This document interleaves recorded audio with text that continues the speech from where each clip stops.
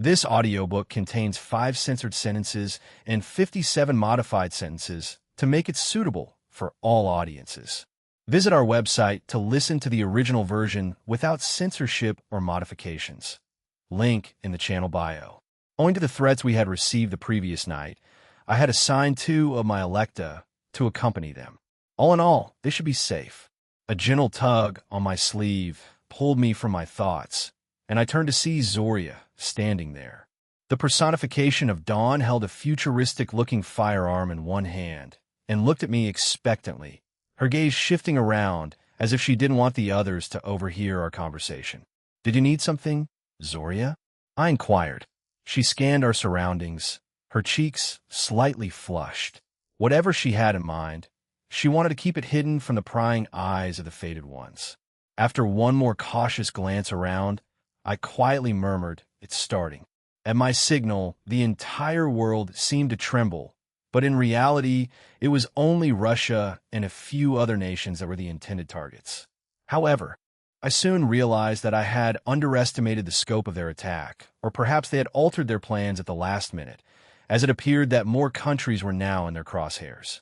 Lavinia voiced her concerns. "There are more countries being affected, Aaron. What should we do?" Flying over to her, I ruffled her hair and snapped my fingers. "Don't worry.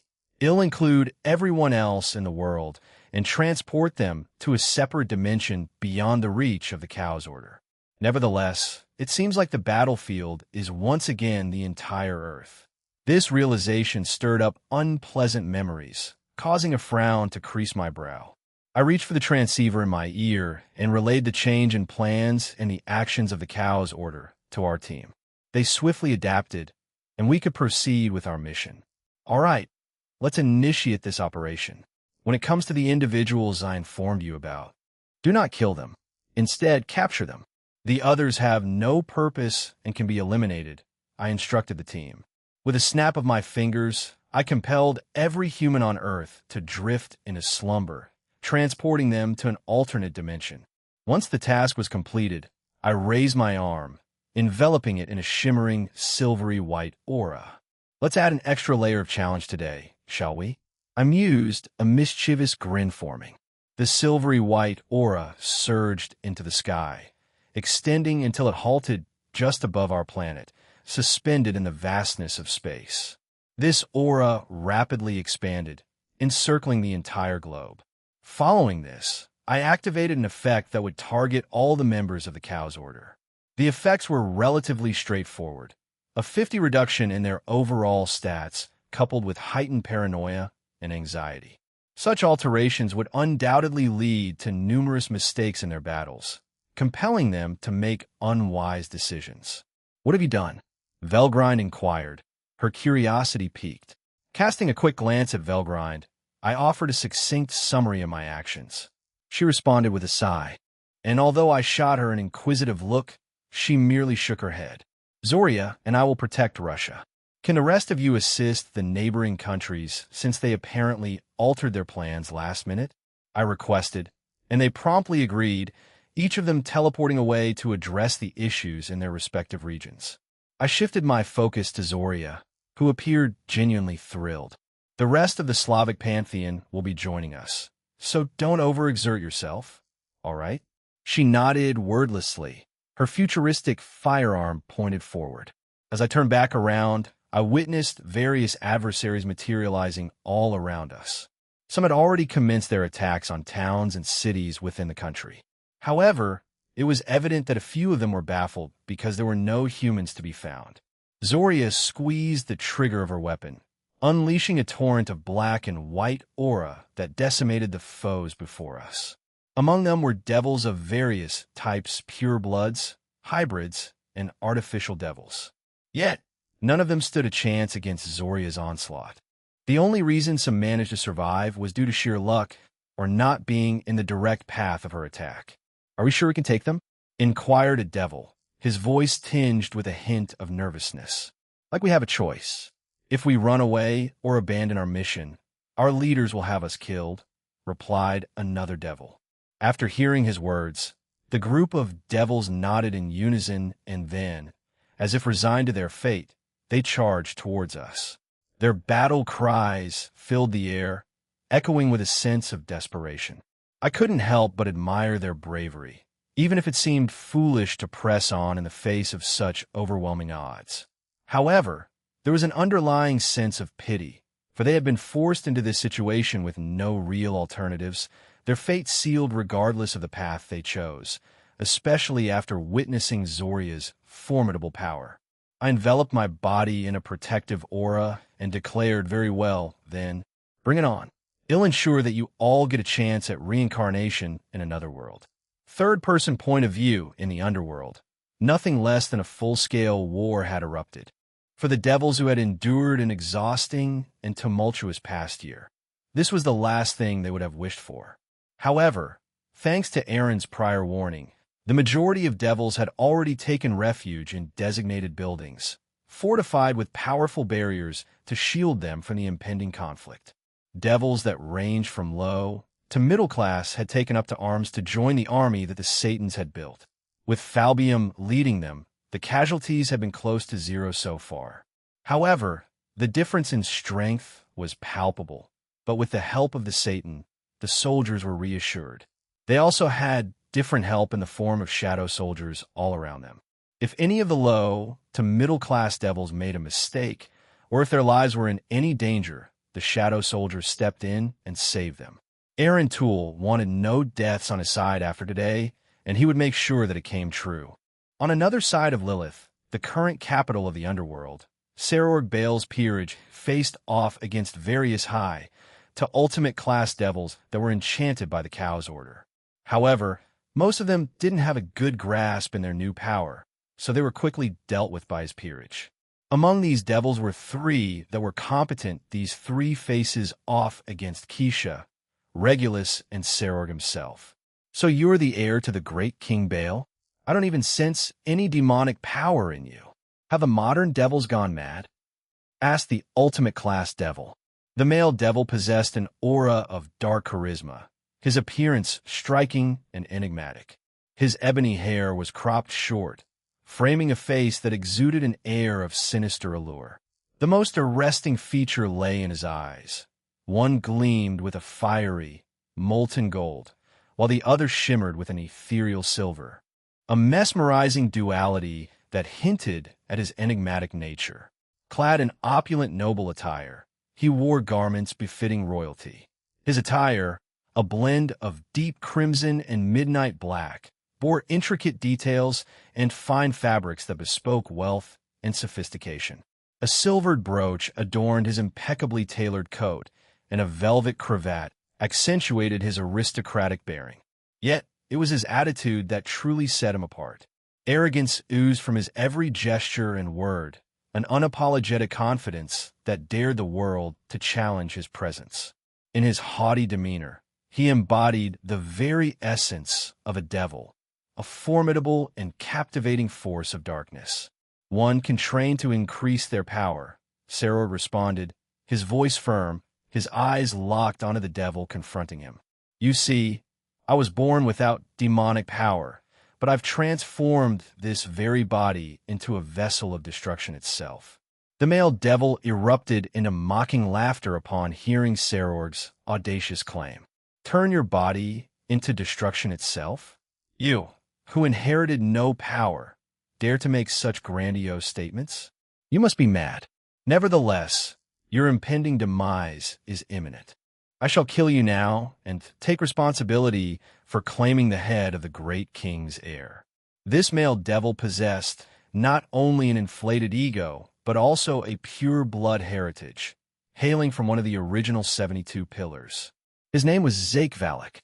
Driven by dissatisfaction with the current great Satans and their policies, he abandoned his noble lineage to join a notorious terrorist group.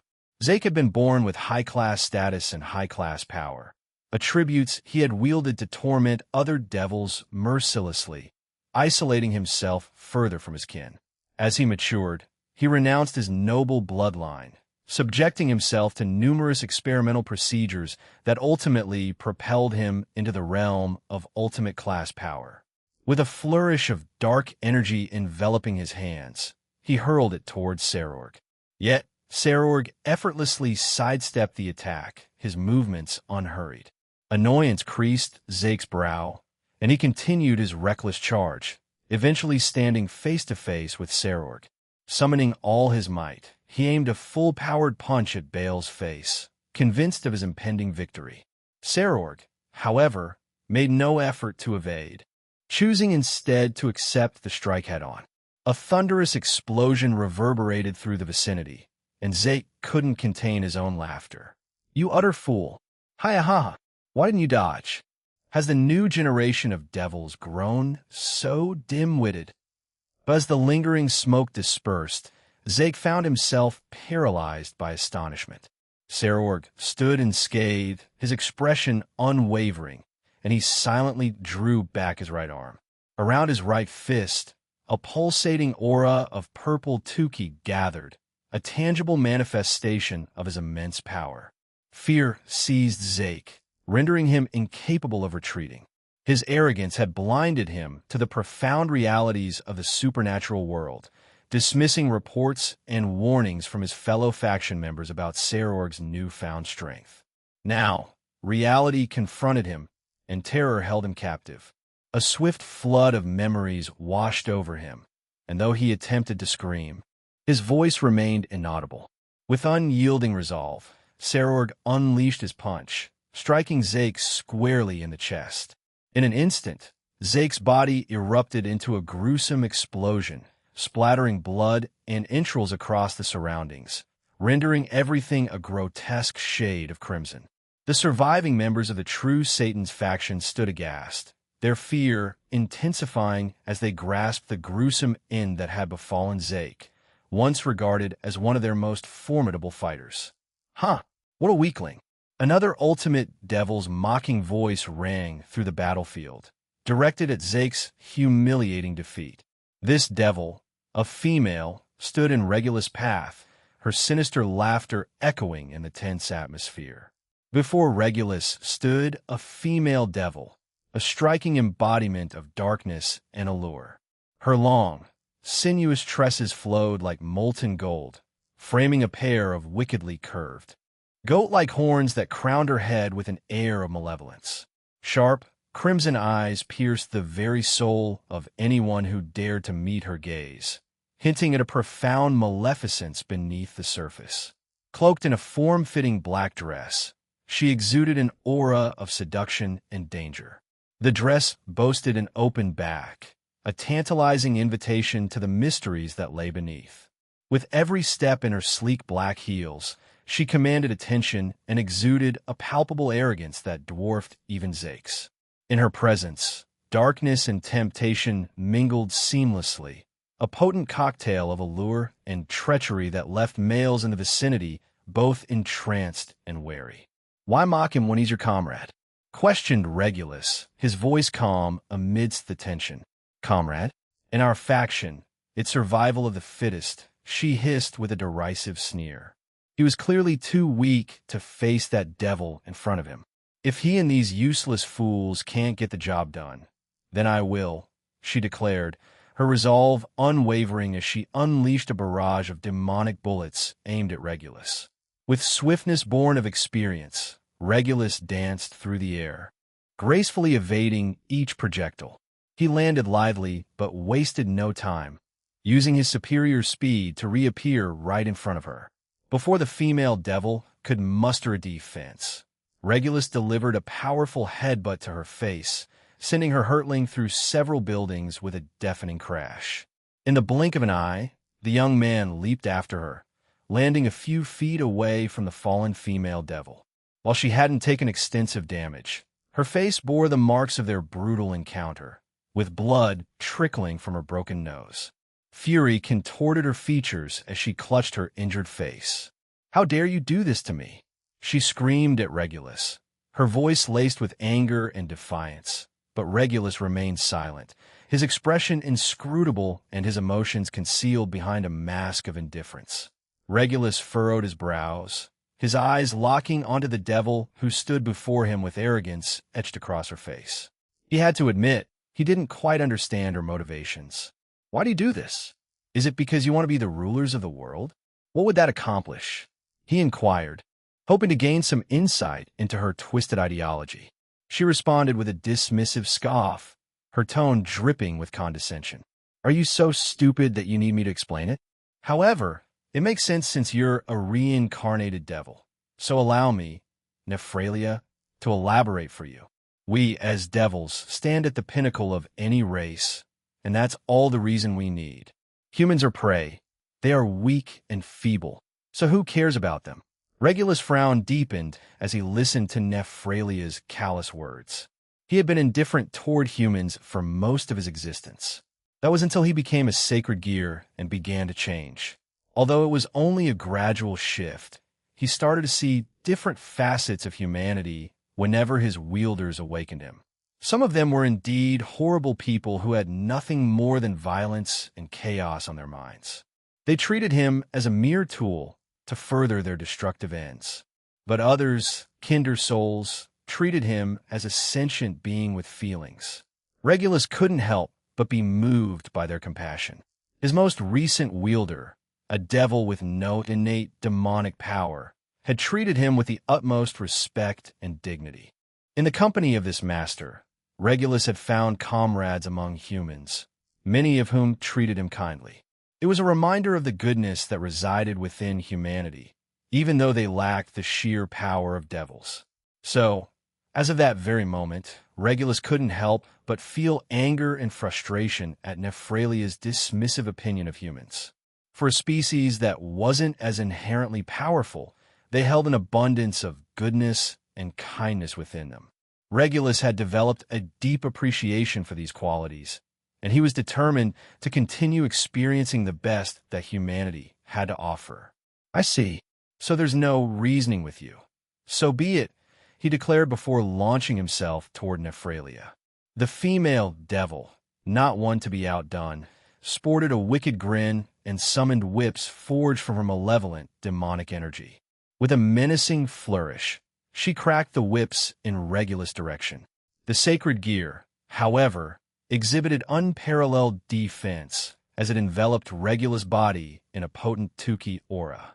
The whips met their demise as he casually slapped them away, an air of indifference in his every move. The sight left Nephralia dumbfounded, her confidence swiftly giving way to a mix of rage and frustration. Undeterred by her futile attempts, she fired off a barrage of demonic attacks, each one more desperate than the last. Regulus, as if swatting aside mere cotton balls, effortlessly brushed them aside, his unyielding focus on Nephralia. In a matter of moments, he closed the gap between them, arriving right in front of Nephralia. In a futile display of defiance, she attempted to land a punch on him, but it was child's play for him to catch her fist in his iron grip. They locked eyes for a few seconds, the tension in the air palpable. Repent after your reincarnation if Gene Sama allows it, Regulus coldly intoned before delivering a devastating punch directly into Nephralia's stomach. The impact tore a gaping hole through her body, and it took her a few agonizing seconds to fully comprehend the extent of her injuries. Nephralia's gaze dropped to Regulus' arm, the very appendage that had punctured her. Her anguished scream filled the air as blood seeped from her mouth, and she made a futile attempt to sink her teeth into him. Yet, his impenetrable 10k shielded him from her last-ditch attack. Detestable to the end, Regulus murmured with a hint of regret, his voice barely above a whisper. He opened his mouth and conjured a luminous golden orb of energy. With a swift motion, he unleashed it at point-blank range, striking Nephralia's head and ending her life in an instant.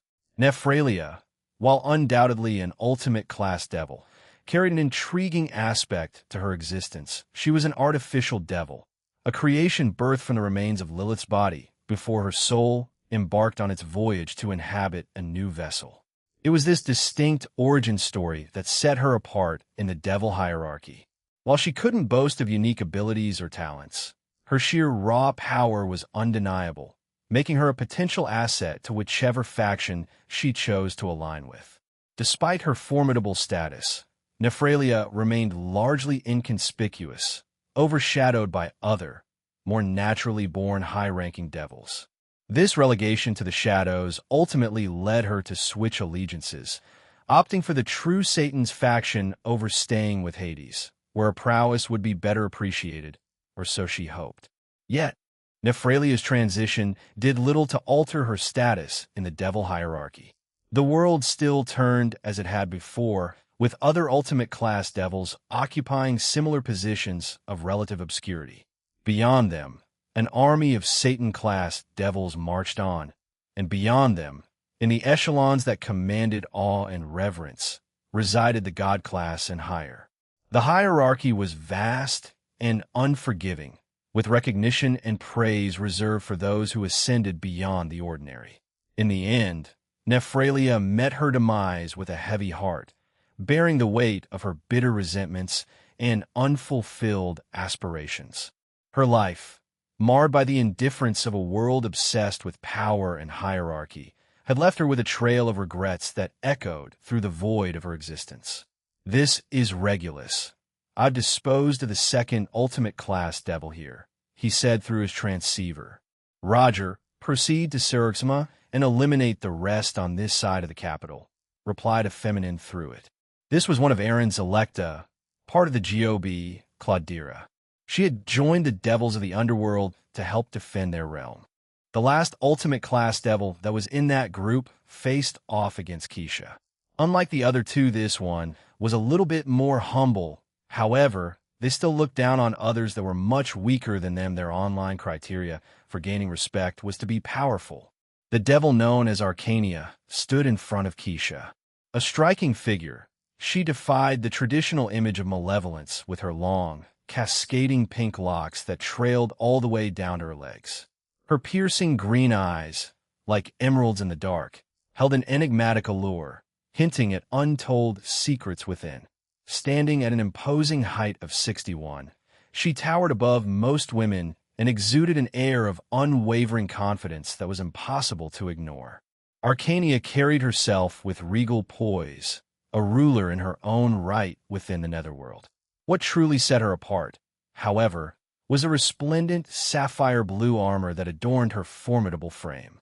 Demonic sigils and intricate circles were etched into the armor's surface, emitting an eerie, otherworldly glow. The armor glistened with an unsettling beauty, a testament to Arcania's formidable power. "Why don't you join us, Keisha Baden?" "Was it?" inquired Arcania. "You were abandoned by those devils.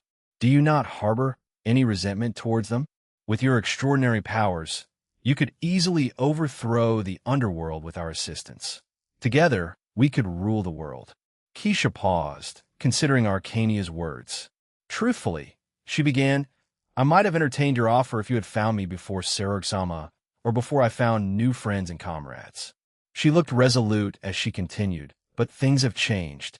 Even though there are still nobles and older devils who resist change in the underworld, what Surzex, Lucifer Sama, and Jean are doing is significant. They're bringing about change. So, I must decline your offer." Arcania's face contorted into a frown, and she let out a sigh of resignation. "Very well. If that is your decision, then so be it. Our conversation ends here," she declared, her body enveloped in a shimmering green demonic aura. Keisha and Arcania both enveloped their bodies with a dense shroud of demonic aura as they soared toward each other, their collision sending shockwaves that reverberated throughout the vicinity. The very ground quaked under the immense force of their clash, and nearby buildings crumbled in response. The protective barrier shielding the underworld itself seemed to waver, its stability compromised by the sheer intensity of their battle. Inside the tumultuous fray, Claudira's voice resonated in Keisha's thoughts, offering tactical advice and urging restraint. "Keisha-sama, I advise you to exercise more control and, if possible, conclude the fight swiftly. None of the devils you're currently engaged with are of utmost importance. The others are nearly finished as well, and we can proceed to another area." Keisha acknowledged the counsel with a determined roger that. Her resolve unshaken, she materialized behind Arcania in a sudden burst of speed, firing a point-blank, devastating demonic shot into her adversary's back, sending her crashing to the ground. Despite the bewildering surge in power, Arcania showed resilience, her determination unwavering. Arcania swiftly recovered from the impact, methodically clearing debris and summoning verdant demonic wings from her back as she propelled herself toward Keisha with increased velocity. A barrage of ferocious demonic bullets shot forth from her, but Keisha expertly harnessed her whole ability to absorb and nullify each attack. Without hesitation, she conjured multiple holes surrounding Arcania, redirecting her own attacks back at her. Although Arcania was well-versed in the abilities of Keisha's clan, she faltered in reacting promptly and found herself struck by her own attacks, inflicting grievous injuries upon herself. She tumbled back to the earth, careening into a building upon impact. Keisha did not grant her adversary any respite, amassing an immense reservoir of demonic energy above her. After a brief charge, she released the potent energy below her, directing it toward the structure that held the battered Arcania. The resulting explosion was titanic, consuming everything in its fiery embrace. As the dust and debris settled, Keisha was taken aback to see Arcania still clinging to life. However, her condition had deteriorated significantly, and it appeared as though she teetered on the precipice of death. She stood unsteadily, gasping for breath, her injuries severe and life hanging by a thread. As Arcania's life slowly dwindled, she summoned the last of her strength to raise her right arm in a defiant gesture. Keisha, hovering above her, knew she had the upper hand and decided to finish it. She conjured a single demonic ball, a colossal orb 50 times the size of a typical one. As it hurtled downward, it resembled more of a meteor on a collision course with Arcania. A triumphant smile crept onto Arcania's face, a strange sense of serenity overtaking her. She gathered her remaining energy to conjure a small, feeble hole just in front of her. The sudden appearance of this rift shocked Keisha, freezing her in place for a split second. Before Keisha could utter a word, her gargantuan attack crashed into Arcania's body, resulting in a massive explosion that engulfed the entire vicinity, obliterating everything beneath her. Shock still gripped Keisha as she muttered, her voice trembling. She was an Abaddon. How? I never heard of her. The power that Arcania had unleashed in her final moments was a clan trait inherited from the Abaddon House of Devils. She, like Keisha, had been exiled from the clan, albeit for different reasons. Arcania's status as a hybrid, born to a human mother and a male devil, was the primary cause of her exile. Her already low demonic power further contributed to her abandonment by the clan, as she was deemed unworthy. After her exile, Arcania sought to reunite with her human mother, only to discover that she had met a tragic end. She suspected that the devils of Abaddon had been responsible for her mother's death. Left to fend for herself, Arcania witnessed the cruelties of both the human and supernatural worlds, prompting her to embark on a path of self-improvement. She grew stronger, eventually reaching high-class status, a significant achievement for her. However, her life took a drastic turn when she joined the Cow's Order, subjecting herself to experiments that boosted her power to ultimate class. This transformation brought about a newfound arrogance within her, ironically leading her to look down upon those she considered weak, much like her own family had done when she was younger. Learning of Keisha's existence, Arcania had hoped to face her, maybe even persuade her to change sides. Their life paths had nearly mirrored each other at some points, but eventually, Keisha had chosen a different route. While Arcania had embraced what she considered the dark path, Keisha had embraced righteousness. It was a small attempt to connect with her, to reveal their shared Abaddon heritage, even if Arcania had refused to acknowledge that lineage until the very end of her life. Arcania Abaddon, she muttered to herself, her gaze lingering on the empty space where a fellow Abaddon had just been. I'll have to ask Aaron about it. Perhaps he can provide some insight. With that, she turned away and made her way to meet up with her team. Yav Lunia-chan, right? Did you want to become a magical girl too? I'm looking for new actors for a new season, Seraphol exclaimed, pointing her wand at the woman in front of her. And you look great. The fans will love it. Yevlunia, with an air of mysterious elegance, stood before Seraphol Leviathan. Her jet-black tresses cascaded gracefully down her back, framing her delicate features. Perched atop her head, rabbit ears, matching the dark hue of her hair, added a unique charm to her appearance. Two delicate roses adorned her hair, serving as exquisite accessories. Her gaze, an intense and captivating shade of crimson red, held an allure that was impossible to ignore. Yevlenia's attire was nothing short of enchanting.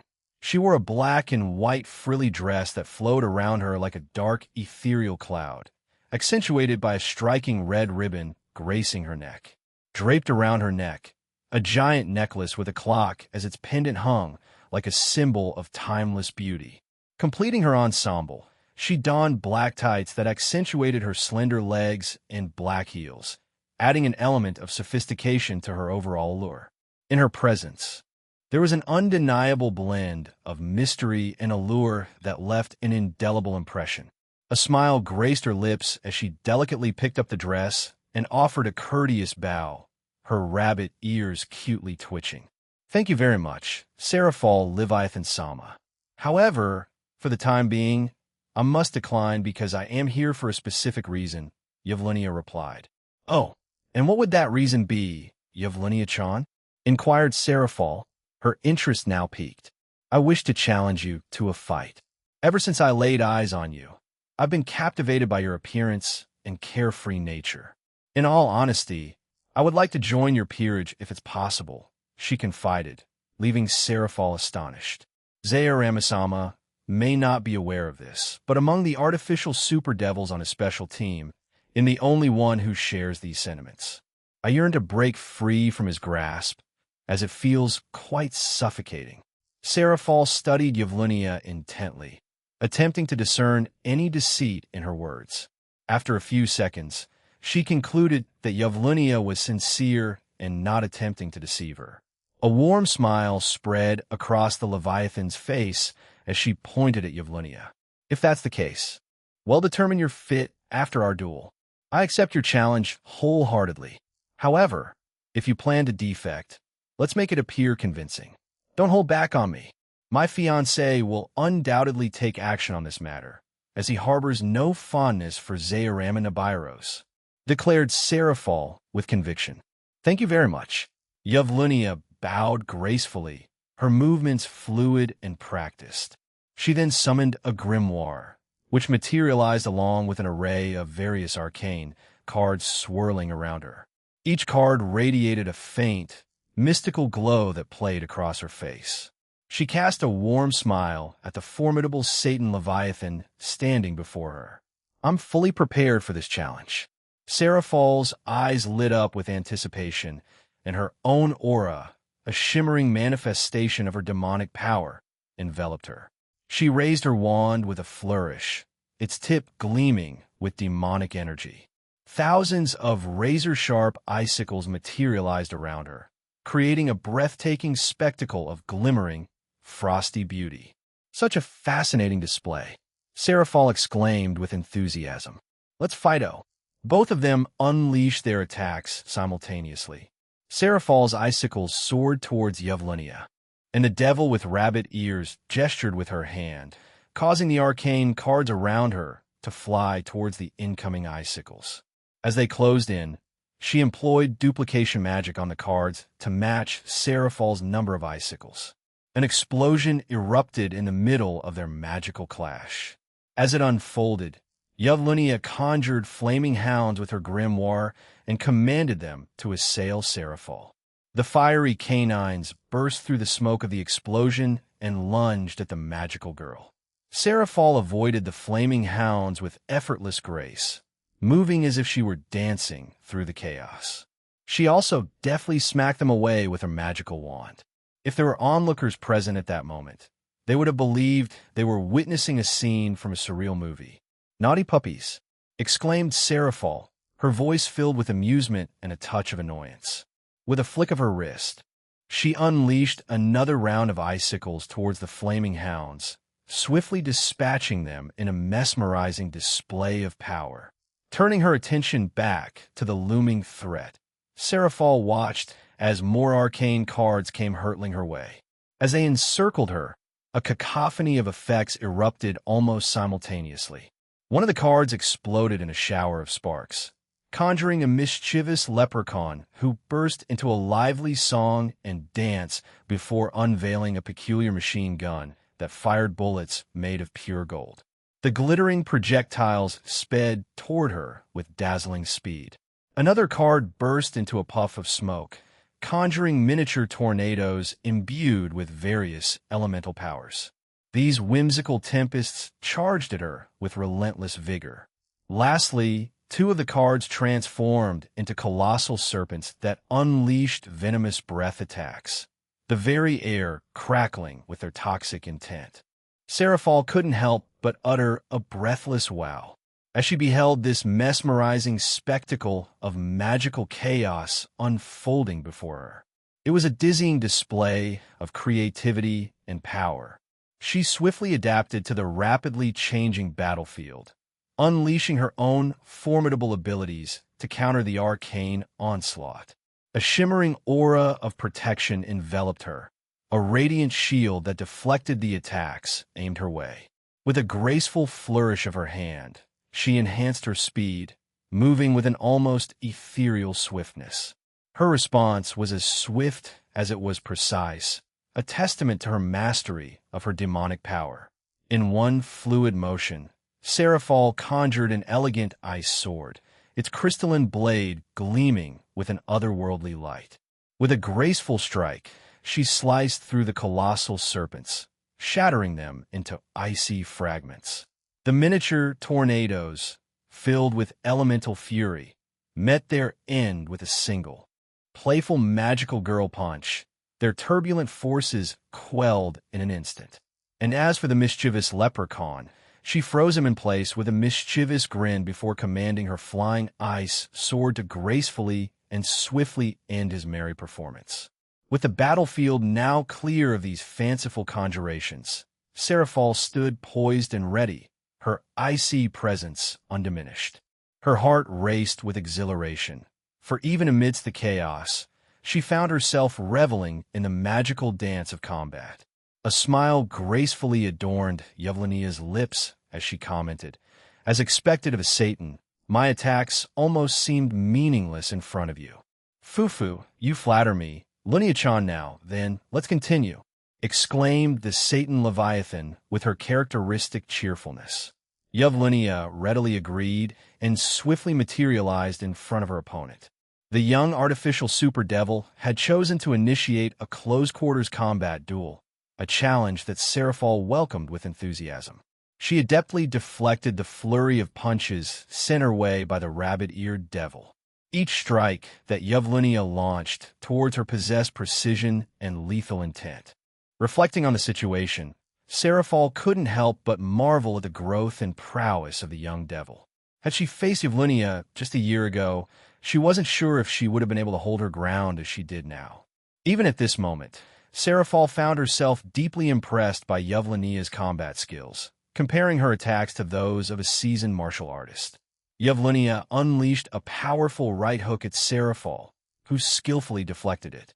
However, to her surprise, it turned out to be a feint, and before she could react, Yevlenia had already begun to throw an uppercut with her left arm. Quick as lightning, Seraphal caught her opponent's fist, creating a small shockwave in the process. The rabbit-eared devil couldn't help but smile, genuinely astonished by the incredible swiftness of the Satan Leviathan. While Yevlenia was indeed an artificial super devil, she had received additional enchantments from Zayorama himself after witnessing the astounding powers of the two rabbit goddesses during the tournament.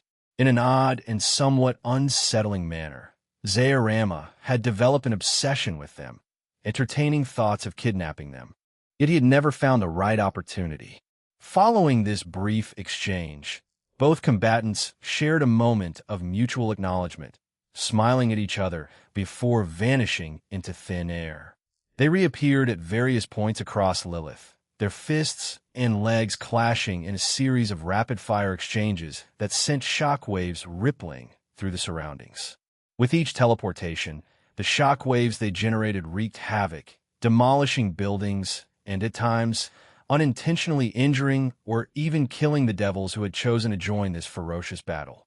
Out of the artificial super devils created by Zayorama, only 2 had ventured into the underworld. In anticipation of the upcoming event, another devil had approached Zayorama with a request to face Surzek's Lucifer himself. Zayorama, aware of the futility of such a challenge, surprisingly agreed, setting the stage for an ultimately fruitless endeavor. After another intense clash, both women found themselves propelled away by the force of their attacks. They were now resorting to the use of their demonic powers. Yevlunia unleashed a barrage of arcane cards towards Seraphol.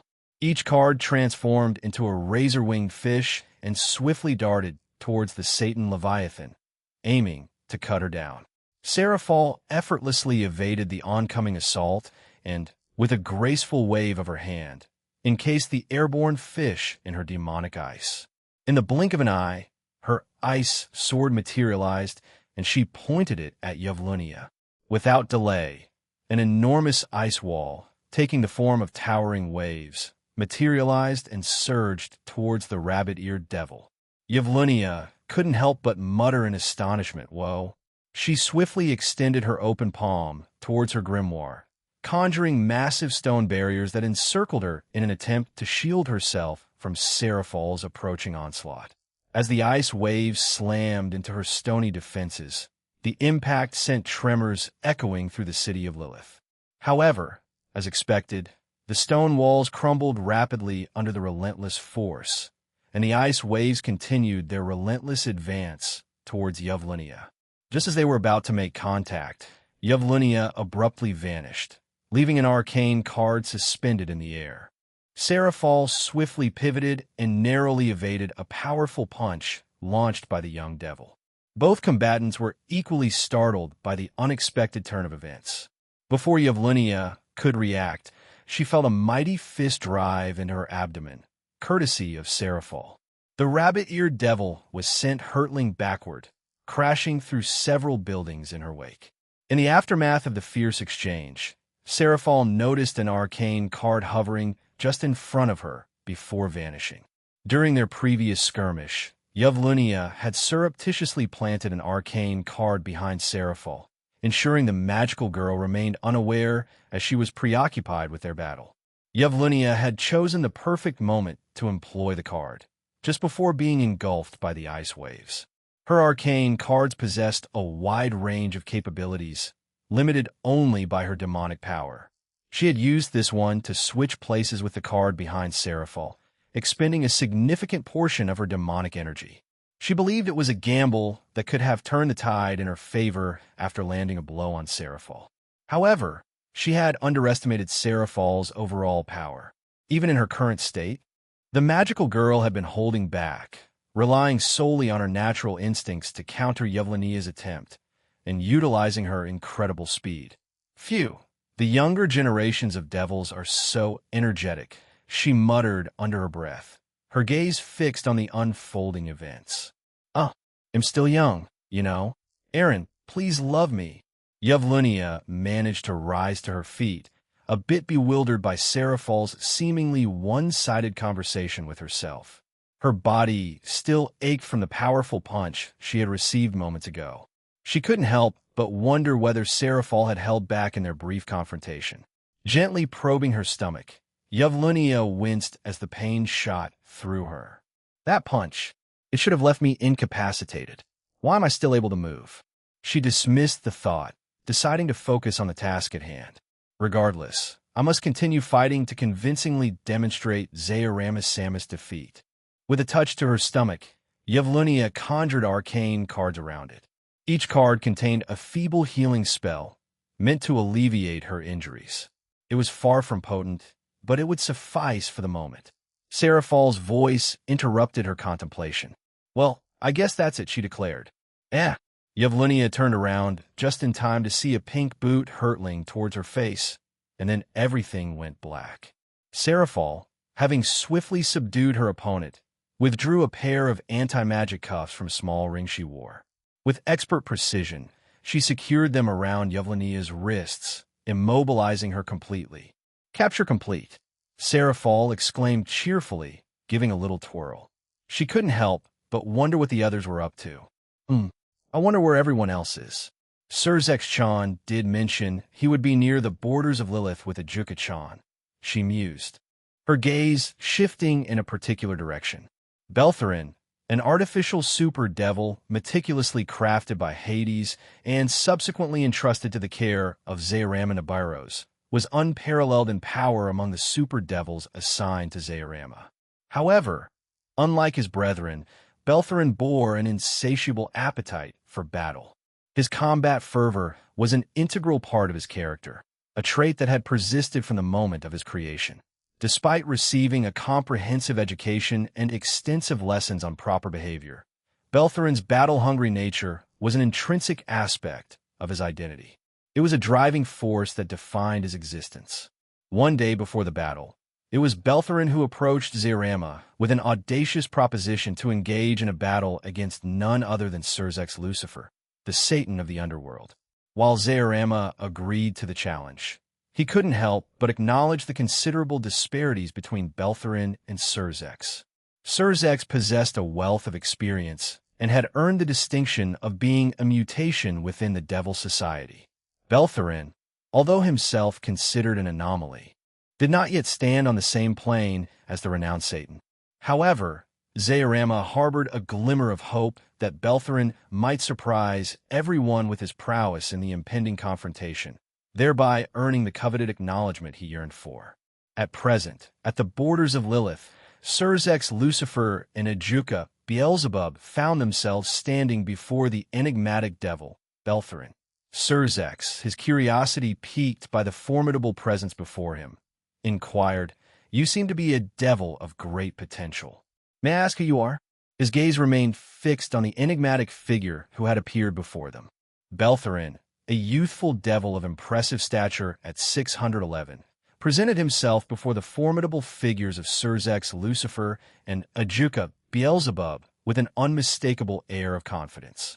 His presence commanded attention as he stood tall and unwavering. His jet-black hair was neatly cropped, lending a sense of seriousness to his appearance, and his eyes, though dulled by the color purple, held a depth that hinted at hidden knowledge. A distinctive birthmark adorned his cheek, resembling the elegant curve of an animal's tail, a unique feature that set him apart. Draped in a long, ebony trench coat that billowed dramatically, he exuded an aura of mystique. His attire was completed by sleek black pants and sturdy brown boots, reflecting both his sense of style and practicality. In the presence of these powerful beings, Beltherin's confidence remained unshaken, a testament to his inner strength and determination. "I am Beltherin," he introduced himself, his voice carrying the weight of his origins. "An artificial super devil, created by Hades-sama and bequeathed to Zaorama Nibiros," he stated, watching as shock registered on both their faces. "I have come to challenge Surzek's Lucifer, and I am not open to refusal. If you decline, I shall proceed to unleash destruction upon the devils inhabiting this city, and then venture into the Gremory domain, where I will target your wife and child." While the sounds of destruction and powerful attacks continued to resonate in the distant city of Lilith, an eerie silence enveloped the immediate vicinity around them. Ajuka cast a concerned glance at his friend, offering a comforting hand on his shoulder. "Surzek, I understand." "Ajuka," Surzek replied with an air of solemnity. He possessed an uncanny ability to discern the veracity of people's statements, and he could sense that the devil before him was dead serious.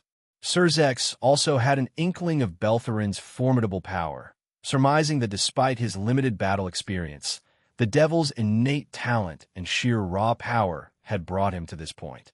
He was fully aware of the strength of his family, including Astery, his mother, father, son, and the numerous servants within their house.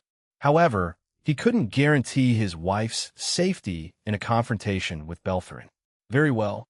Beltherin Kuin, I accept your challenge. Surzex conceded, his tone measured. However, I request that we duel in a more secluded section of the underworld. I give you my word that I won't attempt to flee. A sly grin stretched across Beltherin's face as he eagerly agreed. Despite his insatiable appetite for battle, the rigorous training imparted by his father had ingrained a sense of honor and fairness within him. With that, both combatants teleported away, leaving Lilith to the care of Ajuka, Seraphol, and Falbium. They materialized in a desolate corner of the underworld, a forsaken realm cloaked in eerie solitude. Towering, gnarled trees formed a dense, haunting canopy above, casting elongated shadows upon the uneven, dimly lit ground. The air was thick with an unsettling stillness, broken only by sporadic, mournful wails emanating from unseen, otherworldly beings lurking in the distance. Amidst the gloom, the remnants of a once mighty structure loomed. Broken down walls, remnants of a bygone era, stood as decaying sentinels, bearing witness to the inexorable passage of time. Surzex had brought them to a place steeped in history and mystery. Within the vestiges of one of the former pillars that had crumbled into obscurity. "Is this fine?" inquired Surzex. Without hesitation, Beltherin dashed back at Surzex and slammed his fist into the Satan's stomach. Surzex had prepared for the attack, guarding against the punch with his left arm covered in demonic energy, but the sheer force of the blow still knocked him away. Beltherin whistled in admiration, clearly impressed by Surzek's reaction time.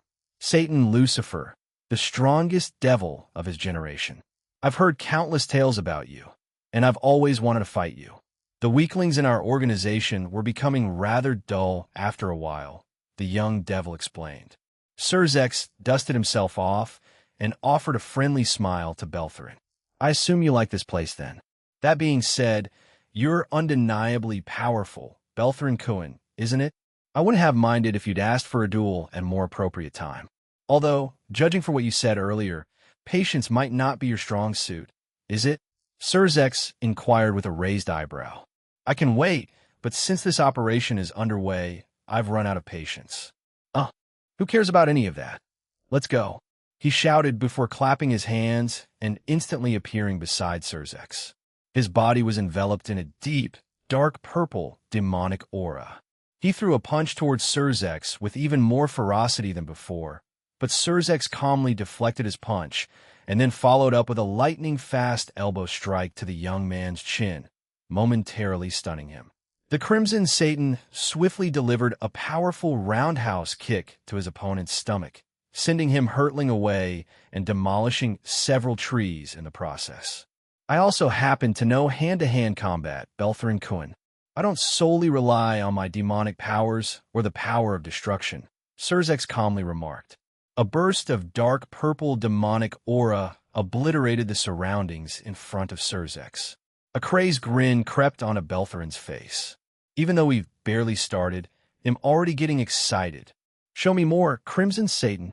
Beltherin reappeared beside Surzex once more with another quick clap of his hands. However, as Surzex extended his hand towards the young devil, Beltherin suddenly vanished yet again, this time reappearing above him. In midair, Beltherin executed a spinning kick aimed directly at Surzex. The crimson-haired devil blocked the attack with his left arm, but the sheer force of Beltherin's kick shattered the earth below them, creating a massive crater.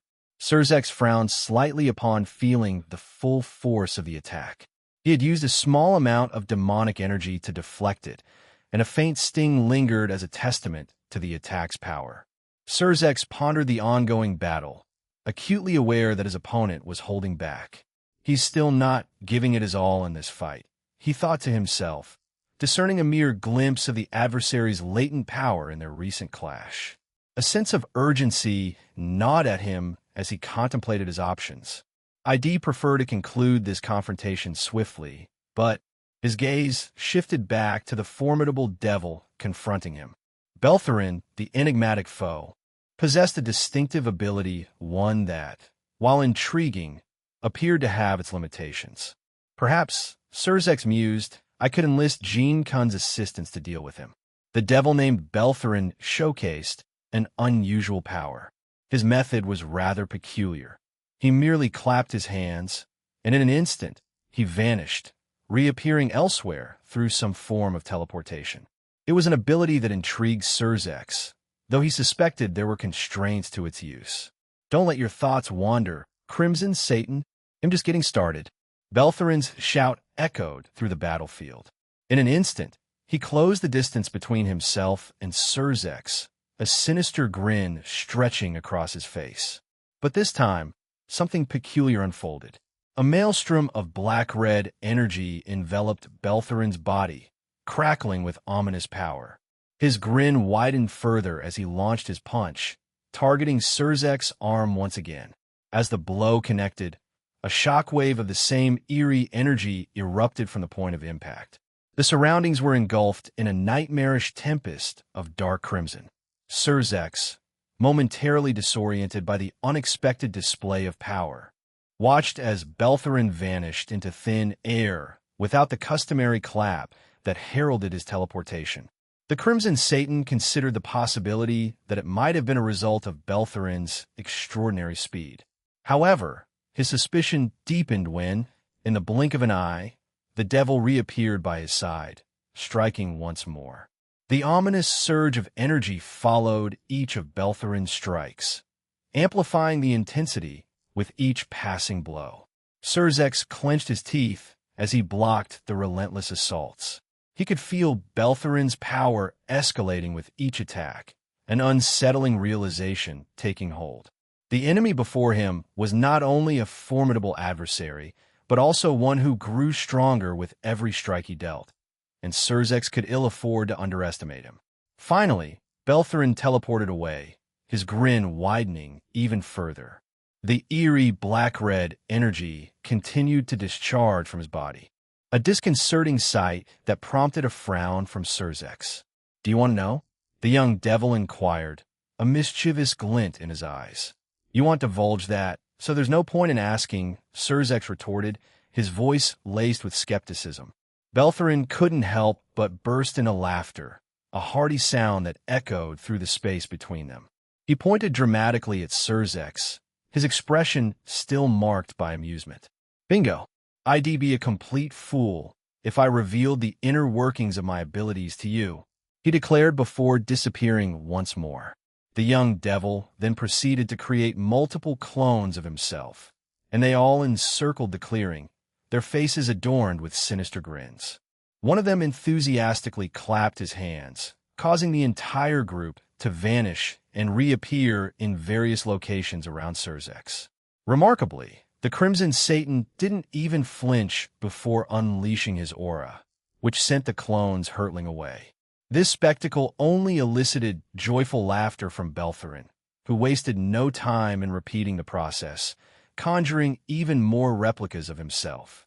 They charged towards Surzex, throwing a relentless barrage of punches and kicks. With each successive blow they landed on the Crimson Satan, their power grew stronger. However, despite their coordinated assault, Surzex managed to hold his ground admirably. He skillfully dodged any incoming attacks and deftly blocked others. When he couldn't evade an attack, he simply invoked his power of destruction on the targeted area of his body, instantly annihilating any clone foolish enough to make contact with it. Surzex was keen to gauge the full extent of Beltherin's strength and mastery over his unique power. It remained uncertain whether this ability was an inherent trait of a devil, a power bestowed upon him at birth, or something he had cultivated himself. Many enigmas still shrouded the realm of artificial devils. Come on, what's the matter? Can't keep up? Beltherin and his legion of clones taunted Surzex, who responded with an enigmatic smile.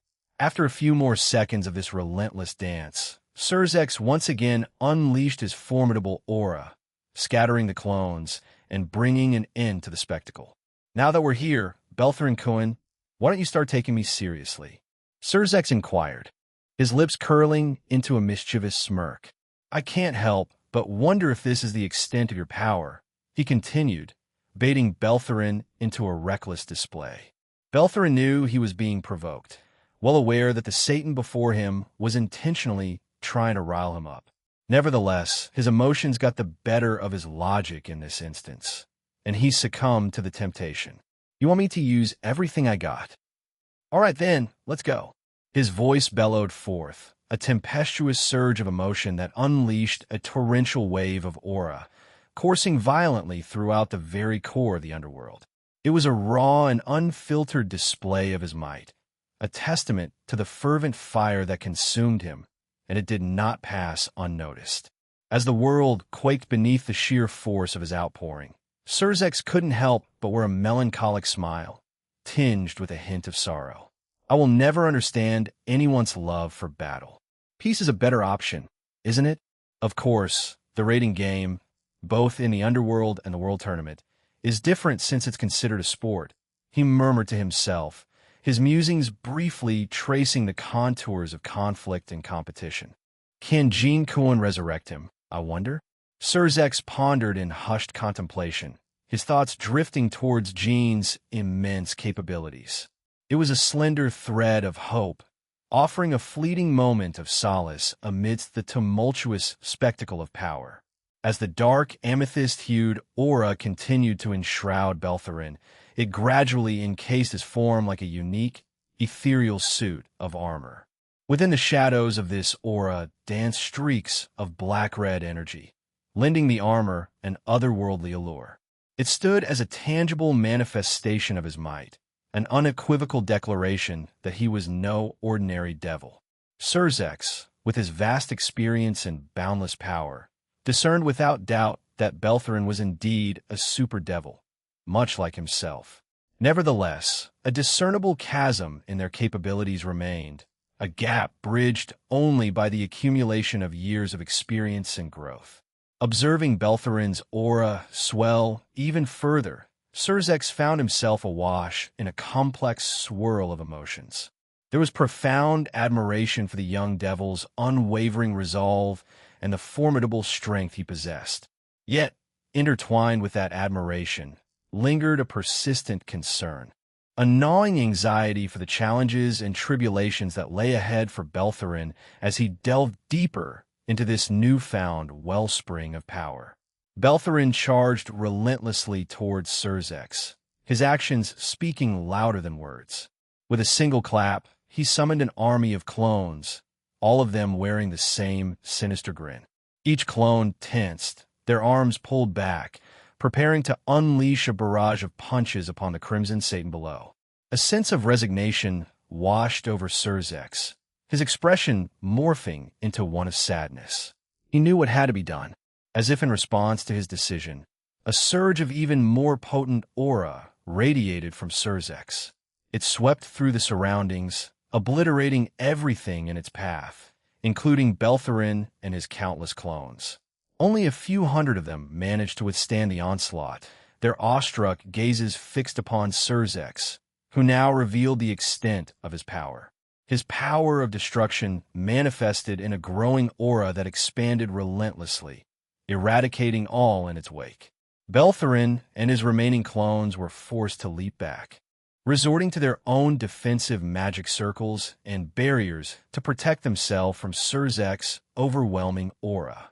However, with each passing moment, more clones fell as their protective measures crumbled under the relentless pressure. Surzex's aura continued to swell until it culminated in a colossal humanoid entity composed entirely of power of destruction. This was Surzex's true form, the Aura of Destruction, also known as his human-shaped Aura of Destruction. Ha ha! So, this is the legendary Aura of Destruction, your true form. Beltherin exclaimed with a mixture of excitement and awe. Incredible! The sheer power you possess surpasses any devil I've encountered. Surzex Lucifer. The battlefield crackled with tension as the two formidable beings faced off, their powers clashing in a titanic showdown. Beltherin and his remaining clones commenced firing demonic spheres towards Surzex, their intent clear. They sought to damage him. However, every one of these malevolent attacks, met a swift demise upon contact with Surzek's formidable aura. Nothing escaped its relentless obliteration. Gradually, Surzek began to levitate toward Beltherin, who, recognizing the impending threat, leaped away with agility.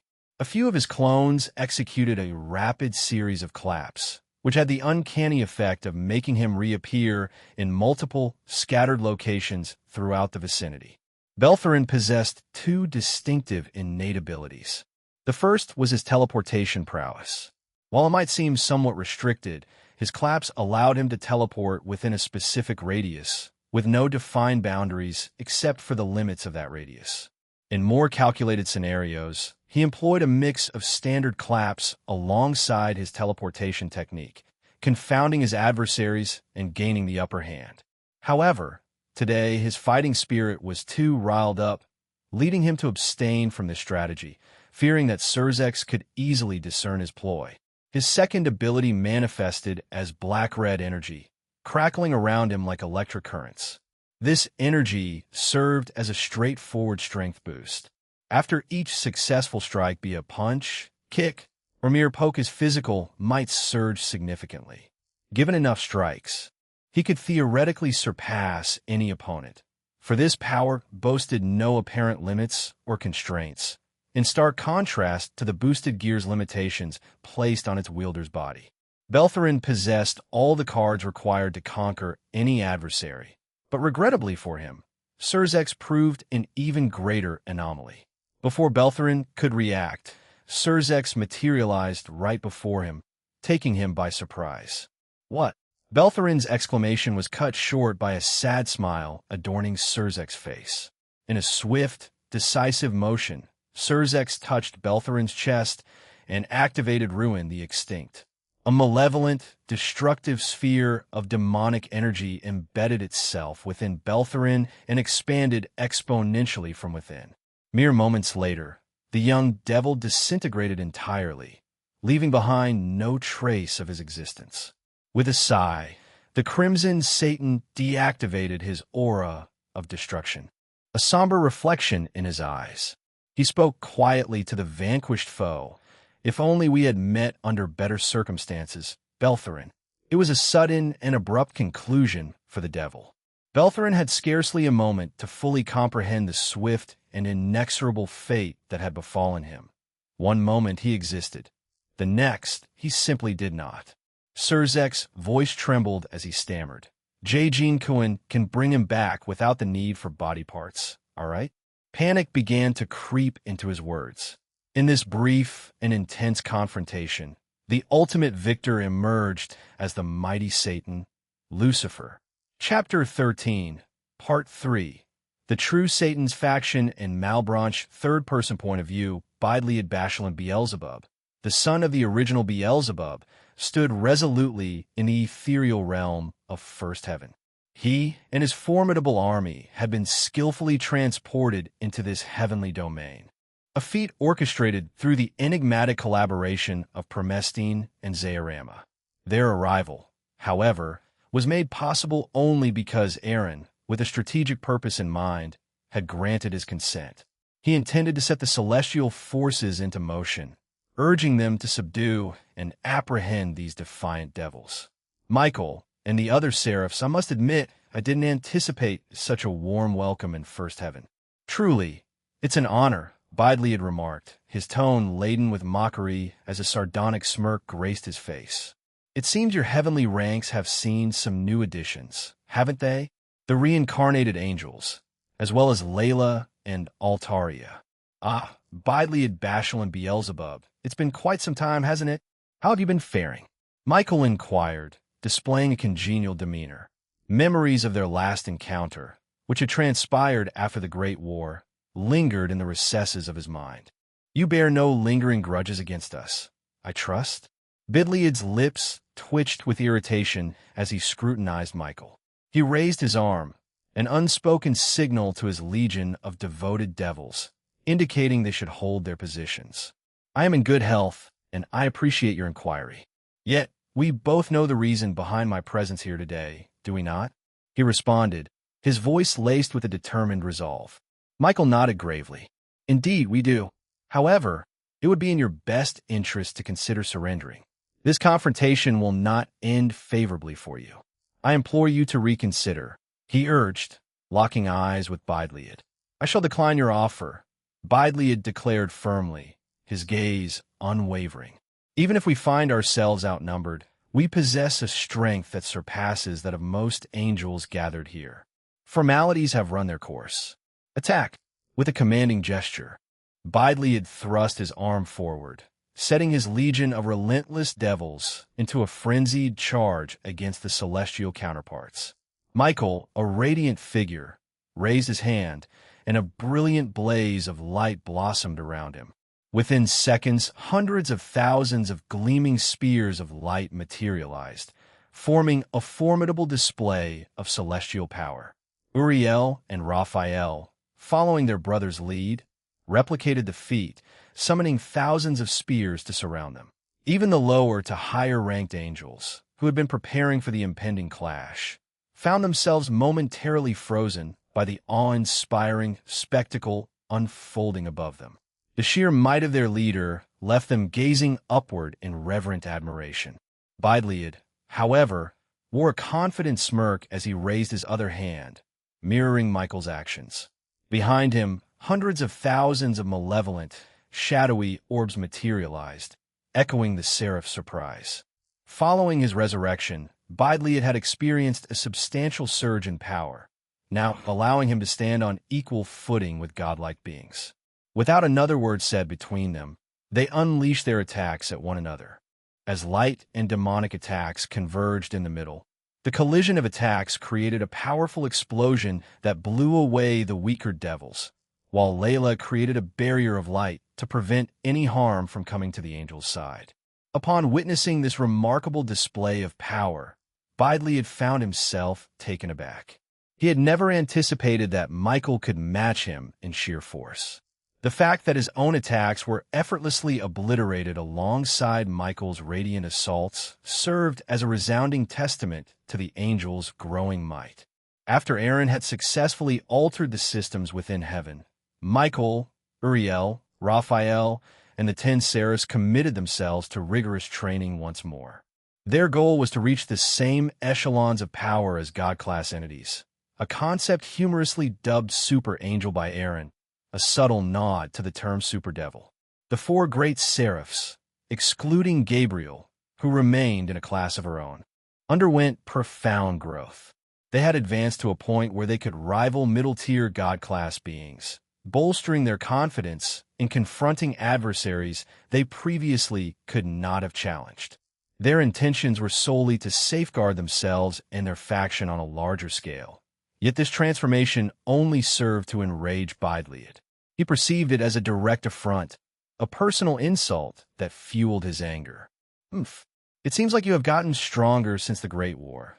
There weren't any reports about this in our organization, Bideliad remarked, his gaze locked onto Michael. Michael responded with a confident smile. We decided to keep this a secret. Although Jean Cohen probably knew, he decided to stay silent for our part, and we're thankful for that. It's great that we took you by surprise, didn't we? Bideliad remained silent, his frown deepening as he continued to scrutinize the seraph before him. Altaria, who stood behind the angels of heaven, raised her hand, providing all the angels with a powerful boost. This technique had been inspired by her creator, Aaron Toole, who had bestowed his dragon tattoo upon them on various occasions. Each angel in the army now bore a small, golden, angelic wing tattoo on their wrists.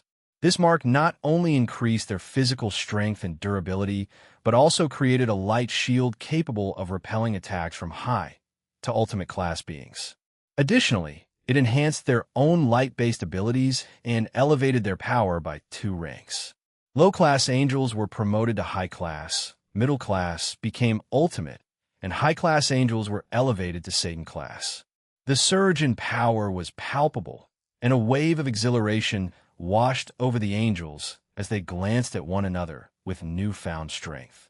However, before they could express their amazement, Michael raised his arm, signaling for Layla to dispel her barrier. Without a word, the empowered angels charged forward, leaving the devil forces astounded and unprepared for the onslaught.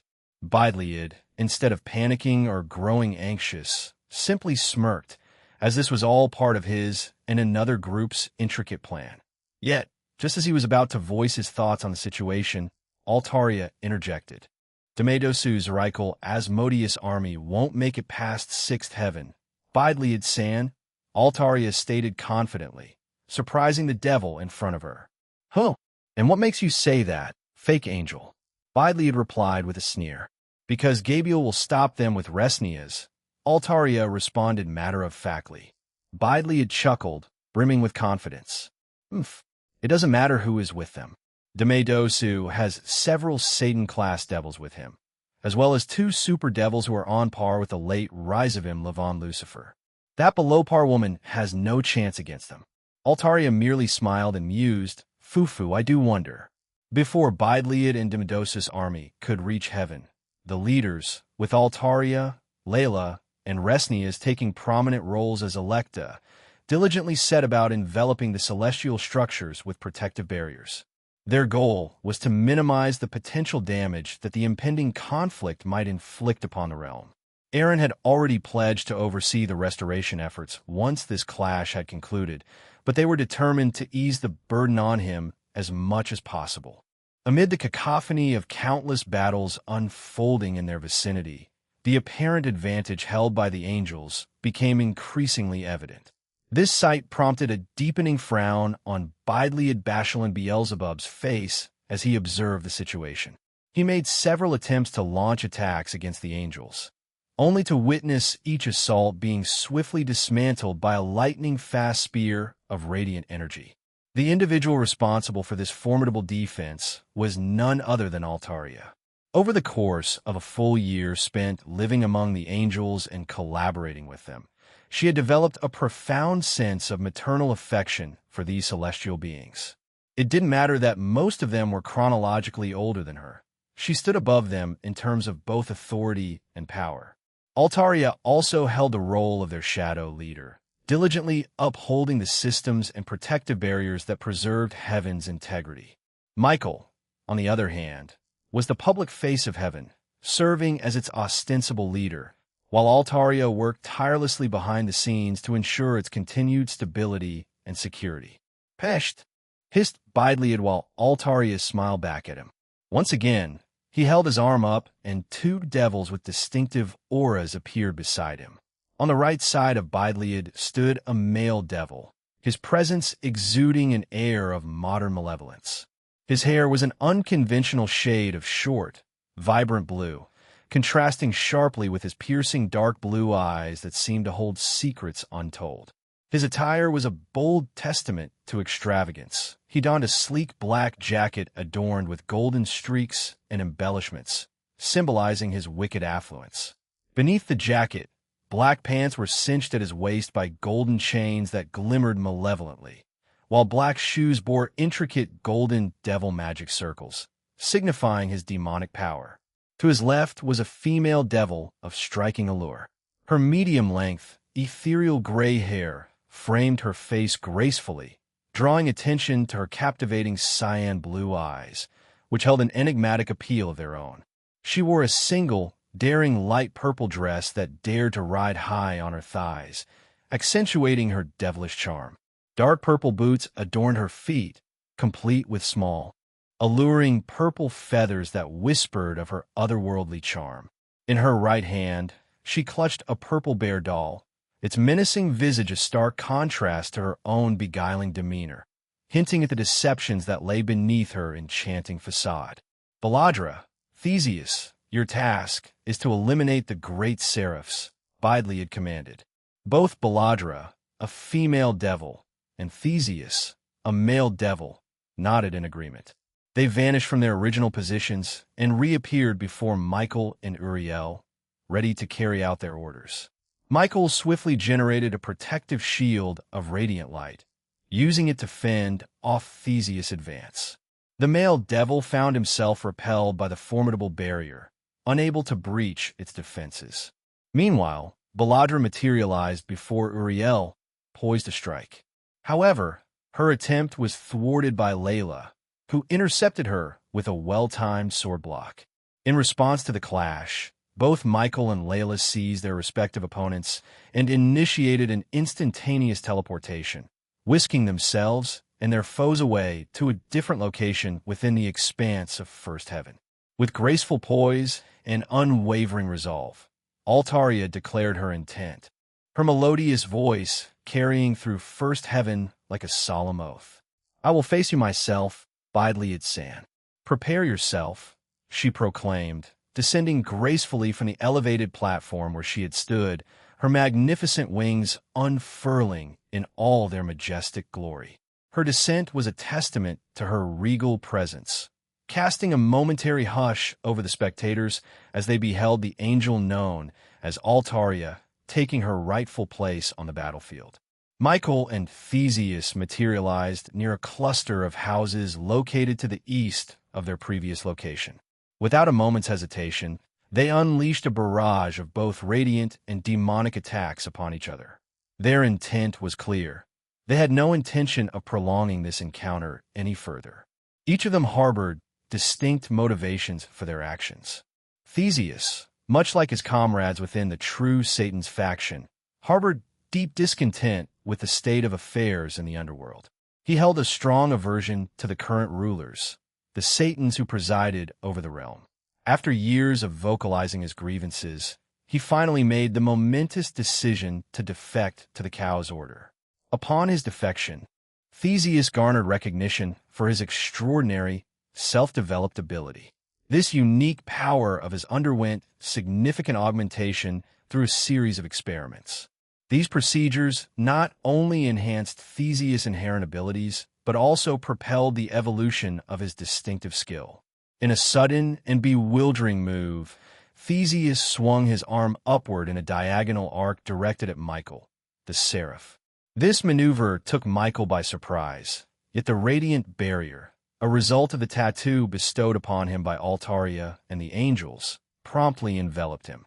This protective shield prompted Michael to swiftly distance himself from Theseus, effectively evading the imperceptible attack crafted by his adversary. The unseen slash forcefully collided with a building, which was fortified with a luminous barrier, before vanishing into obscurity. It became evident to Theseus at that moment that his attack lacked the potency required to breach the formidable defenses meticulously constructed by Layla and Altaria.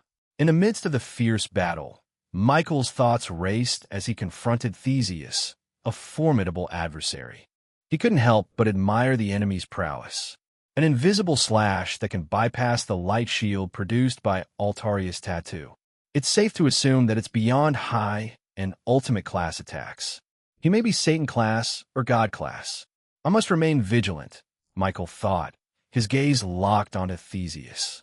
However, the unexpected took place yet again. 15 large, azure hands, each adorned with razor-sharp claws, materialized behind Theseus. They lunged at Michael with deadly intent, forcing the Seraph to react swiftly. He summoned his own powers of light to counter the assault. To his surprise, the large azure hands not only intercepted his light attacks, but also detonated upon impact. Even more astonishingly, they regenerated almost instantly, persistently pursuing Michael. These things can regenerate quickly. This will be quite the challenge, Michael pondered, his mind racing as he skillfully dodged the relentless attacks. Despite his agility, a few of the azure hands managed to graze him, ripping shreds from his clothing. Thanks to the empowering tattoo bestowed upon him by Altaria, Michael had reached the pinnacle of the god class, just as Theseus had. Yet, he hadn't fully unleashed his powers or employed both of his abilities, namely, the invisible slash and the formidable blue hands. Resolute and determined to bring an end to the confrontation, Michael devised a plan. He conjured numerous tiny orbs of light, each condensed to contain an immense amount of power. He drew inspiration from the formidable techniques he had witnessed from his allies. Surzek's ruin the extinct and Reus extinguished the star. Although he hadn't given his newfound ability a name, he focused solely on mastering its use. Channeling his light-infused energy, Michael propelled the radiant orbs toward Theseus. The luminous spheres streaked through the air with incredible speed, and Michael fortified them with a touch of wind magic. As they closed in on their target, Theseus attempted to ward them off using his azure hands. However, the orbs effortlessly overwhelmed and shattered his defenses, creating an opening for the remaining projectiles to surge toward Theseus.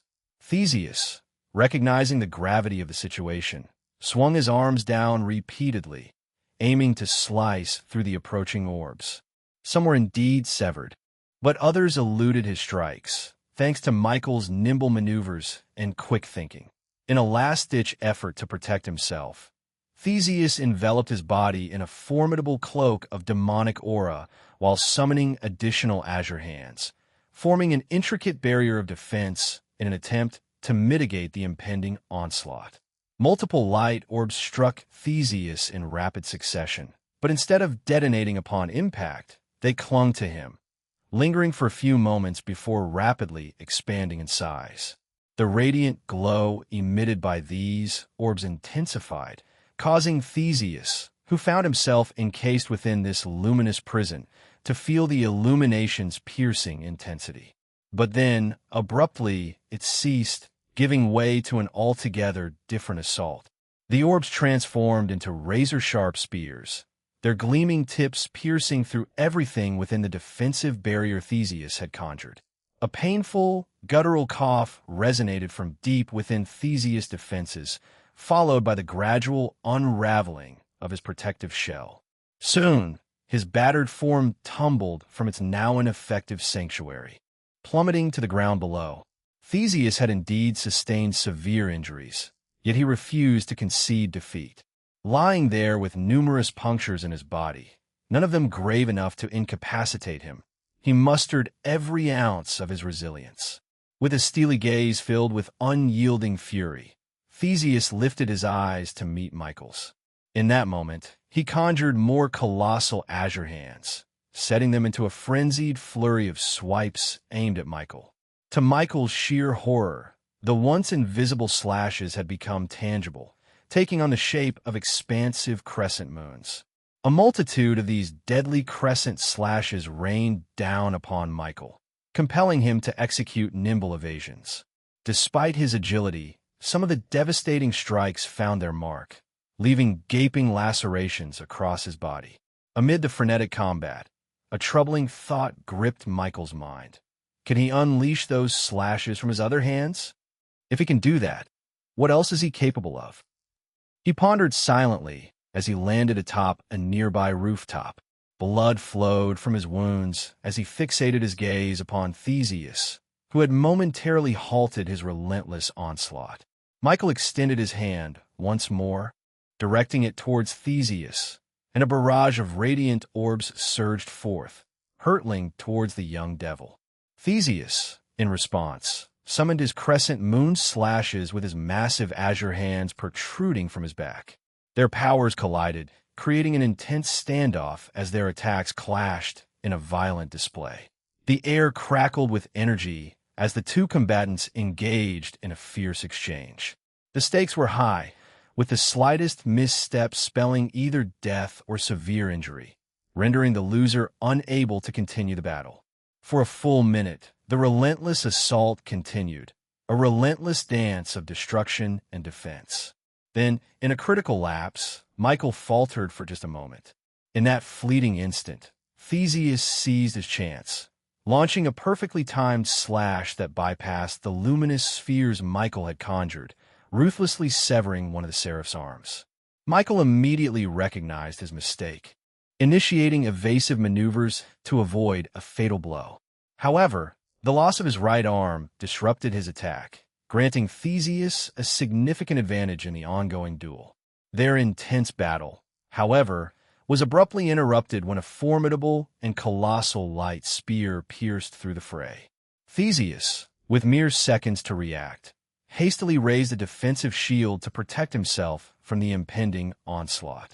The searing light pierced through his arms, eliciting a searing pain. In a prior encounter with light-based powers, Theseus had been saved by a specialized item implanted within him during a series of experiments. This item possessed the unique ability to nullify incoming attacks, a vital safeguard considering Devil's inherent vulnerability to light and holy assaults. However, the item could only activate once, and after its use, it became permanently disabled. Now, without the protection of that invaluable item, the excruciating agony caused by the recent light-based attack coursed through Theseus, leaving him reeling and vulnerable. "Brother Michael," Gabriel's voice reverberated throughout the area as she touched down beside her brother. Worry etched across her face. Her eyes glistened with the threat of tears. From her ring, she produced a slime pill and promptly administered it to Michael, the mystical medicine swiftly mending his severed arm and tending to his injuries. Michael, rising once more, bore a frustrated but grateful smile. "Gabriel, I didn't expect you'd come here." "Thank you, and I apologize, but what about the sixth heaven?" he inquired, his hand affectionately patting her on the head. Gabriel returned his smile, her own tears finally spilling over. "Resni has said I could come here. She assured me she could handle everything on her own. I also managed to defeat another descendant of the Satans. His name was Aelric Asmodeus, I believe," Gabriel replied. Michael had not previously encountered this particular devil, but he decided to trust his sister's assessment. Swiftly, Gabriel erected a radiant light barrier to shield them from another relentless barrage of attacks launched by Theseus. However, as they gazed at the young man, they noticed something concerning. His veins pulsed with a sickly green hue, and his face had grown alarmingly pale. "It appears that your light-based attack is gradually sapping his life," Michael observed, his voice tinged with concern. "He must possess remarkable resilience to withstand it." Gabriel nodded, her eyes locked on the young devil who teetered on the brink of death, perhaps mere minutes or even seconds away from his demise. "Young devil, please reveal your name," Michael implored gently, extending an offer. "If you wish not to fade into obscurity in the annals of history, we can keep your memory alive within us."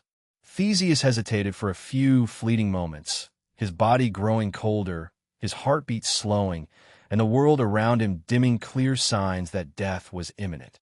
"Theseus Auriax," he finally murmured, his voice weak and fading. And with that utterance, he crumpled to the ground, his lifeless eyes bearing witness to the end of his journey. Both Gabriel and Michael put their hands together to say a silent prayer for him. This lasted for a few seconds until they both got up. "Let's go back to everyone," he said.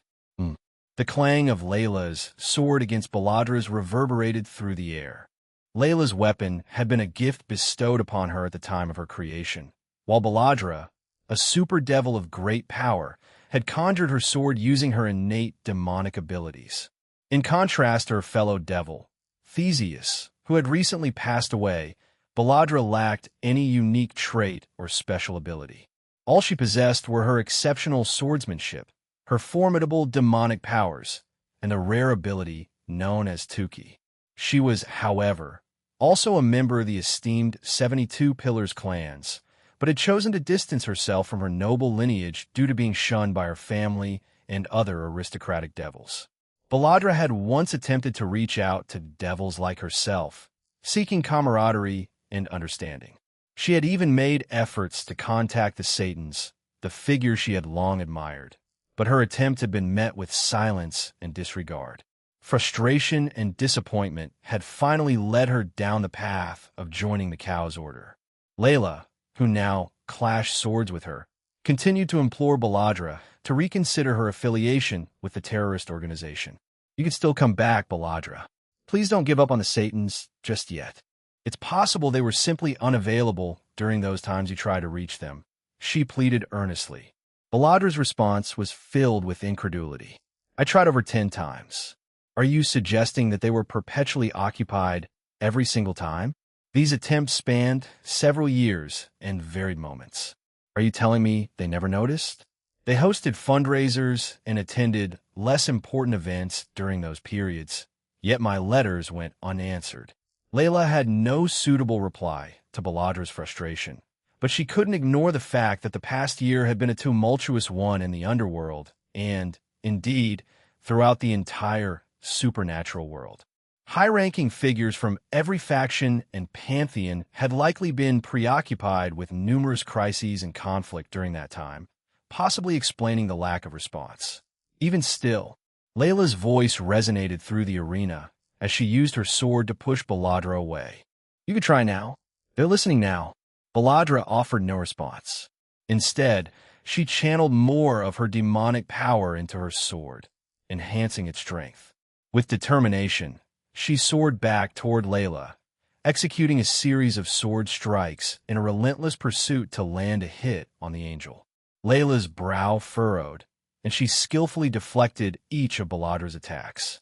Although Baladra possessed formidable abilities, she remained at the pinnacle of the ultimate class tier, far from the heights achieved by her fellow devil Theseus, who resided leagues above her as a god-class being. Theseus held the esteemed title of one of the weaker super devils nurtured by the true Satan's faction. Baladra hailed from the prestigious Yuval House of Devils, a noble lineage with inherent high-class status in the underworld. However, her birth endowed her with only middle-class devilish powers and a limited demonic energy reservoir. This difference in power set her apart and subjected her to ridicule and ostracization, exacerbated by the absence of a particular demonic trait. Within the Yuval house, the older generation upheld a tradition of harsh judgment when it came to power disparities or the presence of hybrid traits among their kind. Those who fell short of the high-class demonic standards faced the grim fate of exile. In Baladra's case, her exceptional swordsmanship exhibited at a tender age provided her with a slim chance for acceptance. Regrettably, the elders did not intervene to halt the relentless bullying she endured. In some instances, they even participated in the torment, exacerbating her suffering. The younger devils, influenced by the elders' actions, saw this as tacit approval and, in some instances, ventured dangerously close to causing her severe harm. Baladra couldn't help but bite the inside of her cheek, torn between two conflicting desires. In her heart, she yearned to say yes, to accept the salvation being offered to her. However, her mind held her captive in a bleak conviction that she had ventured too far down a path from which there was no return. As long as she continued on this dark trajectory, redemption seemed an elusive dream. With a determined resolve, she unfurled her bat-like wings, shrouding her body in a potent aura of 10k. Swiftly, she ascended into the air, her flight path taking her back towards Layla, the one extending the hand of deliverance. As she drew closer to Layla, Baladra's desperation manifested in a flurry of action. She summoned numerous demonic magic circles, each one a conduit for devastating elemental attacks. These magical onslaughts were colossal, their size rivaling that of a double-decker bus. In addition to these mystical volleys, Baladra unleashed deadly demonic aura slashes, her sword imbued with malevolent power. Layla, the angel who had witnessed countless acts of kindness and redemption performed by her master over the past year, faced a challenging dilemma. She understood that retaliating with her usual divine might would inevitably result in Baladra's immediate demise. Despite her master's orders to eliminate anyone deemed unnecessary, Layla carried a desire deep within her. She yearned to extend her hand, to offer the chance of salvation to the tormented soul before her, for she was an angel, and her heart had been touched by the countless acts of compassion she had seen her master perform. "I will help her," Layla declared with unwavering resolve. She had made her choice, and there was nothing that would deter her from reaching out to the troubled young woman before her. With a graceful motion, she drew her blade from its dark blue scabbard, its gleaming steel reflecting the tension in the air. Layla raised the blade, pointing it at her opponent. In this moment, she intended to confront Baladra as a fellow swordswoman, rather than relying on her formidable light powers. With a clear plan in her mind, Layla summoned her own barrage of aura slashes, sending them hurtling toward Baladra. She controlled the force behind her strikes, ensuring they were powerful enough to challenge the young devil, but also crafted to make the confrontation an engaging experience for her opponent. As their respective slashes collided and exploded with energy, Layla deftly maneuvered herself, appearing in front of Baladra in the blink of an eye. With a fluid motion, she swung her sword downward in a swift strike. Baladra, to her credit, raised her guard in time to block Layla's attack. However, as their blades clashed, an unexpected sensation washed over her. A strange warmth enveloped her body, seeping into her very being, offering a sense of comfort she had never experienced before. It was so unexpected and soothing that it brought a hint of moisture to her eyes, leaving her bewildered. After a moment of introspection, she managed to deduce the source of this warmth, Layla's powers. However, Baladra was determined not to be swayed. She clenched her teeth, pushing back the conflicting emotions that tugged at her heart. Her resolve remained firm as she retorted, "You can't trick me. Whatever you're attempting, it won't work on me. I'm not using any tricks. I'm simply showing you a future that can be yours," Layla replied calmly, her words serving only to further frustrate Baladra. Their blades continued to clash in the heat of battle, each strike stoking Baladra's emotions. Although Baladra's past had been a journey laden with sadness, despair, and hardships, each time her blade met Layla's in combat, she felt something extraordinary welling up within her. It was a warmth that defied the chill of her tragic history. With each clash, she began to catch fleeting glimpses of a future, dancing like ephemeral specters in her mind's eye. Layla, an Electa, held the unique power of accessing Aaron's version of food chain, and she was putting it to use in this moment. Through it, she revealed to Baladra the potential future she could grasp if she chose to accept the outstretched hand of assistance. A future where happiness was within her reach, a life filled with friends, comrades, and perhaps even a lover. Unbeknownst to Baladra, hot tears began streaming down her face as the intense battle raged on.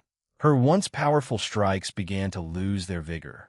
Every attempt to muster more strength yielded nothing. It was as though her will to fight, to confront the angelic figure before her, was gradually eroding.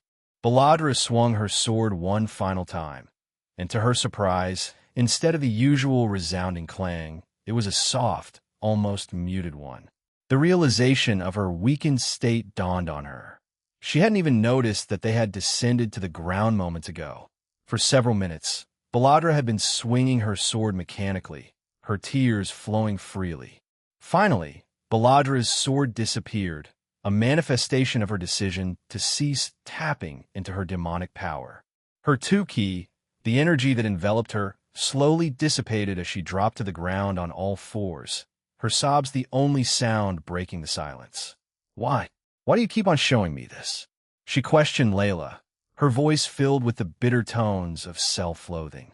"I've caused harm to countless people since joining the Cow's Order. I was subjected to experiments that only increased my destructive power. I'm a wretched person, undeserving of whatever future you've presented before me," she muttered, her voice carrying the weight of defeat. "Because I want to help you. I saw your past, and you didn't deserve any of it. If you want to correct any more wrongdoings you did and may do, please accept my hand," Layla said, stretching her hand towards Baladra. Baladra stretched her hand out and accepted Layla's gesture. She pulled her up and quickly hid her behind her as several demonic balls were aimed at them. Layla used a magic defense circle instead of her usual light-based ones. "Hi ha! That was so mushy that it almost made me barf." A male's voice resounded in the area. Both ladies looked up and saw a devil above them. Every inch of his form blazed a fierce shade of crimson, as if he were sculpted from molten anger. Two menacing horns jutted from his forehead, curving upward with an intimidating elegance. His eyes, like shards of yellow topaz, radiated a piercing, predatory intelligence, locked onto his surroundings with an unwavering intensity. A sinuous tail, reminiscent of a serpent's, trailed behind him, its movements fluid and hypnotic. He moved with a primal grace, unencumbered by clothing, his body exposed in its entirety. Yet, curiously, There was an absence of genitalia, as though his existence defied the conventional rules of anatomy. Psychor, Baladra mumbled, her voice barely above a whisper. He's an ultimate class devil, just like me, but he's more versatile. He wasn't meant to be here today. He was supposed to go with a different team. It'll kill her, and then you. You dumb angel. The devil's threat was cut short, his words turning to a horrified gurgle. Without a hint of hesitation, Layla drew her sword, and with a swift motion, the blade unsheathed, cutting through the air with a resounding clack. In an instant, the devil above them was split in two. Psychor was left dumbfounded, unable to comprehend what had just transpired. His severed body plummeted to the ground, the devil who had just appeared, now lifeless. Layla turned around and, to Baladra's surprise, hugged her tightly. Confusion swirled within Baladra, but one thing was clear: this angel could have ended her life in an instant if she had wanted to. She felt a strange mix of relief and terror as she hesitantly hugged Layla back. "Let's get back to everyone else then," Layla began. But before she could finish her sentence, an enormous explosion of light, resembling a cross, erupted near the center of First Heaven. Layla instinctively shielded Belladora, knowing that the blinding radiance could have instantly snuffed out her life. "It seems like she just ended her fight," Layla remarked, her voice tinged with a mixture of awe and relief. High above the vast expanse of Russia, Aaron Toole found himself face to face with the formidable leader and deputy commander of the Malbrach. Positioned closely behind him was Zoria, whom Aaron had instinctively shielded, though this act left her with a mix of fluttering emotions and bewildering confusion. Malakota and Barbaricia, the respective leader and deputy leader of the Malbrach, stood before Aaron, their intentions shrouded in an aura of uncertainty. The atmosphere crackled with anticipation as Aaron inquired about their purpose. "What brings Malakota and Barbaricia, the leader and deputy leader of the Malbrach, to me?" Aaron's voice held a note of curiosity and readiness. Malakota responded cryptically, his words laden with the weight of an impending showdown. "Isn't it obvious, Dual Dragon? We are here for the fated battle. Prepare yourself." Without further explanation, Malakota launched himself at Aaron, cloaking his arm in a dense shroud of demonic energy. Aaron, maintaining his composure, reached out to touch Zoria protectively, teleporting her to the safety of one of Russia's cities while providing her with clear instructions for her own well-being. Simultaneously, Aaron contacted his younger brother Valley, who was also actively participating in the day's operation. Valley, the descendant of Lucifer, swiftly acknowledged the call, accepting the challenge of confronting the deputy commander of the Malbrach. In an unexpected turn of events, Vala Lucifer materialized beside Barbaricia, in his mighty Diabolos dragon Lucifer form, lending him immense power. Vala's formidable strike caught the evil claw off guard, marking the beginning of a fierce confrontation. In the midst of this chaos, Aaron activated his boosted gear, assuming the powerful queen form. Swift as lightning, he evaded Malakota's incoming strike, his right arm transforming into the sturdy gauntlet of his rook. In a decisive move, Aaron retaliated, delivering a powerful blow to Malakota's abdomen, sending the Malbrach leader hurtling through the air. Aaron's relentless pursuit of Malakota knew no bounds. With unwavering determination, he unleashed a flurry of devastating combo attacks as he closed in on his adversary. With astonishing agility, he suddenly materialized above Malakota, raining down a relentless barrage of punches like a torrential storm. Before his foe could react, Aaron reappeared beneath him, executing the same blistering assault once more, leaving Malakota stunned and defenseless.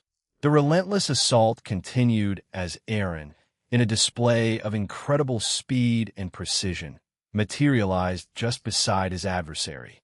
With every sinew of his body, he delivered a relentless onslaught of powerful kicks, each strike echoing through the air with tremendous force. Malakota, overwhelmed and bewildered, struggled to mount a defense in the face of Aaron's relentless assault. It all culminated in a climactic moment as Aaron joined both his hands, channeling his strength, and slammed them down with immense force onto Malakota's chest. The impact sent shockwaves through the air, and Malakota was propelled downward, crashing into one of Russia's serene lakes. The Russian lake stretched out as far as the eye could see, a picture of serenity that bordered on the otherworldly. Its surface mirrored the clear, azure sky, creating a flawless reflection that seemed to extend into eternity. Towering, emerald-green trees encircled the water's edge, their branches reaching skyward in silent reverence. A palpable air of mystery clung to this place, as if secrets whispered among the leaves and ripples held tales untold. Amidst the hushed stillness, the sounds of wildlife had ceased, replaced by an eerie quietude. The shrill noise that had pierced the tranquility just moments ago had cast a spell of curiosity upon the animals that called this place home. They now stood frozen, their senses acutely tuned to detect the source of the disturbance, adding to the enigmatic aura that hung over the Russian lake. Aaron descended gracefully, his feet finding purchase near the tranquil shores of the lake. His keen eyes tracked the powerful eruption that sent water and emotion splattering all around as Malakota burst forth from the depths. The demon's face was an unsettling amalgamation of fury, hatred, and exhilaration, framed by an unsettlingly wide grin. The silence between them hung heavy, pregnant with anticipation. Malakota couldn't contain his exuberance, his voice erupting into the open air. "You're every bit as remarkable as I imagined. Dual Dragon Emperor. Let's keep going," he bellowed, the thrill of the confrontation coursing through him. His gaze shifted briefly to his dislocated arm, a mere inconvenience in the grand scheme of things. With unwavering resolve, he promptly rectified the injury, a testament to his relentless determination. Malakota wasted no time and materialized right in front of Aaron. Just as before, he launched a barrage of punches, each one faster and more powerful than the last. These ferocious strikes generated formidable shockwaves that rippled behind Aaron as he deftly evaded them. The shockwaves emanating from the battle reached the cities and towns of Russia, wreaking havoc upon them. Some of these urban centers were entirely obliterated, their surroundings reduced to rubble. The once verdant forest that had adorned the landscape was now reduced to nothingness, replaced by a desolate expanse of shattered rocks and debris.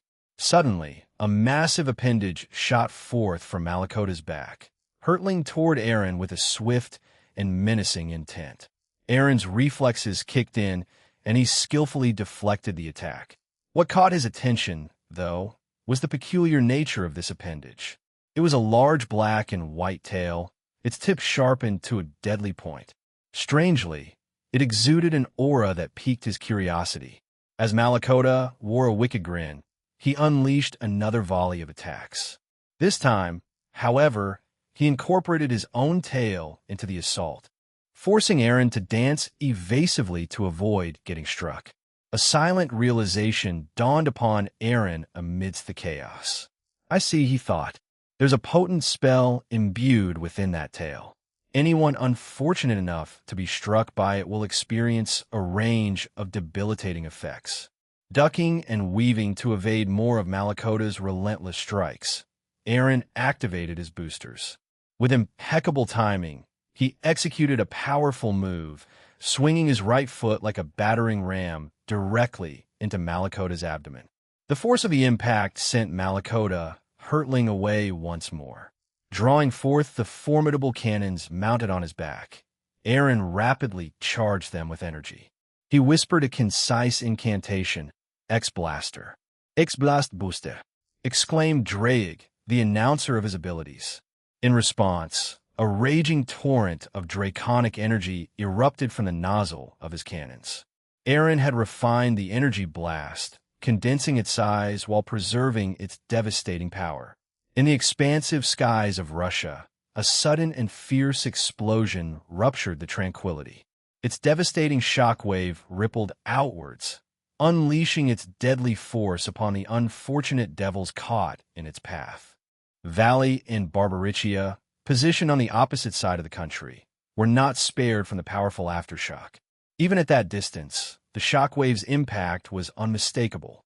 As the dissipating smoke revealed itself, a battered figure emerged amidst the chaos. Malakota, though missing an arm and a leg due to the explosion's fury, let out a hearty laugh that echoed through the battlefield. His demonic regeneration quickly worked its magic, restoring his lost limbs. "You'll need to put in more effort than that, dragon," Malakota taunted, a mischievous grin dancing upon his lips as he directed his challenge towards Aaron. Aaron's response was one of indifference. Activating his boosters once more, he executed a swift maneuver, disappearing from Malakota's line of sight in an instant. With unparalleled speed, he materialized at Malakota's side. Upon recognizing Aaron's vanishing act, the leader of the Malbranche took immediate defensive action. He cloaked his body in a shroud of demonic energy, using his tail as an additional protective barrier. But Aaron, undeterred and determined to break through, readied himself for a powerful strike. With his Barato ability enhancing his punch, he unleashed his fist towards Malakota's side, bypassing the demon's defenses and delivering a devastating blow that fractured several of his ribs. Once more, Malakota was sent hurtling towards the Earth's surface, a path of destruction in his wake. The force of their battle had led them to crash through several buildings upon their descent, leaving a trail of shattered structures as a testament to their relentless clash. "Hey, are you taking me seriously at all? If not, they'll just kill you now and get it over with," Aaron asked, his voice retaining its usual detachment, seemingly unaffected by the gravity of the situation.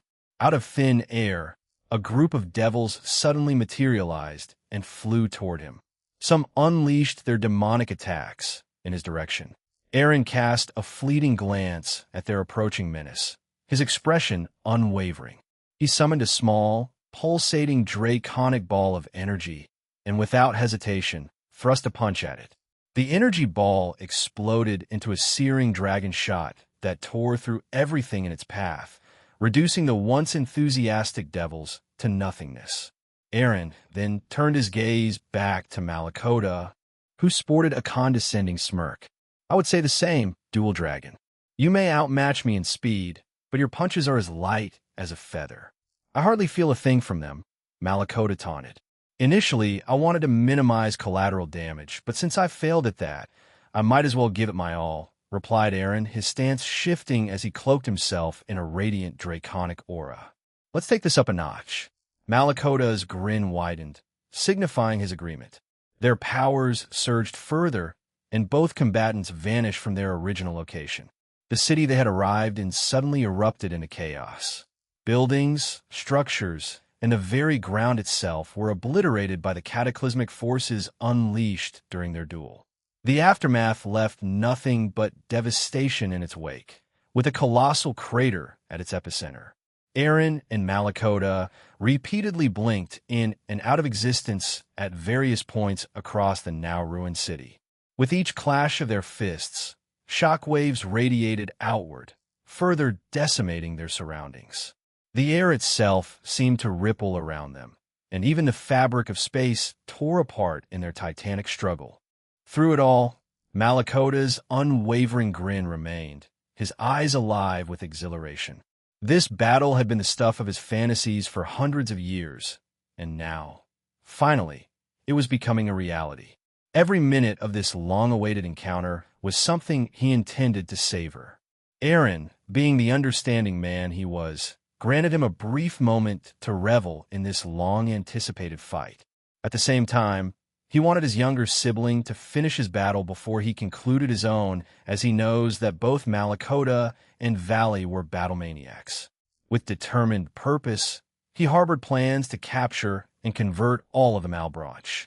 This would serve as a valuable power boost for his devil comrades, given that the evil claws represented the equivalent of the Longinus. Following yet another intense clash, the two combatants allowed themselves to be propelled backward, putting some much-needed distance between them. Breathing heavily, They took a moment to collect themselves. As the tension in the air crackled, one of them broke the silence, a wry smile on his face.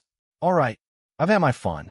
Now let's see how the almighty Dual Dragon Emperor deals with this."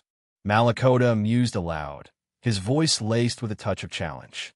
With unwavering resolve, he channeled his power, pushing it to its absolute limits, ready for the next stage of their fierce battle. Malakota's transformation was a spectacle of otherworldly proportions. As he stood there, his very form seemed to undergo a metamorphosis. His body, once of a modest size, began to expand, muscles bulging with newfound might. His tail, which had been singular, now split into two, and an additional sinuous appendage emerged, totaling 3 menacing tails. His limbs underwent a similar transformation, becoming more muscular and powerful. His legs seemed to thicken with raw strength, while his arms rippled with newfound power. And then there were his eyes. For additional orbs of perception emerged, granting him an eerie, panoramic vision. But perhaps the most striking change was the emergence of wings. Black and white, they unfurled from his back like the wings of a cosmic angel. Razor-sharp protrusions jutted from his arms, turning them into lethal weapons. As this profound transformation reached its zenith, a swirling aura, alternating between black and white, erupted from his body. It coalesced into a formidable pillar of power, shaking the very foundation of the world, a harbinger of Malakota's newfound might. Should I call this the equivalent to a balance break? He mused aloud, the grin on his face stretching even wider, as if it were on the brink of tearing his mouth apart. "Well, go ahead, face me with your god form." Aaron heaved a deep sigh, his breath escaping slowly as he began to chant, "The outer dragon god dwelling within me. Awaken from your dominance, the crimson heavenly dragon I possess within me. Rise up to become a king and roar the jet-black god of infinity, the glorious god of dreams. Watch over the true, forbidden existence. We shall become that transcends the boundaries. Thou shalt dance within our perfected radiant inferno." D-D. D-D-D-D. D-D-D-D-D-D. Do-do-do-do-do-do-do-do. Do-do-do-do-do-do-do-do-do.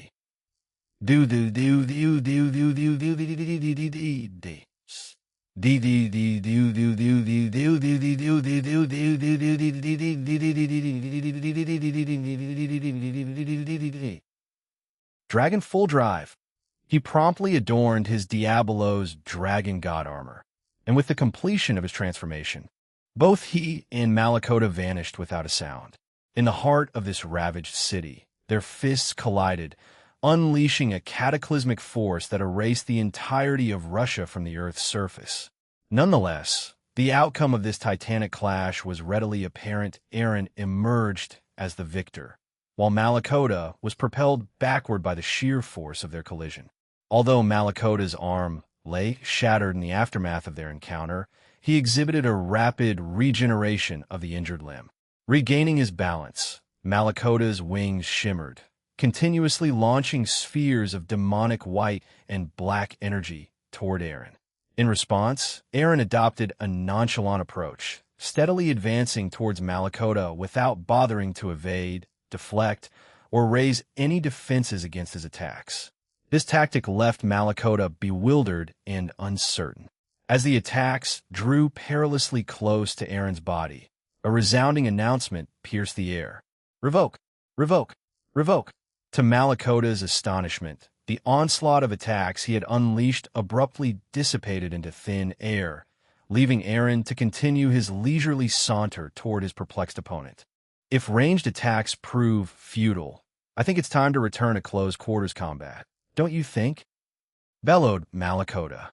He surged toward Aaron, his arm blades gleaming menacingly as he prepared to strike. "Ascalon," Aaron murmured. "Blade." In an instant, the sword known as Ascalon emerged from his left arm, and he charged at Malakota, bringing the blade down in a swift, powerful arc that clashed with Malakota's arm blades, creating a resounding clash that echoed through the desolate surroundings. "You use a sword as well? Then let's use them to kill each other." exclaimed Malakota with excitement. The leader of the Malbranche unleashed a flurry of attacks, wielding both of his arm blades relentlessly against Aaron. However, Aaron skillfully evaded and deflected each strike, using the sword that extended from one of his hands. "Ascalon too," Aaron exclaimed, his voice echoing through the battleground. "Blade 2. The response was swift. To the astonishment of Malakota, another Ascalon materialized in Aaron's free hand. He had taken up dual wielding, and the two combatants wasted no time in engaging each other. Their swords clashed in a frenzied exchange. But the outcome of this power struggle was unmistakable. The middleman held the upper hand. Then, in a breathtaking display of agility, Aaron leaped into the air and executed a graceful spin, conjuring a mechanical tail behind him. And, at its tip, another Ascalon. With a swift motion, he struck at Malakota, catching the demon off guard as the blade made contact with his chest. "GHH, you had a third one?" Malakota exclaimed, clearly taken aback. "Unlimited blade works, baby," Aaron retorted, his response bewildering the evil claw confronting him. Seizing the moment, he engaged his boosters, propelling himself forward with great force. His metallic knee met Malakota's face in a forceful collision, sending the demon tumbling backward. Over the course of countless years spent within his personal realm known as the Pocket Dimension, Aaron had meticulously forged a staggering array of blades. These weapons bore witness to his collaborative efforts with friends spanning a century and his enduring solitude that stretched to an astonishing 10,000 years. Yet, when the time came to confront the formidable adversary, Malakota, he made a deliberate choice. Aaron opted to wield the replicas of the legendary Ascalon instead, as the other swords he had crafted proved to be excessively formidable. One such example was EEA, a blade drawn from the depths of the Nasaverse. However, Aaron had augmented its capabilities far beyond conventional limits, granting it the power to obliterate the entire multiverse with a single, devastating stroke of its blade. Malakota halted himself by forcefully embedding his tail into the ground, then aimed his gaping maw directly at Aaron, unleashing a barrage of demonic energy beams. Yet, rather than relying on his revocability, Aaron deftly extended his right arm and cleaved the attack into two, all the while advancing toward Malakota, who persisted in his relentless beam onslaught. Aaron continued to elegantly dissect the demonic energy projectiles until he stood mere paces away from the demonic entity. Among the 6 menacing eyes adorning Malakota, 4 of them suddenly illuminated, initiating various demonic effects in Aaron's immediate vicinity. Firstly, a multitude of sinewy appendages sprang forth from the ground, attempting to ensnare his legs, but Aaron effortlessly severed them with his swift swordsmanship. Secondly, the gravitational force surrounding him surged. Although Aaron remained unfazed, his body acclimated to such conditions. Thirdly, Malakota's sinister eyes sought to lull Aaron into slumber or drowsiness. Yet these efforts proved fruitless, for he possessed immunity to such spells and techniques. Lastly, a futile attempt was made to temporarily seal some of Aaron's formidable abilities, only to have it promptly negated. This represented one of the most potent capabilities of his ocular manifestation in this form, as it could incapacitate most opponents by depriving them of their primary means of combat, be it their demonic powers, magic, or any other supernatural abilities. The exception being sacred gears, which remained unaffected. However, Malakota remained hesitant to unleash the powers residing within his tails. Having witnessed Aaron easily shrug off the powerful abilities of his eyes, he harbored reservations about employing them, foreseeing their potential ineffectiveness against the indomitable figure standing before him. As Malakota contemplated various strategies to defeat Aaron, a mere blink of an eye brought about a startling transformation. In that split second, Aaron, who had stood before him, vanished from sight. Then, in the very next moment, an agonizing sensation surged through Malakota's body as he felt both of his arms wrench away from his torso. He clicked his tongue in annoyance and made a futile attempt to reattach his severed limbs. To his bewilderment, none of his regenerative or healing abilities seemed to work. Every endeavor to reunite his severed arms with their stumps ended in failure. "Did you seal my healing abilities?" inquired Malakota with an air of calm. "Clearly," replied Aaron without turning around. With a sudden burst of speed, Aaron propelled himself back toward Malakota, delivering a forceful knee to his adversary's face, forcing the malevolent evil claw to recoil. Aaron extended his hand, and an invisible force captured Malakota, ensnaring him within its grasp. The demonic man struggled relentlessly against the imperceptible restraints, but his efforts proved futile. Those unseen hands gradually sapped his powers, rendering him weaker with each passing moment. Aaron readied himself for another attack, but before he could strike, two figures descended behind him. One of them was the goddess who had been by his side earlier, Zoria, and the other was Lada, the goddess of love from the Slavic pantheon. "This is quite the battle, Jean. You've left our country in ruins, a mere shell of its former self," remarked Lada. "It was a regrettable necessity. I hope you can find it in your heart to forgive me," replied Aaron, his gaze fixed firmly on Malakota. "But I'm on the verge of putting an end to this, and with any luck, Valley will do the same. Oh, by the way, would you two be willing to assist me?" he inquired. "If I can be of help, then I am more than willing," replied Lada. Beside her, Zoria nodded enthusiastically. "Thank you," Aaron said, still maintaining his intense focus on Malakota. The demonic entity grinned in response. Summoning all four of his cannons, Aaron deviated from his usual blaster technique. Instead, he generated a mechanical line that shot forth from his cannons, directing it toward Lada and Zoria. Both goddesses were perplexed by this unexpected turn of events. Their confusion deepened when the ends of these lines transformed into attachments that snugly fit their chests. "I will definitely need an explanation for this later," Lada remarked, her cheeks flushed. Zoria, although blushing as well, did not seem particularly bothered by it. "I promise I'll explain everything," Aaron said, still fixed on Malakota. "But for now, were you satisfied with our encounter, or would you like to continue our fight?" he asked the evil claw. Even if I had continued, I began to realize that it would have been a fruitless endeavor. The chasm in our power was undeniable, and the outcome would have been the same. "But yes, I suppose I'm satisfied," replied Malakota. "I do not mind meeting my end in this manner." With a silent nod, Aaron began to charge his cannons, harnessing the power derived from both Zoria and Lada's bosoms. DD, DD, DD, DD, DD, DD, DD, DD, DD, DD, DD, DD.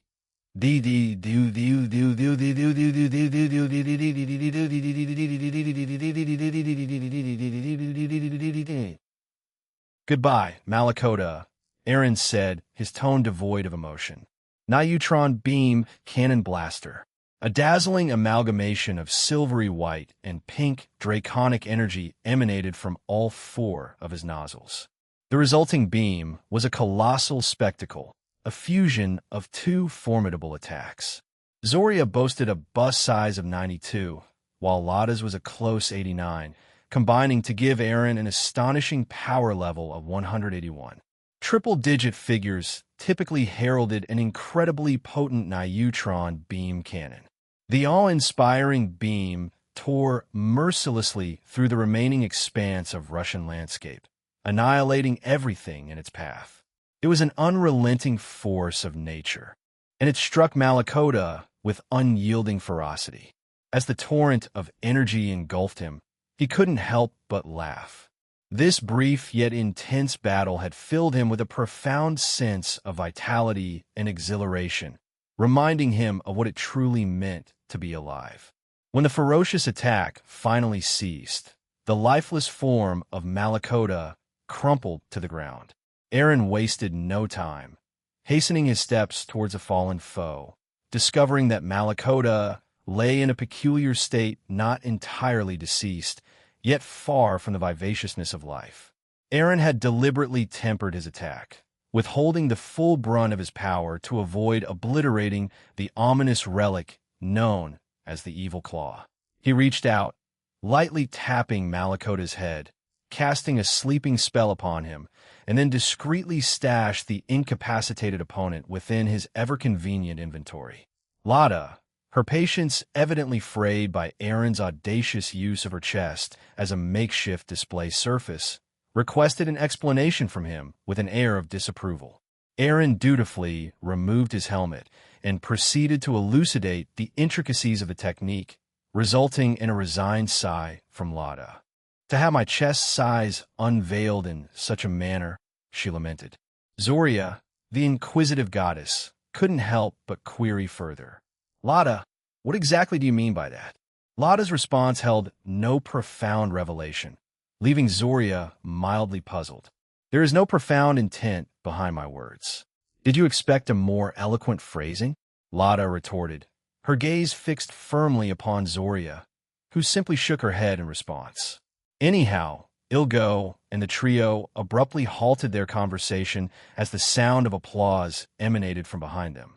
They turned their attention to the source, where a certain distance away stood a devil adorned in a pristine three-piece white suit. His slick platinum blonde hair and piercing green eyes, coupled with a pocket watch nestled in his breast pocket, painted a picture of devilish elegance. "Zairama Nabiros, how did you manage to find us here?" Aaron inquired, his tone laden with hostility. "Fufu, Dual Dragon Emperor, you should never underestimate my talents," Zairama Nabiros replied calmly. "I possess my own methods of slipping away unnoticed, leaving no trace behind. But rest assured, the team you dispatched to apprehend me is currently locked in a fierce struggle with my elite forces. They remain unharmed." Turning his attention to the Slavic goddesses, Zairama Nabiros extended his greetings with a slight bow. "Allow me to introduce myself properly. I am Zairama Nabiros, a denizen of the underworld and a member of the Extra Demons. It is indeed a pleasure to make your acquaintance, goddesses of the Slavic realm. Shall we engage in a brief discussion? What say you?" Zairama inquired. Without uttering a word, Aaron erected a protective barrier encompassing the entirety of Russia. This was to ensure that Zairama's perception remained obscured, thus preventing any possibility of him using teleportation abilities. Having taken this precaution, Aaron consented to the devil's proposition. "Very well, Zairama. What subject would you like to broach?" A wicked grin crept across the devil's countenance. "Excellent. Let's consider discussing the dreamer, shall we? I'm interested in learning more about her." "This seems to be a deadlock," Barbaricia remarked. "Even in this formidable armor, it appears the Malbranche are formidable enemies," Vala commented, his enthusiasm remaining unabated. Vala Lucifer donned his formidable Diabolos dragon Lucifer armor, while Barbaricia assumed an enchanted form, similar to Malakota's during his confrontation with Aaron Toole earlier. Barbaricia, an imposing figure of formidable stature, bore a head that was predominantly bald, save for a striking shock of white hair that traced a precise path down the center, culminating in a lengthy ponytail cascading behind him. His gaze was a deep, almost molten gold, holding the intensity of a man who had seen battles beyond count. A snow-white beard flowed gracefully from his chin, a testament to age and experience. His physique was a marvel of raw power, every sinew and muscle etched with tales of strength and endurance. Countless black tattoos adorned his skin, each mark telling a story of victories and trials endured. His attire exuded an aura of warrior-like grandeur. A chain-like belt encircled his waist, clinking softly with each movement. Metallic gauntlets adorned both arms, gleaming like armor. He donned a metallic hangrock, and chains adorned his legs, jingling with each deliberate step. Completing his ensemble were sturdy brown sandals, the practical choice of a man who lived a life steeped in battles. Barbaricia stood as a living testament to the indomitable spirit of a seasoned warrior. He appeared less like a demon and more like a human. Even Vala found himself thinking so, especially after witnessing his transformation earlier. Well, I suppose it's time to take things up a notch. Don't you agree? Valley inquired with a wide grin on his face. Barbariccia observed Valley in silence as he distanced himself and produced something rather unexpected. The deputy of the evil claws was taken aback by the item's presence. We do seem to make a good match, but I don't intend to rely on him for the long haul. Nevertheless, it should suffice for today, don't you think? Valley said, hoisting the item aloft. Resting in his hands were a pair of crimson-red gloves. These were Rubikint's weapon form when he assumed the role of an evil claw. Anyone wielding them gained the power to manipulate flames, control lava, and exert limited control over gravity. Valley had contemplated using Rubikint for the tournament, but had been somewhat hesitant. However, today was the day Head finally put them to the test in actual combat. He had dedicated several months to honing his skills with them, and he had grown quite proficient in their use. As he made the fusion, the crimson gloves seamlessly integrated into the silvery white expanse of his formidable armor. The transformation was nothing short of mesmerizing. His armor's hands and arms, once a pristine shade of silver, now blazed with a vivid crimson hue, as if a fiery heart beat within them. Among his otherworldly features, his light wings, previously adorned in a serene blend of blue and white, also succumbed to this fiery metamorphosis. Portions of the wings now radiated a passionate crimson, a striking contrast to their former celestial palette. Two of the once blue gems embedded within his armor gleamed with newfound crimson intensity. This fusion of crimson into his armor signaled a momentous shift in his powers. His flame manipulation roared hotter. His control over lava surged with molten intensity, and his grasp of gravity manipulation became an irresistible force. With this enhancement, he became an unstoppable force of nature, a living embodiment of fire, power, and might. That's where Rubikint went. He truly betrayed us, mumbled Barbariccia. Before he could react, a sudden burst of speed emanated from Valley, and his fist crashed into Barbariccia's face, sending him reeling. The deputy commander of the Malbranche was taken aback by this unexpected burst of speed, but he managed to adjust himself mid-air. However, a torrent of large molten rocks was unleashed in his direction, compelling him to evade, resulting in a nick on his arm that seared with pain. Barbariccia concentrated his demonic aura, causing his arms to radiate a golden glow. In a swift motion, he reappeared behind Valley. To his astonishment, Valley's wings began to vibrate intensely, altering the gravitational forces around Barbariccia by a staggering factor of 1,000, forcing the evil claw to plummet to the ground. Barbariccia couldn't help but be astounded by the level of control and mastery that Vala Lucifer exhibited over Rubikint's formidable abilities. Incredible, he thought to himself, as expected of the heir of the illustrious Lucifer bloodline. LOL. Vala's power surged even further as he unleashed a torrent of silvery white demonic bullets, fiery orbs, and molten spears at the descending Barbariccia. However, Barbariccia, not to be outdone, intensified his own energy, dispelling gravity's grip on him. At the very last moment, he sprang into the air, skillfully evading the devastating barrage aimed squarely at him. With both arms locked onto Valley, Barbariccia unleashed swift and potent golden beams towards the youthful Lucifer. Valley, quick on his feet, attempted to employ his reflectability to fend off the beams. To his astonishment, his defensive move failed, and the beams slammed into his outstretched hands. The force of the impact sent Valley hurtling backward. Yet, with the aid of his own thrusters and the fiery vortex blazing behind him, he managed to arrest his momentum and redirect the unleashed energy into the heavens. It soared upwards, culminating in a spectacular explosion that bathed the entire Russian sky in a shimmering golden hue. "Are you all right, Valley?" Albion inquired with concern.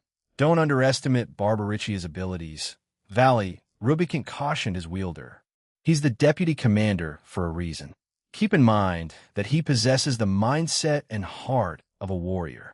He'll engage you fairly, without resorting to dirty tricks. "I'm fine," Valley responded, a hint of surprise in his voice. "I just didn't expect him to bypass reflect of all abilities. Besides, Aniki instructed us to capture them because we'll need their assistance for our journey to the Phantasma, along with Evie." He continued to gaze at Barbaricia, who had yet to make a move. LLL. Val's power surged, reaching new heights as he descended upon Barbaricia with unwavering determination.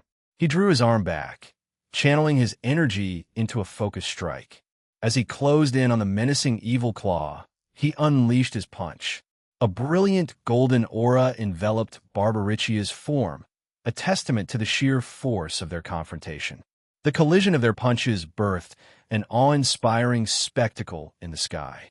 Silvery white and golden streaks of lightning erupted, tearing through the once tranquil clouds and setting the heavens ablaze. Beneath them, the ocean churned and rose in response, giving birth to colossal waves that dwarfed any before them. The hapless devils who had ventured too close to this cataclysmic clash paid the ultimate price.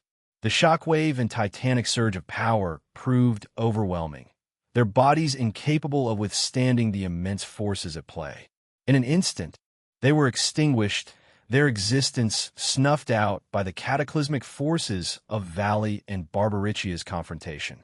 Punch after punch, kick after kick, every time their attacks collided, both combatants felt indescribable pain course through their body. However, neither wanted to back down from their opponent. Val's fists shimmered with silvery white aura and fiery flames and molten lava. Each time his fist and Barbaricia's fists met, the deputy commander was unperturbed, a stoic look on his face, as if he didn't feel the burning sensation on his flesh. Young Lucifer couldn't help but develop a profound sense of admiration for the human standing before him. Despite being fully aware that the path he was about to embark upon would undoubtedly bring him great pain, he steadfastly maintained a stoic countenance. In recognition of this commitment, he resolved to further augment his power. LLL. He dispatched his wyverns toward Barbaricia, instructing them to employ half-dimension continuously.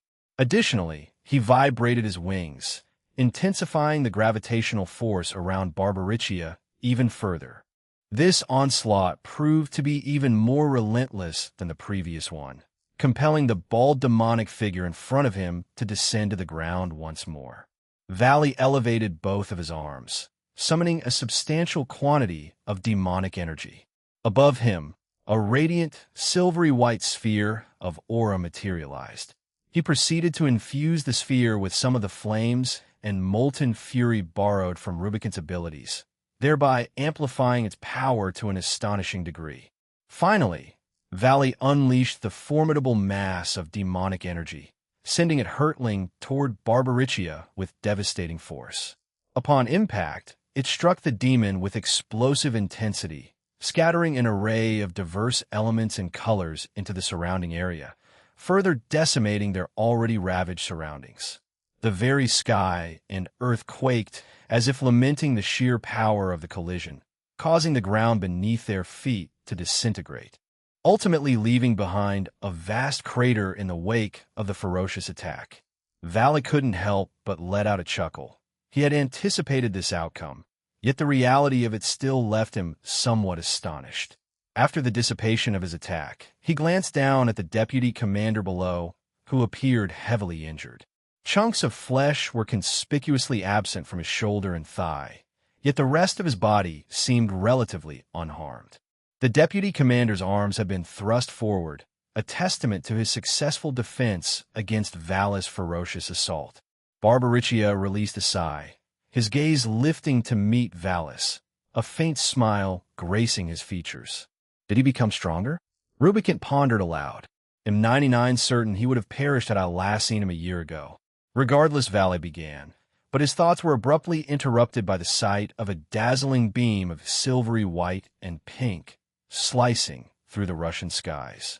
This spectacle left them momentarily stunned. Valis' smirk reappeared. That's unmistakably Aniki. I suppose he's completed his part. We might as well finish ours. LLL. Valley intensified his strength further, summoning an even greater number of wyverns. He directed them toward Barbaricia, and they circled around the adversary without taking any immediate action. Rubicant, Albion, I'll entrust both of you with controlling the gravity manipulation and employing half-dimension on at least half of these wyverns. I have other plans for the remaining half. Just ensure that he doesn't manage to escape. Roger that, they both acknowledged in unison. Half-dimension, half-dimension. Out of the 12 wyverns under Val's command, half of them initiated the half-dimension technique on Barbaricia. Simultaneously, the radiant wings behind Valley began to vibrate even more intensely than before, thanks to Rubicant's expert application of gravity manipulation, which compelled the deputy commander to kneel once more. This time, the effect was markedly more potent, as Barbaricia was considerably more injured. He struggled to regain his footing, grappling with the overwhelming pressure that surpassed his expectations. Malakota was defeated. I had anticipated as much. Given his confrontation with the middleman, I had proposed that we face him together, but Vala Lucifer suddenly intervened, driving me away. I clearly underestimated him, and now, here I am, Barbaricia reflected. Valley issued orders to the remaining wyverns to encircle Barbaricia. Once they had taken their positions, he then conjured a silvery white, demonic energy sphere, taking a deep breath before releasing it.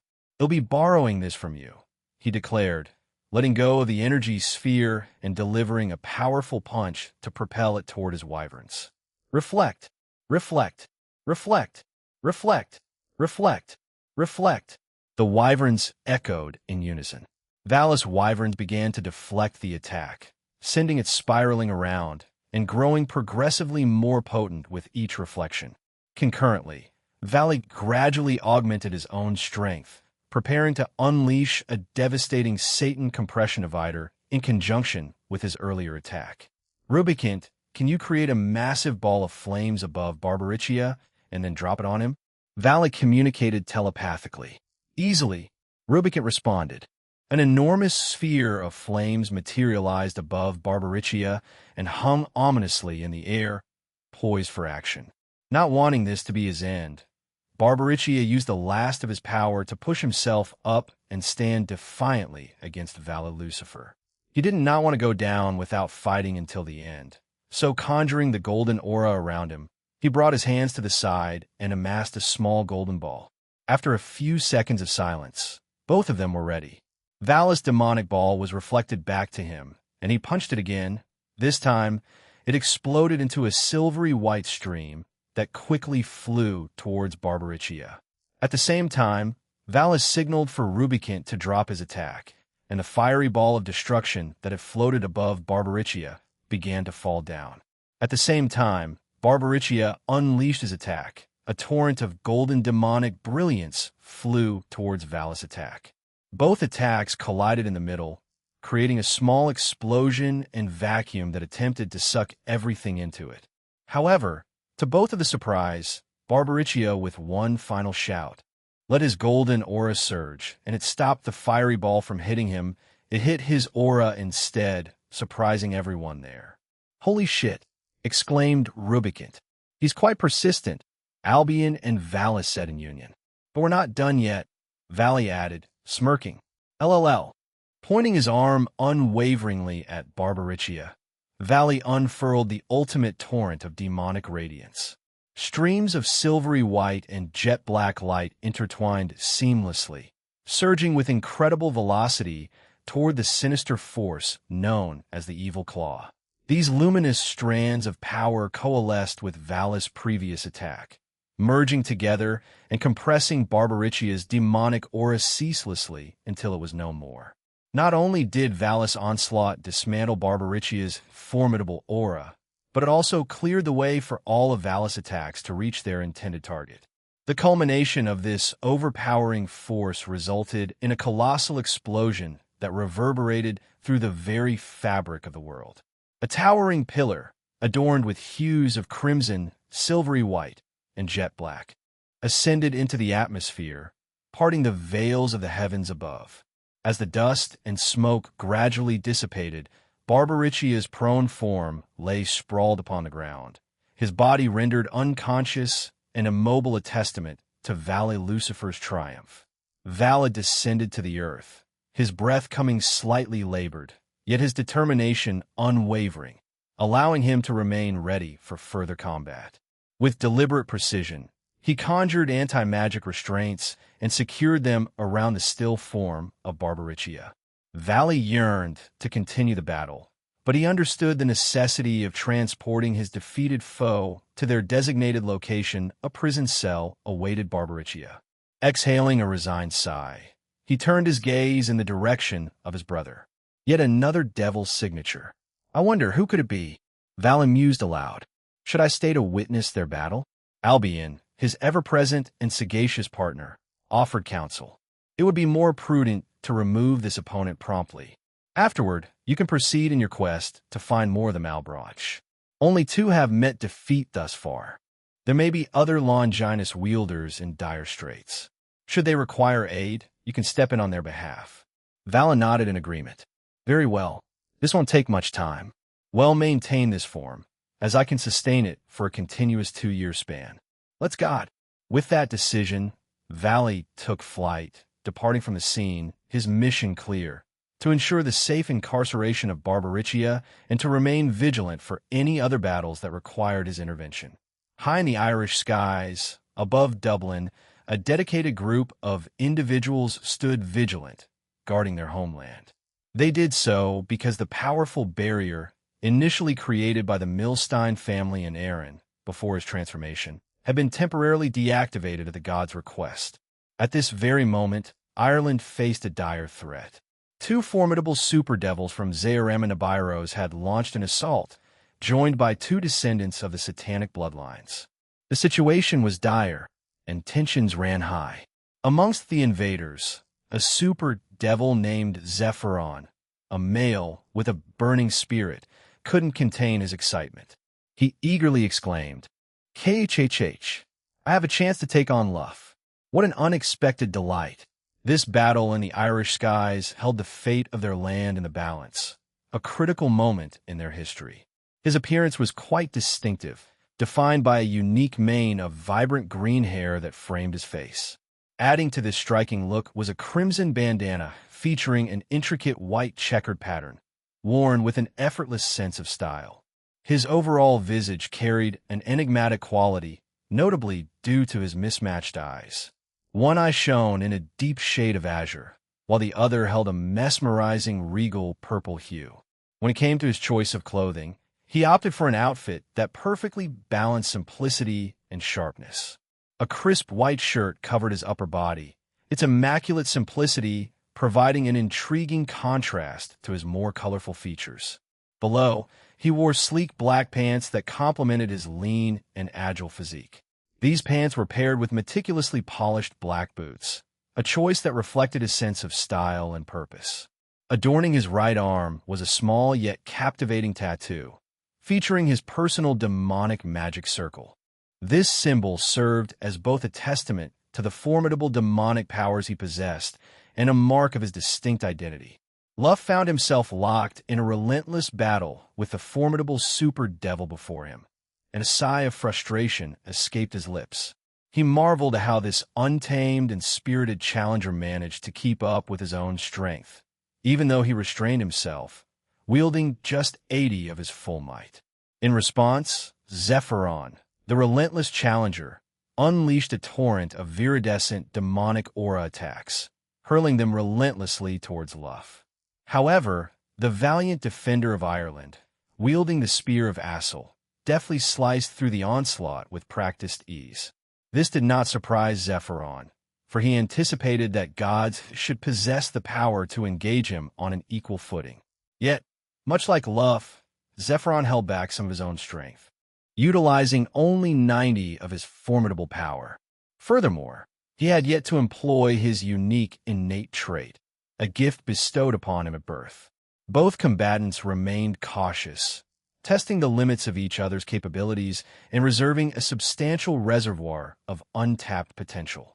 It was a tense dance of power as they gauged and probed, eager to discover the true extent of their opponent's might.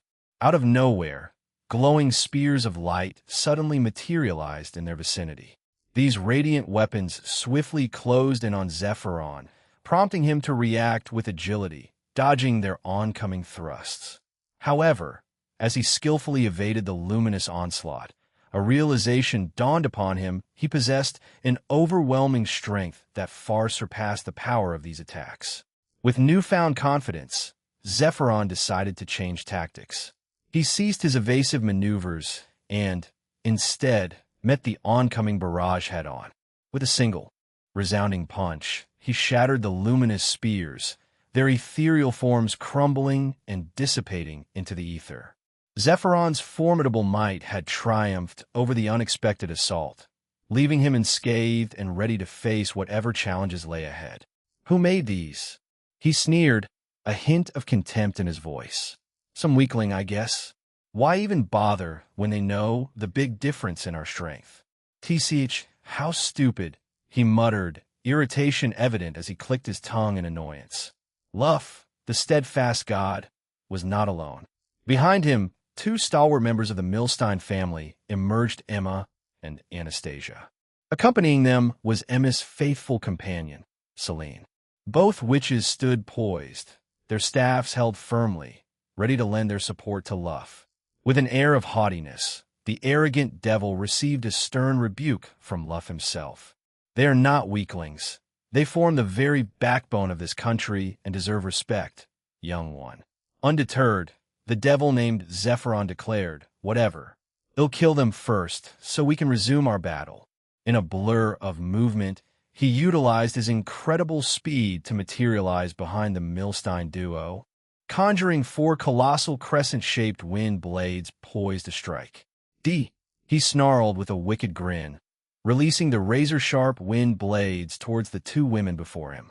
A resolute female voice thundered with authority, a clear cry of defiance that filled the air. The power of her determination manifested as aura slashes, imbued with a chilling ice and an eerie, ghostly radiance. These ethereal forces found their mark, striking Zephyron and his attacks with unerring precision.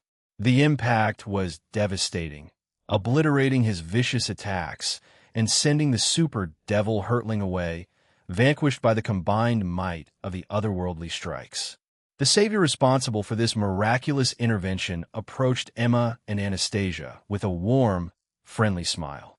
It was Aoife Murphy, a dear friend. Sensing a change in the emotions of her companions, she had swiftly come to their aid. "Are you both all right?" Aoife inquired, genuine concern in her voice, as she stood by her two friends. "We're perfectly fine, thank you," replied Anastasia, her daughter Emma nodding in agreement beside her. Celine, their faithful companion, expressed her exasperation with a tired sigh. Honestly, what a rude devil, who would resort to attacking others simply because they are weaker. She questioned, her frustration evident. However, before their discussion could progress any further, a sudden burst of vibrant green aura reverberated through the picturesque landscapes of Ireland. This potent energy surge shook the very foundations of the country, causing numerous buildings in the vicinity of Dublin to crumble and collapse under the sheer force of this unleashed power. And at the heart of this chaotic spectacle stood none other than Zephyron, a malicious grin stretching from ear to ear. "Another bitch to fight, huh?" he roared, a lecherous grin playing across his face. "She's not half bad looking, but whatever. Let's have some fun then." With those words, he let out a hearty bellow. An unusual phenomenon began to unfold. The tattoo etched on his arm began to emit an eerie, radiant glow that rapidly enveloped his entire body. Concurrently, his power surged to new, astonishing heights, leaving everyone astounded, except for Aoife. Amidst the unfolding spectacle, Aoife found herself hovering there, grappling with a single, pressing question. Should she intervene, disrupting this transformation, or allow it to proceed, so she could witness its full extent firsthand? Her curiosity about the extent of his power urged her to let it unfold. In the midst of her contemplation, Another seismic tremor rippled through the land, sending shockwaves across most of Europe. It signified that Zephyron had successfully completed his transformation, and the outcome of this encounter was about to take an even more formidable turn. Zephyron levitated gracefully, his head adorned with a crown of radiant green thorns.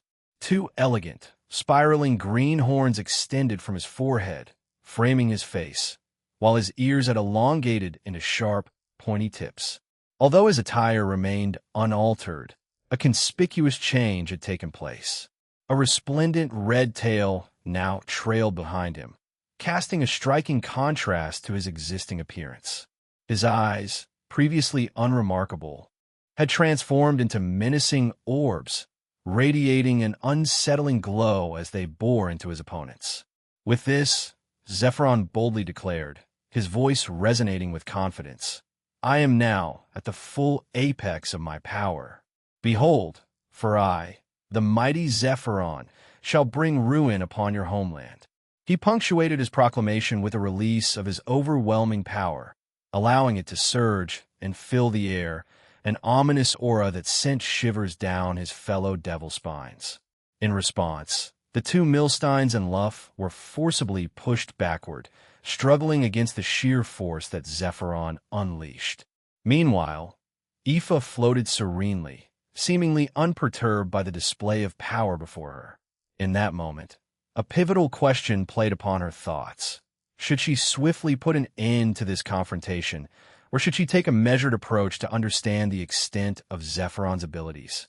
While she harbored a curiosity about the latter, watched over by a contingent of vigilant shadow soldiers, ensuring that no harm befell them.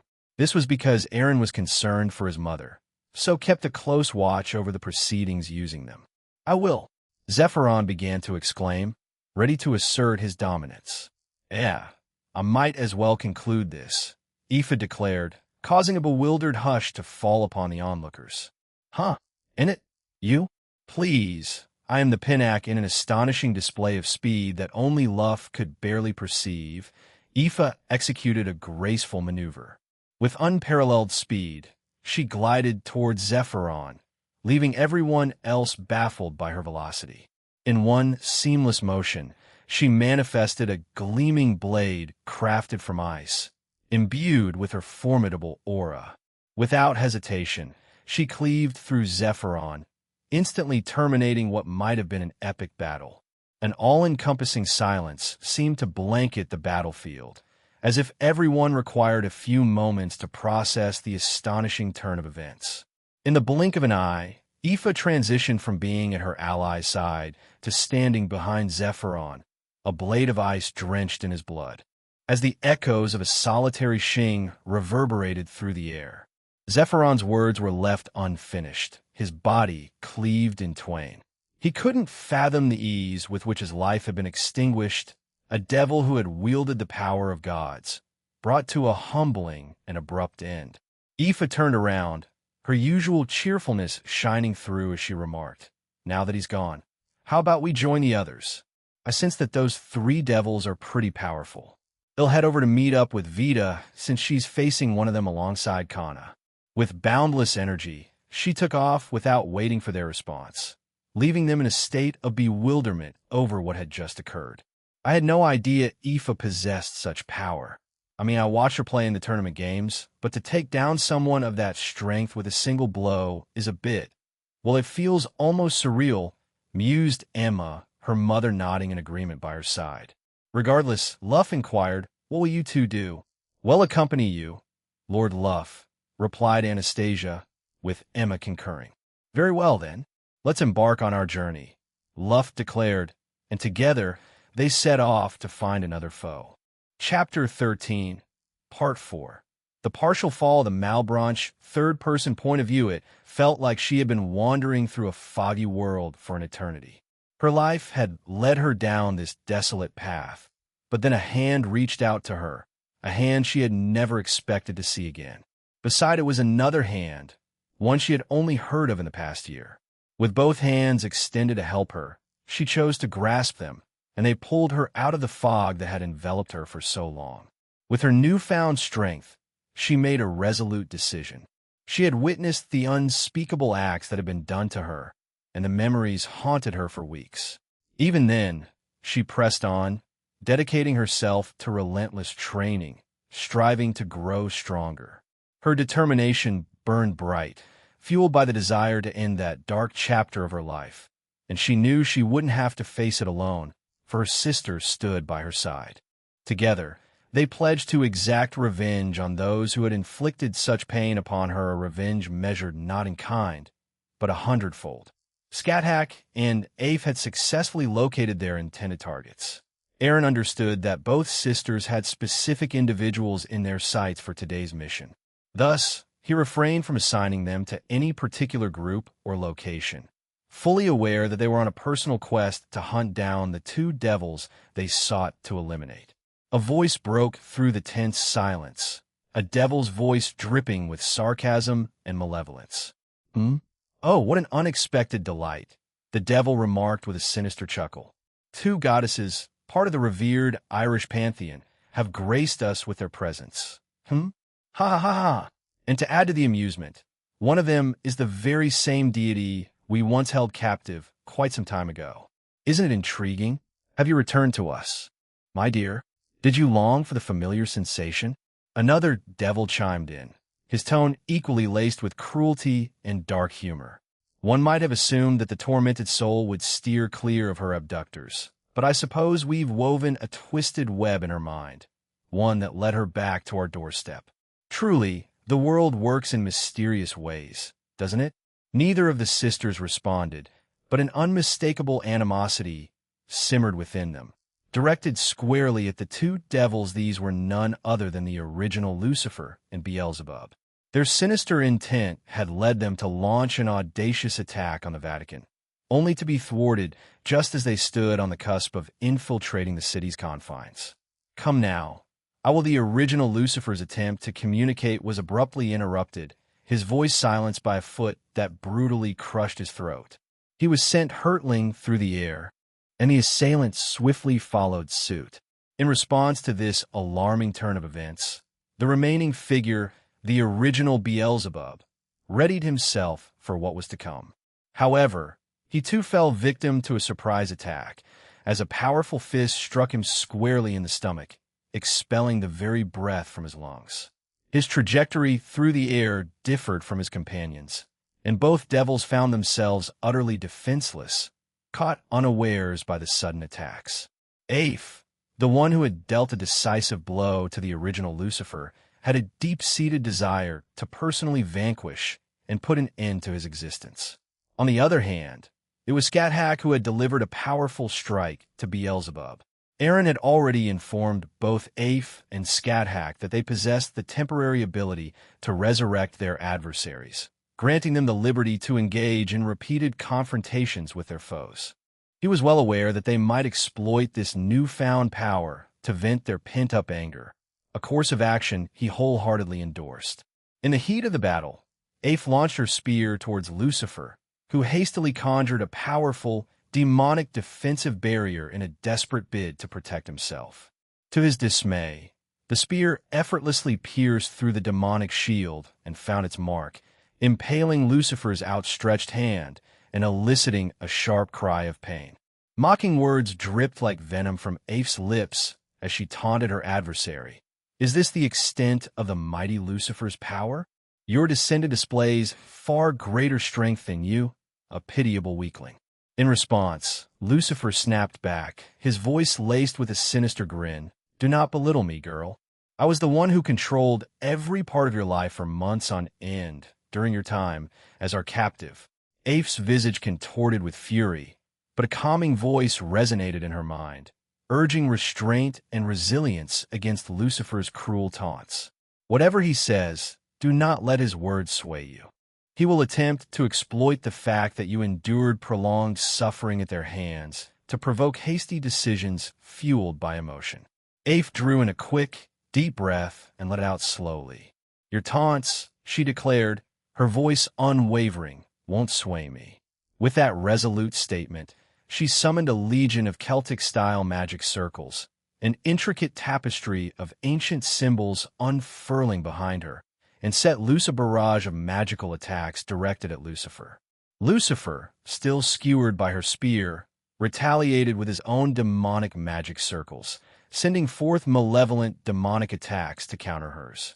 The two formidable masses of magical force clashed violently, resulting in an explosive display of power. Lucifer, grimacing, managed to extract the spear from his impaled hand, but he soon discovered that it resisted his attempts to break it. With a resigned shrug, he casually tossed the weapon aside. Undaunted, Aiph exhibited her mastery over the mystical weapon. However, the original Lucifer displayed his own prowess. He summoned a radiant sword, composed of ethereal light, wielding it deftly in response to her onslaught. It was a manifestation of his clan's distinctive trait, the demonic brilliance of evil light. His impeccable swordsmanship caught Aiph by surprise, albeit momentarily. In a fit of maniacal rage, Lucifer's voice rang out, twisted and unhinged, as he bellowed, "Hee ha ha ha! Did you honestly believe I would sit idly by after my humiliating defeat at the hands of that gargantuan lizard last year? Think again, you wretch." His words dripped with venom, a madman's derisive laughter echoing through the battlefield. "Amateur swordsmanship means nothing," she retorted with conviction. In a single, swift upward swing of her spear, she shattered the luminous sword created by Lucifer, leaving him astounded and perplexed. How is this possible? How come I trade-ug?" Lucifer's words were cut short as Aiph unleashed a point-blank blast with her 10k, aimed squarely at his face, sending him hurtling away. She had no desire to hear any more of his words. Lucifer crashed through several trees, but his resilience proved evident as he quickly rose to his feet. His face bore the evidence of the encounter, marred by bleeding wounds, and his frown deepened. With a heavy sigh, he covered his injured face with his left hand as Aiph landed gracefully in front of him. "It appears you've grown significantly stronger since our last encounter," Lucifer admitted begrudgingly. He recalled how Aiph had stood by Scat-Hack's side during the tournament, a clear indicator of her newfound prowess. "Very well, I shall take you seriously," he muttered to himself. A palpable transformation swept over Lucifer as a different aura, one reminiscent of his demonic brilliance of evil light, enveloped his form. His countenance grew more severe, and he regarded Aiph with a cold, unyielding gaze. "I shall demonstrate why I once led the original Satans," he declared, a sly smirk playing upon his lips. "With my newfound powers, I shall not merely kill you, no. I shall bring you back under my control," he continued, phrasing in a way that implied a return to the dark and sinister deeds of their shared past. Without waiting for Lucifer to fully power up, Aiph charged forward. She deftly spun her spear in her hands, imbued it with 10k, and conjured a small, draconic figure reminiscent of Aaron's dragon form. With a deft leap, she hurled it towards Lucifer, whose grin remained unyielding. A devastating explosion engulfed the area as the two forces collided. A faint visage of a dragon soared briefly into the sky before vanishing. The sheer force of the attack sent Aiph reeling backward. Summoning her spear back to her hands, she landed some distance away from the epicenter. In its wake, the once wooded landscape lay in ruin, obliterated by the ferocity of her attack. Aiph's gaze remained locked on the very spot where Lucifer had been standing mere moments ago. Her instincts flared with a dire warning, urging her to move swiftly, and so she heedlessly leaped away, narrowly evading the onslaught that followed. What had once been her location now lay in ruins, obliterated by a relentless deluge of ethereal light and malevolent, demonic swords. Gracefully touching down once more, Aiph found herself confronted by an unexpected menace. Enormous serpentine creatures, comprised of radiant light, yet imbued with sinister, demonic aura, emerged from the very earth itself. With their cavernous maws agape, they unleashed potent elemental attacks aimed directly at her. Quick thinking was her ally in this dire moment.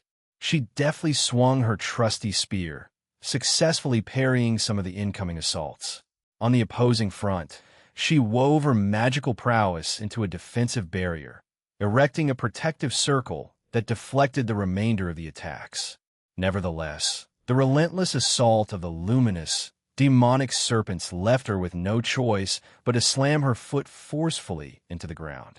This decisive action brought forth a cascade of elemental blades, which sprang forth from the earth, cleaving through the encroaching enemies with deadly precision. Yet the battle raged on unabated. Once more, Ae found herself compelled to take evasive action, her nimble form soaring through the air to escape the relentless onslaught. Gazing skyward, she was greeted by a truly harrowing sight. Millions upon millions of demonic magic circles had materialized in the heavens above, a formidable display orchestrated by none other than Lucifer himself. His condescending grin was unmistakable, an ominous harbinger of the impending chaos, as he nonchalantly gestured for the full brunt of his devastating arsenal to be unleashed upon Ae. Faced with seemingly no escape, Ae charged ahead, summoning her own magic circles behind her and launching them toward Lucifer's menacing attack. She poured every ounce of her magical prowess into destroying each and every magical attack directed at her, using her spear and magic, tirelessly slicing them apart. Her ultimate objective, Lucifer himself, who remained rooted in place, an inscrutable smirk gracing his features. Ae's relentless barrage of magic attacks relentlessly tore through the attacks, slicing apart anything that dared stand in her path. Despite enduring a barrage of injuries along the way, she inched ever closer to Lucifer, whose grin had expanded even further than before. "Impressive, but victory is mine," Lucifer murmured, nonchalantly pointing his finger and arm skyward. Above them materialized a colossal sword of radiant light, a creation of his demonic brilliance of evil light ability. "Fear not, for we of the Cow's Order possess our own means of resurrection, and we shall mold your very essence to serve our cause," he declared, his grin never wavering. With a swift motion, Lucifer aimed his arm downward, directing a colossal attack toward Ae. Ae unleashed a thunderous roar, drawing upon her deepest reservoirs of power. She aimed her spear toward the titanic lance of light hurtling toward her. "Sheesh, I'm going to borrow this move from you." Debalk. The spear shot forward, intercepting Lucifer's mighty assault. The clash between their attacks produced a shockwave of such immense force that it obliterated the remnants of their previous magical attacks and sent them both hurtling through the air. Ae hit the ground with a resounding thud, but quickly rose to her feet. Determination etched across her face, she extended her hand toward her trusty spear, seeking to infuse it with more power. However, Lucifer wasted no time, soaring toward her and conjuring his sword once more. "TCH, you're so damn persistent," Ae exclaimed, growing increasingly irritated by her current opponent. "I desire your very being, my dear. Reclaiming my plaything is only natural," Lucifer retorted, his perverse grin persisting, a sight that only fueled Ae's disgust. Ae shrouded her form in the potent essence of 10k, her determination palpable, as she thrust her clenched fist towards Lucifer's formidable sword. The convergence of their forces sent forth a modest shockwave, though what astonished Lucifer was the sight before him a goddess, visibly injured, yet resolute in her defiance. How could she persist in resisting me? She surrendered to despair so readily all those years ago. A seething fury ignited within Lucifer as he grappled with the enigma of Ae's indomitable spirit. "Fall! Why won't you yield?" he demanded, his rage laid bare. A subtle, self-assured smirk danced upon Ae's lips as she elegantly sidestepped a menacing swipe from Lucifer. In a graceful, swift maneuver, she retaliated by delivering a deft punch to his chin, momentarily stunning the devil. Her arm ascended once more, channeling her inner power into her spear, which erupted in a dazzling burst of divine energy. Why? She echoed, her smile undaunted as she met Lucifer's fiery gaze. Because I've encountered individuals younger than myself, possessing a will that could move mountains. They've endured lifetimes of hardships, yet the ember of hope in their hearts never wavered. If I were to falter now, to succumb to despair, I would become less than them. A devil devoid of demonic power, another overshadowed by a remarkable dragon senior. Yet they've persevered. In her mind's eye, a procession of youthful devils flickered, their faces etched with resilience. Her thoughts drifted to her own sister, Scathach, who had secluded herself in the land of shadows, dedicating countless eons to self-improvement and penance. The notion of losing her sister was a burden too heavy to bear. And then there was Aaron Toole, the catalyst of this transformative to craft a world where every face could break into a genuine smile. Lucifer, unable to fathom the sentiment behind Afe's words, scowled deeply. What kind of drivel is this? It's a facade. You are my inferior in power. His protest was abruptly silenced by an explosion overhead, propelling them apart. What in the? Both combatants regained their footing, their eyes drawn upwards. A grin crept across Afe's face as she observed the detonation of the two powerful attacks above, resulting in a perfect stalemate. With a swift calculation, she seized the opportunity and launched herself towards Lucifer, who struggled to react in time. Her fist found its mark, striking Lucifer's chest with an earth-shattering boom that reverberated across the land. Coughing up blood, Lucifer's ribs crumbled under the immense force of the blow, sending him hurtling away. Afe, her breath audible, knelt briefly before mustering the strength to rise, trembling slightly. In mockingly triumphant jest, she gestured with her fingers at the reeling Lucifer. "What's the matter, Lucifer? Can't keep going?" Lucifer's furious roar echoed through the air, his aura growing darker and more foreboding than Afe had ever witnessed before. In a stealthy move, he closed the distance between them with the grace of an assassin, catching the goddess off guard. "Die," he hissed, wielding a sword now tainted with a sinister shade of dark purple as he thrust it toward her chest. Afe, frozen in that moment, resigned herself to what seemed an inevitable demise. Her original intent had been to confront Lucifer, but she had not anticipated the sheer extent of his power. Just as she braced herself for the fatal blow, a powerful, earth-shaking explosion erupted right before her, sending Lucifer hurtling away. The impact had left his right side numb and dispelled the malevolent aura that had enveloped him. Afe's eyes fluttered open, and upon seeing a familiar face, a tired smile graced her lips. "Aaron," she whispered softly before her strength gave way, causing her to slump forward. With swift reflexes, Aaron caught her, a warm smile playing on his lips. "Excellent work. Leave the rest to me. Although it'll need to enhance your power further in the future," he remarked, eliciting a quiet chuckle from Afe. He promptly healed her before turning his attention back to the furious Lucifer. With newfound strength and stamina, Afe rose unsteadily to her feet beside him. "Wait, I know you said I'll leave it to you, but I'm not ready to stop fighting," she declared, her expression thoughtful. "And what about your opponents in Russia?" Aaron briefly glanced at Afe, then redirected his gaze toward the still scowling Lucifer. "Oh, the two Nekashu sisters are handling it, aided by Lada, a goddess from the Slavic pantheon," he responded calmly. "Zoria accompanied me here and is now providing assistance to Scathach. Will they be okay?" she asked, her voice tinged with concern. "Yeah, Zoria's got some real power, even without training. And Scathach, she's even stronger. When you stack them up against the original Beelzebub and his current strength, the Satan doesn't stand a chance," he answered, his confidence unwavering. Then Aaron extended his hand toward Afe, inviting her with a purpose. "You want to give him a good beating, don't you? I can tap into that future power you've got, and we can take him on together," he offered. Afe smiled in response, her determination evident. Without hesitation, she took his hand, and Aaron channeled her future power, temporarily elevating her abilities to an astounding level, an outer God X. Afe felt a surge of exhilaration coursing through her as this newfound strength coursed through her veins.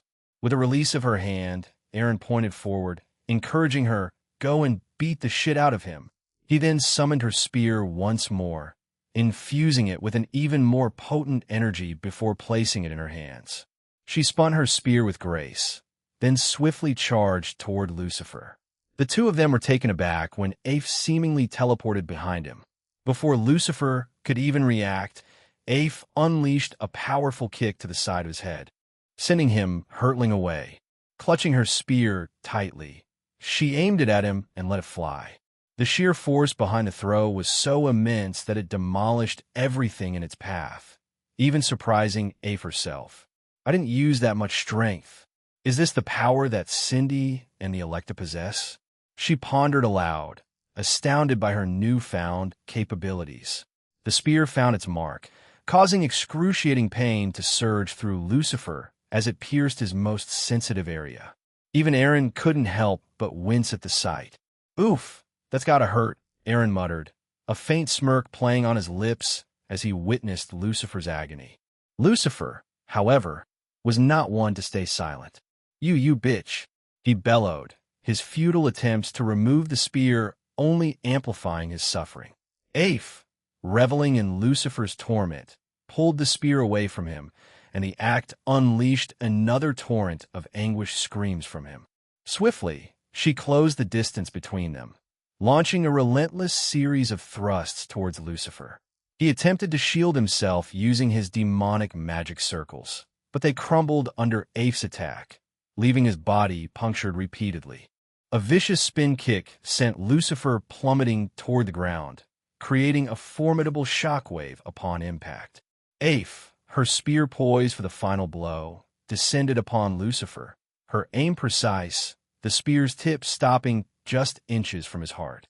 Lucifer, struggling to speak amid the blood filling his throat, gurgled incomprehensible words.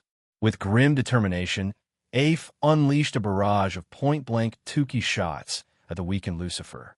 His feeble resistance lasted only moments before his body succumbed to limpness. Surveying her handiwork, Afe considered the question posed by Aaron, who had landed behind her. "Are you going to end it?" A sinister glint danced in Afe's eyes as she conjured shackles, binding Lucifer's hands, arms, legs, and ankles. "Yes," she replied darkly, "but I can bring him back endlessly, so I intend to savor this for a while." Aaron sighed and patted her head before turning to leave. "They'll go check on Scat Hack and Zoria. Take your time." With a nod, Afe thrust her spear into Lucifer's heart, extinguishing his life in an instant. Then, invoking her resurrection ability, she restored him to life. Lucifer, his eyes wide with shock, stared at her in disbelief. "One death out of 1,000, Afe hissed, her voice dripping with malevolence. "Let's continue, shall we? I can't wait to make you suffer, Satan Lucifer." Lucifer's face contorted in terror as a guttural scream tore through the air, marking the start of his dire situation. "Looks like my sister managed to take down the mighty Lucifer," Scat Hack remarked, her foot firmly planted on Beelzebub's chest.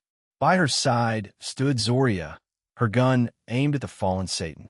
"But you were quite underwhelming, weren't you?" Beelzebub could do nothing but scowl at the two women looming over him. Their attention shifted abruptly as applause filled the air. Turning towards the source, they laid eyes on Aaron Toole. "Nice work, SCSCA. Didn't expect you to wrap it up so quickly," Aaron chuckled to himself. Scat Hack raised an eyebrow, her amusement evident. "Lord, I'd prefer you call me by my name or a more fitting pet name than SCSCA. Can you come up with something better?" Curiosity filled Aaron as he inquired, "Are you planning to subject him to the same kind of torture that Afe is inflicting upon Lucifer right now?" Scat Hack pondered for a moment before turning to Zoria. "Well, Zoria, can you shoot in the head?" she asked. Zoria hesitated before responding. "Are you sure?" I can revive him.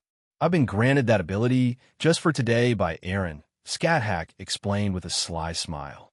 With a nod, Zoria pulled the trigger of her magical gun, and the enchanted bullet ended Beelzebub's life. However, in an instant, Scathach tapped the ground with her spear, and the fallen Satan was brought back to life, his words causing Beelzebub's face to turn pale. Scathach nodded with a knowing look before taking swift action, delivering a painful strike to Beelzebub's midsection. The unfortunate man beneath them let out a howl of agony as he began to bleed. Using her magical prowess, Scathach caused the severed parts to levitate, and with Aaron's assistance in keeping Beelzebub's mouth open, she shoved them into him and compelled him to chew on the grotesque morsels before forcing him to swallow. The original Beelzebub couldn't bear the humiliation, and he retched uncontrollably, unable to come to terms with what he had just endured, and he lost consciousness. Aaron, observing the bizarre scene, couldn't help but offer a somewhat sympathetic comment. I almost pity him. Well, they'll be on my way to check on the others. Take your time with your fun. With a wicked grin, Scathach responded, that was my original plan, after all. Another malevolent smirk played upon her lips as she turned her attention to Zoria, who was visibly horrified by the gruesome spectacle. Will you stay, or will you go with Aaron? Zoria vigorously shook her head, her eyes filled with warmth and urgency, and she hurried over to Aaron, wrapping him in a tight embrace. Her affectionate display drew a light chuckle from Scathach, who watched with amusement. With Zoria and Aaron leaving the scene, Scathach's attention returned to the unconscious Beelzebub. She wasted no time, her boot delivering a firm kick to rouse him from his slumber. Now, let's see.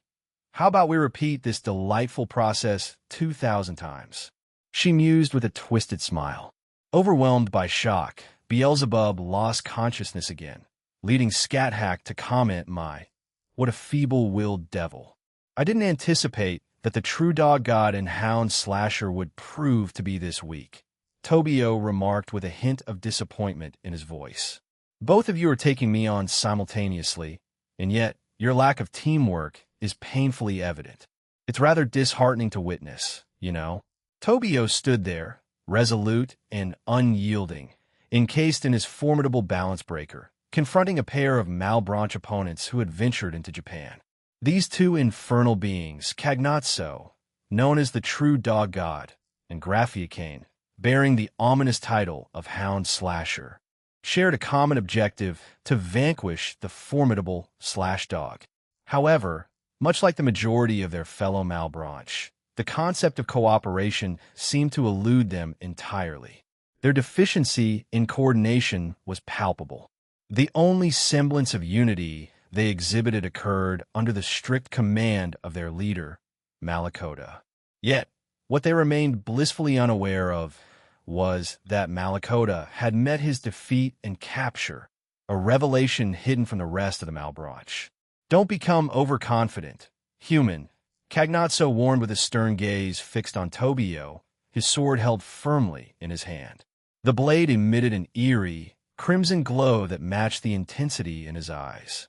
He continued, I've been restraining myself all this time, thanks to this fool. Cagnazzo's words carried a weight of frustration as he prepared for what lay ahead.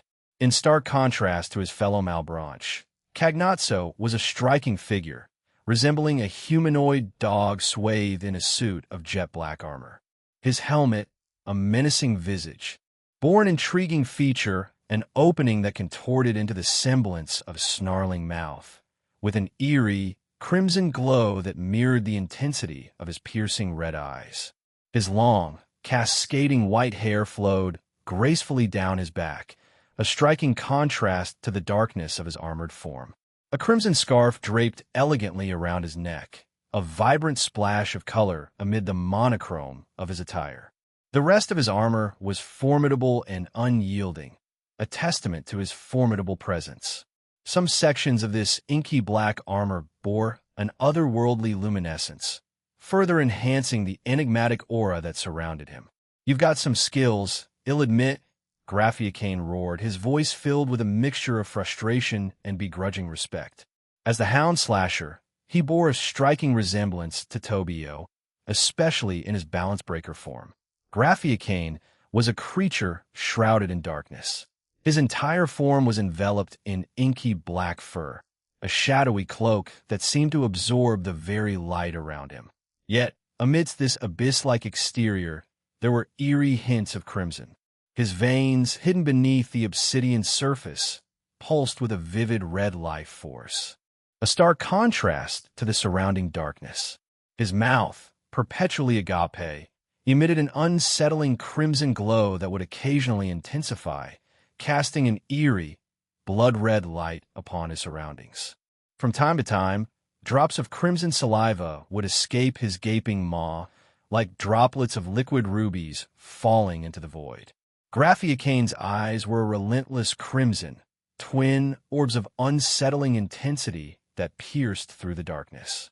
His ears, pointed and wolf-like, added to the otherworldly aura that clung to him, and his nails, as sharp as razors, were a silent testament to the danger he embodied, a darkness veiled in crimson and black.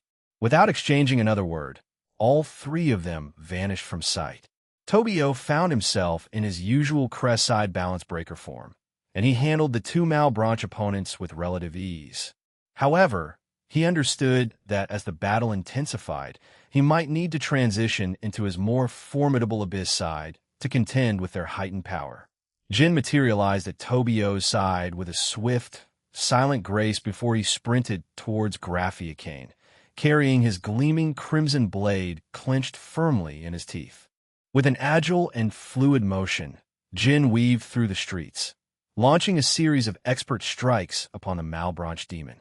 Graphiacane, for all his agility, managed to evade the majority of Jin's onslaught, but he couldn't escape unscathed.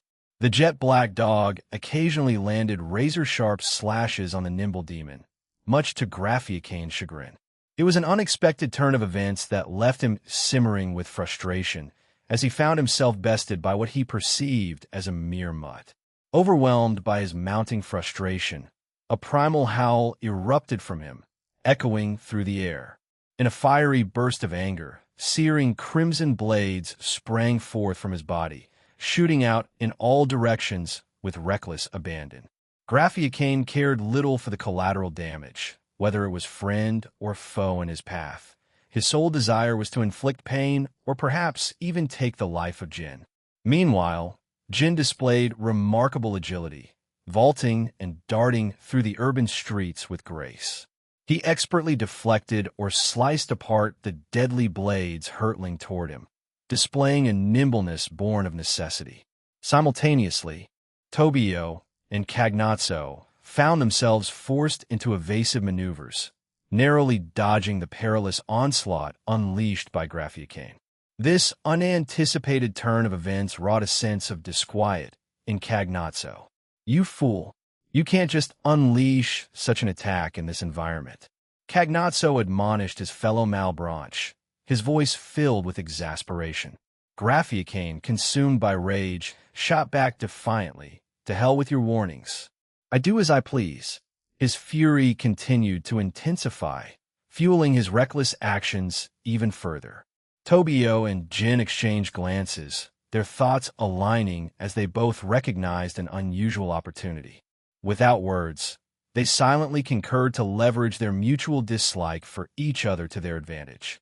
In an unexpected move, Tobio launched a swift kick towards Cagnazzo, who swiftly defended himself with his sword. However, the sheer force behind Tobio's attack propelled Cagnazzo through the air, hurtling in the direction of Graphiacane.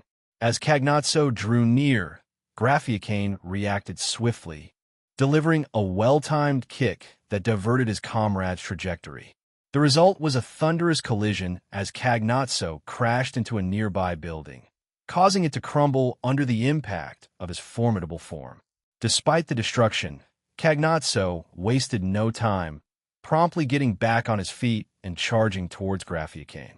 Their exchange continued as Cagnazzo aimed a kick squarely at Graphiacane's face, forcing Graphiacane to retaliate in kind. Tobio and Jin exchanged yet another knowing look, reaffirming their unspoken agreement to exploit this unusual but effective strategy. "Don't get in my way," Cagnazzo's voice thundered as he swung his sword ferociously toward Graphiacane. Their clash resulted in Graphiacane deflecting the attack, but not without a series of searing cuts appearing on his arm. Graphiacane shot back a fiery retort. "You are the one disrupting my battle. Keep out of my way." With that, he unleashed a powerful punch aimed at Cagnazzo, who agilely leaped out of harm's reach. Locked in a tense standoff, the two Malebranche exchanged heated glares before ultimately turning their attention back to their respective foes. Their shared animosity only fueled their determination as they raced back towards Tobio and Jin. Cagnazzo, his sword crackling with fiery energy, executed a sweeping strike aimed squarely at Tobio. In response, Tobio agilely leaped away to avoid the impending danger. However, he was taken aback as a burst of flames transformed into a spectral hand, reaching out to ensnare him. Tobio manifested two menacing scythes, forged from the darkest shadows, and deftly twirled them in his hands. With a calculated motion, he flung one of these sinister weapons toward the fiery hand, causing it to spin and gain velocity as it soared.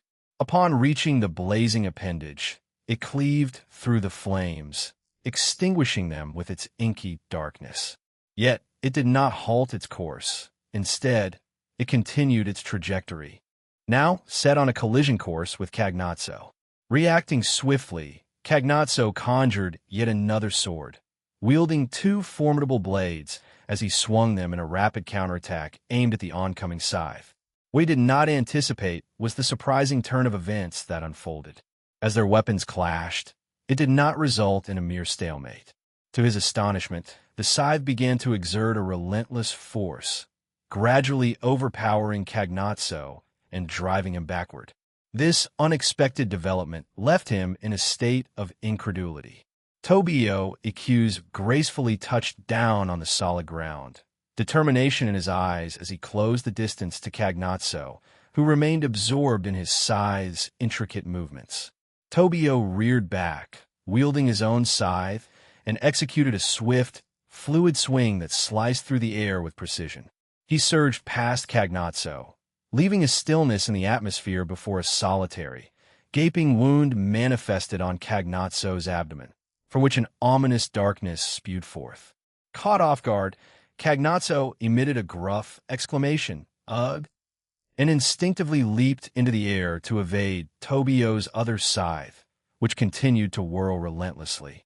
In a deft maneuver, the scythe eventually returned to Tobio's grasp, who skillfully caught it and then dispelled it into thin air. In the wake of this astonishing display of mastery over his sacred gear, Cagnazzo couldn't help but ponder Tobio's remarkable skill. His thoughts swirled with awe, acknowledging the rumors that had circulated about Tobio's status as one of the initial individuals to completely harness the power of his Longinus. However, he had never anticipated that Tobio's proficiency would reach such astonishing heights. Tobio initiated the exchange, leaving Cagnazzo puzzled by his words. "Don't tell me," Tobio began, his tone hinting at a sense of disbelief. "That's all you've got?" These seemingly innocuous words acted as a trigger, shattering something within Cagnazzo. His very aura erupted with an intensity that transformed the once serene cityscape around them into a chaotic maelstrom of fire and darkness. Tobio, taken aback by the sudden outburst, instinctively jumped backward, his earlier taunt now ringing in his mind with a touch of regret. Even Tobio's fellow Malebranche, Graphiacane, couldn't hide his unease as he watched the spectacle unfold. Graphiacane couldn't help but question Cagnazzo's decision. "Are you seriously going to let that human provoke you like that?" he inquired, a hint of concern in his voice. However, a sharp, disdainful glare from Cagnazzo was all it took to silence him. Graphiacane, his eyes rolling in exasperation, turned his attention back to his own opponent, Jin, choosing to remain silent and focused on the battle at hand. Jet-black dogs, their forms seemingly forged from molten lava and flames, erupted from the shadowy depths of Cagnazzo. With a blazing fury, they charged towards Tobio. In response, Cagnazzo's own aura surged, his power growing exponentially, propelling him forward as he sprinted towards Tobio. With a swift and determined motion, Tobio slammed his foot into the ground. In that instant, a myriad of twisted, shadowy blades materialized before him, an ominous barrier of darkness that raced toward Cagnazzo and his fiery hounds. As the blades of darkness surged forward, some found their mark, piercing through Cagnazzo's canine minions, while others narrowly evaded their fiery wrath.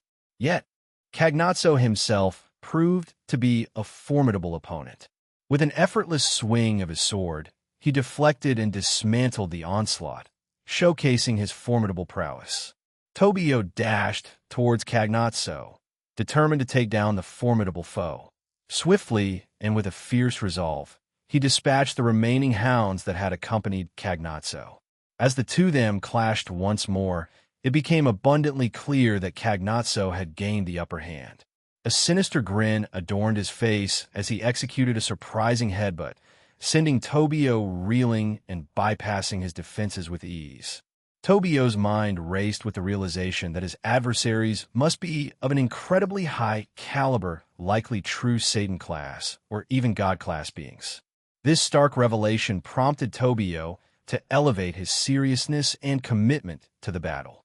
He recognized the urgent need to assist Jin, who remained in a tense standoff with another formidable member of the Malbrach. Having the hounds as backup could be the key to turning the tide in their favor. With a strategic leap, Tobio distanced himself from Cagnazzo and conjured a barrage of dark and distorted blades to confound his opponent. Landing a safe distance, he began the intricate chant necessary to unlock his Abyss Side balance breaker, gearing up for a crucial transformation that could potentially tip the scales in his favor. Behouless the slaying of principles and tens of thousands of goblins, an ominous transformation unfolded. The surroundings around Tobio and Jin were gradually consumed by darkness, an inky shroud that extended its reach, veiling the entire area in its shadowy grasp. "We are the imitation of the polar night in the farthest abyss," the enigmatic words echoed, as the ground, the city's once vibrant sky, and every visible facet of the landscape succumbed to this encroaching void. Not a single ray of light could barado its depths. "We are the Blade God, the evil beast. We will become the revolting blade of the endless night in the limits of the dim and distant as the darkness enshrouded them. Unsettling black beasts, eerily reminiscent of Jin, materialized in close proximity to Tobio and Jin themselves. These nightmarish creatures manifested one after the other, their numbers multiplying until they formed a formidable assembly. Moreover, a countless horde of shadowy Jin emerged from the ground, converging with the engulfing darkness. "So, you've unleashed your Abyss-side balance breaker," Cagnazzo declared with a sinister grin. Good, good. Let the battle continue." Tobio remained stoically silent, his eyes shifting toward his loyal hounds. Without hesitation, they rallied around Jin, a few opting to remain faithfully at Tobio's side. In a silent yet eerie dash, Tobio materialized beside Cagnazzo, who was left momentarily stunned by the sheer speed of his opponent. Cagnazzo swung his formidable sword toward Tobio, but the young warrior's darkness surged forth, forming an impenetrable barrier that deftly blocked the attack. With swiftness and precision, Tobio executed a swift uppercut that sent Cagnazzo hurtling into the sky, much to the demon's astonishment. Tobio's thoughts raced as he considered his strategy. Jean can resurrect them, so if I eliminate them now, it should be manageable. With a decisive gesture, he conjured a massive scythe forged from the very essence of darkness. To add to its ominous allure, the weapon ignited with silvery white flames, a direct manifestation of Aaron's blessing, which had recently been bestowed upon Tobio. This blessing not only augmented his overall power, but also granted him mastery over these formidable flames, surpassing any he had wielded before. In a fluid and powerful arc, Tobio swung the blazing scythe toward Cagnazzo, who, despite his formidable defenses, desperately attempted to block the impending strike. Yet, much to his abject horror, his swords didn't merely shatter. They were reduced to countless minuscule fragments, and the protective armor encasing him crumbled away. In an instant, Cagnazzo's body was mercilessly cleaved in twain, and even the very space around him seemed to fissure and fracture. In a singular, decisive blow, Tobio had emerged victorious over his formidable enemy, the battle's outcome resounding with finality. Tobio shifted his attention towards Jin, the hounds, and Graphiacane, taking note that they all seemed to be holding their own quite admirably. Yet, it was equally evident that the Malbranche they faced was no pushover. He guarded himself well, minimizing openings for them to exploit. Returning to his defeated opponent, Tobio veiled the fallen adversary in darkness, serving as a marker for retrieval at a later time.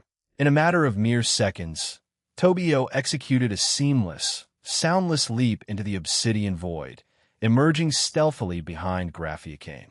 With swift precision, he swung his scythe, the blade slicing cleanly through the demon's left arm. Graphiacane's astonishment was palpable as he swiftly recoiled, launching a barrage of colossal fireballs in their direction. To his frustration, the fiery onslaught harmlessly sailed past them. "Do you have any final words?" Tobio inquired, his voice calm. "Heh," Graphiacane retorted defiantly, his anger evident. "That fool didn't use his other form, but I will."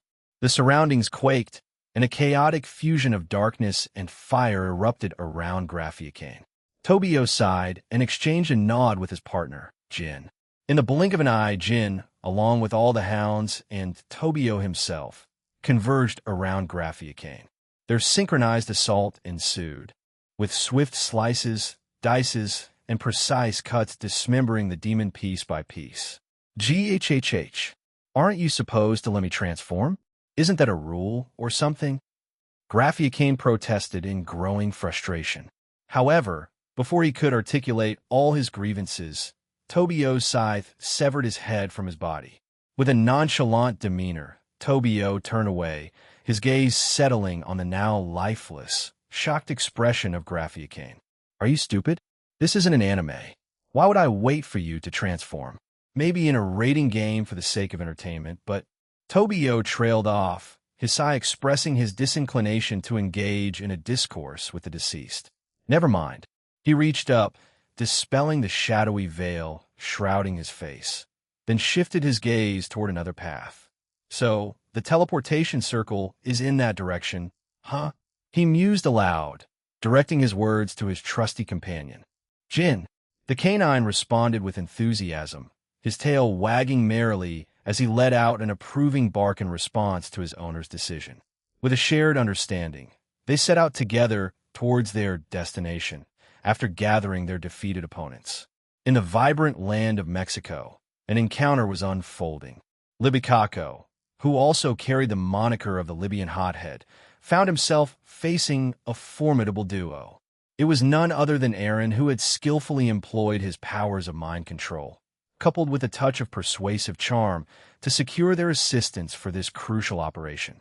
These two individuals were proud members of an organization known as XXX, recognized by its full title, Cross Times Kiss. Mitsuya Kanzaki and Shizuka Karino were fully immersed in their battle against Libicaco.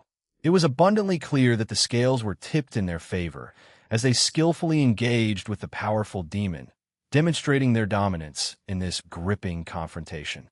"You two know I'm still not taking you seriously, right?" asked Libicaco with a tired tone. "And you know we've been treating you like a child, much like your height," retorted Mitsuya with a hint of animosity. Libicaco's lips twitched in annoyance. He hated his own height, but he had to live with it, and anytime anyone brought it up for any reason, he would generally lose his temper, and so he did. Libicaco, a figure of unassuming stature at 51, possessed a distinct aura that belied his modest height. His short, tousled black hair framed a face that bore the weight of experience, with a pair of pale blue eyes that seemed to hide untold stories within their depths. Clad entirely in black, he exuded an air of enigmatic rage. His coat, adorned with intricate chains that clinked whenever he took a step, flowed around him like a shadowy cloak. Black pants, gloves, and shoes completed the ensemble, emphasizing his penchant for darkness and mystery. Strapped to his waist, a baton gleamed ominously. It was more than a mere accessory. It was his chosen instrument of power, a symbol of his readiness for whatever challenges the world might throw his way. With every aspect of his appearance carefully chosen, Libikako projected an air of quiet, calculated intensity that demanded attention and respect. "Disappear," he mumbled under his breath, and with a swift motion, he materialized just below Mitsuya, raising his baton to deliver a powerful upward strike aimed at the XXX member. However, much to his astonishment, his attack missed its mark as Mitsuya had taken a slight step backward. Undeterred, he swung his baton once more, this time in a sideways arc.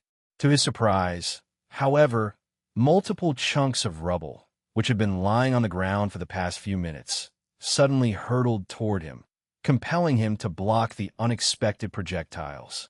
Libikako quickly discerned that they were infused with magic, and had he allowed them to make contact, he would have suffered more than just minor inconvenience. He would have sustained injuries of some significance. Mitsuya clicked his fingers, and the entire city of Mexico was covered in a barrier, forcing them into an ideal world of Mitsuya's choosing. This was the power of Innovate Clear. Innovate Clear possesses a unique and remarkable power. It can craft an ideal world within another dimension, much like Dimension Lost. Yet, it holds an additional power, the skill to conjure nearly flawless replicas of living creatures, akin to Annihilation Maker. This exceptional ability has earned it the epithet of the sacred gear that lets one impersonate God. However, it's crucial to note that anything formed within the world of Innovate Clear can only exist within that particular realm. Furthermore, Innovate Clear extends its influence to encompass control over other barrier spaces, making it a truly versatile and formidable asset in the hands of its wielder. "So this is Innovate Clear, huh?" Libikako began to say, his curiosity piqued. However, before he could continue, a sudden onslaught of fiery projectiles descended upon him. Swiftly, he raised his baton, channeling his demonic energy to create a protective barrier. To his astonishment, when the flames cleared, he beheld colossal dragons, each measuring roughly 20 meters in height and formidable in size.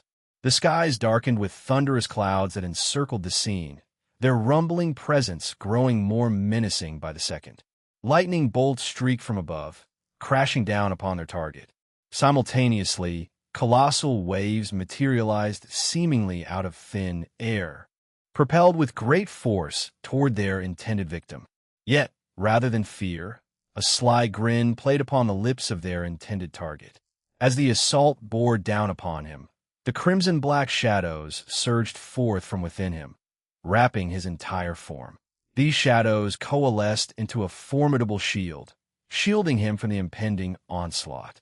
It was a moment of fleeting vulnerability seized upon by Libikako, who attempted to voice his thoughts. Just because Libikako began to speak, but his words were abruptly cut short. A small breach manifested in his defenses, permitting several lightning strikes to Barato and strike his body.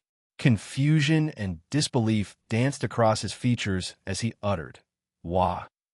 How did you—" Mitsuya Kanzaki, his expression stoic and unwavering, stood before the startled Malbrach. A small whirlwind materialized behind Libikako, heralding the arrival of a new presence. "Fufu, Libichan, never let your guard down," a female voice chimed in. She revealed herself, striking a decisive blow that severed Libikako's head from his body, decisively concluding their confrontation. With Libikako's defeat, the protective barriers surrounding the Malbranche dissipated, allowing them to regain their freedom. The one who had struck the final blow stood up and offered a casual wave to Mitsuya. "Shizuka, I'll ask you once more," Mitsuya inquired, deactivating his Innovate Clear's ability. "Why did you agree to cooperate with him?" Shizuka Karino sheathed her sword, her finger tapping thoughtfully on her cheek as she tilted her head in contemplation. Because I trust Jin-san, she replied. I've already explained, Mitsuya-kun. I'm cooperating with him to safeguard our timeline. I mentioned this to you months ago, and now that he's finally reached out to us, I couldn't refuse. Whatever, replied Mitsuya. Before they could continue, an army of devils appeared on the horizon. Let's just defend this country, he said, entering his transcendental arrival, a technique that would allow Mitsuya to artificially awaken both sacred gears balance breakers. Mitsuya's figure was enveloped in a sleek, futuristic suit of armor that gleamed with a brilliant combination of silver and cobalt blue. The centerpiece of his high-tech ensemble was an eye-catching, luminescent cross emblazoned prominently upon his chest, radiating an ethereal, otherworldly glow. His visage was obscured behind a visor-like glass that concealed his eyes, while a matching helmet sat atop his head, its contours as sharp and streamlined as the rest of his armor. Jutting out from the sides of his helmet were pointed protrusions that added an air of enigmatic elegance to his appearance. Trailing behind him, a once pristine white cape now bore the scars of battles past, its tattered edges fluttering like a ghostly echo of valor. By his hip, a striking blue sword crackled with electrical energy, casting an azure aura that danced with power. The sword's energy discharge illuminated the area around him, marking Mitsuya as a formidable force from a futuristic world. Shizuka couldn't help but express her concern as she questioned Mitsuya's choice. Are you sure about using that? Seems a tad excessive, doesn't it? However, Mitsuya remained stoic, saying nothing as he raised his sword, preparing to charge towards the oncoming army.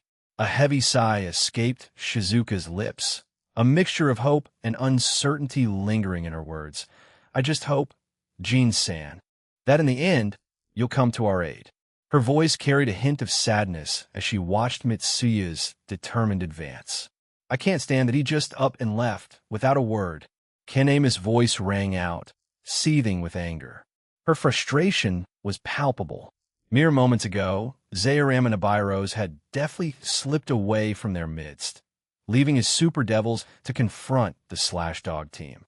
Natsum, her composure intact, responded, well, that's water under the bridge.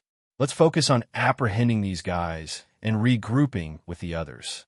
Meanwhile, in the picturesque backdrop of Italy, the Slash Dog team squared off against the remaining members of Zeoram and Abiro's formidable Super Devil Squadron. Amongst the adversaries standing before the two sisters, there were two female devils who shared a unique bond of sisterhood. On the right stood one of the sisters. She had long ebony hair pulled into a tidy ponytail that cascaded down her back. What immediately caught one's gaze, however, were her striking pink eyes, adorned with peculiar cross-shaped pupils, a reflection of her unearthly nature. Atop her head perched a vibrant pink hat, crowned with an elegant rose that added a whimsical touch to her ensemble. Her attire was a harmonious blend of darkness and vibrant color, as she wore a frilly black and pink dress adorned with numerous ribbons cascading gracefully from her hip. White stockings enveloped her legs, contrasting with her rose-patterned black heels that elevated her stature. On the left, her devilish counterpart exhibited a stark contrast. Her hair, a pristine shade of white, was meticulously styled into twin tails that framed her delicate face. Her eyes, a piercing shade of blue, bore star-shaped pupils, a glimmer of celestial intrigue within her gaze. Her attire exuded professionalism, with a well-fitted suit consisting of a regal purple top and sleek black, purple trim pants that accentuated her refined silhouette. Black shoes completed her polished look. Yet, it was the enigmatic number on her right cheek that hinted at a deeper, mysterious aspect of her character. Together, these two devil sisters embodied a captivating duality of light and darkness. Ne-sama, aren't they quite peculiar? The pink-haired devil inquired of her sister. Yes, Chrome, they most certainly are, replied the white-haired devil. Chrome, the pink-haired devil, summoned a sizable staff, directing it towards Natsum with pointed intent. From the staff's tip, pink clouds, each the size of regular cars, hurtled with remarkable speed towards their target. Natsum reacted swiftly, harnessing Sylph's wind to shield herself. Yet, to her surprise, the pink cloud detonated upon contact, catching her off guard. "Be careful, Natsu. Those things explode upon impact," Sylph cautioned her, the spirit friend's voice filled with concern. Determined to expedite matters, Natsum declared, "Let's wrap this up quickly, sis. I'll handle the pink one." With unwavering resolve, she delivered a powerful knee strike to Chrome's visage, sending her hurtling through the air. Without hesitation, Natsum pursued her adversary. Meanwhile, the white-haired female devil was taken aback by Natsum's incredible speed and attempted to apprehend her. However, her pursuit was abruptly interrupted when a spear's tip pierced her hand. The unexpected intrusion not only garnered her attention, but also fueled her growing annoyance. In a matter of seconds, her hand disintegrated, leaving her in a state of shock and bewilderment. "Curse you, wielder of the holy spear," the white-haired devil declared, her frustration evident. Observing these developments with a mixture of surprise and fascination, Kanami couldn't help but exclaim, "Wow. So many super devils showing resistance against my holy spear's one-shot ability. You guys are incredibly resilient, huh?" Kanami acted swiftly, extending her ring finger toward the super devil standing before her. With a deft motion, she activated her appraisal ability, uncovering the name Marzena. However, before Kanami could complete her appraisal, Marzena, the devil, wasted no time. She enveloped herself in a shroud of white demonic aura, launching herself aggressively toward the spear-wielding girl. In a display of agility and skill, Kanami expertly evaded Marzena's oncoming attack. She then executed a fluid maneuver, angling her hips to collide with Marzena's form, propelling her enemy with force. The result was a dramatic spectacle as Marzena hurtled through the air, crashing violently into the ground below, causing a cascade of destruction that sent buildings and trees toppling. A flustered Kanami couldn't contain her embarrassment. She realized that throughout the entire encounter, a catchy tune had been looping in her head, and her body had involuntarily started to dance, swaying and shaking her hips. This inadvertent movement had inadvertently led to her surprising counterattack. I didn't mean to do that," Kanami exclaimed, her cheeks burning with a deep blush. Meanwhile, Marzena couldn't help but marvel at what she believed to be Kanami's unparalleled reflexes and instinctive reaction. Little did she know that the truth behind this unexpected turn of events would leave her feeling far more than just surprised.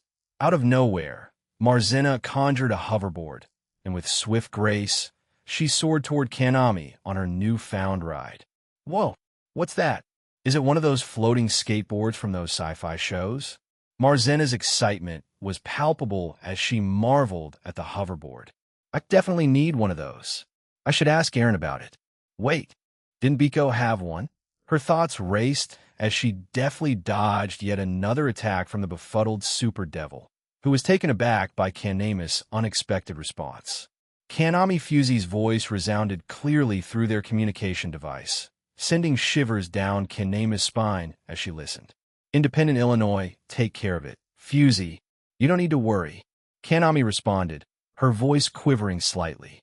In an unspoken and unofficial capacity, Fuzi Hirawa had assumed the role of the Slash Dog team's third leader. While Fuzi didn't mind Kanami's cheerful and energetic nature, she believed that a degree of seriousness was crucial when it came to their missions. As a result, she occasionally adopted a more authoritative tone to keep her leader grounded in reality. This transformation in Fuzi's demeanor had taken root after she entered into a relationship with Aaron. Spending more time with him, whether it was sorting through documents in his office or accompanying him on official business during his rare moments of leisure, had a subtle impact on her personality. Gradually, Fuzi began to cultivate a more serious and focused side of herself, especially when she was by Aaron's side. This newfound seriousness also extended to her interactions with the rest of her team. In instances when Kanami was inclined to goof off, Fuzi would step in as a temporary leader, a role she fulfilled with ease. as the team's prize magician, on par with the renowned Lavinia Rennie. Fusey used her extensive knowledge to impart valuable insights on a wide range of subjects to her fellow team members, solidifying her position as a reliable and knowledgeable presence within the group. Fusey's really scary in that state, so it's time to bring this to an end, declared Kanami resolutely.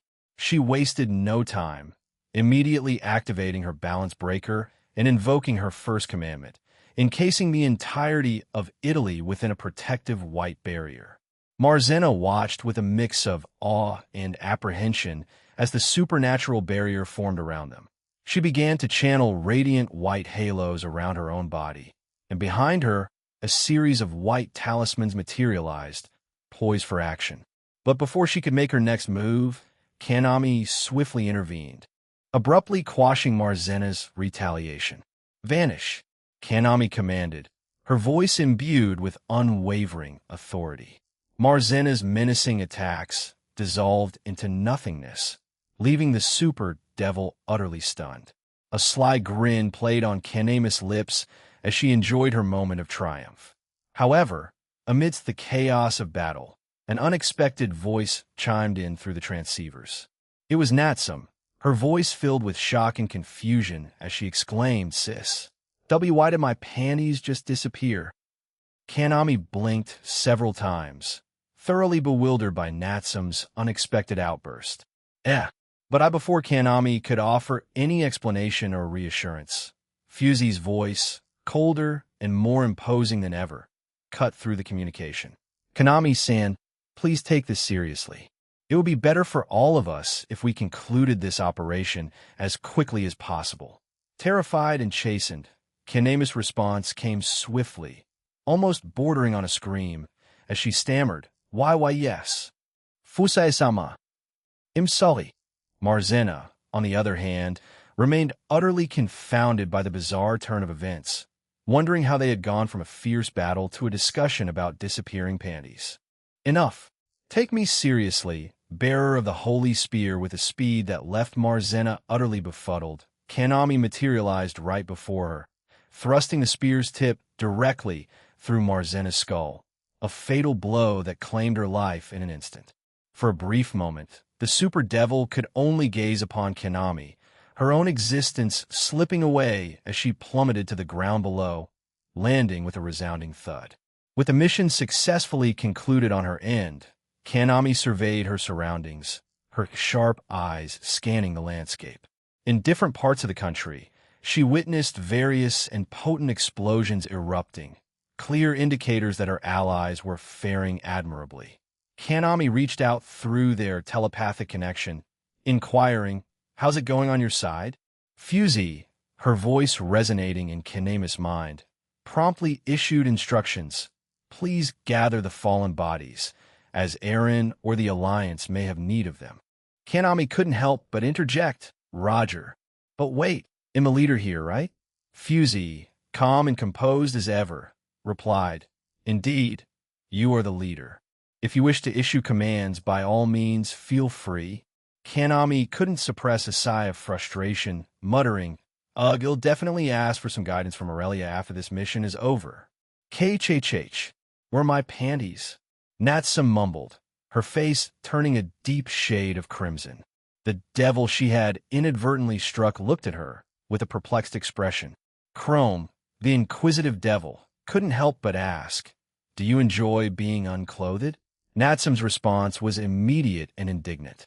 "Absolutely not," she exclaimed, her embarrassment evident.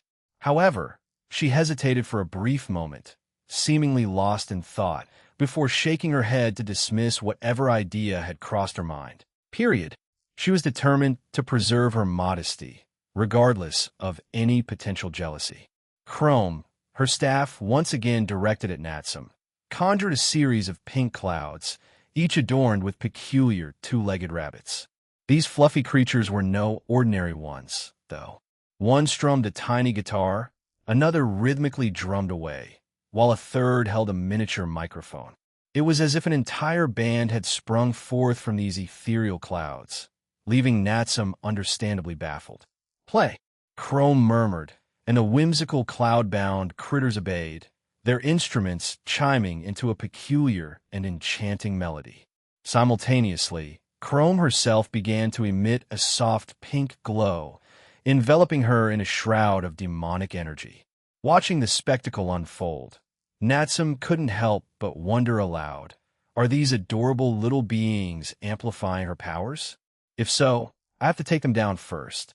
In swift response, Natsum initiated her spirit dive, her hand reaching skyward.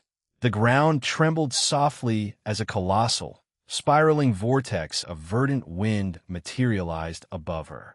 All eyes turned upward as the majestic force surged toward Natsum's location. Vuvait! Natsu! Kanema's panicked voice cried out, but alas, it was too late.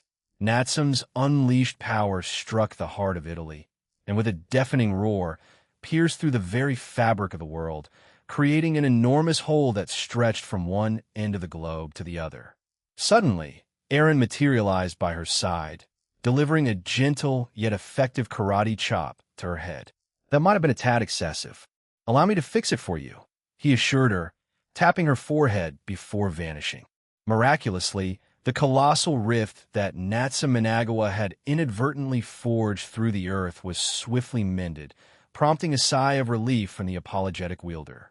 Phew, I was afraid ID messed up there. Huh. Natsum chuckled, her hand scratching the back of her head as she reflected on her unintended mayhem. But her attention soon shifted back to Chrome, who had been spared by her cataclysmic attack. The girl, however, trembled violently, her terror palpable.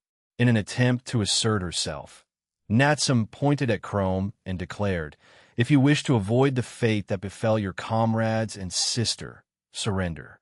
Surinif, Chrome cried out, quickly descending to the ground and assuming a submissive posture. Chrome, it seemed, was not as brave as her sister, Marzena. Throughout their short existence, she had often sought refuge in her sister's protective shadow. Labeled as a potent support, Chrome typically trained alongside Marzena, and their sisterly bond defined much of their interaction. The other Super Devils in Zayorama's group rarely paid Chrome much mind, often regarding her as a mere annoyance. However, Yevlunia made an effort to engage with her, even though it usually resulted in Chrome seeking refuge behind Marzena. Natsum, on the other hand, descended and positioned herself in front of Chrome, swiftly securing her in anti-cuffs and compelling her to stand. Chrome, however, found it challenging to meet Natsum's gaze, her eyes instead fixed firmly on the ground. This peculiar behavior piqued Natsum's curiosity. Why won't you look at me? Natsum inquired gently. Iprumise won't bita. In a barely audible voice, Chrome replied, I can't do anything without my sister, so I don't want to speak. Natsum studied Chrome for a moment, her expression thoughtful, before eventually shrugging her shoulders. She mused, we'll have plenty of time to chat once we get you to the Alliance's holding cells. Shigyun, Ajimu-kun, it'll enhance your powers.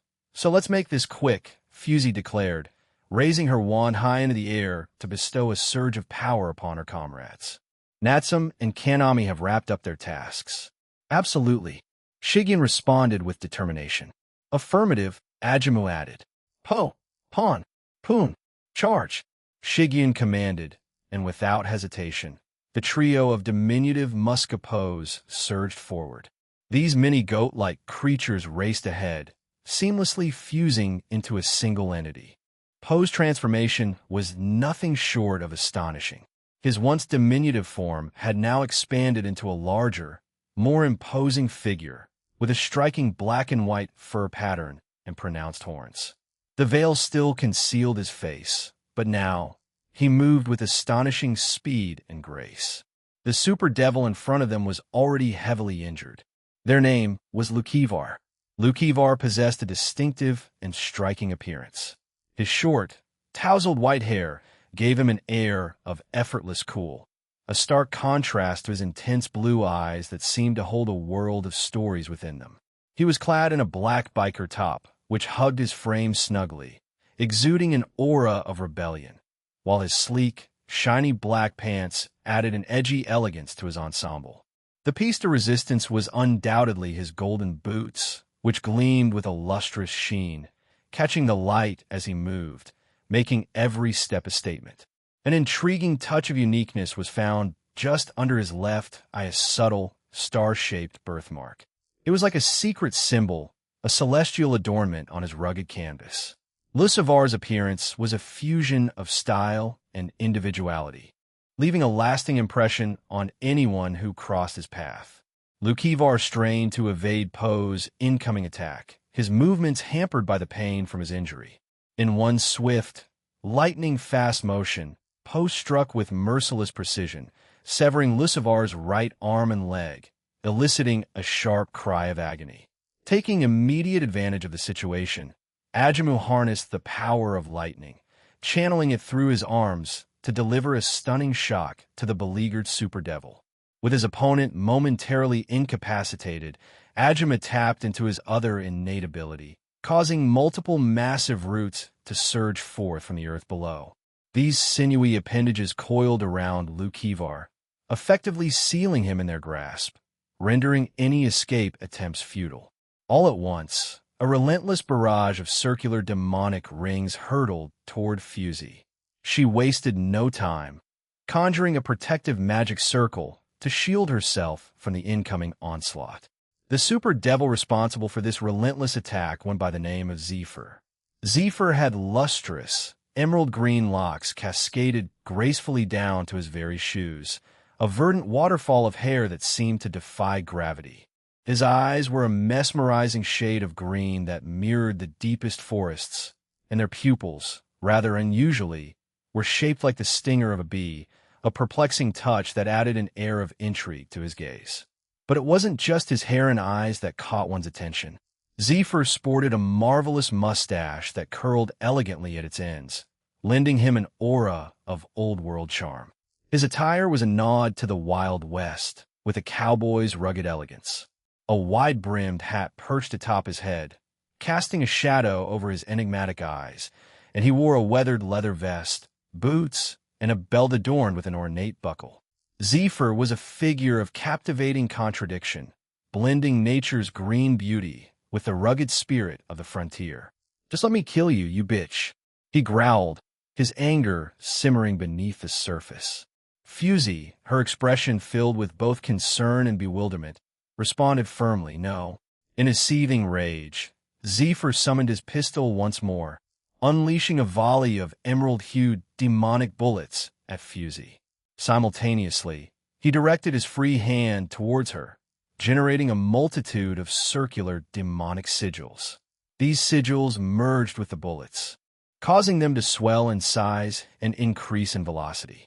Meanwhile, the circles continued to envelop the bullets, emitting a pulsating green energy that enhanced their destructive potential. Fusey raised her hand, poised to unleash her magical abilities upon her assailants. However, just before she could activate her powers, a mysterious figure sprang forth from her own shadow, boldly confronting the impending attacks. The figure was small in stature, but emitted a resounding roar that not only reached Fusey's ears, but resonated throughout all of Italy. This mysterious savior was none other than Liaden, the most recent creation of sacred gear. Liaden's thunderous roar had an astonishing effect on the demonic bullets hurtling towards them. They turned to stone in an instant, plummeting to the ground as lifeless sculptures. With wings conjured from the depths of darkness, Liaden soared gracefully back to Fusey's side, transforming into a more compact form as he perched on her shoulder. "I'll protect Mama Fusey," Liaden declared, nuzzling affectionately against her. Fusey responded with a warm smile, reciprocating the gesture by gently rubbing her cheek against Liaden's. "Thank you, Liaden. Will you stay by my side a little longer?" With boundless enthusiasm, Liaden replied, "Yes." Once Liaden became an integral part of Aaron's abode. Like numerous other independent avatar-type sacred gears, gained the freedom to traverse the dwelling at his own leisure. Initially, Lavinia and the other fated ones held a special place in his affections. However, everything changed when he first laid eyes on Fusey Hirawa. There was an inexplicable magnetic pull towards her, and he began to favor her even more than the fated ones themselves. He endearingly dubbed her Mama Fusey, a shift in allegiance that hit Lavinia hard and left her feeling a tad disheartened for a brief period. Nevertheless, Lavinia eventually came to terms with this shift in Lyoden's favor, as the sacred gear continued to exhibit a warm affection for her, as well as for Shin. So, her initial distress gradually faded away. Fusey's sorcery brought forth a multitude of magic circles, each crackling with latent energy. From these ethereal portals, shadows burst forth, quickly morphing into menacing spears poised to strike. Zephyr, the super devil, responded to this display with a derisive chuckle. Is that all you've got? You were wielding much stronger magic earlier. What's with this pathetic attempt? He jeered, his disbelief evident. However, Fusey's response was a knowing smile. Just as Lyoden unleashed another deafening roar, a profound transformation overcame her conjured magic spears. They swelled in size, evolving into colossal entities, their might and velocity amplified exponentially. This sudden surge of power sent shockwaves of terror through Zephyr. Desperately attempting to evade this impending onslaught, Zephyr encountered an unexpected impediment. As he glanced downward, more dread washed over him. He found himself ensnared by tendrils of inky darkness, these sinister appendages tightly gripping his ankles, ruthlessly hindering any escape. Struggling against his unforeseen entrapment, Zephyr could only muster a single word. Fu. In that instant, the multiple spears of darkness struck. The devastating impact obliterated half of Zephyr's face, leaving nothing but a gruesome void. His right arm and left leg were severed, and substantial portions of his abdomen were torn apart. The super devil, gravely wounded and teetering on the brink of existence, plummeted back to earth, his survival hanging by the thinnest of threads. Fusey and Lyoden descended to the ground, setting foot on the earth once more. Their attention was drawn to Zephyr, who lay there, his strength ebbing away. Fusey approached him, contemplating her next move. After a few moments of deliberation, she arrived at a solution. With a decisive action, Fusey administered a slime pill to Zephyr. The miraculous pill worked swiftly, healing his injuries. As Zephyr attempted to rise, Fusey intervened with a swift kick to his head, while Lyoden leaped from her shoulder and delivered a headbutt to a particularly sensitive area, rendering him unconscious once more. Fusey then lowered herself, securing handcuffs around the now incapacitated devil. She proclaimed, "I've completed my part," before touching her transceiver and adding, "I'm done on my end. How's everyone else doing?" However, before her team could respond, another explosion resonated through the air, this time in another part of Italy. The source of the explosion appeared to be near Murum, Middled, Cookie, and Calawarna. "They're nearly dead," Cookie exclaimed with fervor. Murum, seemingly unfazed by the dire situation, responded with a contemplative, dead. Duly noted. Middle, concerned for her boyfriend's state of mind, couldn't help but chime in, urging Murum, "Don't listen to that idiot, Murum. We don't want you to start acting or speaking like him. That would be rather strange. How do you think Jean-san would feel?" Calawarna, on the same wavelength as Middled, offered her support, stating, "You should disregard that idiot's words, Murum-san. It would benefit your mental health." Cookie, the second male in the group, found himself taken aback by their unexpectedly harsh words, leaving him momentarily stunned. Murum, in contemplation, directed his gaze at the two female fallen angels and ultimately concurred with their perspective. "Very well, it would be best to heed your advice." Feeling somewhat slighted, Cookie couldn't contain his frustration any longer. "At least at my back, Murum. What the hell?" he exclaimed as he emerged from his state of shock. A faint smile graced Murum's lips as he addressed Cookie. "I was just pulling your leg, Cookie. But we should wrap things up here because Fusey is starting to get impatient," he remarked, motioning toward the scene ahead. In a parallel confrontation, Murum and Cookie's group found themselves pitted against two formidable super devils. Similar to Marzena and Chrome, These two male super devils appear to share a close bond. However, unlike the sibling dynamic of Marzena and Chrome, these two acknowledge their shared traits, even if they didn't officially consider themselves siblings. On the right was Thasker. Thasker, an intriguing figure, defied expectations with his distinctive appearance. His bald pate gleamed brilliantly under the unrelenting sun, a stark contrast to the usual head of hair one might expect. But the most arresting feature was his eyes, like twin orbs of purest white, devoid of any discernible pupils. These ghostly ocular windows seemed to peer into realms beyond mortal comprehension. Adding to the enigma was his choice of attire, the austere garb of a monk, a puzzling juxtaposition for one bearing the label of a devil. The flowing robes, a canvas of muted earthy tones, adorned his frame in stark contrast to the typical sinister imagery associated with his kind. To the left was Nycalian. Nycalian possessed a crown of obsidian tresses that cascaded gracefully down to the very curve of his waist. Amidst the ashen complexions of his fellow devils, he stood as a resplendent anomaly with his bronzed skin, radiating an otherworldly allure, and his eyes, a deep and enchanting gold. His attire was regal and majestic, a tapestry of gold and black that draped upon him with an air of princely elegance. It flowed like a living shadow. On his wrist, a dragon-shaped bracelet coiled, an emblem of his power. Yet it was around his neck where his true magic lay. There, intricate demonic magic circles, each a web of strange patterns, hung as a testament to his formidable power. However, it was important to note that both Thasker and Nycalian had already sustained extensive injuries due to their prolonged battles with Meruem's group. Thasker bore the scars of battle with a missing eye, and his left arm had been grievously severed. Nycalian, too, had a share of battle wounds, having lost a leg and a substantial portion of his left arm. Their reserves of demonic power were dwindling rapidly, primarily because Meruem had devised a novel technique that sapped the energy of others. It was a formidable technique, but Meruem could only employ it thrice. "We've done our part, haven't we?" Nycalian inquired, his breath coming in uneven, ragged gasps. "Of course.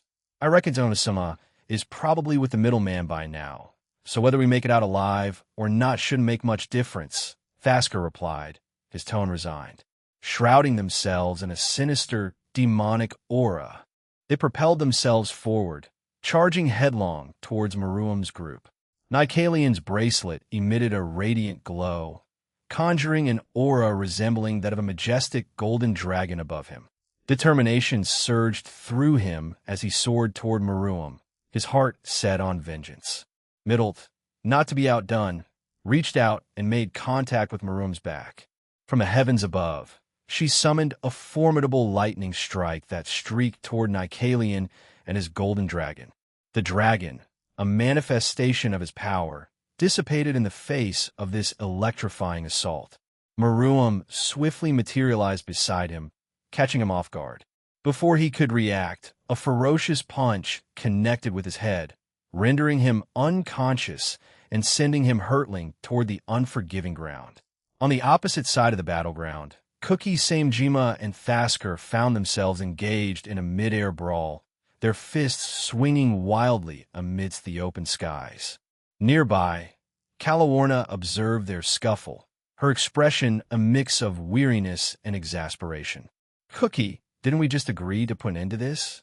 Calawarna interjected, her voice tinged with frustration. A contemplative look crossed Cookie's face as he considered her words. After a brief moment, he nodded in acknowledgement. Yeah, you're right. We did, didn't we?" With a hint of remorse, he turned his attention back to Thasker and offered a casual, "Sorry, man." Then, in a surprising twist, he swiftly brought his head crashing against Thasker's nose, leaving the super devil momentarily stunned. With Byakusa perched on his shoulders, Cookie conjured an electric spear that materialized around his arm. In a lightning-quick motion, he drove the weapon through Thasker's chest, mere inches away from his heart. Despite Thasker's formidable demonic aura, it proved powerless against Cookie's relentless attack. The super devil coughed up blood, and Cookie withdrew his arm, creating some distance between them, leaving the devil thoroughly bewildered. As if orchestrated by some divine force, a multitude of radiant spears rained down upon Thasker's body. The one responsible for this was Calawarna. A brief look of shock flickered across his face before he let out a rueful chuckle. "Damn it," he muttered, his voice carrying a note of resignation, just before he began to disintegrate into nothingness. "This is Calawarna. We've finished up in our area," she communicated through their transceivers. "I understand. So, we've wrapped up everything. Let's regroup in the specified area, deposit the defeated foes, and reunite with the rest," Fusey directed. "Yeah, what she said. Let's get this done, team," Kanami chimed in enthusiastically. A collective chuckle emanated from the group as they commenced their journey toward the assigned location to transport their defeated enemies. "Fufu, the fact that I was tricked like this is amusing, but I shall still emerge victorious thanks to my contingency plans," Zayorama Nabairos declared with an air of confidence. He stood before Kuroka Tiju, Chiron Tuju, and Lada. Aaron had employed a clever ruse, luring Zayorama into revealing his grand scheme before nullifying his resurrection strategy. Moreover, Aaron had effectively blocked any attempts at teleportation, whether through magic or any other means, and transported the two Nekishu sisters to this very spot, positioning them to confront their adversary once more. "Shut up. I've been waiting for this moment to give you a good punch, so you'd better be grateful for it," Kuroka bellowed, her voice filled with determination, capturing Zayorama's full attention. I see. You were the little kitten from those years past. The Nabirius, was it? The one I collaborated with?" Yes. You've certainly matured," he remarked with a lecherous glance at Kuroka's entire form, causing her to shudder with repulsion. With no prior indication of her intentions, Chiron materialized right next to Zayorama and swiftly directed a punch aimed squarely at his face. However, her surprise was palpable when, in a blink of an eye, a small circular barrier manifested beside him, expertly intercepting her attack. A derisive grin crept across Zayorama's visage. "I had a hunch I might be outmatched in this operation," he began, his tone oozing with self-assuredness. "Nonetheless, I've equipped myself with a slew of ingenious devices designed to ensure my survival for a considerable duration, even in the face of God-class beings. My dear little white kitten," he explained, his smug satisfaction evident in his smile. Chiron didn't stop after her initial attack. She followed it up with a swift roundhouse kick. Though the shield managed to block her kick once again, the sheer force behind her strike caught Zayorama off guard, sending him staggering backward. With a graceful landing, Chiron quickly bounded back to join her sister, Lada, preparing for their next move. "Oh, I didn't expect you to pack such a punch, little white kitten," Zayorama remarked, a hint of amusement in his voice. "Your mother was quite the force as well." Before he could finish his sentence, a flurry of Tuki bullets were unleashed in his direction, disrupting his words. This unexpected interruption brought a chuckle from Zayorama. "I didn't think you cared about that woman," he continued, a sly grin forming on his face. "She put you through quite a lot, didn't she? Though I must admit, I played my part as well," he confessed, leaving the sisters somewhat bewildered by his cryptic remarks. "What do you mean by that?" Kuroka hissed, her voice laced with an unmistakable demand for answers from the devil before her. "Have you ever pondered why and how your father's obsession spiraled out of control?" he inquired, his grin stretching wider. "It's because of me. I orchestrated it all. I issued the orders, commanding them to persist in their relentless pursuit of artificial super devils. Naturally, the Nabirius clan was under my sway, and they had no choice but to comply. I simply never fathomed that a mere human like your father would take such a task with such gravity. Consequently, it made your existence a tad more challenging, didn't it, my dear little kittens?" he continued, his tone dripping with condescension. Kuroka's fury was on the brink of erupting like a volcano, but the divine touch of the goddess behind her halted her impending outburst. A sense of tranquility flowed through her veins, and her seething anger gradually ebbed away. Kuroka, if you unleash your emotions like that, it could put you in a vulnerable position. Keep in mind what Gene advised you before his departure. Having said that, I believe I may understand the root of your anger. Rest assured, we'll do my utmost to stand by both of you in this endeavor, Lada conveyed with an assuring tone. Kuroka drew in a deep breath, and as she exhaled, a remarkable transformation unfolded. Her long, ebony tresses gradually morphed from black to a pristine white, while her eyes underwent a striking change, their vibrant hue shifting to a mesmerizing shade of crimson. An undeniable aura enveloped her. But unlike its usual fiery and unrestrained nature, it exuded an eerie tranquility, although the intensity of her anger still smoldered in her gaze. With composure in her voice, Kuroka addressed Lada, saying, haha, he'll certainly keep that in mind. But right now, I know we're going to take him down. Beside her, Chiron nodded in agreement. She, too, entered her Chiron mode, her body enshrouded in a protective layer of 10k. Both sisters stood prepared to confront the devil before them, who continued to wear a grin that refused to wane. Lada bestowed a smile upon them and gently touched their backs, infusing a trace of her own divine aura into their beings. A potent surge of purple energy emanated from their bodies, merging seamlessly with the auras of Kuroka and Chiron. Even if this power boost may seem inconsequential, I want you to have it. Give it your all, and it'll provide assistance from here, the goddess assured them. Both sisters acknowledged her with resolute nods before embarking on a determined charge towards Zaorama. The power of love and friendship. How repulsive, Zaorama commented. However, both sisters swiftly closed in, flanking him with their incredible speed. Zaorama, instead of remaining passive, channeled his demonic energy to manifest two ethereal demonic swords beside him. These blades took on a life of their own, darting erratically toward the Nekashu sisters. Yet, to his astonishment, neither of the sisters displayed even a hint of concern. They simply thrust their fists toward the oncoming swords, shattering them into oblivion. Zaorama couldn't help but scoff in response. Those lizard women defy logic at every turn. It's exasperating, he muttered, conjuring more demonic swords forged from his malevolent aura. He commanded them to assail the sisters. This pattern persisted for several seconds, with the two sisters systematically dismantling each sword Zaorama summoned, until at last they broke through his defenses and charged him.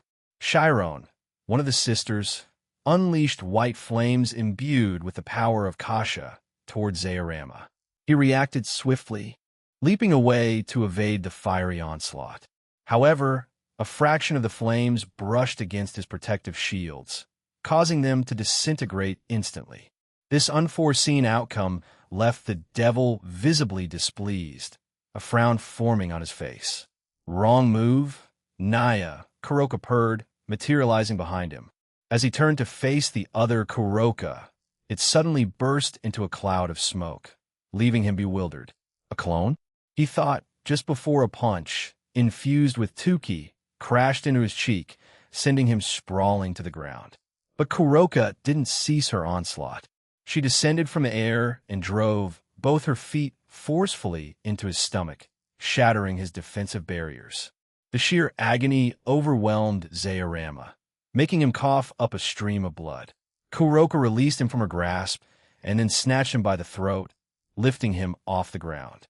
Ending your life now wouldn't be satisfying. So let's make this interesting, shall we? Struggle for us, okay, Naya? She declared in an icy tone. With a casual flick, she flung him away at breakneck speed, hurtling him across the vast expanse of Russia until he collided with one end of the barrier. The two sisters and the goddess teleported to his location and approached him as Zaorama Nibiros laboriously clambered to his feet. He was in dire straits, and he knew it all too well. A rapid scan of his battered body revealed several fractured ribs, internal bleeding in his stomach, and an array of painful bruises all over. Shakily, Zaorama raised his right arm and said, "I'm not done yet, cat."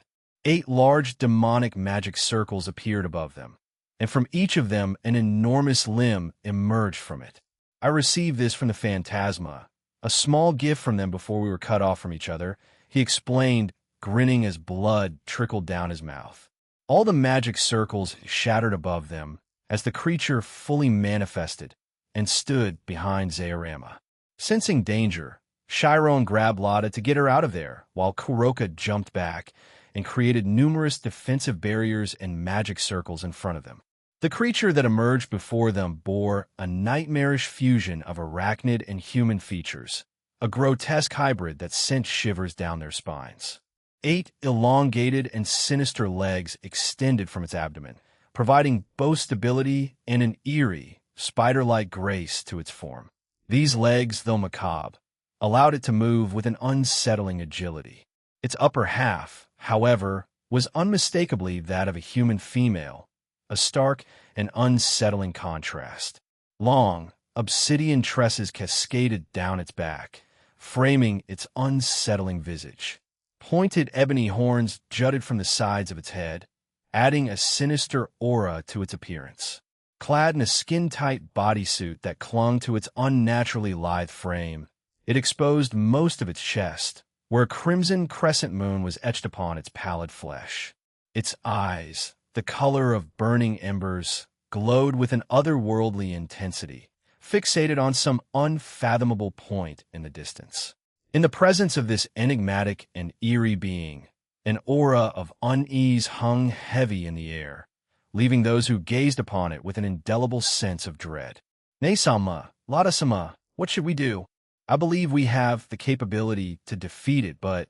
Chiron's voice trailed off, filled with uncertainty. "Do you think Eren might want it, Naya?" Kuroka inquired, to which Chiron simply nodded in response. Lada weighed the options, her expression reflecting her concerns. "I'll entrust the decision to both of you. That entity originated from another universe, correct? Its power is substantial. Between the two of you, you possess the strength to overcome it, which I do not. I may need to make a tactical withdrawal, as my presence might hinder rather than help. We don't mind, Lada-sama. Leave it to us. But could you attempt to contact Eren, Naya?" Kuroka pressed further. "I've been meaning to ask, who's Eren? Could it be Jean?" Lada inquired, her head tilting in curiosity. "Yes, we refer to Jean as Eren. It's his original Irish name. So, can you reach out to him?" Kuroka reiterated. "Of course, leave it to me," replied the goddess. A smile graced Kuroka's lips as she touched Lada, causing her to vanish. She had teleported her beyond the barrier, leaving her standing outside. Lada let out a sigh and began crafting a communication magic circle. "Hello, Jean? It's me, Lada. So, Chapter 13, Part 5. A Dreamer's Dream, Third-Person Point of View. Fahaha." Sarorg's thunderous laughter echoed through the battleground. He clashed head-on with a Malebranche, their ferocity evident as they exchanged a relentless barrage of mighty punches and sword strikes. Farfarello, the enigmatic goblin god among the Malebranche. In stark contrast to the goblin-like image that his name might conjure, he bore a striking semblance to humans. He stood apart even among his Malebranche brethren, a remarkable figure in their otherworldly ranks. His most distinctive feature was a cascade of long, flowing blonde hair that shimmered like molten gold in the light. His eyes, a vibrant and resolute shade of green, seemed to hold the secrets of worlds within them, reflecting an unwavering determination. Adorned in a regal ensemble, Farfarello's attire combined pristine whites, rich golds, and ethereal pale blues. At the center of his chest plate, luminous green pieces mirrored the hue of his weapon, a masterfully crafted sword, which he clutched with an air of profound authority. When Farfarello wielded his sword, it came alive in his hands, aglow with a deep, mesmerizing emerald green, like a living testament to his divine power. Following their departure from the underworld, Sarorg and his companions embarked on a journey to America. Their mission? To rendezvous with none other than Koratia, a stalwart defender of the nation who had tirelessly battled against relentless devil incursions. Koratia, along with the formidable magicians of Grauzober and several other allied groups, had valiantly stood their ground, protecting the country from the malevolent devil forces. Upon their arrival, a generous offer was extended by Croatia. She expressed her willingness to take on a member of the Malebranche, a formidable adversary. However, Serorg, with unwavering determination, insisted on taking up the challenge personally. And so, with a nod of acceptance, Croatia yielded to his wishes. Nevertheless, she positioned herself at a discreet distance, her keen eyes never wavering from the impending clash. Her interest was piqued, and she watched the unfolding battle with rapt attention. "I'm thoroughly enjoying this, Farfarello Dano," Serorg bellowed, his punches and strikes delivered with remarkable speed and ferocity. Refusing to be outshone by the younger man, Farfarello skillfully parried each attack and countered with his trusted sword, a smile gracing his own lips. "I concur, Serorg Bale. You're indeed a formidable adversary." Much like the deputy commander of the Malebranche, Barbariccia, Farfarello adhered to a code of warrior's honor and would never stoop to employing underhanded tactics in a duel. In the heart of Washington, an epic clash unfolded as Serorg and Farfarello collided, unleashing a destructive maelstrom that laid waste to everything in their vicinity. They were acutely aware that no ordinary humans remained within the buildings that bore witness to their titanic struggle. Thus, they allowed their innate battle instincts and exhilaration to guide their every move. Serorg held the knowledge that Aaron, ever the adept mender of destruction, would soon set about repairing the damage they wrought. This understanding allowed him to fully revel in the intensity of their battle, for their battlefield extended to encompass the entire world.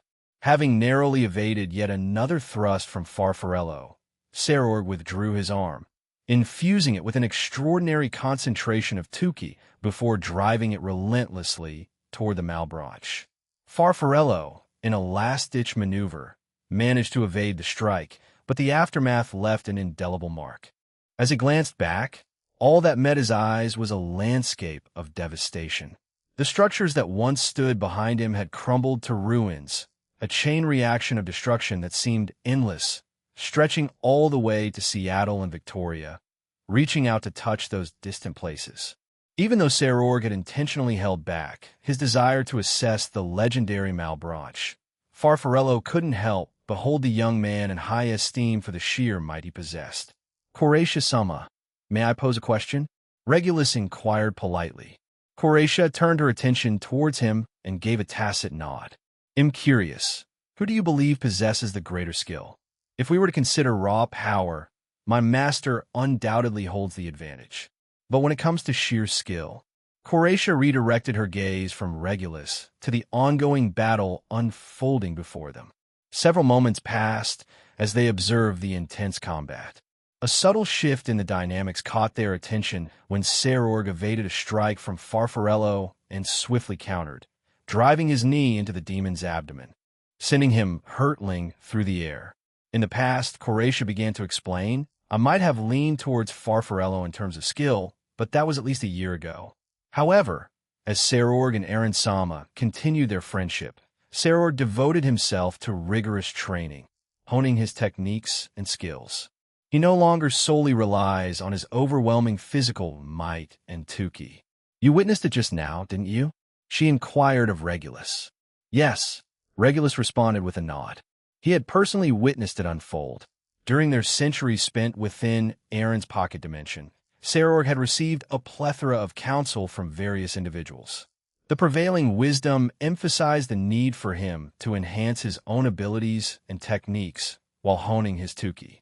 These well-meaning advisors made it clear that relying solely on his innate physical might, speed, and the power of his sacred gear would have limitations. If he aspired to achieve greater overall growth, especially in the long term, it was imperative that he made substantial improvements in those specific areas. Lian Sama, Aurelius Sama, Scathach Sama, and even Jean Sama all encouraged him to refine his Tuki, master his existing abilities, and delve deeper into martial arts. He dedicated years to this pursuit, And this is the master you see before you now, he elaborated, a smile gracing his features. Regulus blinked a few times, his curiosity getting the better of him. Wait, how do you know all of this? Weren't you assigned to protect before he could finish his sentence? Horatia broke into laughter. My primary mission was indeed to safeguard that place. However, over time, I've amassed a substantial army. I also created smaller insectoids that serve as spies, monitoring the events transpiring back home. I'm well informed about the developments of the past year, she disclosed, a sly smirk playing on her lips. Regulus. Sarorg's roar reverberated through the air, abruptly teleporting the young man to a different location. Horatia swiftly rose to her feet and bounded over to another intact building, from where she could observe the ongoing battle. Sir, the young man swiftly acknowledged. We've come to a decision, Sarorg declared resolutely. We shall settle this while being in our strongest forms. He elucidated his intent, and Farfarello, in agreement, nodded in affirmation. Farfarello, standing a considerable distance from the group, became the epicenter of a remarkable transformation. His once ordinary armor surged with a potent, radiant power, casting a luminous emerald glow that bathed the surrounding area. It was as though the very essence of nature had infused his being. As the verdant radiance intensified, a breathtaking spectacle unfolded. Countless ethereal swords of emerald light materialized around him, swirling in a mesmerizing dance.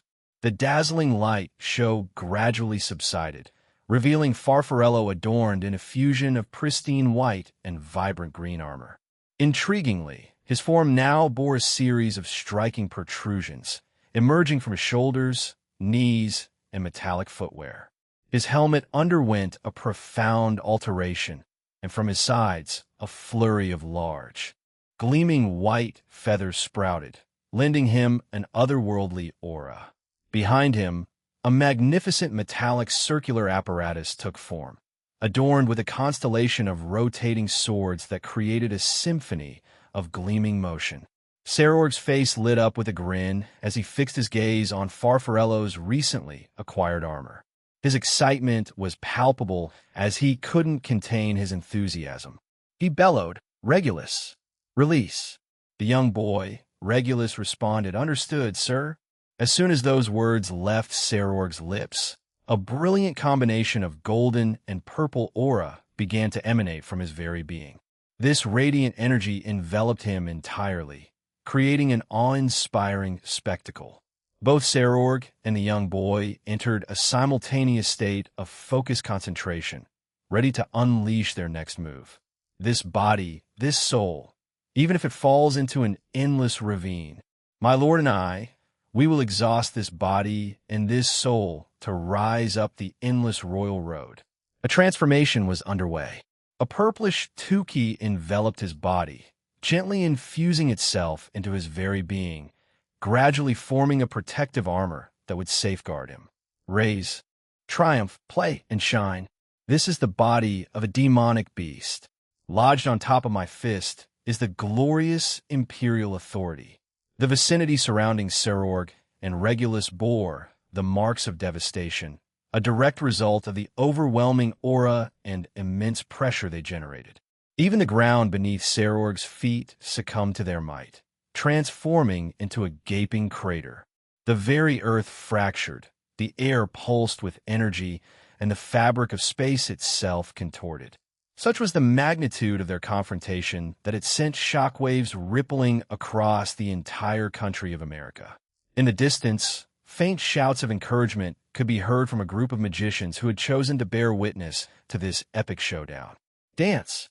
Dance! Bloom! Break down the beast, climb over! A colossal eruption of aura burst forth like a supernova, its brilliance lighting up the surroundings. In the wake of this spectacular display, Sarorg emerged, his imposing figure encased in a resplendent armor of regal purple and gleaming gold. This formidable armor seemed to radiate power, amplifying his already impressive presence. Surrounding him was an aura of pure tuki, an overwhelming force that crackled and pulsed with unrestrained might. As Sarorg took a single step forward, the very earth beneath him quaked and fractured, unable to withstand the sheer force of his advance. Each footfall echoed like a seismic event, leaving no doubt about the seismic power he wielded, an indomitable force ready to reshape the world in his wake. "Here I come, Farfarellodano," Sarorg declared before vanishing from his initial position. Farfarello remained vigilant, concentrating his focus on the area, anticipating the return of the heir of the great King Bael. Yet, an unexpected turn of events left the Malebranche member in a state of shock and bewilderment. Suddenly, an immensely potent and weighty blow struck his abdomen, robbing him of his breath and sending him hurtling through the air. This time, the resulting shockwave wreaked even greater havoc upon the territory of the United States. However, the bystanders were spared from the cataclysmic consequences, all thanks to Coratia's quick thinking and protective actions. She shielded them from the impending devastation, preserving their lives in the face of impending doom. Coratia, an electa, repeated this heroic feat for her comrades scattered throughout the expanse of American soil, thwarting the obliteration that would have ensued had Sarorg's ferocious punch found its mark unchecked. Returning to the scene with Sarorg, his superior strength and speed enabled him to accomplish a remarkable feat in one mighty leap. He closed the distance between himself and the spot where he had struck Farfarello, successfully catching up to the demon. Even Farfarello himself found the ferocity of this assault startling. Despite his Bodis augmentation courtesy of the Ka's order and his transformation, he couldn't help but be taken aback by the sheer force of the attack. Inside Farfarello's thoughts, a torrent of questions swirled. How am I still breathing? An attack like that should have left me dead. Unless he held back, it would make sense. His mastery over his own abilities is unparalleled. Perhaps he tempered the intensity and force of the impact, yet the resulting shockwave it produced still proved substantial. He mused, attempting to unravel the paradox. High above him, the great Lion King descended with thunderous force, compelling Farfarello to spring backward to evade the impending attack. As Sarorg made contact with the ground following his formidable leap, the earth quivered beneath him, causing tremors that reverberated through the entire country. Farfarello, too, experienced the unsteady footing as he landed, further attesting to the sheer magnitude of the power at play. Farfarello moved swiftly, swinging his sword in the direction of Sarorg. The result was a barrage of hundreds of demonic aura slashes launched toward Sarorg. Simultaneously, the swords hovering behind Farfarello unleashed a relentless barrage of smaller blades, all aimed squarely at Sarorg. Sarorg, in response, countered with a flurry of punches. Each punch generated a compact but potent shockwave that effectively dismantled or disrupted the incoming demonic attacks. Once he had successfully fended off these attacks, Sarorg kicked his speed into high gear, leaving Farfarello struggling to keep up. With astounding agility, Sarorg darted behind his opponent and delivered a powerful, precise blow directly to Farfarello's back. The impact was so forceful that it shattered through Farfarello's formidable armor and inflicted devastating damage to his spine. As a result, not only did the floating swords and the circular apparatus disintegrate, but Sarorg also hurled Farfarello away with tremendous force. However, Sarorg's relentless assault was far from over. He pursued his opponent, swiftly closing the gap. In a spectacular display of acrobatics, Sarorg positioned himself directly above Farfarello, executing a rapid spin that culminated in a resounding double strike. Both of his metallic legs descended with incredible velocity, driving Farfarello's head deep into the ground and leaving him ensnared by the earth. Regulus found himself utterly stunned by the unfolding spectacle. Throughout their time within Aaron's pocket dimension, and even during the tournament, he had grown accustomed to witnessing his master's numerous defeats. Those losses had piled up, especially during the matches that his master eagerly anticipated in that dimension. But this particular showdown, it felt different, something he couldn't quite put his finger on. "What's the matter? Can you not stand?" Sarorg inquired, casting a quizzical glance toward his fallen opponent. That, Sarorg Bale, would be an impossibility, Horatia responded as she descended from her vantage point above. Sarorg's curiosity piqued, and he pressed for further explanation. Why do you say that? Because, in essence, you have brought about his demise, the insectoid woman elaborated. The sheer force of your earlier punch obliterated his spine.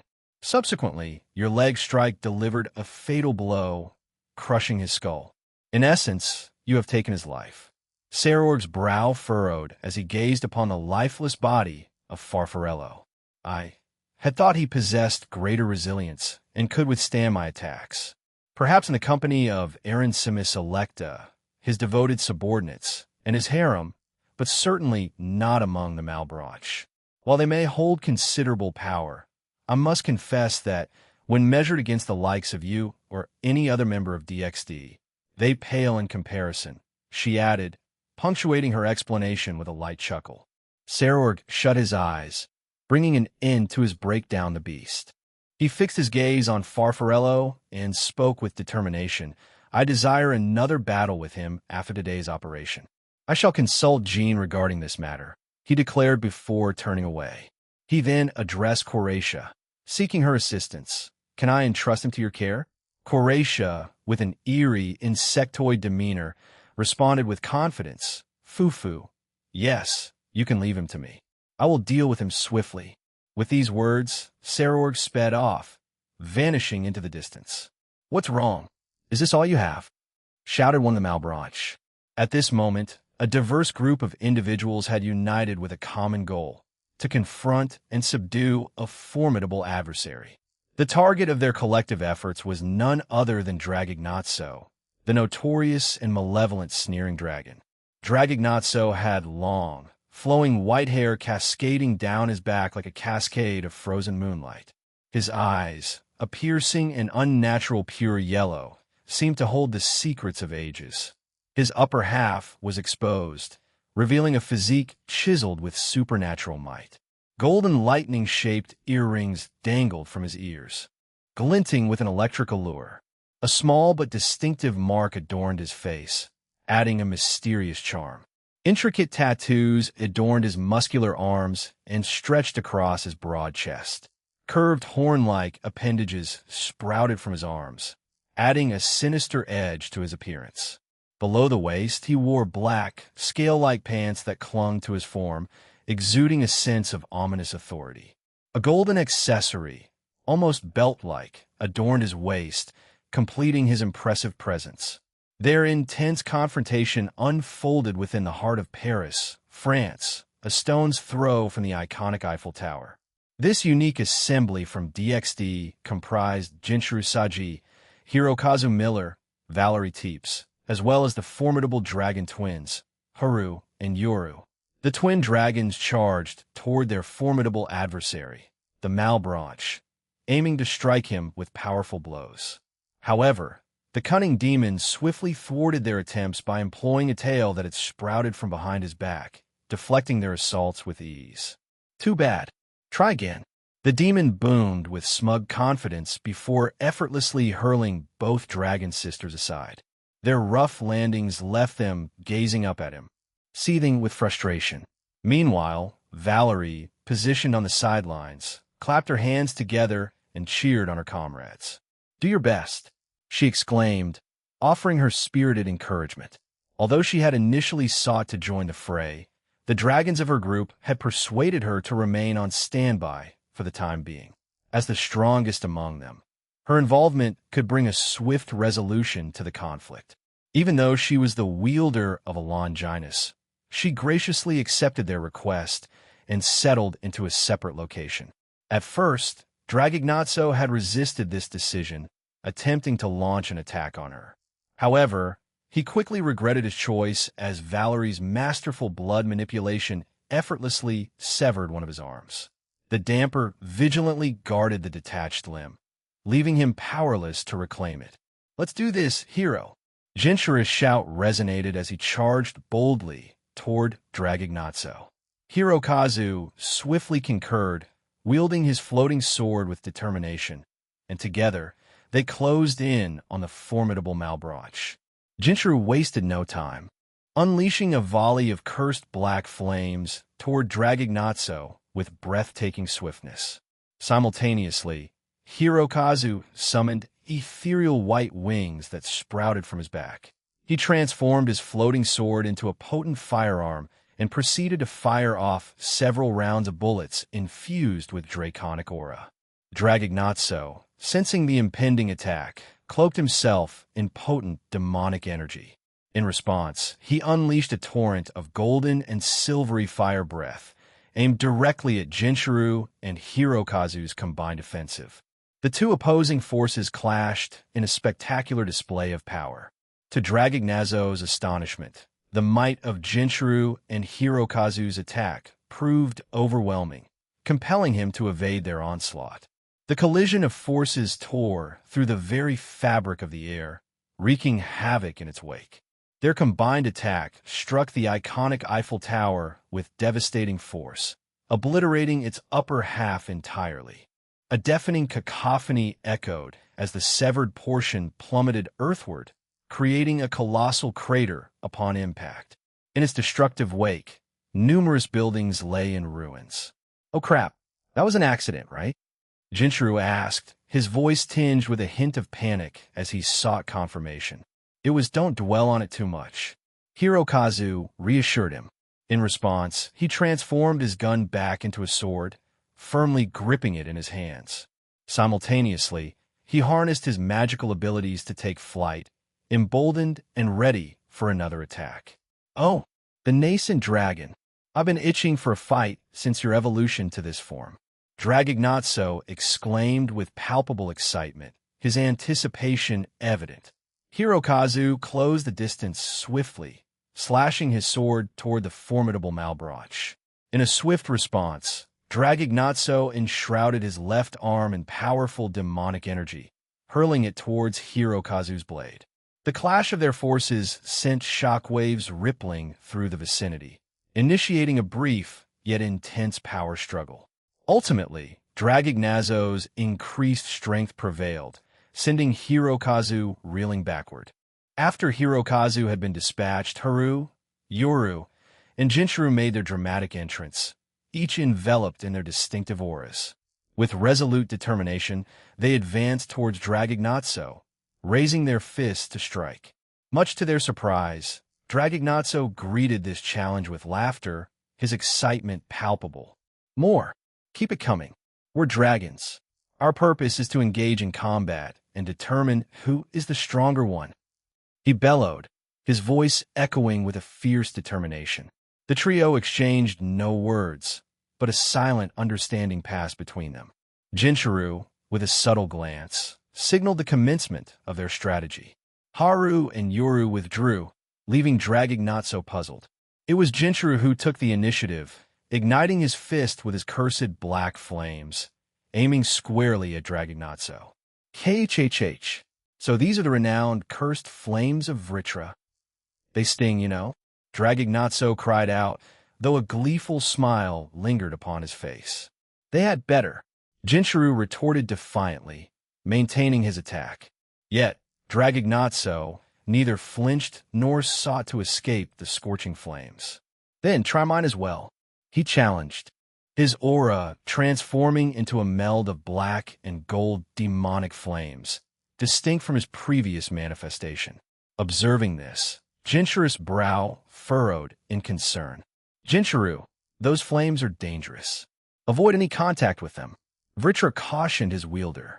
Responding to Vritra's warning, Jinchuru hastily distanced himself as the inferno grew in intensity, coalescing into the shape of a dragon's head surrounding Dragignazzo.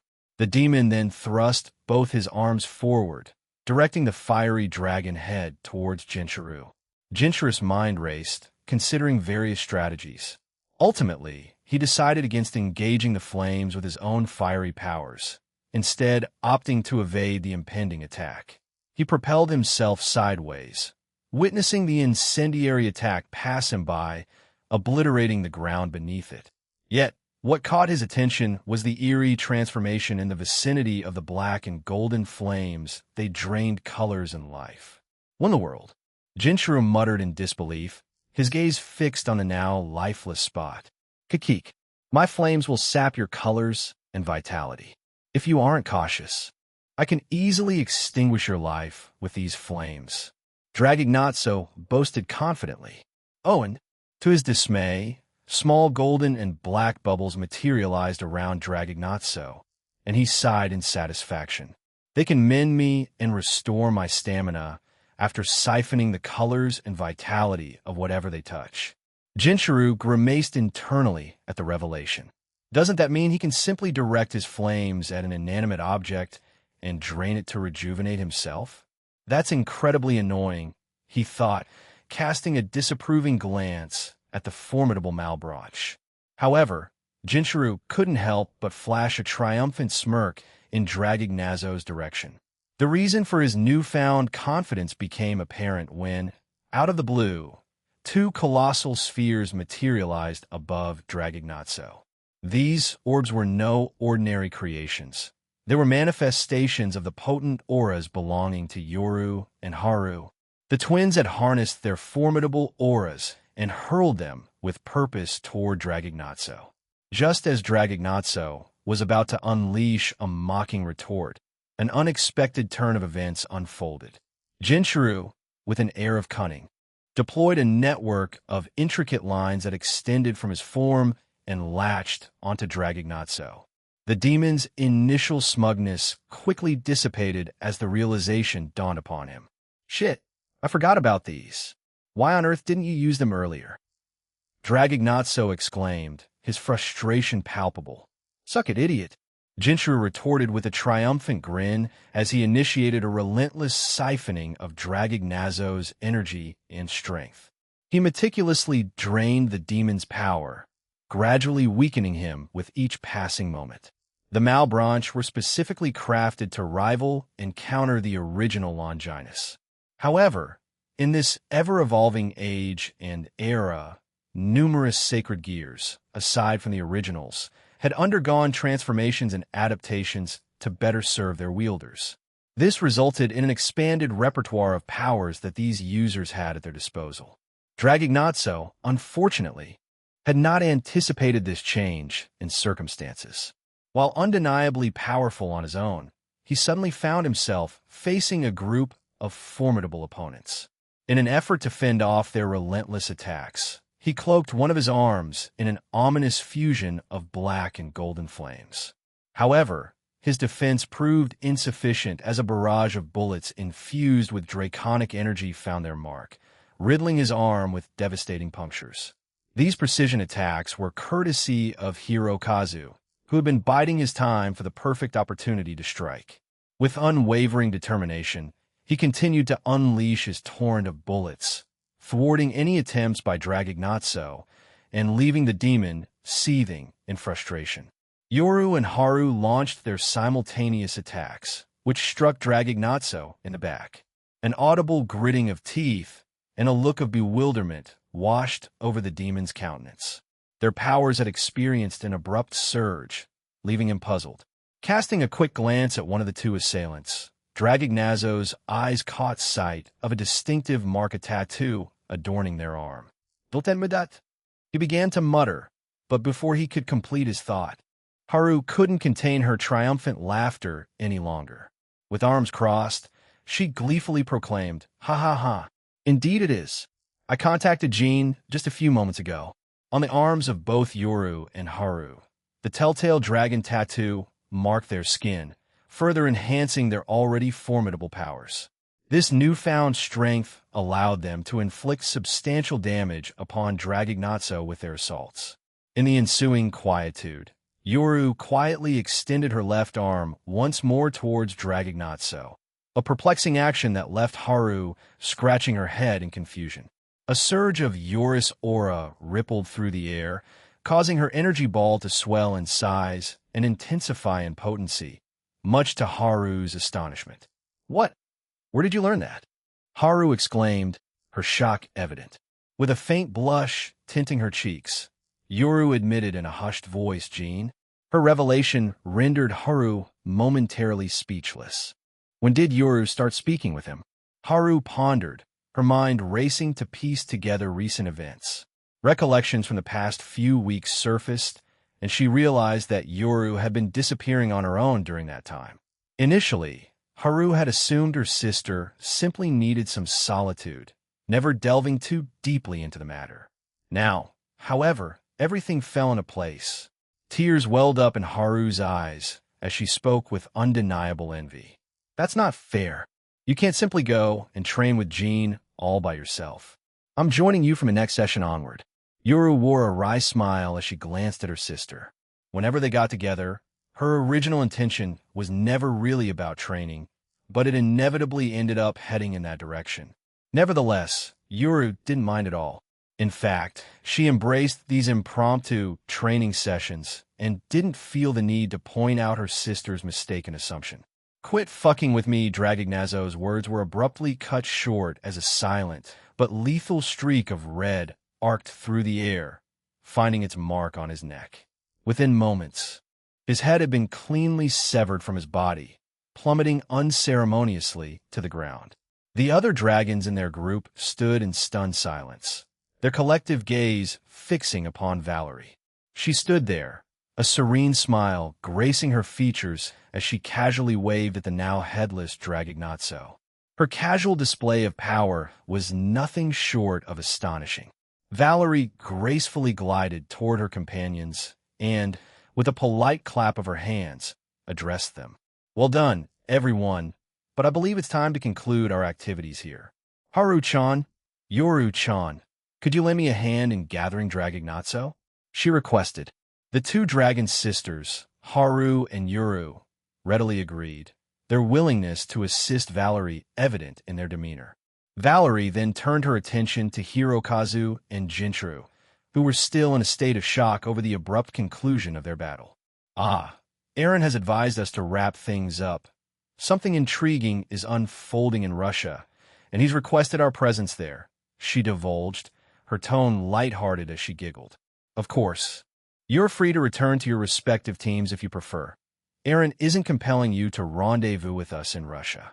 As something interesting is happening over there, Jinchuru muttered, his curiosity evident in his questioning tone. Valerie paused briefly before responding. It seems a creature from the Phantasma has been summoned, and Chiron and Kuroka are currently engaged in combat with it. Zaorama Nabairos apparently acquired it prior to the closure of universal travel by Aaron. Kita might have insights or desire to witness this, Hirokazu remarked. He'll gather my team first, and then he'll join you, Valerie-san. Of course, the disturbance spans across all of Russia, so you won't have any trouble spotting it, Valerie replied, offering a nod of acknowledgement as Hirokazu departed. Aaron Toole observed the ongoing battle from a prudent distance, his vigilant gaze fixated on Kuroka and Chiron as they confronted the formidable creature that had emerged from the Phantasma. Several other teams had assembled, their own respective troubles now resolved, and had united to confront this new threat. Out of the 12 Malebranche, 7 have met their demise today, while the rest fled upon hearing of their comrades' defeats. The sole exception is Rubicant, who had already joined our side. He muttered to himself, his voice tinged with contemplation. The fallen Malebranche included Malakota the Evil Tail King, Barbaricia the Bearded Apocalypse, Cagnazzo the True Dog God, Dragignazzo the Nasty Sneering Dragon, Farfarello the Goblin God, Graphiacane the Hound Slasher, and Libicacco the Libyan Hothead. They had all met their match on this fateful day. The retreating Malebranche consisted of Alicino the Harlequin, Calcabrina the Grey Stomper and Frost Trampler, Siriato the Wild Hog King, and Scarmiglione the Troublemaker. Aaron possessed knowledge of the intended matchups. Alicino was slated to face him and Ingvild. Calcabrina was to engage Dulio and Lint. Siriato was destined for a showdown against Sona's team and Latia, and Scarmiglione had planned to escape after losing against Chow Chow and Leonardo. However, before Dragignazzo's eventual defeat, the remaining Malebranche had made a collective decision to alter their course and flee. They had opted to regroup at their base located at the far reaches of the multiverse and await another opportunity for battle in the future. Changing their plans so abruptly. I would have thought they'd persist in their pursuit since they were so eager to engage us, Aaron murmured, puzzled by their choice. Latia, standing beside him, offered her insight. It can't be helped. We'll have another chance to face them. Another operation is on the horizon, isn't it? Aaron nodded, confirming her statement. Yes, it's set to take place in Kyoto once more. That place seems to be quite the focal point, he grumbled, prompting Latia to playfully pinch his cheek. Don't overthink it. ITLL just lead to a headache, Latia advised, her tone filled with genuine concern for her friends. She couldn't help but worry about their safety. Before Jean could respond, Kata's voice came from behind them, offering reassurance. I'm here, Jin, she stated, her presence comforting in the face of uncertainty.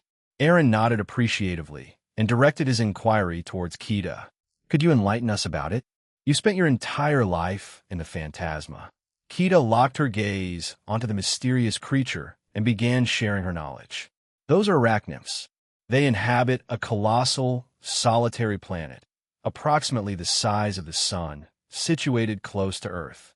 Their appearance matches what you see here, and they are predominantly female-born.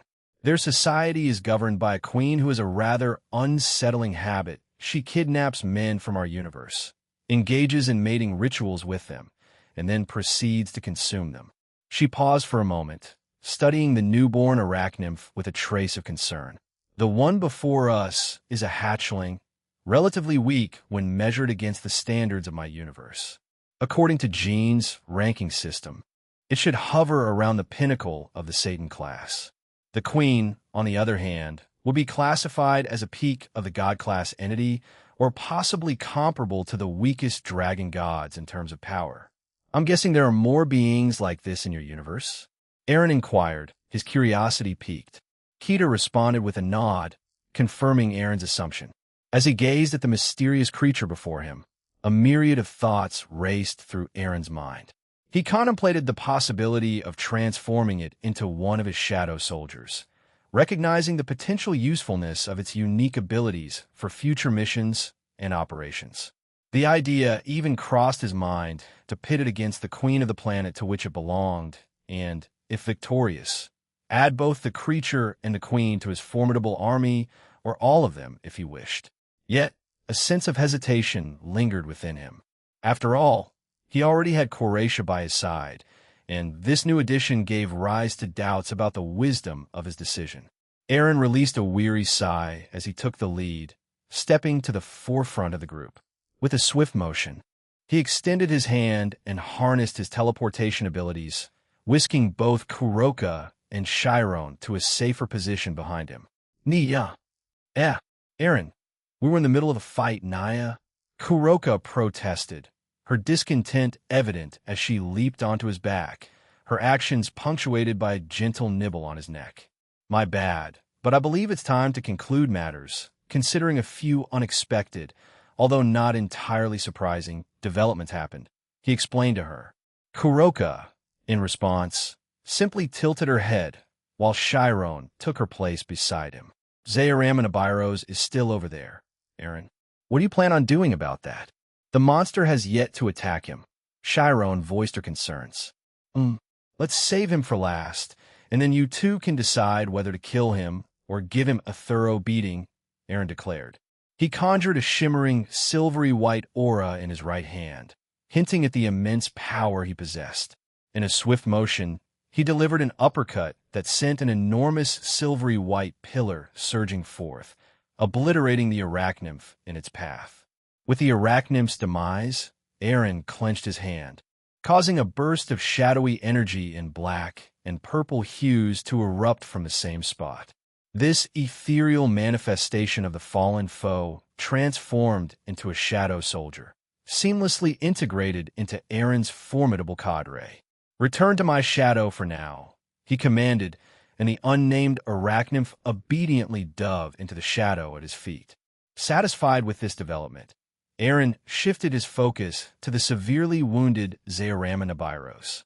With a mere snap of his fingers, Aaron teleported the incapacitated devil right before them. He confronted Zaorama with a challenge. Now, Zaorama, you're trapped and powerless. What's your next move? Though weakened, Zaorama managed a smirk and replied defiantly, I still hold the upper hand in the end. Even if you were to end me here, it won't change anything. Aaron cocked his head to the side and snapped his fingers once more. A colossal machine materialized to their right, capturing the attention of everyone present. Dread washed over Zaorama as he beheld the unexpected sight. This thing? Aaron remarked casually. I've already rendered it inoperative a few days ago, and just to drive the point home, with a fluid movement.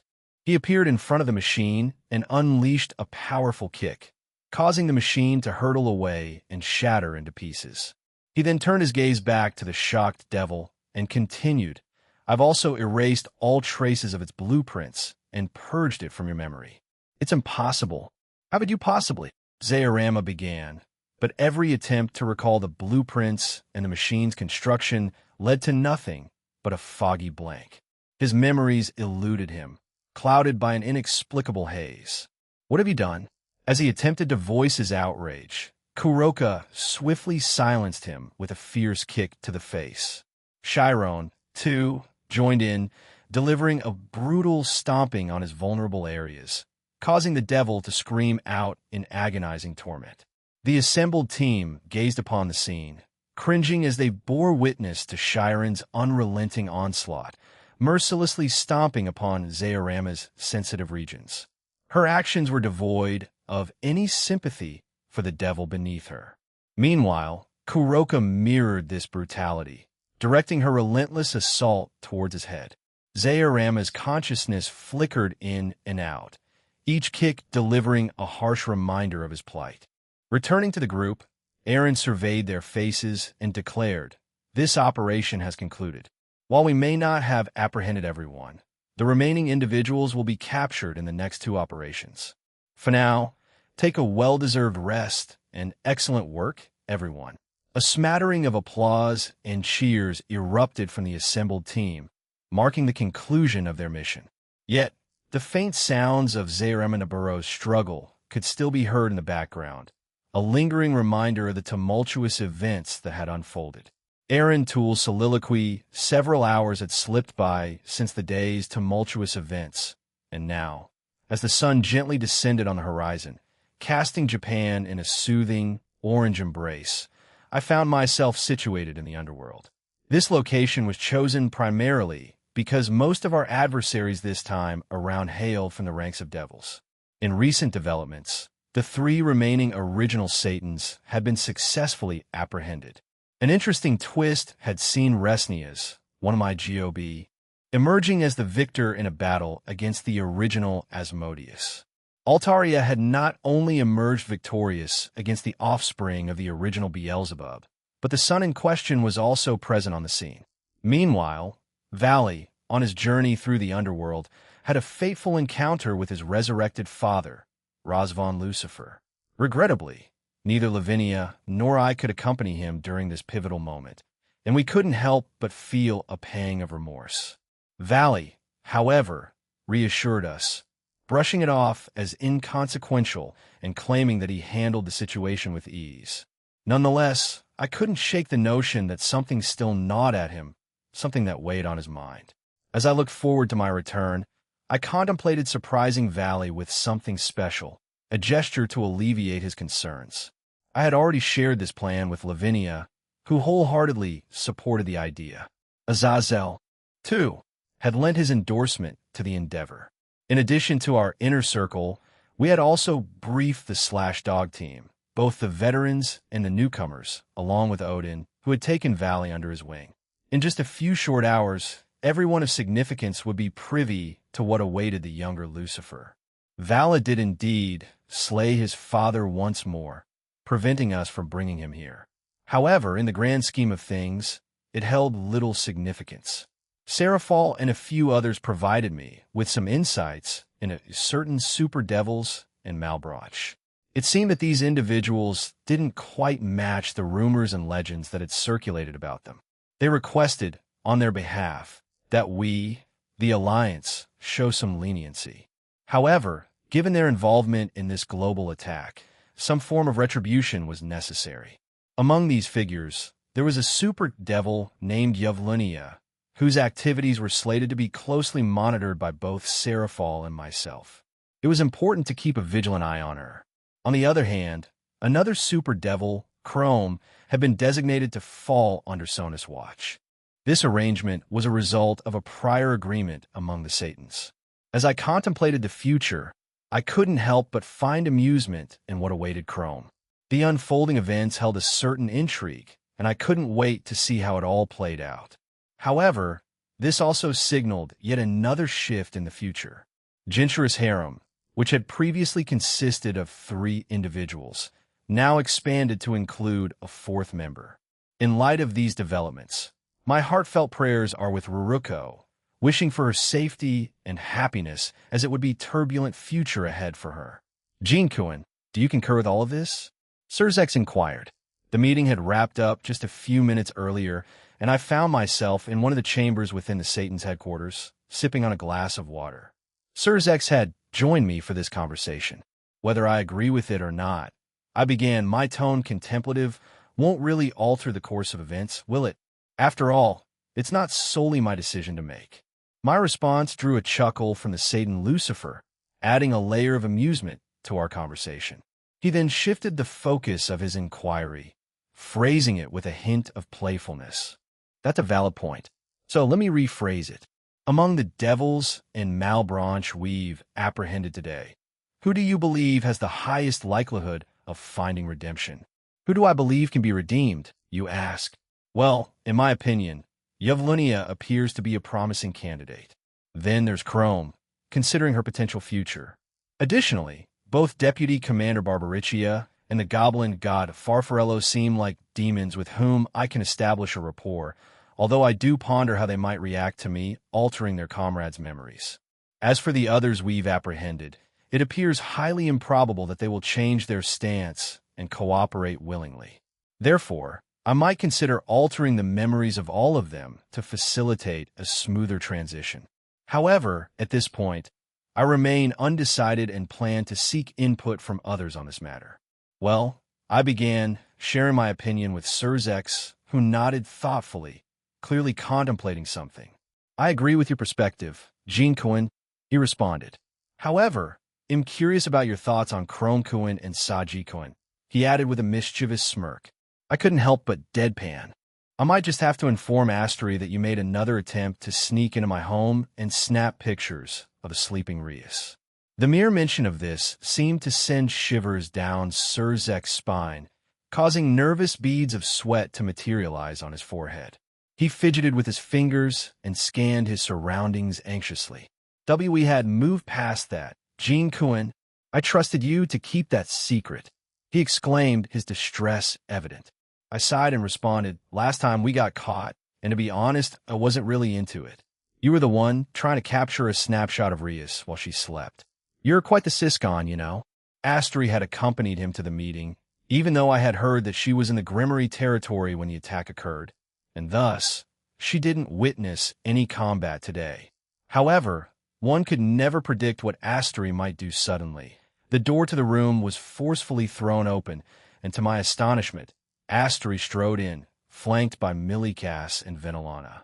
Surzex, in a rather surprising move, immediately seized me and positioned me as a shield against Astery. I must stress once more that if the denizens of the underworld caught a glimpse of one of their esteemed leaders acting in such a manner, particularly the renowned Crimson Satan himself, it could potentially erode some of the respect they held for him. This was certainly a precarious situation. Astery approached us, and I effortlessly slipped out of Surzek's grasp, causing him to recoil in terror. Why are you so frightened of your own wife? She asked, clearly unimpressed by his antics. Venelana and Millikas joined us, and I reached out to pat the young boy on the head. Aaron and I Sama. I heard that the operation was a success? Millikas inquired. Yeah, that's right. Our side didn't sustain any major injuries, although many of the young devils caused quite a bit of damage worldwide that I had to mend. Saror was among them. He nearly decimated the entire USA with his powerful punches. And Antares. He came close to setting Mexico ablaze. I replied with a weary sigh. Millie Cass burst into laughter, and suddenly, I recalled a promise I had made to him a few months ago. Conjuring the item in my free hand, I handed it to him. Here you go, Millie Cass. I remember you asked for this as a birthday gift, right? I apologize for being preoccupied at the time and not being able to give it to you personally. What I presented to him was a custom-made microphone, a special request he had made since he enjoyed singing for Runia's and the rest of the Gremory family. Moreover, he had been brought to my restaurant and was captivated by Lavinia's singing, which had prompted him to make this unique request. Alongside the microphone, I had crafted some bracelets that amplified his demonic power by twofold. Over the months, Millie Cass had made remarkable progress in honing his powers. Not only had he gained better control over his abilities, but his raw strength had also significantly improved, accompanied by an expansion of his demonic energy pool. Despite these achievements, he had confided in me that he remained dissatisfied with his progress. Hence, I decided to create these items, knowing they would prove beneficial for him. I took a moment to explain their functions to him, and he seemed genuinely delighted with the gifts. "Thank you, Aaron and I-sama," he exclaimed, wrapping his arms around me in a warm hug. I couldn't help but chuckle at his enthusiasm and return the hug before he hurried off toward his parents. However, I noticed that Surzex was on his knees, currently on the receiving end of a stern scolding from Astery, who briefly paused her lecture to acknowledge Millie Cass with a thankful smile before resuming her admonishment of Surzex. Venelana's words carried a hint of amusement as she observed, "You seem to have quite the knack for winning over the Gremory family, don't you?" She moved gracefully to my side, her actions suggesting a sense of playfulness as she slyly entwined our fingers together behind our backs. I responded with a nonchalant tone, "I'm just being myself, Venelana." In response, she tightened her grip on my hand ever so slightly, her expression carrying a hint of a pout. It did feel a bit unusual, considering she was a mother of two and a grandmother of one. Realizing my slight error, I quickly amended, "My apologies, Lana."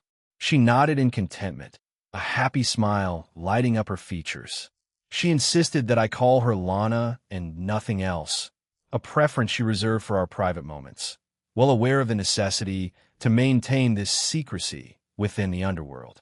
Nevertheless, as time passed, she grew progressively more daring in our interactions. As for myself, I remained somewhat uncertain about making things official with Venelana.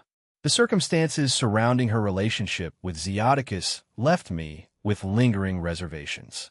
Despite their unofficial separation, brought about by Zeoticus' newfound commitment to his unofficial new wife, it still felt somewhat odd. Fortunately, Venelana was understanding, allowing me the space to proceed at my own pace. For that, I was truly grateful.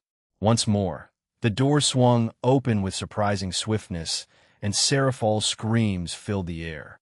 Startled by the sudden entrance, she laid eyes on me and charged forward with unbridled enthusiasm. Witnessing the impending collision, Venelana wisely released my hand and sidestepped just in the nick of time. Seraphil, with her arms flung wide open, bear hugged me with such fervor that her legs wrapped around my chest as she sobbed uncontrollably. "I have to be separated from you for a few months? What is this nonsense? I was hoping for Lunia-chan, but this is just outrageous." Her words spilled out as she squeezed me even tighter, my head buried against my chest. Trapped within her embrace, my vision was completely obscured by her ample bosom. However, with a somewhat elevated perspective, I could see Lunia standing awkwardly by the doorway, observing this unfolding spectacle. Meanwhile, Ajuka and Miliani's person entered the room, drawn by the commotion. "What? Is she talking about, Ajuka?" I inquired, gently detaching Seraphil from me. Ajuka let out a resigned sigh, clearly feeling the weight of the situation.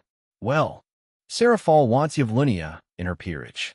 This means Yevlunia will need to remain in the underworld for the next few months, under close monitoring. You, on the other hand, have your own responsibilities but I'd appreciate it if you could check in on them from time to time, he explained. Serafal, clearly upset, interjected. Did you hear that? I'm going to be away from home. Aaron, please do something. Ajuka sighed once more, seemingly accustomed to Serafal's dramatic outbursts. I positioned Serafal in front of me, patting her head reassuringly. I promise I'll make regular visits, I assured her.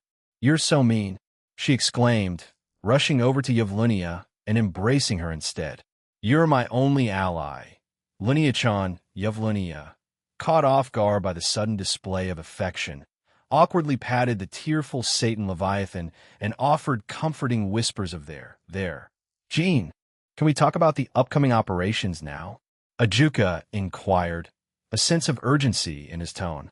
I've informed the other leaders that he'll relay the information to them when the time is right. However, Yasaka mentioned that she's already discreetly preparing. I nodded, acknowledging the need for a discussion. Sure, we could discuss it.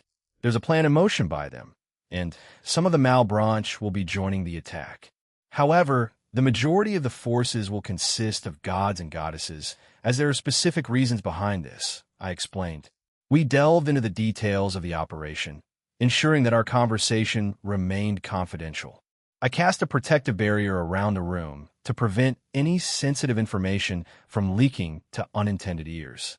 Estonia, the place of Valis' mother's birth. This raised questions about Valis' own nationality. Could he also be considered Estonian? It seemed plausible, especially considering that his mother had bestowed upon him an Estonian name. The town where she resided with her new family was known as Torva, a small settlement with a population of approximately 4,200 residents. I was currently waiting in a secluded clearing alongside Valis' biological mother, who remained hidden behind a veil of trees. With us were his half-siblings and stepfather, all safely enclosed within a protective barrier, rendering Valis' ability to detect them impossible.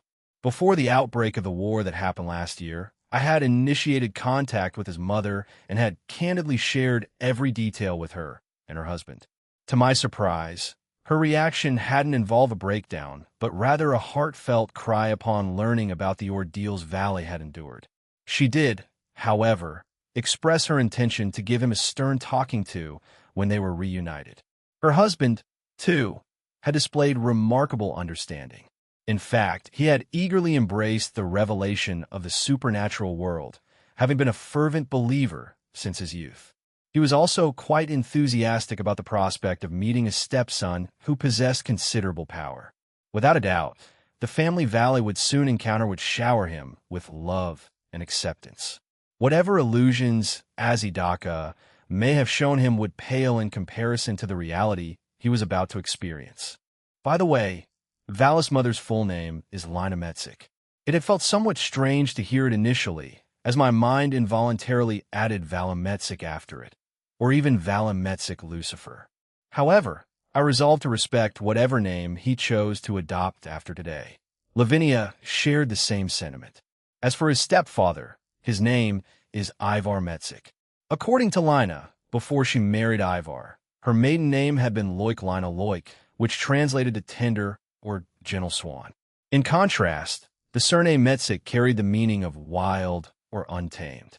We waited in anticipation for Lavinia and Valis' arrival. I had asked her to bring him here, though she had also offered to do so.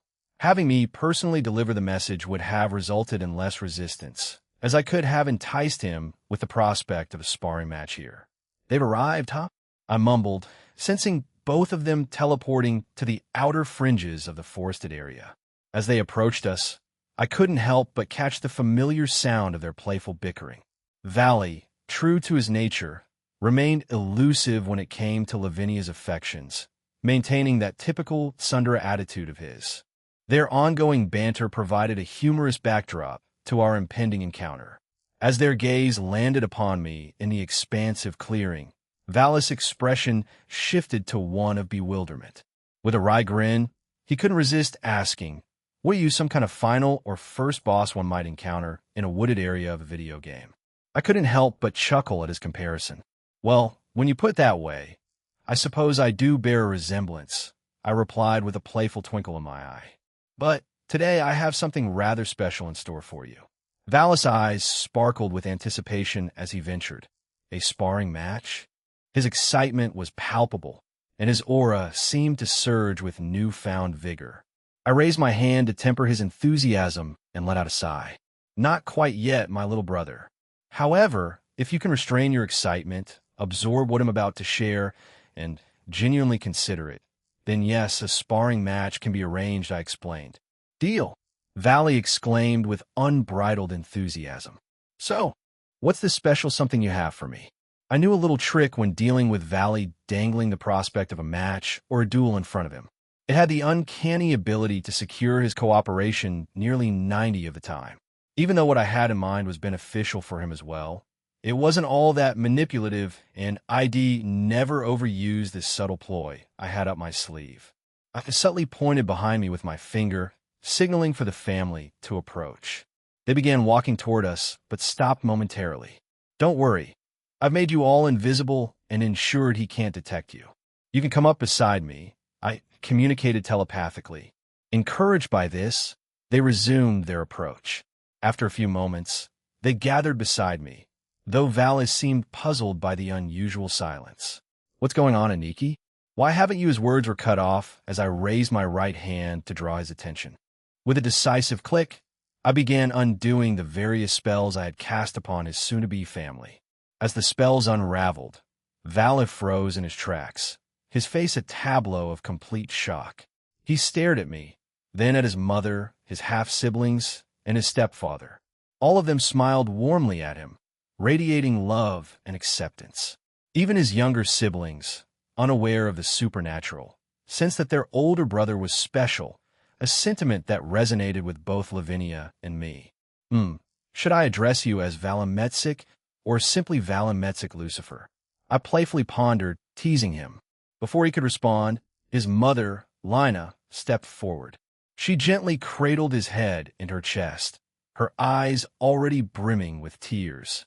In a voice filled with affection, she whispered, Va, just like Lavinia. Lina had called him Va. Curiously, neither Lina nor Lavinia had ever communicated with each other about this shared endearment, and neither knew that the other referred to Valley with that name. Yet, something within Valley seemed to snap when he heard it, and he silently wept in the warm embrace of his mother. In turn, he embraced her back, their connection profound and deeply emotional. Reflecting on a novel I had read years ago, I couldn't help but recall a scene where Valley yearned to hug the illusion of his mother. He understood that doing so would trap him within the illusion, as it embodied one of his most cherished desires. As I observed the poignant reunion between Valley and his mother, my own emotions stirred. Lavinia joined me, clinging to my arm, her tears silently falling in empathy for Valley. Sensing their cue, Vala's siblings also embraced their mother and the legs of their older brother. I had previously shared positive stories about Vala with them, and they held him in high regard. Meanwhile, their stepfather hesitated, unsure whether he should participate in this heartwarming reunion. However, before any of us could react, Lina drew him into the embrace, and he enveloped them all in a loving hug. After a few minutes, their heartwarming reunion finally came to a close. Vala's curiosity got the better of him, and he hesitantly inquired, "What about, you must be referring to Rasmus, your younger brother, and Hela, your little sister," Ivar kindly explained, helping Valley put names to his new siblings. Rasmus and Hela.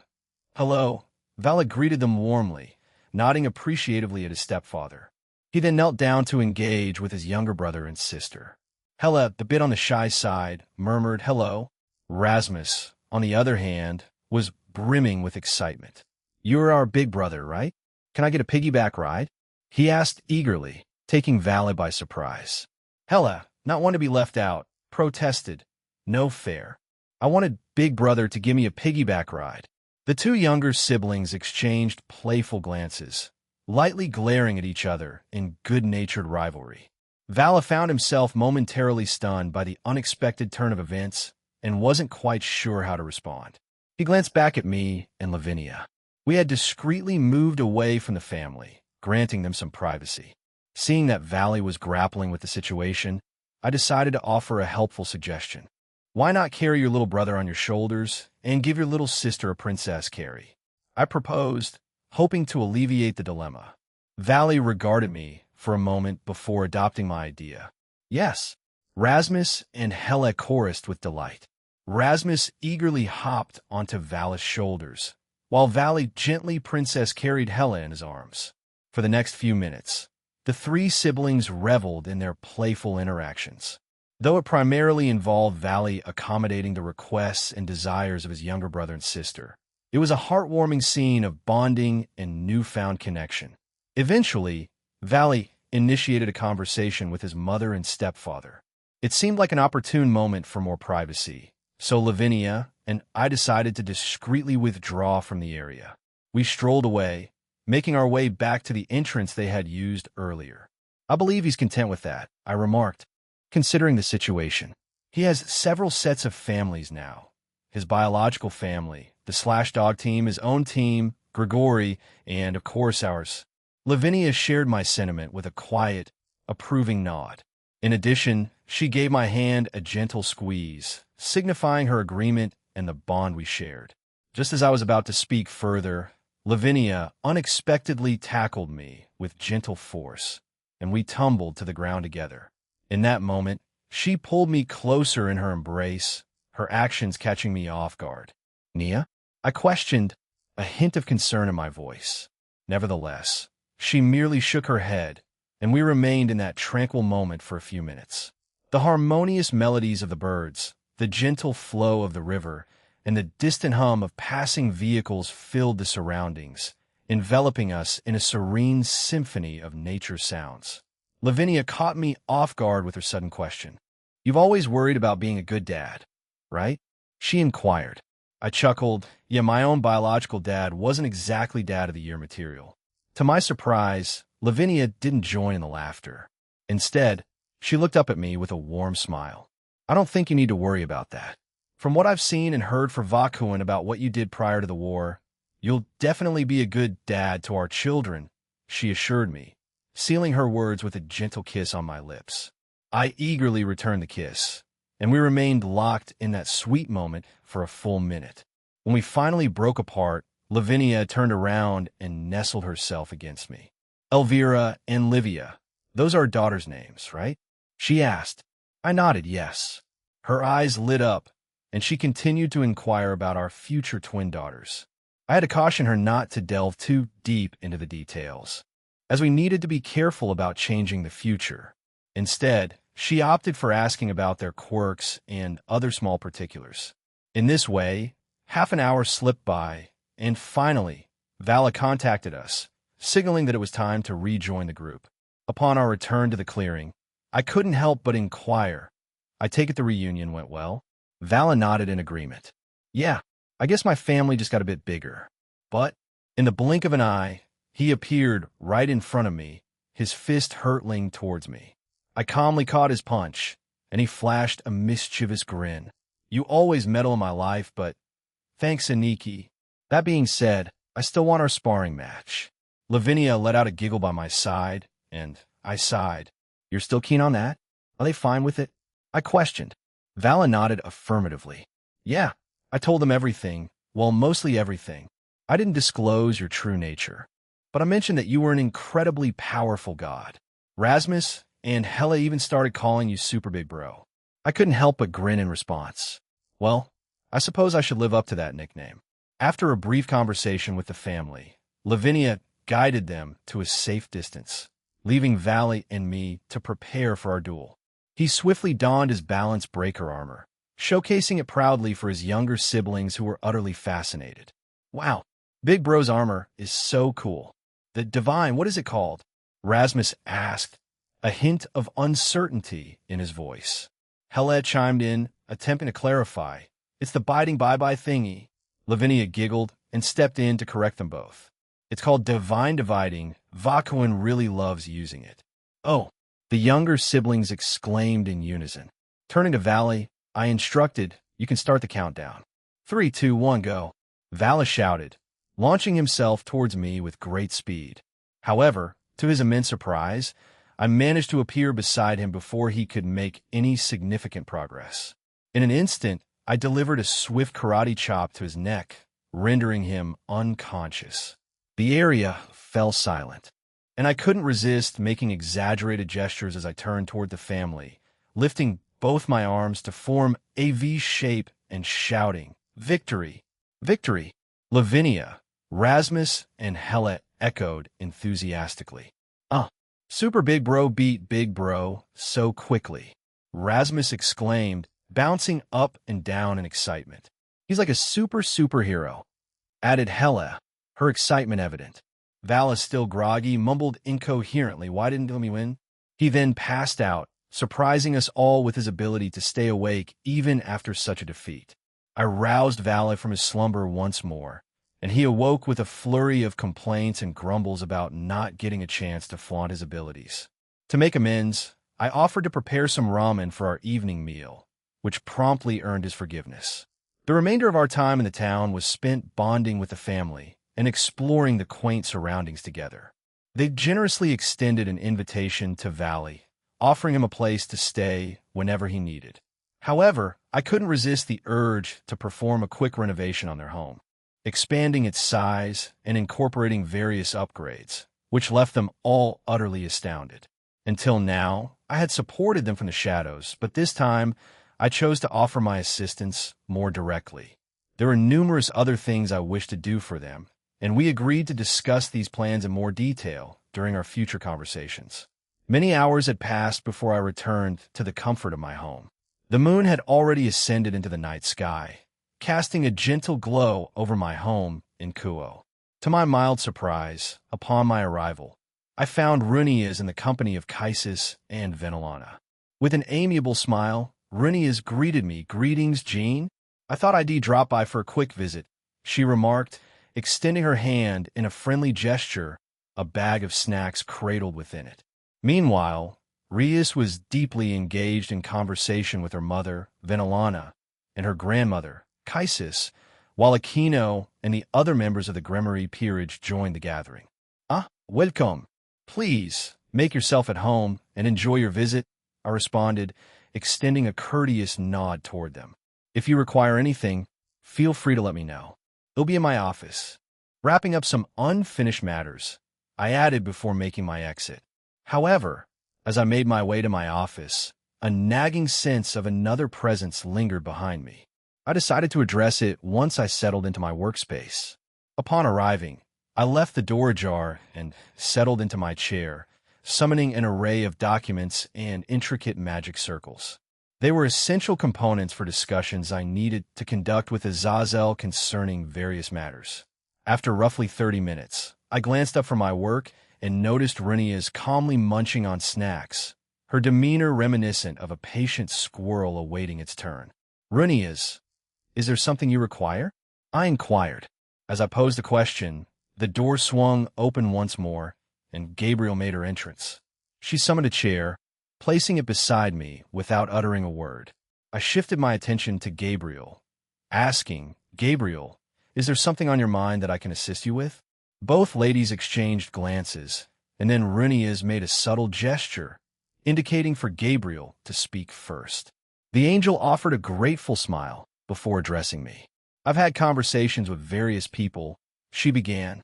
After taking a deep breath, she locked her gaze with mine, her cheeks tinted with a flush of embarrassment. "I have a request. Would you please consider spending the night with me tomorrow?" Her words hung in the air, and we couldn't help but notice Runias attempting to stifle a cough. Nonetheless, I found myself puzzled by this unusual proposition. Typically, would let the mood evolve naturally after a date, but it seemed that the Seraph desired a more direct approach to this matter. "Tomorrow night?" I inquired, my curiosity piqued. While I had several questions swirling in my mind, this particular detail stood out, and Gabriel affirmed it with a nod. She began hesitantly, her cheeks turning an even deeper shade of crimson. I need some time, and I could use assistance from the others to prepare." Understanding the significance of what she was asking, I offered reassurance. "I understand, Gabriel. If you prefer, we could arrange a brief date beforehand. However, It's entirely up to you. And no, it's fine, she stammered, still battling embarrassment. I just wanted to be at night. Understood. I replied with a nod, accommodating her wishes. I'll patiently await your return. Tomorrow, I have a few errands to run, so it's likely we'll only have a chance to meet in the evening. As I spoke, Gabriel leaned in, planting a fleeting kiss on my cheek before hastily departing the room, leaving her chair behind. Her actions left me contemplating the driving force behind her sudden request. Was it related to the events of the Angels' date night, or did it stem from an entirely separate motivation? Regardless, I resolved to ask her about it when we met tomorrow night. Fumu, your women certainly don't beat around the bush, do they? Runias inquired, a sly smile playing on her lips. I turned my attention towards her, noting the amusement dancing in her eyes. You could say that, I responded with a wry grin. Playing games isn't my idea of a good time. I'd rather avoid a repeat of what happened last year. Runias tilted her head curiously, but discerned my reluctance to delve further into the topic. She respected my choice to leave it at that and didn't press the matter. Shifting the conversation, I inquired, so what brings you here? Is there something you need from me? She shook her head, her gaze focused on me. No, I merely wanted to observe you at work. If it's inconvenient, I can depart. I reassured her, no need to leave. You're already well informed about the happenings in the underworld and the supernatural realm. There's nothing we want to discuss eventually. With that, I rose from my seat and approached her, ready to continue our conversation. As I settled down next to her, she wasted no time in closing the gap between us and extended a snack that I hadn't encountered before. What's this? I inquired, studying the packaging. Yumi Pay crisps? What's that all about?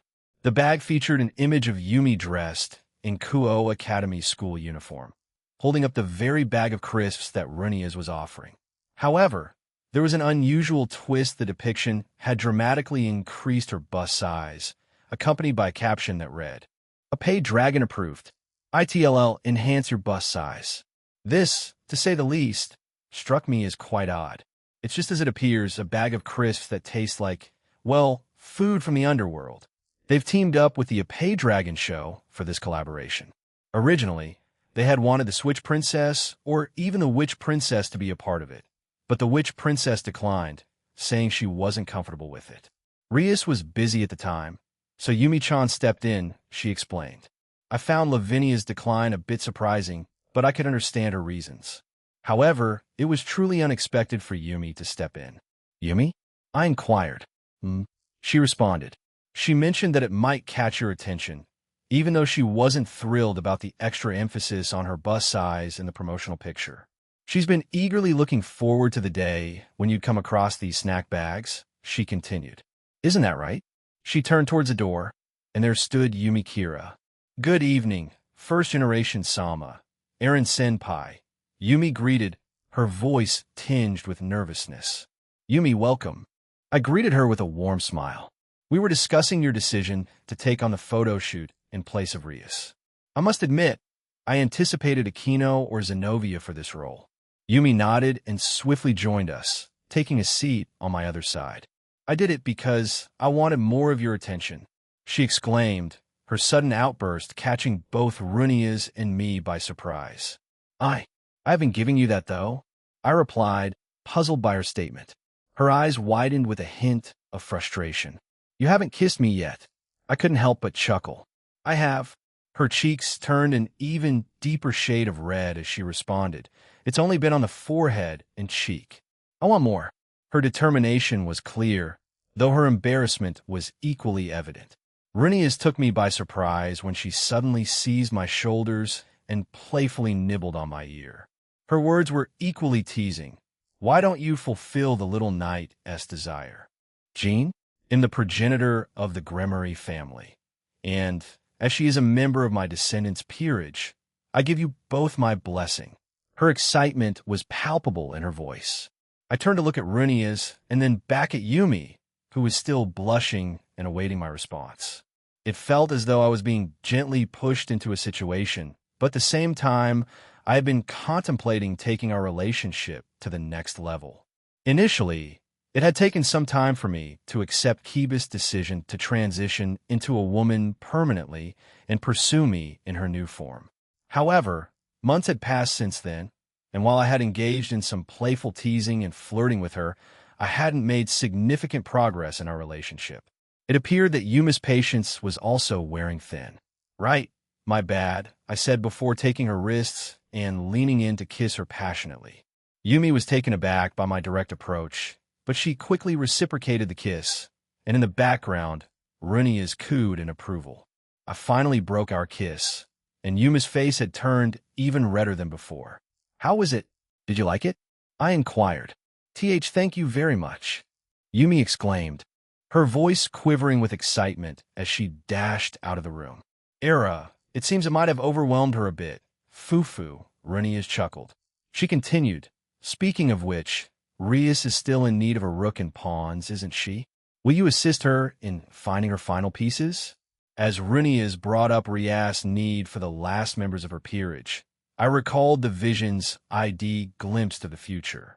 I had indeed helped with one pawn, but it was Rias who truly recruited them into her peerage. My role was to ensure they crossed paths under the right circumstances. "I suppose you could say that," I responded, deliberately keeping my answer somewhat cryptic. But she wasn't one to give up easily.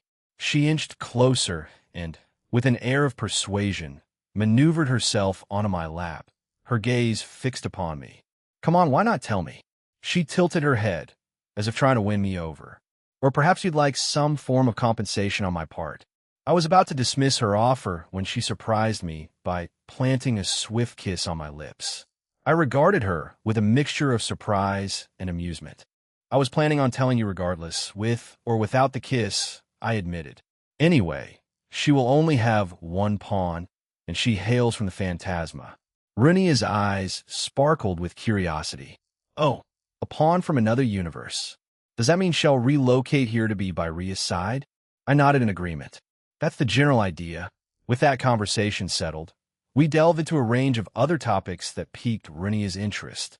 Before long, Kaisis, Venelana, and Rias joined us, and we found ourselves engaged in an hour of lively chatter.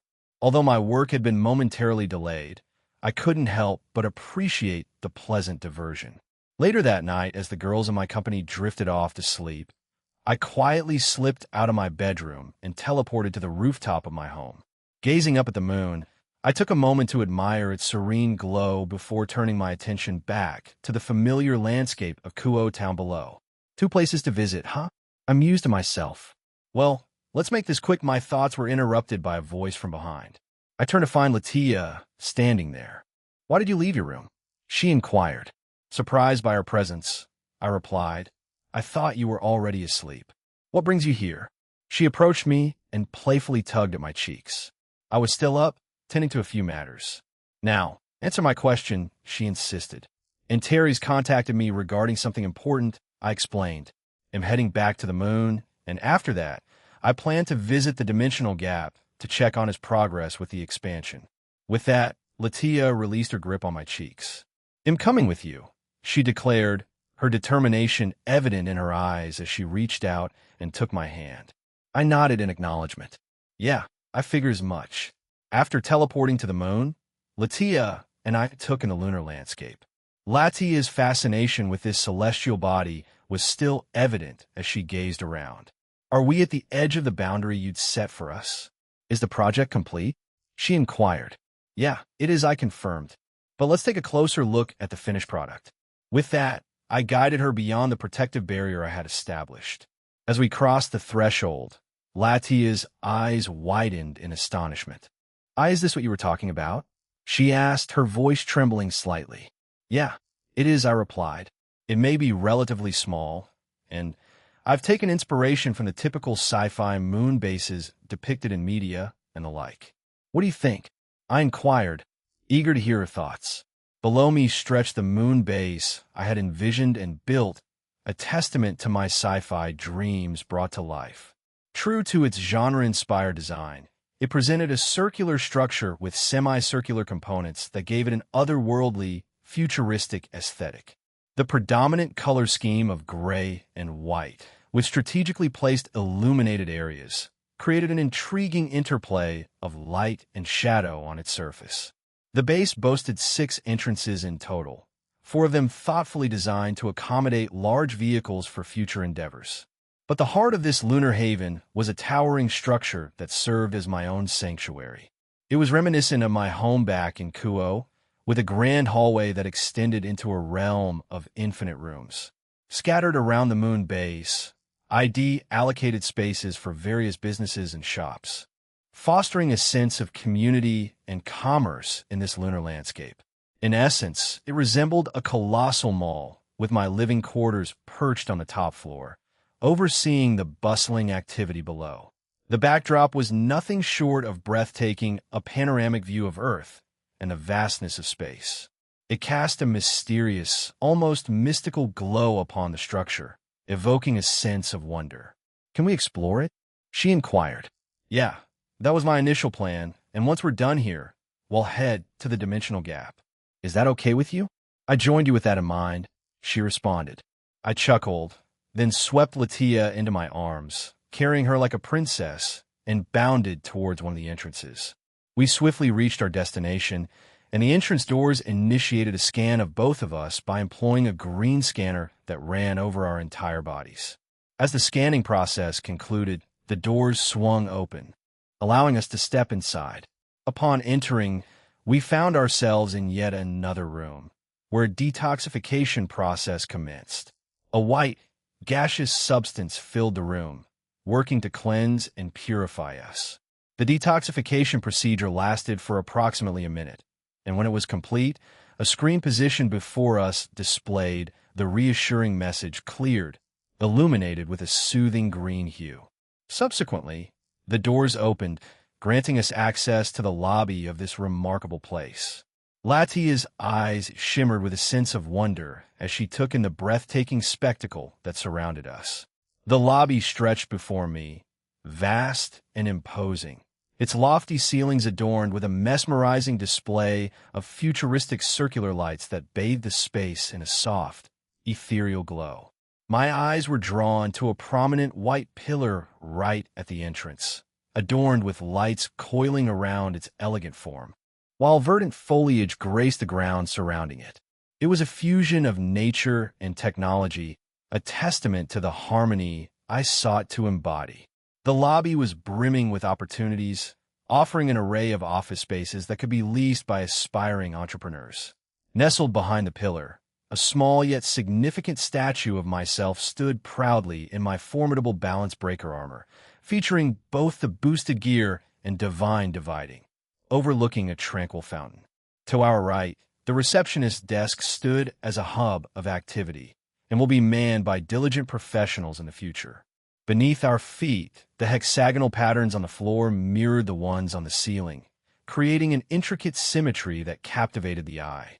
In total, the building boasted 12 floors, with the first 6 dedicated to commerce, and the latter 6 serving as a testament to the legacy of my family. Each of these floors was a sprawling canvas, accommodating a wide range of shops and businesses.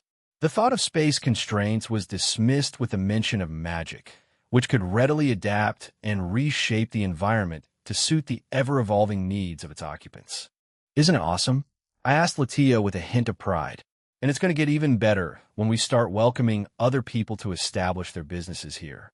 We'll begin with the supernatural community and then gradually bring in human companies after we reveal ourselves. Oh, and if you see anything you'd like to change or enhance, feel free to let me know." Latia released my hand and eagerly took a step forward, embarking on a comprehensive exploration of her surroundings. Her approach was akin to that of a child exploring an amusement park for the very first time, brimming with wonder and curiosity. However, her demeanor was anything but casual. She conducted her examination with unwavering seriousness. Not only did she scrutinize each element in detail, but she also summoned a notepad to document her observations.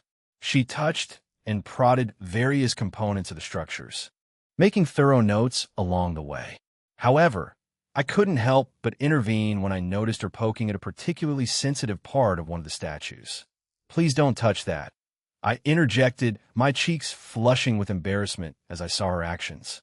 Latia halted, her face reddening in response, and she quickly scurried away to explore a different section of the base. As I stood there, two balls of light and another figure emerged from my shadow. The ones who emerged were Albion, Draig, and Apophis. Draig let out a triumphant roar, exclaiming, "Time to explore." Albion added, "I'm quite interested in seeing this place for myself." Apophis, however, had a question. "Is your own section finished too, or is it just the business areas?" As the two heavenly dragons soared away to embark on their exploration, I took a moment to answer Apophis' inquiry. "It's done, but it's rather barren." "Well, there are a few pre-built items in place, but nothing particularly distinctive. You'll need to bring everyone here again after my next meeting with the Alliance." Apophis nodded in acknowledgement and then continued on his way. Just as I took a step forward, I was halted by a familiar voice. "So, this is where you went? It looks like an interesting place." Velgrine's voice greeted me. I turned around to see her and Azathoth, both curiously examining their surroundings. "Oh, Vel, Azathoth. Yeah, I came here once it was finished. I brought Latia with me too, and the three dragons with me have gone off to explore. After we're done here, we're planning to visit the dimensional gap. Would you like to join us?" I extended the invitation after a brief explanation. Both of them nodded, and it happened that Latia returned at that moment. "Oh, you two came too? Would you like to accompany me on a tour of Aaron's base? There's still plenty of areas left to explore." She extended the invitation. Velgrind accepted the offer, but Azathoth chose to stay with me. The two of them strolled away as the echoes of Draig's enthusiastic shouts echoed throughout the base. I exchanged a glance with Azathoth, and then we made our way to a spot where a couple of seats awaited. We sat down, and a comfortable silence settled between us. "Why did you create this?" she asked, her curiosity evident. "You mean the moon base?" I clarified, and she nodded in response. I reflected on the question for a moment before answering. Back in my previous world, the population was continually increasing, and we faced challenges like limited space, escalating pollution, and various other issues that threatened the long-term sustainability of our planet. I scratched the back of my head, letting out a small chuckle as I continued. I never got to witness how it all played out before but I wanted to take steps to prevent such a future. My goal is to expand human territories as well as those of the supernatural. I aim to unite both realms and gradually establish a presence across this universe. However, I have no intention of letting this expansion spill over into other universes. It could get too complicated. As I contemplated my vision, I looked down for a moment, deep in thought. It had occurred to me that, given my connection to the central world of Tensura, why not facilitate a fusion of the DXD and Tensura universes? People from both realms, including humans, could freely come and go. I also intended to create a central hub for meetings and policymaking. In addition, I envisioned deploying the multiversal DXD and EXC to undertake missions across the multiverse, addressing any problems that arose. Just as I was about to elaborate on this plan, I felt a pair of hands gently caress my head, tilting it forward. To my surprise, it was Azathoth who had embraced me. I glanced up, only to find her wearing her typical blank expression, albeit with a faint smile on her lips. What are you doing?" I asked, a touch bewildered by her unexpected affection. "The Fated Ones, Royson and Aoife, told me to do this to you if you make a certain face." "I'm not sure why, but is this working?" Azathoth asked, her voice carrying a hint of uncertainty. I'd always wondered about that peculiar expression, and perhaps I'd delve into it in the future. "Yeah, thanks," I replied, pulling myself back to my feet. As I looked down at Azathoth, I noted that she wasn't as petite as one might assume. She seemed to stand around 5 feet 10 inches, maybe even 5 feet 11 inches if we stretched it. Her golden eyes gazed back at me, their luster almost shimmering. I couldn't resist reaching out to poke her cheek, which caught her off guard. My finger then traced down to her lips as I remarked, "You have makeup on? I didn't expect that from you."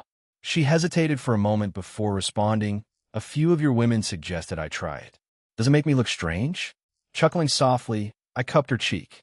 Nah, you look great with it, but you also look great without it. So it's entirely up to you whether you want to keep using it. I reassured her, causing a faint blush to tinge her cheeks as I turned away. Anyway, let's explore the rest of the base ourselves. I have to admit, I haven't had the chance to do that yet. I added and extended my hand to her. She looked at it briefly before accepting, and we walked away in the direction of the clamor emanating from Albion and Drake. Though there was still much for us to discover and navigate in our journey, it felt like Azathoth and I were beginning to understand each other a bit more. I could tell this by the slightly firmer grip she had on my hand compared to the last time I held it. Chapter 14, Part 1. Let's go to Kyoto this year, too. Aaron Toole's soliloquy approximately an hour had elapsed since our arrival, and most of us had concluded our exploration of the area. However, Latia and Velgrind remained unaccounted for, still out and about. Partner, Dre chimed in, you should consider adding a pool park or something of the sort here. Maybe even include an indoor amusement park. After all, this place is poised to become the central hub for the Moon City, right? I pondered his suggestion for a moment. Yes, that's correct, I affirmed. He'll discuss it with the others and Latia. It's important to gather everyone's opinions before implementing any changes. Drake responded with a nod, but there was an unmistakable grin on his face. He chose to keep his thoughts to himself, though his reasons for it were rather clear. Azathoth stood beside me, still holding my hand. She had held it as we explored the moon base, and even after we had finished our tour. I hadn't mentioned it because I didn't mind, but Drake's mischievous grin piqued her curiosity. Is something bothering you, Welsh Dragon Drake? She inquired, clearly puzzled by his reaction. Albion and Apophis exchanged glances before deciding to vacate the area, leaving me with no choice but to remain. Drake considered his next move, pondering his options carefully. Why are you still holding his hand, Azathoth? He exclaimed dramatically, striking a peculiar pose for emphasis. Azathoth blinked in response, her gaze shifting between Drake's theatrical display and our still-connected hands. After a moment, she turned her attention back to Drake, let out a sigh, and shook her head, releasing her grip on my hand. It simply slipped my mind, Drake, she explained to him, her gaze now directed at me. Forgive me. I reassured her with a nonchalant reply. No worries. As Drake began to move away, he quickly dashed toward the other dragons. I let out a sigh and added, he didn't need to hurry, though, since we're leaving for the dimensional gap soon. Sorry for the wait. Latia's voice suddenly broke the silence. We turned our attention toward them and spotted her, accompanied by Velgrind, who seemed to be dragging Drake along with them. After they arrived in front of us, I inquired, how did it go? Latia, now holding a notepad, appeared deep in thought. I have a few things I'd like to discuss with Antares, assuming he was also responsible for creating this place. I nodded, recalling the construction process of this location. Yes, he was primarily responsible for it. Occasionally, I would drop by and observe their work, but I didn't interfere since he had asked me personally to let them continue, much like the base in the dimensional gap. As I relayed this information, Latia listened attentively, nodding in acknowledgement. If that's the case, she began, then I would like to have a conversation with him once we arrive in the dimensional gap. I assume Velgrind and Azathoth will be joining us as well. Her curiosity spurred further questioning, and I affirmed her assumptions. Yeah, they'll be coming along, I replied. Anyway, we've already spent a significant portion of the night up here. Let's continue on and inspect the dimensional gap. With that, I teleported us away, moving us closer to our destination.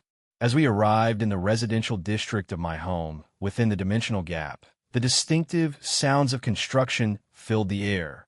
It was a symphony of activity. Various objects were being moved through the use of magic. The cacophony of voices issuing commands and explanations, and the clatter of tools employed for the work at hand.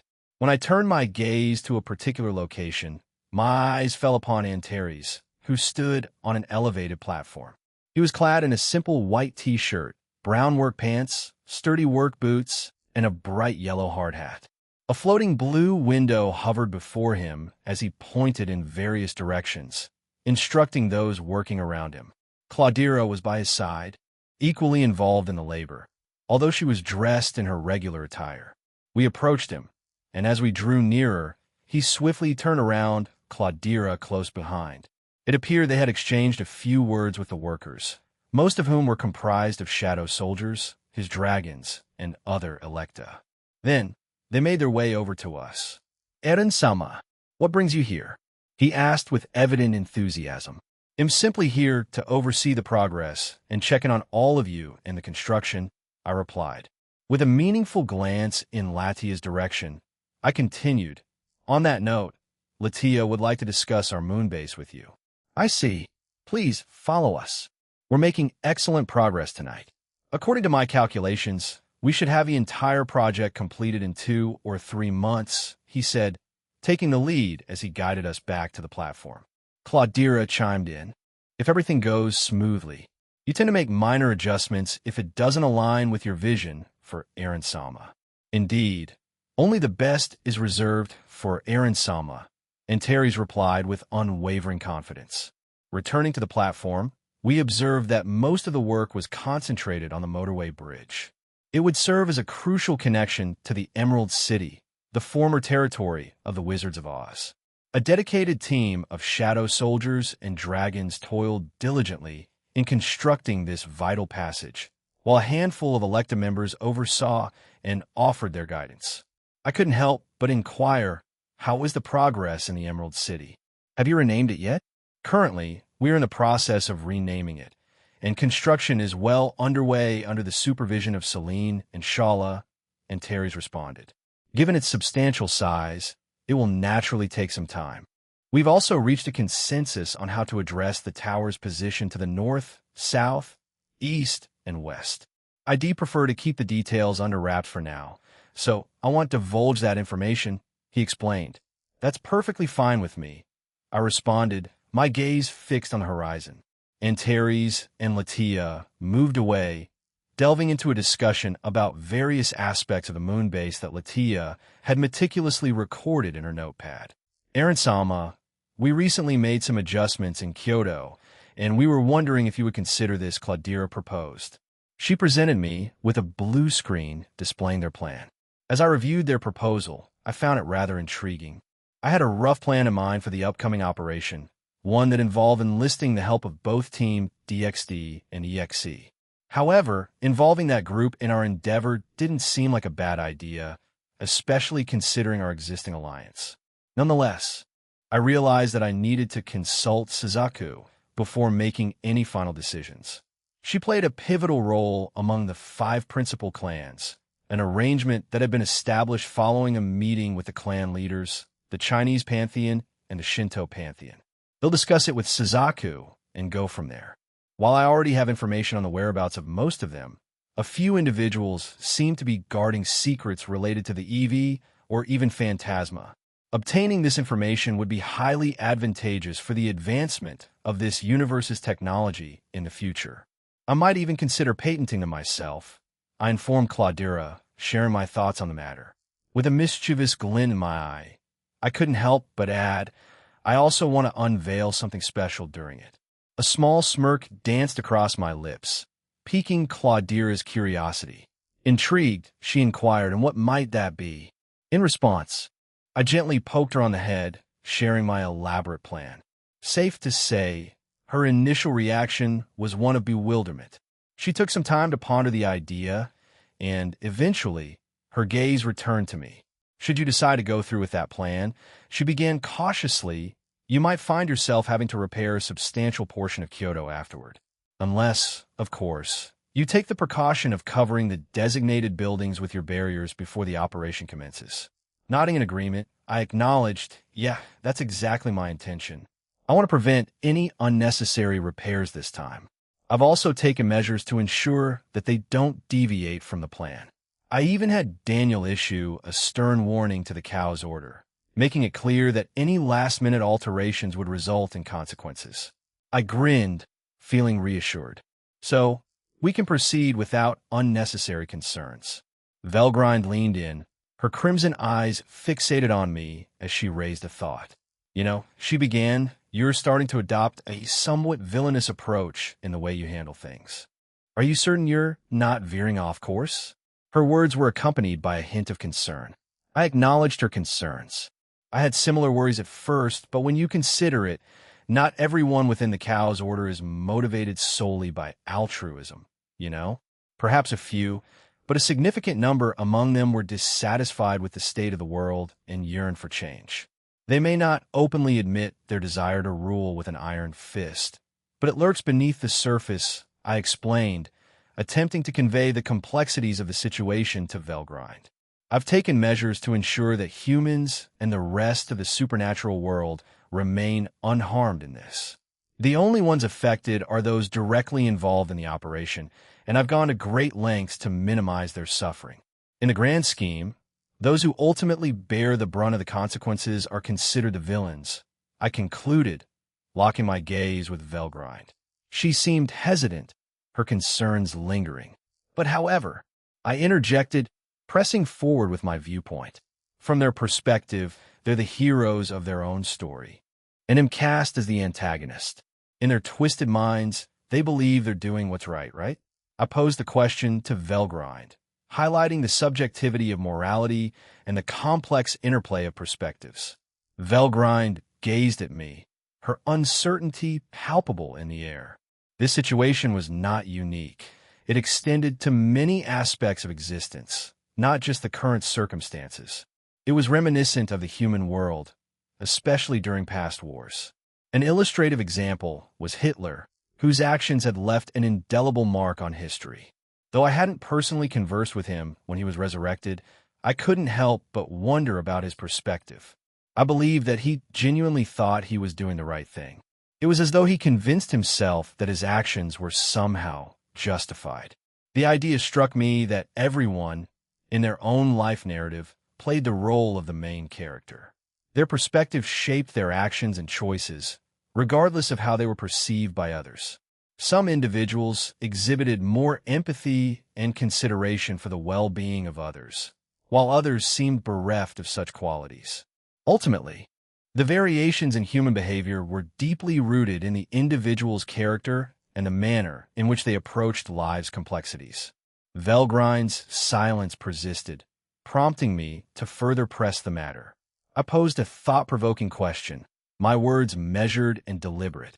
"Answer me this, Vel," I began. "If you were a parent and you had raised your child to be a paragon of virtue and integrity, but in the end they took a dark path, becoming a scummy criminal who perpetrated injustice in the world, how would you react?" In their own twisted logic, they believed they were right, trying to rectify the world's injustices. As their mother, would you stand by their side, supporting their misguided cause, or would you choose to uphold the principles of the legal system? I urged her to consider a challenging scenario, providing more context. Now, imagine this.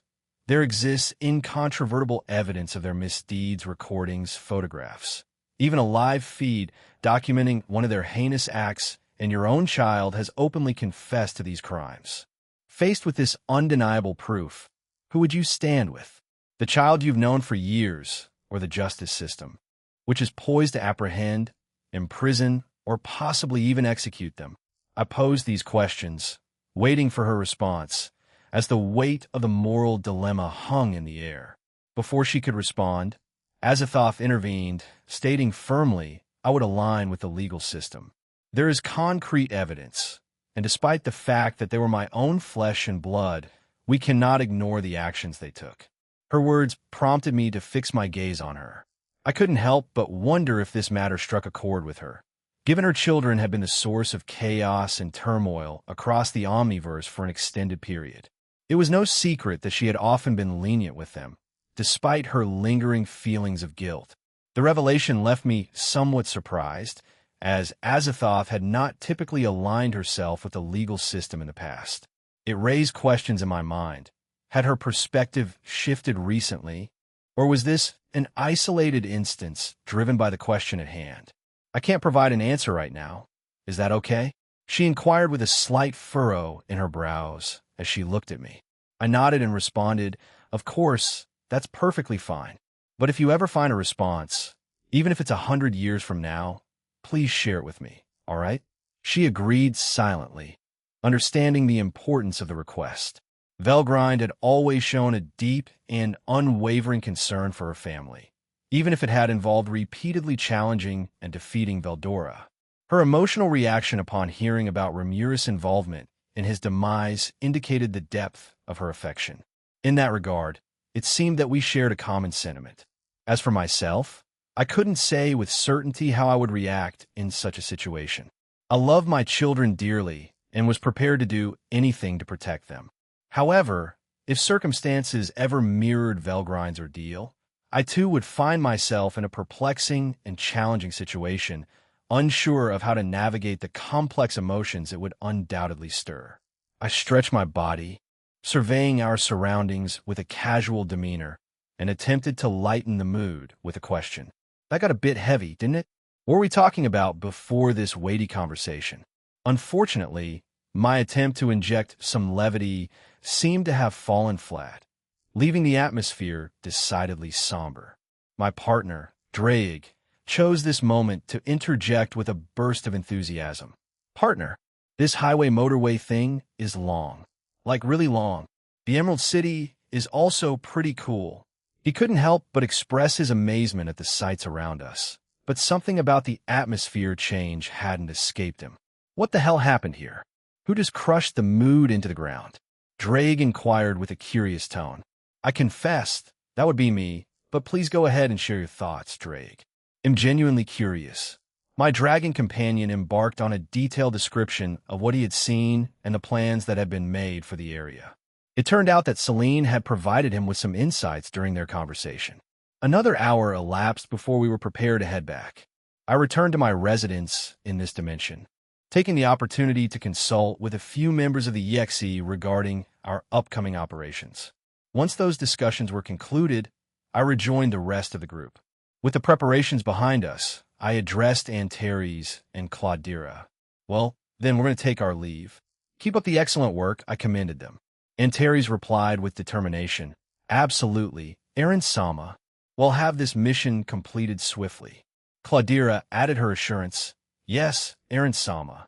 They'll make sure to keep you updated on the situation. I acknowledged her words with a nod before we departed for home. The following day arrived, and I found myself concluding another meeting with various leaders from the Slavic pantheon.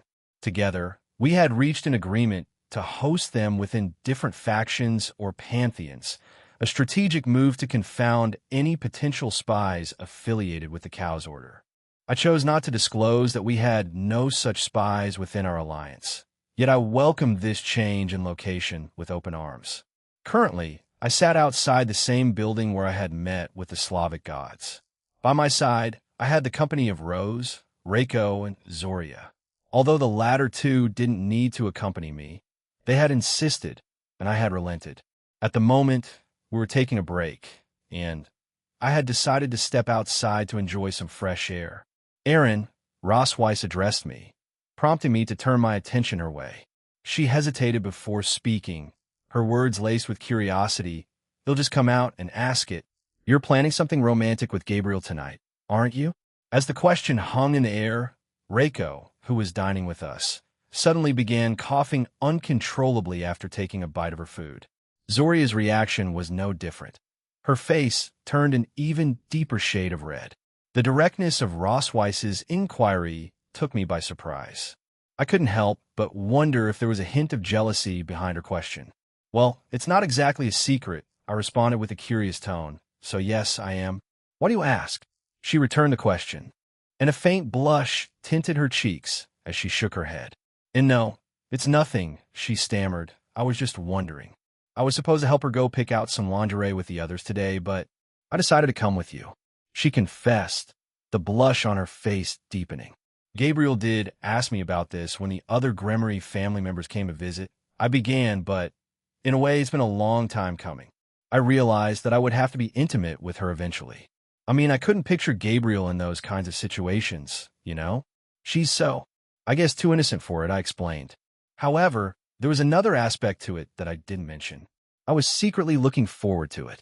Gabriel's innocence made the idea of her engaging in such experiences somewhat unconventional, and that held a peculiar appeal for me. The notion of her revealing a different, more intimate side was, in a way, intriguing and enticing. Could we change the topic, please? Raiko's request was timid, and it was evident that she remained somewhat reserved about discussing such matters, despite having lived with us and encountered many unusual situations. It was worth mentioning that something significant had transpired during my recent visit to the Shinto pantheon, and it was unlikely that Reiko had forgotten about it. As I contemplated the request, Zoria gently tugged on my sleeve and inquired, "Can I participate in the upcoming operation? I'd like to be a part of DXD. I've already discussed it with Purin, and he's given his approval. However, I do feel a bit uneasy about being included as one of the leaders of the Slavic group within the organization." "That's perfectly fine," I responded, waving off any need for prior approval. "Anyone is welcome to join. By the way, I wish you the best of luck with your participation in the group. Don't forget to visit my place every now and then, especially during the training sessions with the less experienced members. It's vital to keep an eye on their progress. Plus, focusing on strengthening yourself wouldn't hurt either." Zoria nodded in agreement, and we fell into a comfortable silence.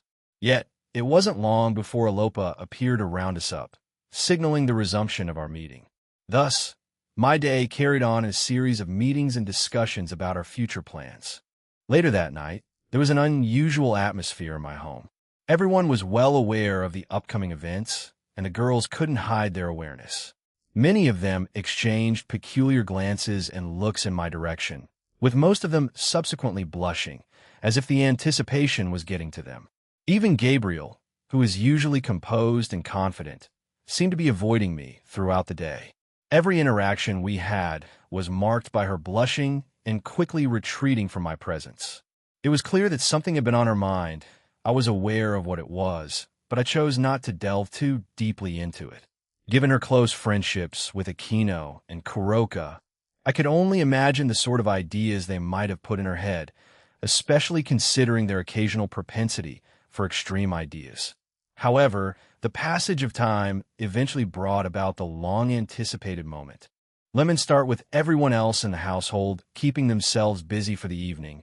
I took precautions, locking the door and casting a protective barrier around us. I settled on the edge of my bed, my back turned to Gabriel, who had expressed her desire to surprise me with something she had chosen for the night. I agreed and allowed her to make her preparations. "Why, you can turn around now," she stammered, and I obliged.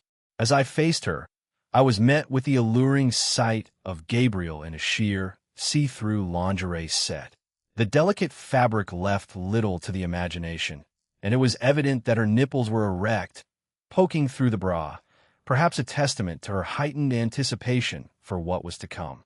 I walked up to her, my fingers gently finding their place on her shoulders as I brought our faces closer. She mumbled, her voice soft and tinged with embarrassment, "This is pretty embarrassing."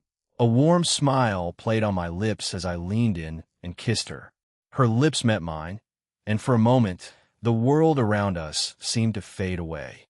Slowly, I guided her towards my bed, our lips parting, but the connection between us growing stronger. With tenderness and confidence, I lifted her into my arms and carefully placed her on my bed. Throughout this unfolding moment, Gabriel didn't resist my advances. Her eyes, however, revealed a nervousness that only added to the intensity of the situation. I gently pressed Gabriel down onto the soft bed, her body yielding to my touch. Our lips met once more, and the kiss deepened. I could feel her body tense initially, but as the kiss continued, she didn't shy away. In fact, she timidly allowed her tongue to meet mine, and we began to explore each other's mouths. With growing confidence, Gabriel became more engaged, and our kiss deepened, the intensity of our connection growing with each passing moment. With a quiet gesture, I drew you closer, the moment stretching between us. While it wasn't our initial rendezvous, the current circumstances did little to alleviate her inherent shyness, and Gabriel couldn't help but blush even more deeply than usual. I gently leaned closer to Gabriel, the closeness electric in the quiet room. Her soft sighs, filled with nervous anticipation, escaped her lips. FHHHNNHNNHKHHNNHFHH, as she whispered, her eyes shimmering with intense emotion, and tears welled up in the corners of her eyes as they locked onto mine. It became quite apparent that she was deeply moved as her breathing quickened. As I observed this, her face flushed in even deeper shade of crimson. "I'm a bit forward," she confessed, her voice carrying a tone of genuine embarrassment. I reassured her with a warm smile, assuring her that it was perfectly fine. Gradually, I leaned in closer to her, which elicited sweet, enticing sounds came from her. As our passion grew, I couldn't resist the temptation any longer. We came together in that moment. She let out a surprised sound, her pleasure evident as she adjusted to the closeness. As the moment between us deepened, my desire only grew stronger. While I held her close, I found myself whispering, "Gabriel, I love you." Tears welled up in her eyes and finally cascaded down her cheeks as she replied, "I love you too. So, it's okay to go ahead. Okay?" "Of course, I'm right here," I assured her with a gentle smile. I was determined to keep my composure. She looked incredibly adorable at that moment, and the last thing I wanted was to rush and potentially upset her. My goal was to ensure she felt comfortable and at ease, and making her cry for any reason was the last thing on my mind. Even though I had unintentionally made her cry before, I tried to convince myself that those tears had been shed out of happiness, nothing more. I drew closer to her, moving with a gentle, deliberate motion, cherishing every second we shared. What took me by surprise was how eager Gabriel already was. She was even more ready than I had initially perceived, making the act of drawing closer a seamless, pleasurable experience. As the moment deepened, my own excitement grew. The sensation was electrifying, and I could tell that Gabriel shared the same sentiment. There was a closeness between us, a gradual coming together that mirrored the growing intensity of our connection. Finally, we reached a significant threshold, a moment of transition that would mark a new chapter for her. "Gabriel," I whispered, seeking her permission. She smiled warmly and nodded. "For you, Aaron," she whispered back with affection in her eyes. Her gentle smile made my heart race. "I'll do anything, please, all right," I said, ready to proceed. "It might be a bit uncomfortable at first, but bear with it, okay?" She nodded, showing her determination to move forward. With great care, I gently leaned closer, holding her close as we shared this significant moment together. She tensed briefly, and I did my best to ease her comfort. I continued slowly, keeping our connection steady and tender. However, Gabriel suddenly let out a pained moan, causing me to stop instantly. "Are you okay?" I asked, filled with concern. I realized I had pushed too far and eased back slightly. Fine," she replied, her words coming out in a contented tone. "I just feel really full." A warm smile graced her face as she continued, "And I also feel very happy to be connected with you." Her voice dropped to a hushed whisper as she extended her arms, silently requesting a hug. I responded to her unspoken request by wrapping my arms around her, pulling her closer. As we embraced, our faces drew nearer, and our lips met in another passionate kiss. Our tongues entwined in a dance of desire, and this time, it was Gabriel who took the lead, her kiss infused with an assertive intensity that left no room for doubt about her feelings. As our passionate kiss lingered, I held her close, savoring the warmth of the moment and the steady rhythm of her breath. A deliberate choice to prolong and savor the closeness that Gabriel and I were sharing, determined not to rush this precious moment. Our lips parted momentarily as the moment deepened, and as I did, Gabriel's quiet sighs filled the room, intensifying the warmth that passed between us. With each gentle motion, I felt Gabriel's inner warmth envelop me even more tightly, as if she were trying to hold back the surge of emotions that welled up within me. Perhaps it was the anticipation that had built up over time, or the stress of the day that added to the intensity of the moment. But it was clear that the moment was drawing to its peak, and I couldn't hold back any longer. "You're Getting closer, she gasped, her breath coming in short, ragged bursts. "Are you going to finish?" she inquired, her words punctuated by the tightening of her muscles. Gabriel's question hung in the air, her anticipation palpable, and I couldn't hold back any longer. "Gabriel," I breathed, the intensity of the moment surging. "I'm close," I declared, on the verge of reaching my breaking point. Gabriel pulled me closer, making any thought of pulling away impossible. It was unclear whether it was instinct or the influence of the other girls that led her to this decision. But for now, I pushed such musings aside. Instead, I surrendered to the overwhelming intensity building inside me. "M. Gabriel cried out loudly, her body trembling as she held on tightly. Yet, I didn't relent. I continued moving, each movement drawing more passionate sound from her lips. With each motion, I pushed myself closer to a powerful release, the excitement building with each passing moment. Come on, finish it. You can do it, Aaron," Gabriel exclaimed, her lips finding mine once more in an intense, heartfelt kiss.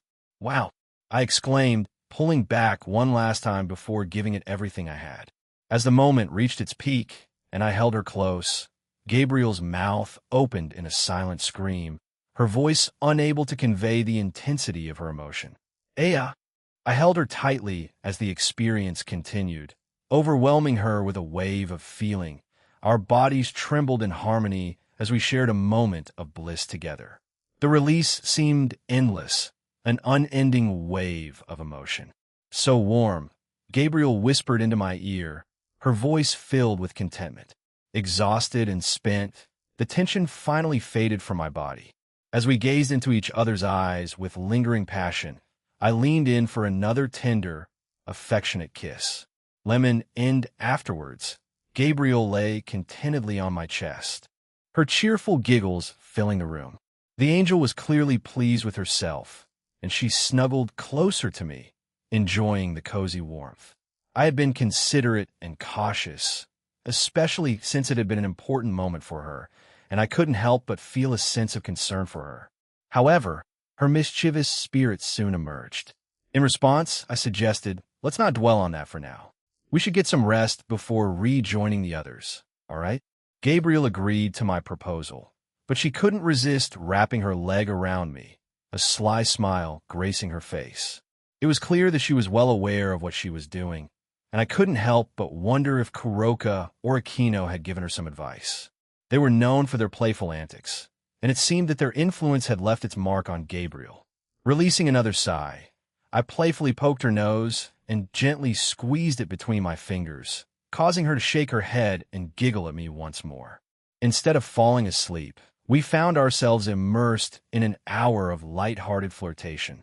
I didn't anticipate such significant progress on Valis' future armor, I remarked, my surprise evident in my voice. On this particular day, I found myself at Grigori, accompanied by a few others. Gabriel was by my side, her affections seemingly heightened since our encounter 2 nights ago. In just 2 days, we were scheduled to return to Kyoto for the operation, my upcoming Epee Dragon show, and to oversee the second years during their trip. Before me lay Valis' new armor, a project initiated by Azazel. Unlike Issei's Ryutaru, this project involved creating a small ship tailored to Valis' needs. With my assistance, it would gradually evolve to align with Valis' increasing strength. In addition to that, Valley had recently acquired a Malbranche, which served both as an aid in enhancing his abilities and as a valuable power-up. This development coincided with his reunion with his mother, further giving him more power. Valley responded with a haughty tone, his usual air of confidence mixing with a touch of Tsundere-like reluctance. I suppose I can accept your assistance this one time, Azazel." His question followed. "I assume I can use this form in the upcoming tournament match, correct?" I considered the inquiry and offered some insight. While we haven't delved into the specifics of this form yet, based on what I've observed, it should be feasible. However, keep in mind that its applicability might vary depending on the parameters of the game's field. If it doesn't quite fit within those constraints, I wouldn't recommend it. Vala nodded, evidently in agreement with my assessment. A giant ship? Can you pilot something like that, Va? Lina, Valis' mother, inquired, her concern evident in her eyes. Azazel chimed in with an attempt to boost Lina's confidence. Don't fret, Mum. Valley here is no ordinary individual. He's a genius, and I have no doubt he'll grasp how to operate it within a day. I couldn't help but raise an eyebrow at Azazel's words. It almost seemed like he had initially been about to call Valley an idiot. I shot Azazel a quizzical look, and he responded with a sharp glare in return. I can always ask Aniki for some tips, and yes, I'm willing to try learning how to pilot a ship on my own, he responded, addressing his concerned mother's worries. She turned her gaze towards me, her expression still marked by anxiety. I'll be fine. As Azazel mentioned, Valley is a genius, so he'll grasp the controls without any issues, I reassured her, offering some comfort. My mother, who had accompanied me on this occasion, approached Lina and gently took her hands into her own. Don't worry, Lina.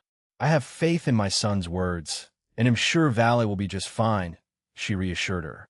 Lina, a bit taken aback by this sudden support, finally gave in to my mother's comforting words.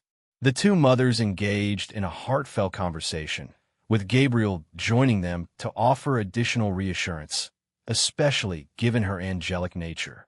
As they shared their words of encouragement, I found myself gazing at the spacecraft before us. Breaking my reverie, I turned to Valley and spoke with a sense of urgency. Valley, I advise against using this ship in the upcoming operation. Instead, suggest pairing up with a new Malbrach. Valley, curious about my decision, inquired why. I chose my words carefully as I explained. To put it plainly, using this ship could result in an explosion, which would only delay the completion of the project. Moreover, it would mean that you'd have less firepower when we need it the most in the Phantasma and Eevee universes. My words carried a weight of seriousness, emphasizing the importance of conserving our resources for the challenges that lay ahead. Vala fixed his gaze on me, his silence speaking volumes. However, it was Azazel who broke the quietude with a question. So, you're suggesting that it's still unstable, eh? What alterations or upgrades do you propose as the initial steps? Azazel inquired, leaning forward with genuine interest. Well, I began to explain to him. However, at the moment, the Grigori didn't have the necessary resources for it. I assured him that I would provide what they needed within a few hours, to which he agreed. Oh, and I want to mention that you won't be harmed by the explosion, I added, since you're rather resilient now. I hesitated to bring it up because of your mother's presence, but I wanted to make sure you knew. He nodded, understanding my concern. We both turned around and noticed that our mothers were still deep in conversation. It appeared they hadn't heard the remark, or, at least, Lina seemed oblivious to it. I had no doubt that my mother, with her heightened senses, had likely caught on to the situation, unlike Lina. Anyway, I continued, I've got some plans to implement something quite unique like but power, which lets you power up in unconventional ways just like I do with a pay power. I delivered this statement with a mischievous smirk, and it earned me a facepalm from Valley and a hearty chuckle from Azazel. I'd venture to say it's not just a pay power, but more like lewd power, Erin, Lavinia remarked, her smile directed at me. She playfully placed a finger on her cheek and continued. The real question is, will Vakuin harness the power of Calanthachan or Jinbachan for this boost? Vali, visibly flustered and his face now even redder, interjected, enough about that.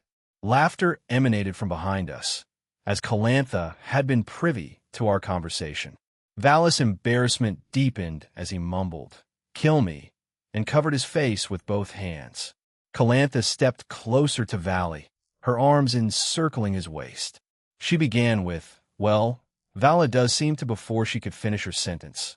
Valley let out a resounding scream, his face an intense shade of red, and sprinted away. "Ada," Calantha remarked, her hand resting on her cheek. She let out a sigh. "I suppose we might have gone a bit too far with the teasing." Azazel chimed in, nodding in understanding. It seems the allure of the power of the buttocks might have overwhelmed him. I caught Lavinia's gaze, and she giggled before turning her attention to me. Blushing, she asked, "You're fond of that too, right?" I hesitated to respond, my lips twitching. The answer was quite evident. I was just as much of a pervert as the others. It was no secret that I appreciated her assets in the end. I was a pervert too. On the day of departure, we assembled at Kuo Station to bid farewell to the second-year students embarking on their trip. Those accompanying me via the teleportation circle after the farewell included Rias, Asia, Aquino, Lavinia, Yumi, Zenobia, and Irina. As for those departing on the trip, the roster consisted of Chiron, Ravel, Gasper, Ryuta Nakiri, Malarka Vordenberg, and Ruruko Nimura. A few more students had joined the other groups and departed earlier. I addressed the departing group, conveying my sentiments and intentions for the trip. We'll be arriving in Kyoto first through teleportation. Enjoy your time there, and rest assured we'll strive to conclude our operation as swiftly as possible. Ryuta will definitely meet up with the 5 principal clans during our stay in Kyoto. In unison, they responded with a resounding, "Yes, sir." Their synchronized acknowledgement made me feel like a drill instructor for a moment. Ryuta, in particular, had a request. "Momiji wishes to see you again, Jin-senpai. If you arrive at my clan before I do, please pay her a visit," he implored and bowed. "Sure thing. He'll make sure to do that," I assured him. Turning to Penemu, Roygun, and Griselda, who were responsible for chaperoning the trip, I placed my trust in them. "They'll be relying on you to look after them. Rest assured, I have shadow soldiers stationed around Kyoto, so there's no need to fret excessively." Roygun responded confidently, "Everything will be just fine, Aaron. They have 2 nurses accompanying them. After all, she herself had recently become the second nurse of Kuo, although she was part of the college division, a contrast to her high school division background in canon. Back then, she often encountered my avatar at the college, and on occasion, she even attempted to flirt with him. However, upon learning that it was just an avatar, she eventually abandoned her efforts. Nevertheless, she still occasionally inquired whether it was the real me or just an avatar. As for how she ended up on this trip, Azazel and Rias had pulled a few strings, allowing her to accompany them. They cited the potential for incidents like the one the previous year when Jinshiro and other students suffered from food poisoning. "I'm really looking forward to this Kyoto trip. I don't get to go there often," Penemu chimed in with a hint of excitement in her voice. She cast me a meaningful look with her piercing eyes, silently expressing her desire for me to take her out while we're there. I nodded in agreement, and she then ushered everyone else away, as she was happy with my reply. With my focus now back on the group remaining with me, I suggested, "So, shall we get going? We've still got a few hours to make the most of before we prepare for tomorrow's event." They readily agreed, and we promptly set off for Kyoto once again this year. We quickly reached Kyoto and approached the barriers of Kyoto. Positioned at the entrance were 2 kitsune, elegantly dressed in shrine maiden attire. "Welcome back, Jin-sama. Yasaka-sama and the others are eagerly awaiting your arrival." One of them greeted us warmly. The second Kishjin chimed in, "We'll gladly guide you to them." "Thank you," I replied, giving a friendly wave of acknowledgement. We proceeded to enter the barrier, and in an instant, we were transported back to Kyoto. As we walked along the familiar path, we were greeted by a multitude of yukai, their presence adding to the welcoming atmosphere. I heard a voice call out, "Oni-san." I turned towards the sound and recognized the yukai from the previous year. He had grown even more, standing with his friends. Before I could respond, they enveloped themselves in a potent tuki, their grins reflecting their newfound strength. Returning their smiles, I remarked, "You all have grown even stronger. Great job. I'm proud of your progress. Maybe in the future, you can consider joining Team DXD." They laughed, full of enthusiasm, expressing their eagerness to accept the offer. We exchanged farewells with the young yukai and continued on our journey. Of course, I also made sure to purchase an array of souvenirs for everyone. The majority of these gifts were delectable sweets, and Irina and Zenobia, in particular, wasted no time in indulging themselves, with Rias and Aquino sampling a few treats. "Are you not going to try any, Nia?" I asked, glancing at her.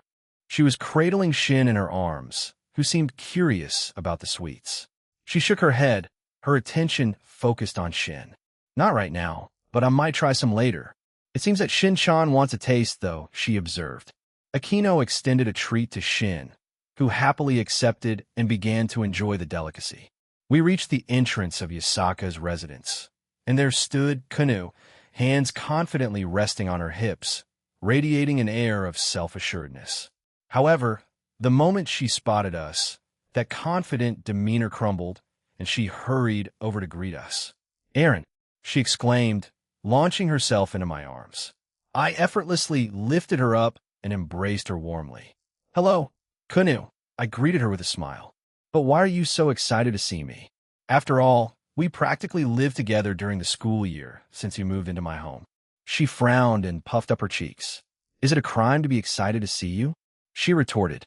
I chuckled, shaking my head. "No, it's not a crime at all. Anyway, let's get going. And while we walk, maybe you can fill me in on who's here today." I started moving towards the entrance, nodding to the Tengu guards as we passed. She took a moment to explain the attendees, the 5 principal clan heads, my mother, the Slash Dog team, and Chow Chow's team. Oh, and Istia was there too. As I fed her some snacks that I had picked up, Istia, she joined the gathering as well. Given that she usually roams around India and the Philippines, it's quite unexpected for her to be in Japan. I wasn't bothered by it, but I certainly hadn't anticipated her presence. Drake couldn't help but chuckle. If Alicia found out, she'd be in big trouble. Kufufufu Albion chimed in, and she'd give you quite a beating if you ever snitched on her. "Well, that's true," Fufu Rudra added. "Istia, huh? It's a bit unexpected, but I don't mind her being here. Anyway, let's pick up the pace," I suggested. We quickened our steps and soon found ourselves standing before the room. However, I paused just before entering, leaving my companion slightly puzzled. Perhaps I should change into something more appropriate for my role, I mumbled, deciding to switch to a more formal outfit. I swapped my attire for the same full black 3-piece suit I had worn during the peace conference. "Much better," I declared, satisfied with the change. Kunu, however, had a different opinion. She reached out and adjusted my tie to her liking, nodding in approval a few moments later. "Now it's better. It'll go in first," she announced, and I allowed her to proceed. She entered the room, and within a few seconds, the door opened again, revealing Kunu bowing and formally greeting us. "Welchome, Jin-sama. Everyone, please come in," she greeted, and her playful wink was met with our smiles as we entered the room. Inside, we found the various individuals Kunu had previously informed us about. Istia acknowledged my presence with a silent nod while standing in one of the corners. Sharon was positioned behind Yasaka, and the remaining attendees occupied seats around a large table. Each leader of the clans had 2 bodyguards positioned behind them, yet the atmosphere in the room was surprisingly relaxed. Kenami, eager to greet us, had her mouth covered by Natsum to keep her from speaking prematurely. Chow Chow and his team maintained their typical serious demeanor, though Leonardo seemed to be brimming with enthusiasm over something. I didn't anticipate such a somber atmosphere upon arriving in Kyoto, I remarked as I moved to a vacant spot, the rest of my group following suit. "Well, let's begin." "Welcome," Jean Yasaka began, acknowledging my presence. After these initial formalities, she continued, "With the pleasantries out of the way, shall we commence our meeting?" None among us voiced any disagreement, so she proceeded. "To start, we should address the matter of which group will be responsible for defending the perimeter of Kyoto. If there are any volunteers, now is the time to come forward. Otherwise, Jean has already provided a plan in advance for us to consider." A few of the heads turned their attention toward me, with the most openly hostile among them being Ju Kushihashi. Istia appeared ready to confront him, her intentions clear, but I silently signaled her to hold back. Even his bodyguards seemed unfazed, and I could have sworn I caught one of them rolling their eyes in response to his behavior. It was somewhat surprising to see that Ju still held the position of head, rather than Sairyu Kushihashi. However, we had to proceed, even if I wasn't particularly fond of the man. It occurred to me that some of his animosity was also directed at Ajamu, who had been discovered to be a Kushihashi as well, even though he was an illegitimate child. If I may make a suggestion, Suzaku inquired, her hand raised. Yasaka gave a nod of approval, and Suzaku continued, I propose that the 5 principal clans take responsibility for defending the perimeter of Kyoto. We are most familiar with the area, well-versed in the ideal locations for ambushes, and knowledgeable about the lay of the land for effective counterattacks. Ju, however, voiced his objection vehemently. I object. We also possess intimate knowledge of the routes within Kyoto. Would it not be wiser to assign the former hero faction members to safeguard the perimeter? I, for one, haven't forgiven them for their attack on Kyoto last year. His protest reverberated loudly within the gathering. While Jai's reasoning was understandable, his delivery lacked civility. Suzaku acknowledged his point with a nod and addressed him, saying, I comprehend your argument, Ju-san. My proposal was simply a suggestion. Ju huffed in response, sitting back down with a touch of discontent. Eager for more information, he pressed Yasaka further, his tone rude as he inquired, Well, what is the plan that the dragon has provided you, Yasaka-san? In the corner, both Sharon and Izdia appeared to be gradually losing their patience with Ju, their auras steadily on the rise as they reacted to his impolite demeanor. Yasaka released a quiet sigh and retrieved a small document from her ring. She placed it on the table, allowing everyone present to examine it. This is the plan that Jean has devised. I ask that you all review it thoroughly. If you have any complaints or suggestions, please don't hesitate to voice them as soon as possible, she requested. I was already familiar with the contents of the document, so I didn't bother reading it again. However, everyone else in the room did. Ju Kushihashi, in particular, appeared to be quite agitated about it. This was likely due to my decision to assign the 5 principal clans to defend the perimeter, leaving my group, which was primarily composed of DXD and EXE members, to handle the main battles in Kyoto. Of course, they would receive assistance from a few devil groups, as well as Yasaka's Yukai group. Ju had a history of holding a grudge against supernatural beings, but given that he and the others had agreed to form alliances, especially with the Chinese and Shinto pantheon, and then with the DXD alliance, I expected him to cooperate and not behave so entitled, I suppose. Is there a problem with it, Ju Kushihashi? I inquired, prompting him to snap his head toward me. Instead of immediately launching into a tirade, he hesitated. I must admit, I was exuding a more forceful aura and atmosphere around me at that moment. This might have been why a few others in the room appeared ready to pounce on him. Ju seemed to sense this and hesitated to lash out. I disagree. If the rest are fine with it, then I don't care, but let the Kushihashi clan defend Kyoto alongside you. Being relegated to the perimeter is rather insulting, he stated. It sounded like he wanted to add that he would find it even more insulting to be forced to fight alongside the devils and Yukai, but he wisely held his tongue. His guard appeared embarrassed, and they probably didn't mind the idea, making me wonder how the rest of the Kushihashi clan felt about it. It led me to believe that they were likely more cooperative than their current head. I found myself wondering about the process of selecting the next clan head. When I first met Suzaku, she was already the head, but Sue was still alive, and there were several elders. Perhaps I would inquire about this process after the meeting. Yasaka nodded and proceeded to discuss the plan in more detail. She pointed to several key locations in Kyoto where the attacks were most likely to occur. Since the Kushihashi clan had been assigned to the offensive rather than the perimeter defense, I also chimed in, informing them that I would be sending an army of shadow soldiers to assist them. Nayad, a new addition to my shadow soldier ranks, was one of the soldiers I would deploy. Nayad originated from the Arachnymph, originating in the Phantasma, and summoned by Zaorama, had become a valuable asset after I recently assessed her abilities. I planned to assign her the task of creating intricate webs that would only affect our enemies when the time came, providing additional support to the 5 principal clans. After our discussion, Ju Kushihashi appeared content with the outcome and didn't voice any further complaints. Once our meeting concluded, the heads of the clans, except for Suzaku, left the meeting room to return to their respective clans. However, some of them approached me before leaving and asked if I could briefly visit their clans. I agreed, as I had already promised Ryuta to do so for the Nakiri clan.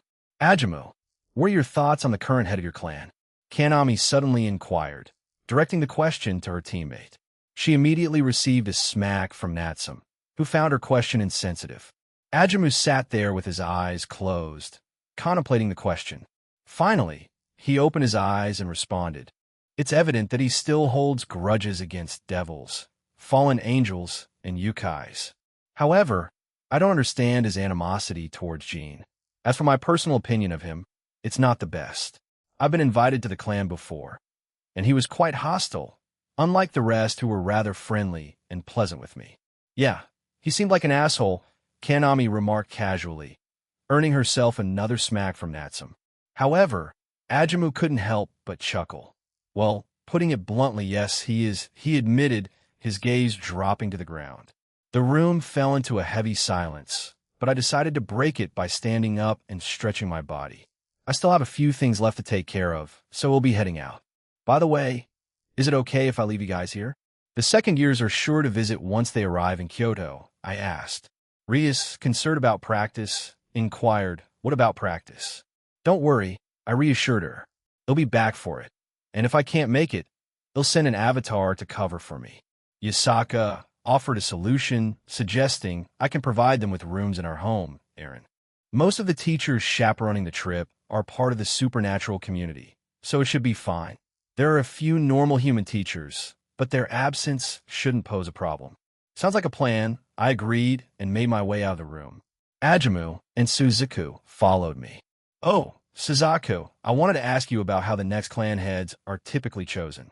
It's a bit complex, and it will take some time to explain. Are you okay with that? She asked, moving to my left side and embracing my arm. I replied, no problem, we've got time. They'll be visiting other clans, maybe even the Kushihashi clan, but I'm still undecided. Ajamu, would you like to join me? Ajamu declined. No, I plan on heading there myself. If you go to a different clan now, we might cross paths at a later time. With a courteous bow, he took his leave. I muttered to myself, he still appears a bit reserved around me at times. It seems like he's quite at ease with the rest of the Slashdog team, though. Perhaps it had something to do with our history, but I no longer harbored any negative feelings, so it wasn't an issue from my side. Anyway, let's go. We decided to skip the Duman clan this time around. When we arrived, we discovered that the clan's head, elders, executives, and even Jinbu-chan were all missing. Suzaku and I, however, spent a few minutes chatting with the remaining clansmen about mundane things and discussing the upcoming mission. Next, we found ourselves in the Shinra clan, and it was Bayako who greeted us at the entrance. "Jo, oppai dragon," he exclaimed with a grin, extending his hand for a fist bump. "Hello, Bayako. It's been a while," I replied, returning the fist bump once we got closer to him. Bayako and I had developed a closer friendship since our last encounter. That was when I had engaged in a sparring match with him during my visit to the Shinra clan, alongside Tsubaki. He had asked to spar in a more civil manner, and I didn't mind, which had fostered our improved relationship. "Is Rako here?" I inquired, and he nodded. "Yeah, but she may be a bit busy since an unsavory group came to speak with her. They've been harassing us for a while now. They're part of the supernatural world and want to form an alliance with us, which is rather strange," he explained. "A group?" I repeated, my confusion deepening at this unusual turn of events. "Yeah, they appeared around 2 months ago, I think. Their rationale is that if they form an alliance with us, they might be able to request assistance from some of our members, even from DXD, but they didn't provide specific details," he explained, his expression turning somewhat troubled. This piqued my curiosity. "Well, let's go and find out what's happening. As the leader of DXD, perhaps I can get to the bottom of this," I said, and he responded with a grin. Third-person point of view in the bustling city of Kyoto, the second-year students were having a wonderful time on their trip. The supernatural teachers, after pulling a few strings, managed to group all the supernatural students together, even arranging for them to share rooms. They had already planned to spend the night at Yasaka's home. As Chiron, Ravel, Gasper, Ryuta Nakiri, Malarka, and Ruruko strolled through the lively streets with snacks in hand, they were enjoying themselves. However, their senses suddenly went on high alert when they felt 2 ominous gazes fixated on them. Ravel mumbled, "This is..." Ryuta crouched down, touching the ground as he said, 2 enemies. They're somewhere in the crowd, but I can't pinpoint their exact location. They must be using their own powers to disrupt my senses. Out of nowhere, a black and purple energy sphere hurtled toward Ryuta, but Chiron sprang into action, leaping in front of him to deliver a powerful punch that caused the sphere to dissipate into nothingness. Swiftly, she raised her hand, creating a protective barrier that gently pushed the ordinary humans out of harm's way. Startled by the sudden attack, Ryuta realized there were actually 3 assailants. He spotted one of them perched atop a nearby building, ready to strike. Without hesitation, he focused his 10k and fired a series of 10k shots at the figure.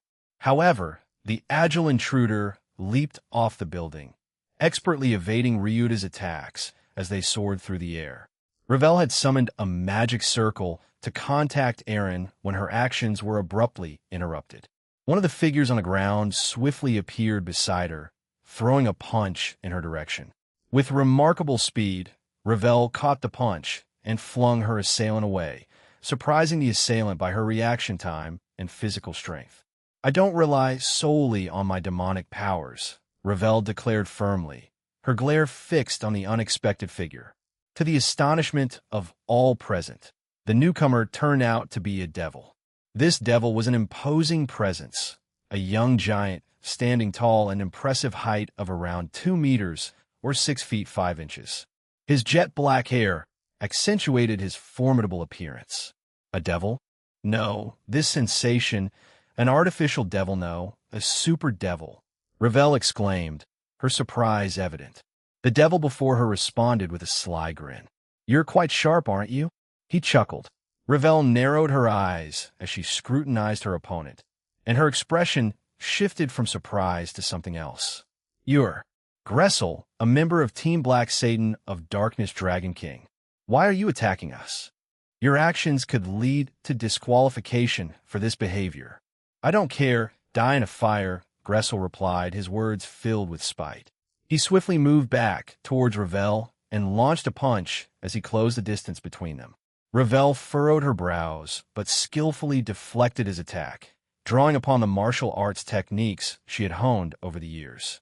Gressel's ability was already familiar to her, given that he had employed it extensively during their previous tournament matches. Ravel made a conscious choice to abstain from employing her demonic powers, opting instead for a pure hand-to-hand combat approach. Gressel's ability or trait was called resistance. Gressel possessed a distinctive signature ability that significantly enhanced his resistance to any form of damage he incurred, primarily manifesting as a substantial increase in his durability against the specific type of harm to which he adapted. In canon, Drake speculated that Gressel might even develop an adaptation against Barato if he encountered it multiple times. During a significant confrontation in canon, specifically his battle with Tobio, there was a strong implication that this adaptation functioned by retaining the signature of his attacker's aura. Tobio effectively countered this by continuously altering the wavelength of his blade's aura between strikes. You're seriously annoying. Just attack me with your clan's flames already, he shouted, growing increasingly frustrated with Ravel's strategy. No, she responded with a flat tone, her expression defiant.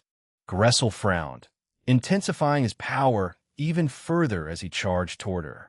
However, before he could close the distance, Chiron suddenly materialized beside him and delivered a powerful kick to his face, sending him hurtling through the air. I was fine, Chiron, Ravel assured her friend. They're clones. Don't you sense it? Chiron inquired, her brow furrowing as she looked at Ravel. Ravel, in turn, grew increasingly surprised as she examined Gressel more closely. Why? Why would they attack us using clones at this point in time? Ravel pondered aloud, her confusion evident. I don't know, but we should capture one or all of them and bring them to Aaron. He'll be able to discern why, Chiron suggested, turning her attention to the Gressel clone. Dusting herself off, Ravel let out a sigh of determination. She stood by Chiron's side and declared, very well, let's capture him. Even if he is a clone, he's still valuable. Chiron replied with a nod. United in purpose, they both charged toward Gressel with a fresh strategy in mind. Gaspar Valdi and Ruruko Nimura joined forces once again, this time to confront another devil. The adversary they faced was another artificial super devil, and he was a member of Team Black Satan of Darkness Dragon King. His name was Sonalin, and like Gressel and the other devil, he too turned out to be a clone. Sonalin is a diminutive young man, slender in build, and possesses a head of dark gray hair. Ruruko, Ravel, just instructed us to capture him. He'll back you up in my other form, and he'll let you take the lead, Gaspar said. Roger that, Gaspy. Ruruko responded enthusiastically. Sonalin fixated his gaze on Ruruko and Gaspar, who were both in the process of activating their sacred gears.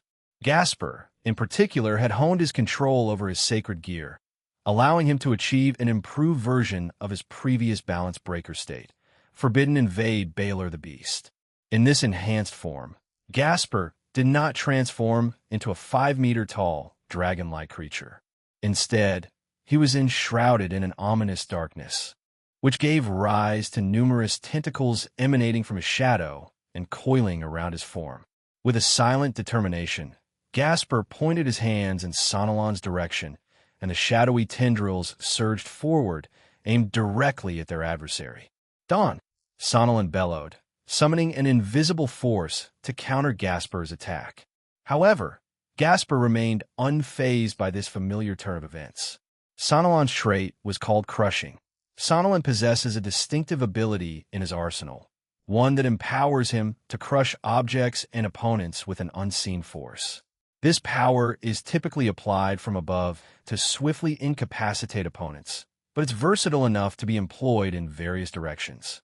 For instance, Sonalin can utilize it to maneuver himself out of harm's way when facing attacks. However, maintaining precision can be challenging, especially when his fiery temper gets the better of him. Ruruko, wielding her artificial sacred gear, descended from above and launched a powerful kick aimed at Sonalin. However, he shouted once more, and an invisible force surged towards Ruruko. To his astonishment, she skillfully evaded the attack and landed her kick on his outstretched arms as he tried to shield himself. The impact of their clash created an even larger crater beneath them. Puzzled and somewhat impressed, Sonalin asked, How did you know? Ruruko beamed and responded, You always use that move in your matches. Naturally, I watched and learned your abilities. After all, we're both competing in the same tournament. She added cheerfully. Sonalin wore a deep frown and remained silent. His response was to forcefully toss Ruruko aside and make a beeline for Gaspar. Dawn! He shouted, crushing Gaspar's tentacles as he charged forward. However, he was taken aback when one of Gaspar's tentacles snaked around his leg, catching him off guard. Gaspar, in his usual calm manner, remarked, You were far more vigilant during the raiding games. He then flung Sonalin away, sending the super devil sailing through the air until he landed gracefully on his feet some distance away from his assailant. Gaspar didn't relent and continued to press his attack. Dark tentacles emerged from every shadowy corner, converging on Sonalin. The super devil skillfully employed his unique ability, flattening the tentacles before they could reach him. Meanwhile, any that managed to break through were met with his powerful fists, though it took a few punches to dismantle them. The battle raged on with both combatants showcasing their skills. Don't forget about me, Ruruko declared and sent a kick towards Sonalin, who managed to block it. However, Ruruko grinned as a small barrel of a gun materialized on her sacred gear, and she fired a point-blank shot at Sonalin. Sonalin, on the other hand, was able to block the attack using his trait, enveloping his body with demonic aura. Both he and the other three combatants continued to evolve as they fought. Being newborns, they possessed an exceptional capacity to adapt and learn rapidly, which extended to their clones as well. Any knowledge acquired by these clones would be transferred to their originals when they were dismissed. Sonalin finally lost his temper. In a fit of anger, he stomped his foot on the ground, creating several tremors. What the fuck is this? I'm stronger, damn it. D, D. He screamed before vanishing from his spot. Reappearing beside Ruruko, he shouted, Dawn, Dawn, Dawn, Dawn, Dun. Several invisible forces slammed into Ruruko, but the young girl managed to block most of them, further frustrating Sonalin. What is this shit? He asked, his anger intensifying. You're just too slow, teased Ruruko, sticking her tongue out at Sonalin. This time, she vanished from sight and delivered a powerful kick to his face. The impact sent Sonalin flying, but Ruruko didn't let up. She extended her hands toward the super devil and unleashed a barrage of demonic balls, most of which struck Sonalin. The collision of these demonic forces resulted in a small explosion. As the dust and smoke cleared, Sonalin emerged, his anger evident. He bellowed in frustration. Dawn, Dawn, Dawn, Dawn, Dawn, Dawn, Dawn, Dawn. His outburst unleashed invisible forces that caused the surroundings to warp and flatten, wreaking havoc in a fit of rage. Yua, he's going nuts. Gaspy, should we end it? Ruruko asked, panic in her voice. Yeah, let's put an end to it. I wanted to see what he was capable of, but we should leave that to Aaron and I. Besides, it's a clone, so it's probably weaker, Gasper agreed. Him not weakak. Dun, yelled Sonalin. To his surprise, the larger and more powerful invisible force he sent toward Gasper was abruptly halted by an even larger hand made of darkness. Shut up, you're so loud, Gasper told him menacingly. Another colossal hand made of darkness materialized behind Sonalin and seized him. Ruruko, finish it, Gasper ordered. Roger, Ruruko exclaimed. She propelled herself upwards with the assistance of the boosters on her legs and delivered a kick infused with demonic aura to his neck, causing Sonalin to lose consciousness.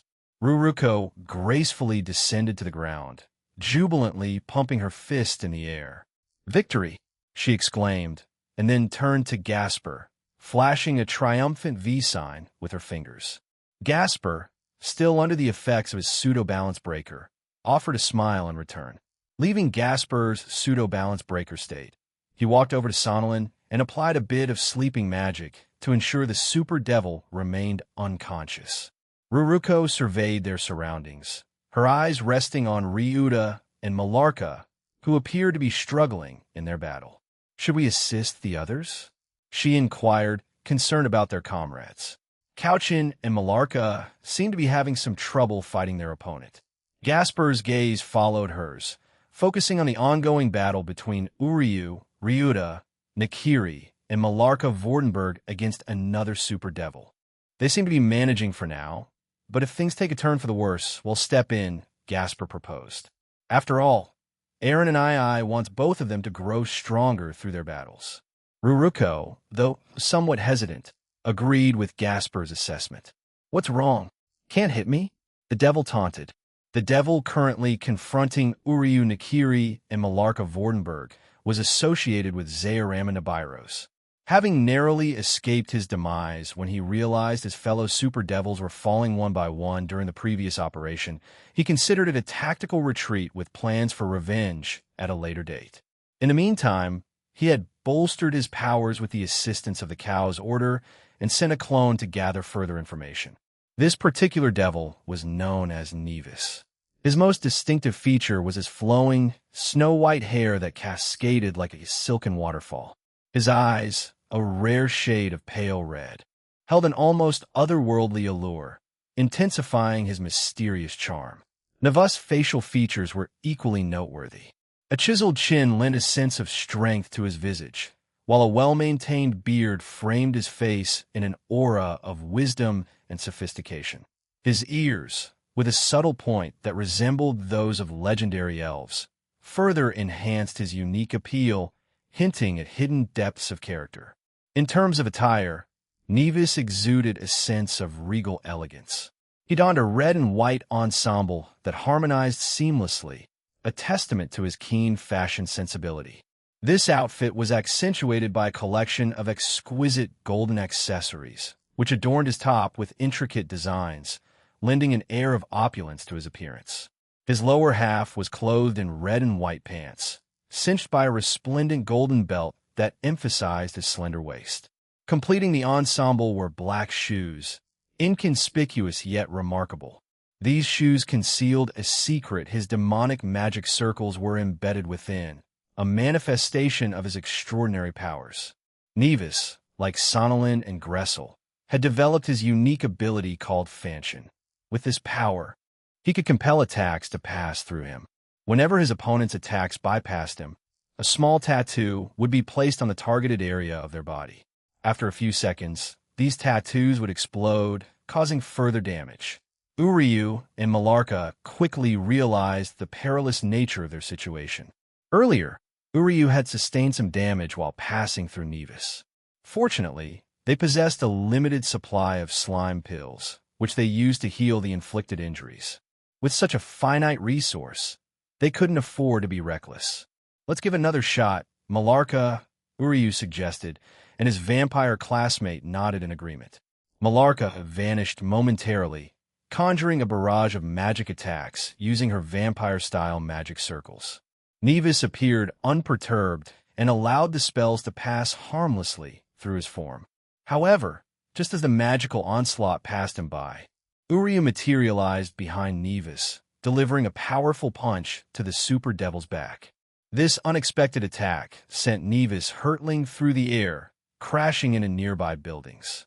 "I had a hunch," Uryu remarked as he touched down on the ground. "A hunch about what?" Malarka inquired, appearing by Uryu's side. "To let things pass through his entire body or parts of it, he needs to use his ability on that specific area or his entire body. Once the object or attack has passed through him, he deactivates his intangibility to interact with the world again.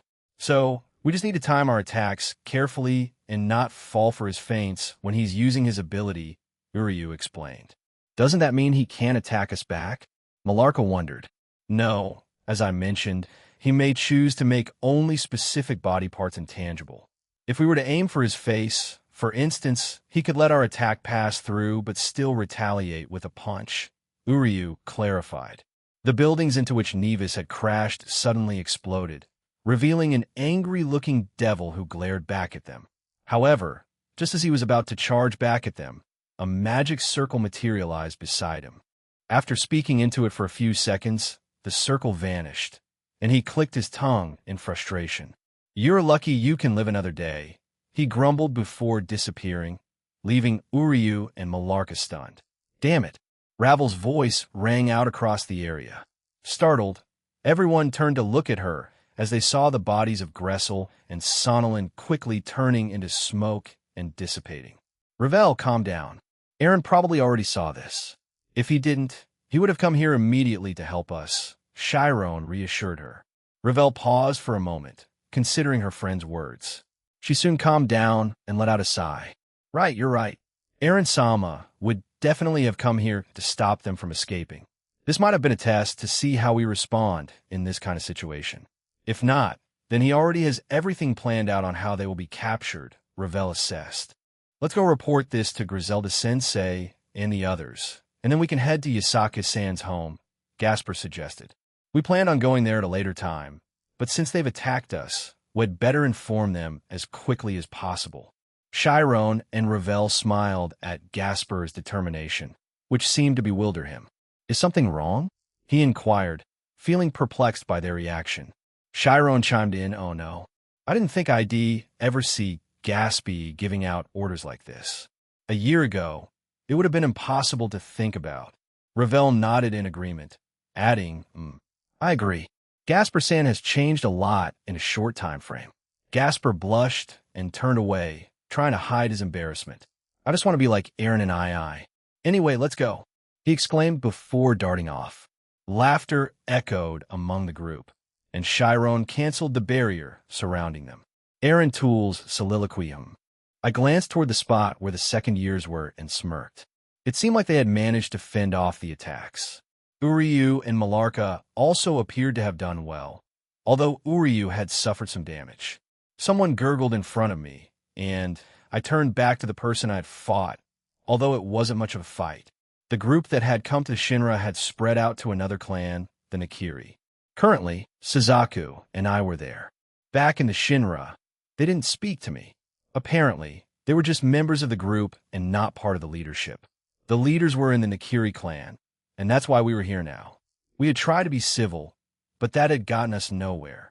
The leader agreed to speak only if I could beat them in a fight, and so I beat him up. I held his collar in my hand as he gurgled some blood in his mouth. "Do you feel like talking now?" I asked. However, he only gurgled in response. "Oh, right, you can't speak." I grabbed his head and began healing him. To my other side stood Sako, who had also confronted the sub-leader of the group, although she was a bit more considerate about it. We were hired by the god of the dead, Hades.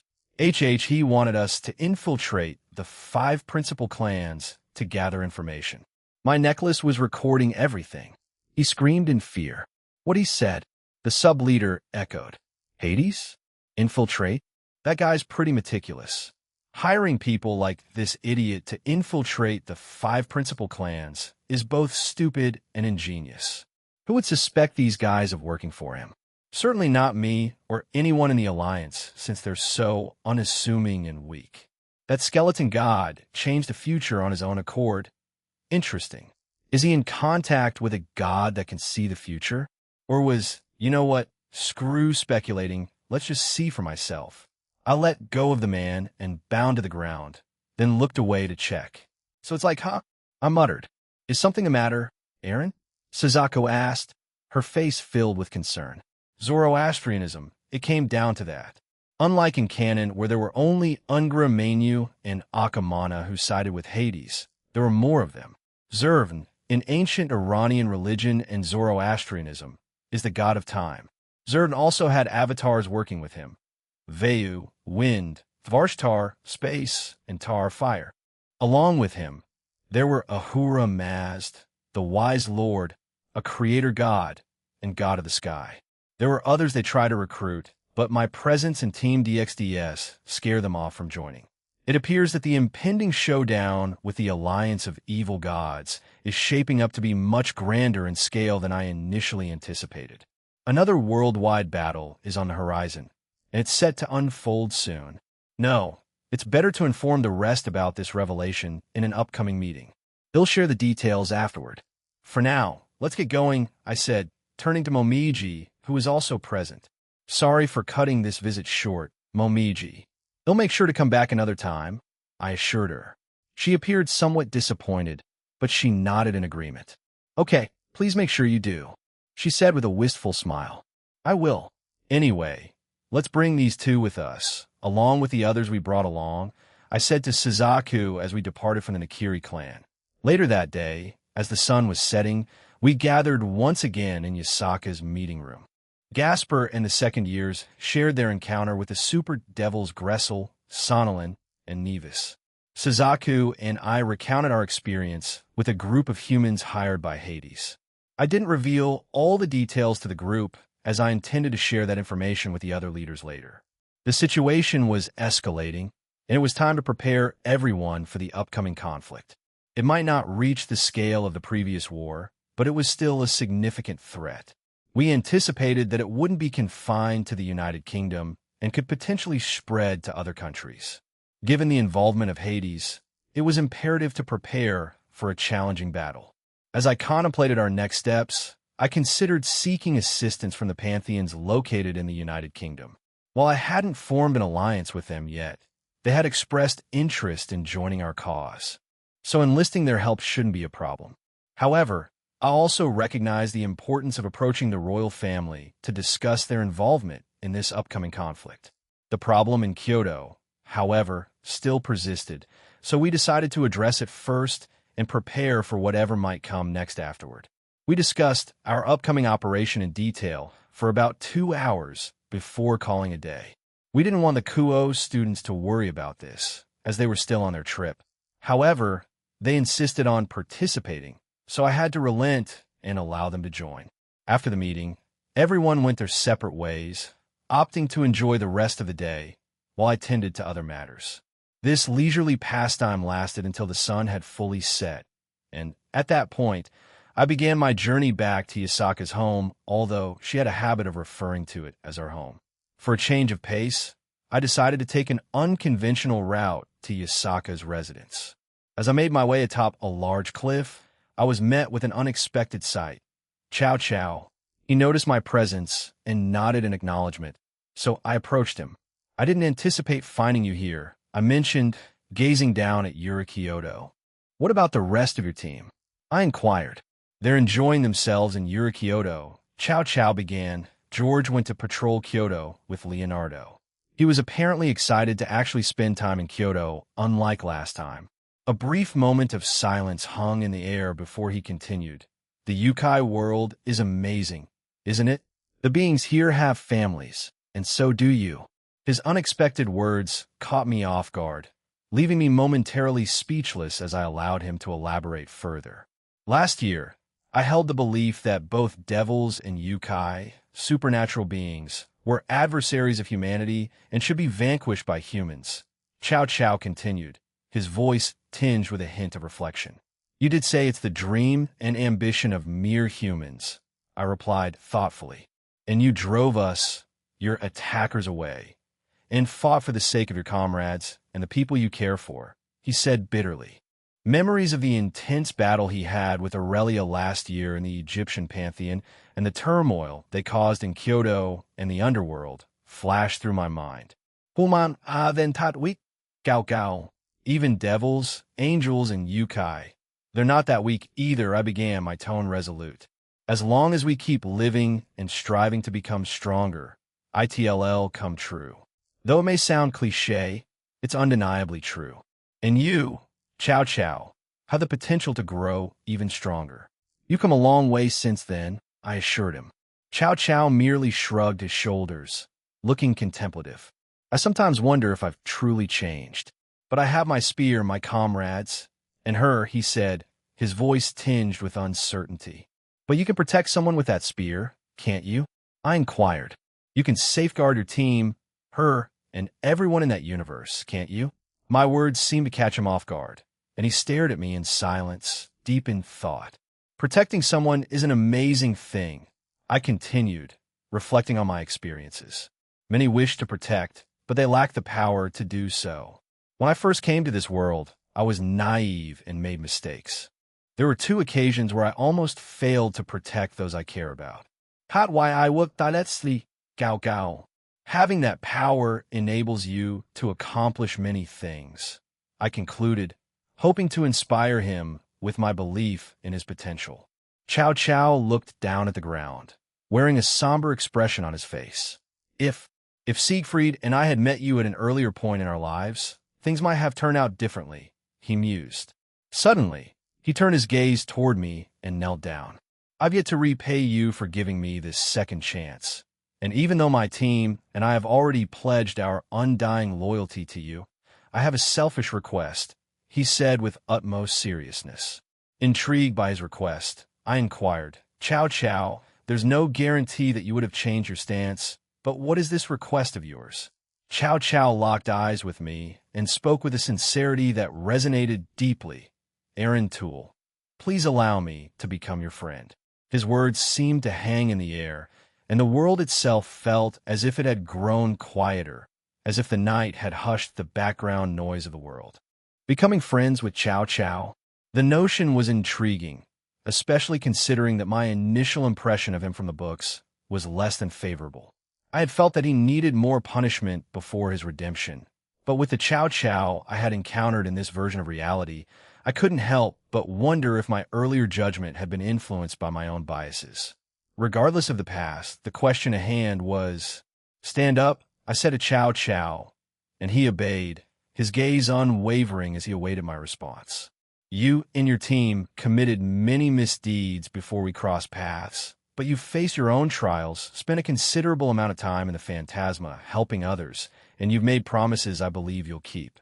Raising my right arm, I extended my fist toward him, offering a fist bump. I trust in Laronia's words, your actions here, and the commitments you've made. So let's start here as friends, Chow Chow. Chow Chow appeared genuinely taken aback by my answer, his surprise evident in his eyes. A warm, grateful smile graced his lips as he reciprocated the fist bump. Thank you. As Yuma's voice rang out, announcing the arrival of dinner time. She spotted Chow Chow and me sharing the fist bump and couldn't help but be curious. "Are you turning Chow Chow into a female?" she asked, raising an eyebrow in suspicion. Chow Chow quickly refuted her teasing suggestion, exclaiming, "What? Phil no," before making his way to the dining area. "Let's get going to dinner," he urged, his cheeks reddening with embarrassment. Observing the playful banter, Yumi's curiosity persisted. "Were you having a bro moment?" she asked, tilting her head inquisitively. Chuckling at her question, I patted her head and replied, "I guess so, but let's not keep dinner waiting. Come on, Yumi." Chapter 14, Part 2, Team DXD versus the God of Darkness's Party Aaron Tools soliloquy. Yeah, I had a sneaking suspicion that things might get a bit out of hand during dinner, but the level of chaos was far beyond what I anticipated. "Aaron," several women chimed in, brandishing spoons, forks, and chopsticks laden with morsels of food, all aimed at my mouth. At home, they usually exhibited a bit more decorum, but the moment we stepped outside, it was a different story. This behavior wasn't a constant, but it was definitely known to happen. Yasaka, having initiated some teasing before the meal arrived, was undoubtedly the culprit behind this delightful spectacle. Even the typically timid Fusey joined in, aiming her fork at me with a hint of mischievousness. Yasaka, the mastermind of this chaos, watched with amusement, and Istia considered participating but couldn't quite muster the courage. "All right, let's all calm down, shall we? I can't consume everything all at once," I tried to reason with them. Gradually, they consented, but then the dilemma of who would feed me first emerged. The girls exchanged glances, and then Chow Chow, who was among us, came up with a solution. "Why don't you guys settle this with a rock-paper-scissors tournament? The winner gets to feed Jean first, and you can establish a pecking order from there." The suggestion wasn't unusual. They often used rock, paper, scissors to resolve disagreements, yet, for some inexplicable reason, they all appeared quite serious about it. Sharon assumed the role of judge and announced with enthusiasm, "They'll be the judge, everyone." And with that, the Who Gets to Feed Jean first tournament was officially underway. "Hell yeah!" Jean screamed enthusiastically, wildly waving her arm in the air. She had emerged as the victor of the tournament, with Lavinia securing the second-place spot. Following closely was Rias. As for the remaining participants, they appeared somewhat disgruntled, with Suzaku landing in ninth place. Jean crawled over to me, leaving me a little perplexed. "Where's the food?" I inquired, gazing at her with curiosity. However, what took me, and everyone else, by surprise was the shrimp in her mouth. Swiftly, she settled on my lap and proceeded to feed me the shrimp using her mouth, her cheeks flushed with a deep blush. Her entire team was left dumbfounded, their mouths agape in shock. Her actions were quite bold, as it carried the risk of us accidentally kissing, unless that was her intention all along. Unsure of her true motives, I accepted the shrimp quickly, and then went in for a kiss, assuming it was her unspoken desire. Jean appeared taken aback for a moment, but soon shrugged and kissed me back. What? That wasn't part of the deal," Natsum exclaimed. "That's right. If it was the Kiss Jean tournament, then I would have tried harder." Kanami chimed in. "All right," Lavinia added, her voice tinged with a hint of sadness and even more astonishment. As Jean kissed me, she closed her eyes. Glancing back at everyone else, I noticed most of the guys had turned away, while the girls looked at us, their cheeks flushed with jealousy. Yasaka couldn't help but comment, Era, I didn't think it would go this far." However, Akino was less thrilled. She shouted, "Stop kissing already," and swiftly moved towards us. In a swift motion, she pulled Jean away. Jean began to struggle within Akino's grasp. Lavinia, not one to be left out, soon joined the commotion. With a determined look, she pushed me down and proceeded to engage in a passionate kiss. Her tongue invaded my mouth, leaving me with no room to even react. It was a bewildering turn of events. Is this even dinner at this point? I just wanted to eat some food, for the love of God. However, a sense of danger washed over me as Lavinia's hand began to inch dangerously close to an inappropriate place. Fortunately, Suzaku was quick to notice this and seized the opportunity to intervene, promptly pulling Lavinia away. "And no, I wanna," protested Lavinia. "That's not appropriate." Suzaku scolded her and continued to guide her away. Lavinia struggled in Suzaku's grasp, her actions reminiscent of a child's tantrum. Shin emerged from my shadows, his gaze filled with concern as he silently inquired about what should be done. I gave him an affectionate pat on the head and said, "Go and stay with her. She could use some company, and please take her plate of food along." Shin nodded, and then proceeded to head over to Lavinia's plate of food. With a wave of his paw, he made it levitate and trotted out of the room, following her voice. As for me, I wanted to do something nice for her, but I also needed some sustenance for myself. I figured I'd make it up to her before I went to sleep tonight. She'd probably be pouting until then. After that somewhat awkward episode, the girls resumed their peculiar feeding hierarchy, and things began to settle down once more. Several hours had passed since that point, and the night was gradually drawing to an end. Earlier in the evening, everyone had taken an open-air bath. I had been invited to join, but declined, as I had a brief meeting with the other leaders to discuss the impending confrontation with the Alliance of Evil Gods, the remaining Malbranche, and the Wizards of Oz. It was shaping up to be quite a challenging ordeal.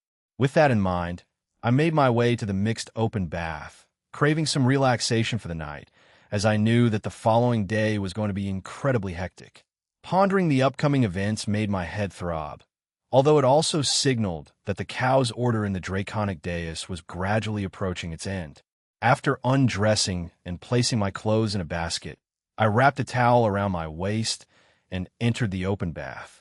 However, I quickly realized that I wasn't the only one there. Yasaka, Sharon, Kunu, Lavinia, and Suzaku were already present. I should have seen this coming, I admitted with a sigh, giving in to the situation. My comment elicited giggles from Yasaka and Sharon. "We coordinated this," my dear Yasaka explained. "Now come here. I'd like to be pampered, as we haven't had much time together." "Sure thing, Yasaka-sama," I responded, and then I joined them in the bath. With the swiftness of lightning, Kunu materialized on my lap, while Lavinia snugly settled on my left side. Only one spot remained, my right side, and the three remaining women exchanged glances. Soon, they reached a consensus as Yasaka gracefully maneuvered over, nestling against me and hugging my arm. Sharon and Suzaku, though slightly disappointed, gracefully accepted their fates and inched closer to our little group. Finally, Lavinia leaned in and inquired, "Can we stay in Kyoto after the mission is done?" I responded, "There's going to be a lot of us since more of our group is coming tomorrow, but if Yasaka is fine with that, then I don't see why not." I glanced at the QB leader, who was still hugging my arm and had placed her head on my shoulder. Yasaka looked up at me and reassured, "As I said before, you're a Kyoto, and this building are your home too, so anyone is welcome here, including Team DXD. "I see. Thank you," I responded with a smile, gently planting a kiss on top of her head. "With that said, tomorrow morning until noon, we'll have some respite from their attacks. I've asked King Emma to lead them on with the idea of possibly joining the Cow's Order, which should buy us some valuable time." It took a bit of convincing, especially with his wife, but eventually they were swayed by the leader's speeches. Suzaku looked at me, a touch perplexed, and asked, "Why do you want to delay it?" A playful chuckle escaped my lips as I scratched my cheek. "Well, I wanted to put on the Apay Dragon live show so the kids and adults who came can get their money's worth." Suzaku sighed with a fond smile. Geez. Yasaka's sudden actions took everyone by surprise.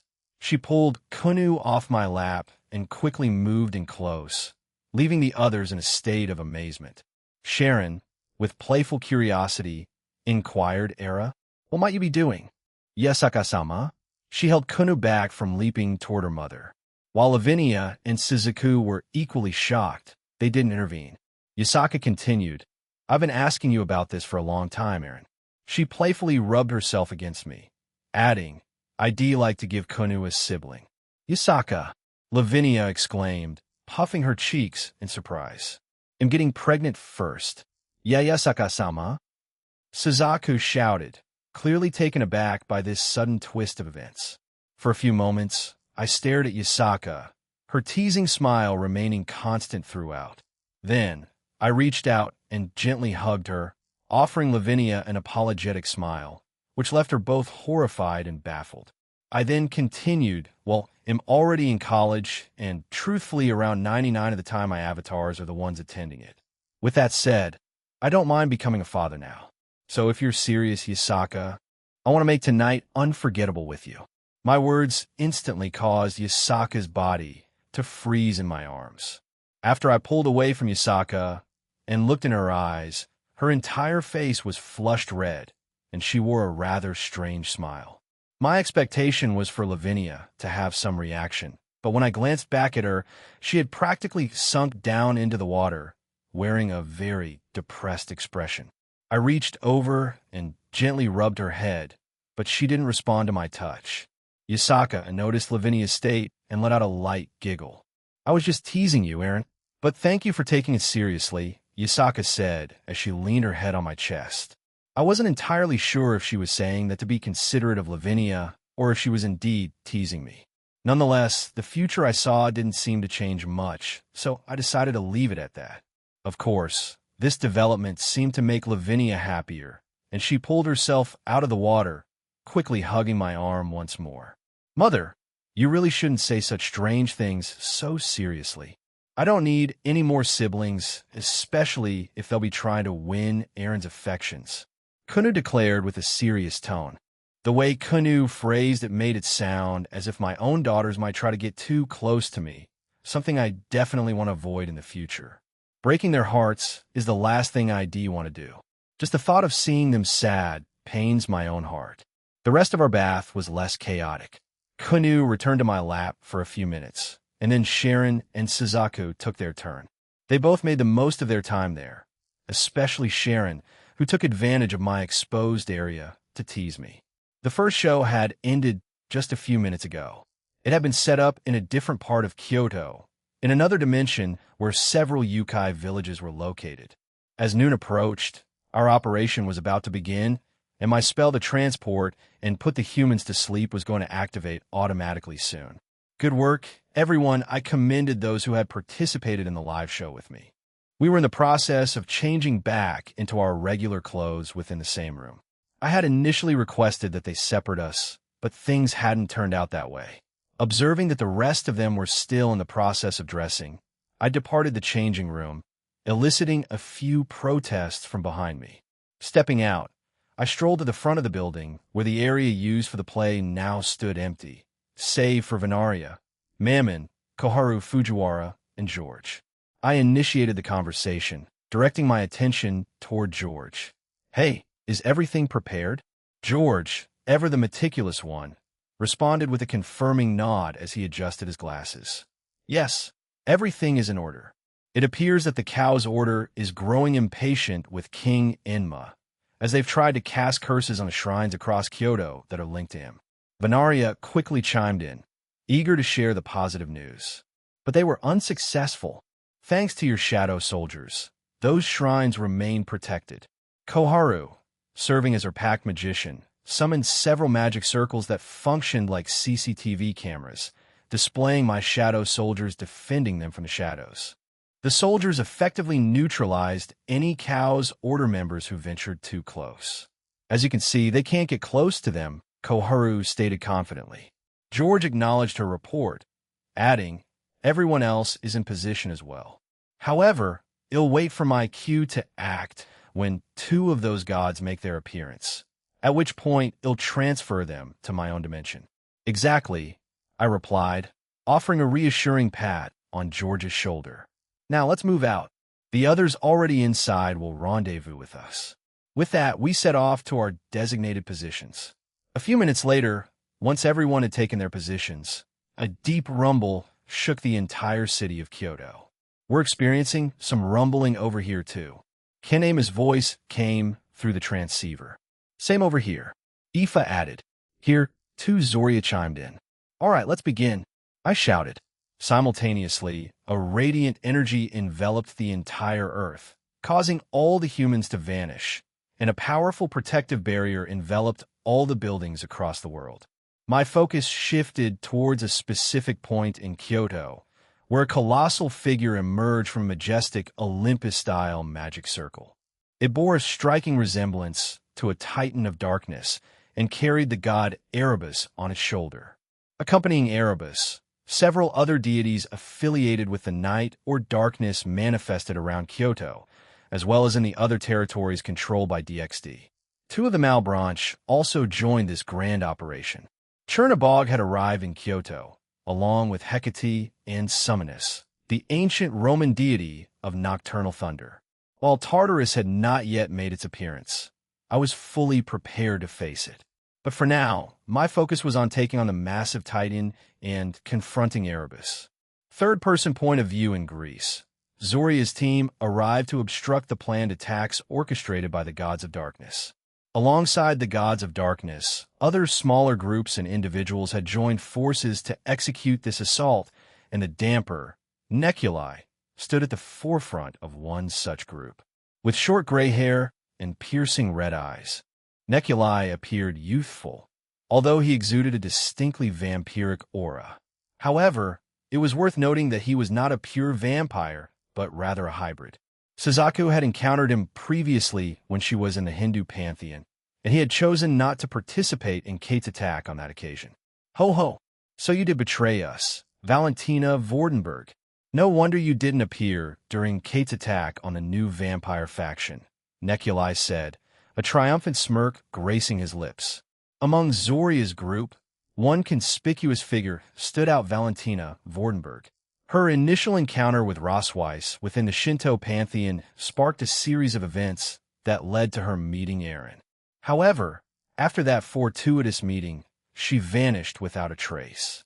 Then, right before the attack by Nyx, the Monkai Association, and the Leviathans, Valentina reached out to Eren once more. This time, she made it official, formally becoming a member of the DXD Alliance. Her journey, though, had a few bumps along the way. Following her recruitment, she found herself in one of Grigori's prisons for an extensive round of questioning. Subsequently, she was placed under observation for an extended period before finally being granted the freedom to move about. Today, she prepared to fight alongside the Alliance, determined to prove her usefulness and loyalty. She was determined to demonstrate that she had genuinely switched sides. She had witnessed the fall of her faction within the Chaos Order and the ensuing chaos on both sides. Some of her bats still roamed around her former organization's base. Valentina approached her, a curious expression on her face. "And you're still as unconventional as ever, Neculi. Are you still utilizing your artificial sacred gear and going by the name Batman? Or have you come up with a new alias?" she inquired. Neculi's face bore a sinister grin, ready to retort when a burst of potent divine energy was unleashed, directed at him and his entourage. With swift reflexes, Neculi narrowly evaded the attack, but the devastating force claimed the lives of many within his group. The assailant behind this powerful assault was none other than Zoria. She held her futuristic firearm aimed at them, her visage stern and resolute, leaving no room for doubt. "The rumors about you were that you didn't like conflict and chose to be neutral in most battles. Yet you attacked me and my group quite heartlessly. Have you changed since the middleman made his appearance in our world?" Neculi inquired. Zoria, her expression unwavering, responded, "I am part of Team DXD, and it's my role and job to defeat our enemies that threaten the peaceful world we aim to achieve. You and the Gods of Darkness are part of that group, and we won't show any mercy." Neculi let out a scoff and softly muttered, "Balance adjust." Neculi was clad in armor that possessed a striking combination of black and red hues. Bat-like wings adorned his ankles, legs, arms, and one even extended from the side of his head. The very heart of his armor bore a prominent symbol of a red bat, which emanated a mystical, eerie glow. Neculi's voice echoed with determination as he declared, "I still have a few idiots left with me, so let's get started." With that, millions of bats materialized behind him and surrounded him in a dramatic display. Nekulai extended his arm towards Zoria's group, and the air crackled with energy as the bats unleashed millions of red and black beams from their eerie eyes. Some of the bats beat their wings rapidly, creating wind blades and unleashing other powerful wind-based attacks aimed directly at Zoria's group. However, just as Zoria and Valentina prepared to react, a figure with striking purple hair stepped forward to shield them. With unwavering resolve, she stated, "Allow me. I'm from this country's pantheon, and I wish to protect it, especially since I caused trouble here last year." The woman was revealed to be Medusa. She removed her blindfold, revealing her captivating eyes. As she gazed upon the countless attacks directed at them, she harnessed her powers, instantly turning the incoming onslaught to stone. Her quick action petrified the deadly attacks, thwarting the enemy's offensive. "TCH, that won't stop us. Go already, you idiots," Nekulai ordered, and the remaining members of his group charged toward Zoria's group. A relentless barrage of magic attacks filled the air, creating widespread destruction below. Various towns and cities were blown apart by the fierce combat. In his counterbalance, Nekulai was at least a low-tier god-class opponent, allowing him to hold his own to some extent against Zoria and the members of DXD. However, he knew he wasn't strong enough to defeat them. He had maintained a facade of confidence since he encountered his opponents, but deep within his mind, he recognized that he stood no chance. In fact, he had felt this as soon as he encountered their formidable group. He had hoped for less competent adversaries, but his luck had run out. The one who stood to confront him was none other than Zoria, accompanied by Valentina. The three of them hovered in a tense standoff, locking eyes. A self-assured grin played on Nekulai's lips as he taunted. "Well, are you going to attack, or should I make the first move suddenly?" Zoria extended her hand, fingers forming a gun shape. With a silent, wordless gesture, she mimicked pulling the trigger, and Nekulai was on the verge of laughter when he was struck with a searing pain in his shoulder. Wincing, he inspected the small hole in his clothing and grimaced. "Arg, what the hell? What did you do?" he demanded, but Zoria remained silent, aiming her fingers at him once more. In a swift move, Nekulai flew away to evade her pointed digits. As he retreated, he found himself bombarded by a barrage of vampire-style magical attacks from behind. His armor quickly reshaped itself into a protective cap and shielded him from the attacks. "You know those attacks won't affect me." This armor was designed to withstand vampire-style magic circles attacks. He yelled defiantly at Valentina. Nekulai extended his arms, causing his cape to transform into massive bat-like wings that began to vibrate intensely. The surrounding area quaked from the violent tremors. His cape wings continued to shake until several tornadoes, composed of swirling black and red wind, materialized around him. He directed these tumultuous forces toward Zoria and Valentina. Next, Nekulai activated his earpiece and spoke into it. His voice filled with frustration. "This is Nekulai. Where's the backup you guys promised?" The response came from the other end. "They will arrive in 2 minutes. You'll have to handle anything in your path by yourself. If you're that weak, you shouldn't have requested to participate in this operation." Nekulai seethed with anger at the curt reply. Nonetheless, he managed to suppress his growing anger and turned his attention to the attacks he had launched at the goddess and vampire confronting him. Zoria, with a casual gesture, directed her finger toward the tornadoes he had summoned. Within moments, both tempests he had conjured were effortlessly dispelled, causing him to audibly express his frustration by clicking his tongue. Zoria pondered her next moves, but promptly reached a conclusion. "I won't delay this any further. That's what Aaron would want," she whispered to herself. Her words caught Valentina's attention. Suddenly, Zoria blinked from her original position to appear behind Nekulai. She aimed her gun at his chest and pulled the trigger. A massive and potent burst of black and white divine energy shot from her weapon, piercing through his chest and beyond. It also claimed the lives of more members from Nekulai's group in the process. Nekulai plummeted earthward, struggling to process the sudden turn of events. His gaze met Valentina's, who remained expressionless as she observed his fall. A faint smirk graced Neculai's lips as he contemplated his swift demise, something he hadn't anticipated. Throughout his life, he had chosen to live on his terms, having distanced himself from the Teeps faction due to his hybrid nature. Much like Gasper, he hailed from the main Teeps vampire line, and to be precise, his father was Marius Teeps. However, unlike Gasper, he lacked a sacred gear or special powers, rendering him even less useful in the eyes of others.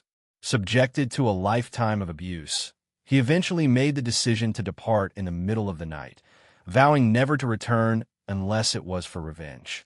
Neculai's origins were steeped in a grim history. He was the result of a sexual assault, his father Marius having perpetrated the heinous act against his mother. Neither of his parents wanted him, leaving him to fend for himself. Over the years, the desire for revenge festered within him, driving him to strengthen himself. Nevertheless, witnessing Valerie and Gasper thrive within Aaron's group ignited jealousy and fury within him. Maybe there had been moments when he yearned to devise a plan for vengeance, whether it was after Kate's assault on the fledgling vampire faction or today. However, Neculai recognized that, regardless of the timing, his fate remained unchanged. Whether death or capture awaited him, the conclusion was inescapable. That's why he had chosen the path of escape. It was the only course of action he had known throughout his life. Before Neculai hit the ground, a large figure shot through the air and swiftly caught him. The buildings and terrain in his path were mercilessly obliterated as he moved. The imposing figure that had intercepted Neculai's fall was none other than Ciriato, the Wild Hog King. Pathetic damper. Even after being blessed with that tool, you failed to achieve anything significant, Ciriato sneered. A failure from birth to now. Ciriato lifted Neculai's body, and in a single powerful motion, he crushed him with his enormous hands. His sudden presence and ruthless actions shocked the battlefield into silence. Ciriato carelessly discarded Neculai's lifeless body, a sardonic grin stretching across his face as he observed the horrified onlookers. In a swift motion, he conjured two colossal swords, each clutched firmly in his hands. Without uttering a word, he unleashed a devastating strike aimed directly at Zoria's group. The impending attack threatened to obliterate them, but Valentina, realizing the imminent danger, hastily erected a defensive magic circle. This magical barrier held against the impending assault for a few precious seconds, providing the group with just enough time to act. Acting swiftly, Valentina and Zoria coordinated a teleportation, whisking their comrades away to safety. The colossal, destructive slashes tore through the very heart of Greece, effectively cleaving the entire country in two. Regrettably, Neculai's group had been caught off guard, leaving them with no opportunity to evade Ciriato's brutal attack. Tragically, every member of the group perished at the hands of the sadistic Ciriato, who reveled in their pitiful demise. Pathetic. You couldn't even react to my slowest strike. If that's the extent of your capabilities, you have no place in our organization. Ciriato taunted with a venomous mix of malice and arrogance. Zoria took charge of the situation, her voice unwavering. All of you leave. There are more enemies in a different country where you can have a more balanced fight. This creature, the Malbranche, is beyond your league, she said, urgency lacing her words. But we want to. One of the members started to protest, but a stern glare from the goddess silenced any further objections. I don't want any of you to die needlessly. Please, just leave. We'll do our best to defeat this threat, Zoria implored, and gradually, the rest begrudgingly accepted, wearing bitter expressions. Assisted by Medusa's power, they were teleported out of the country to offer assistance elsewhere across the globe. Ciriato, the menacing foe they were about to confront, spoke confidently, his contemptuous tone echoing. Huh? So you're facing me with just 3 people? Quite bold, I must say. A goddess, a vampire, and a Gorgon.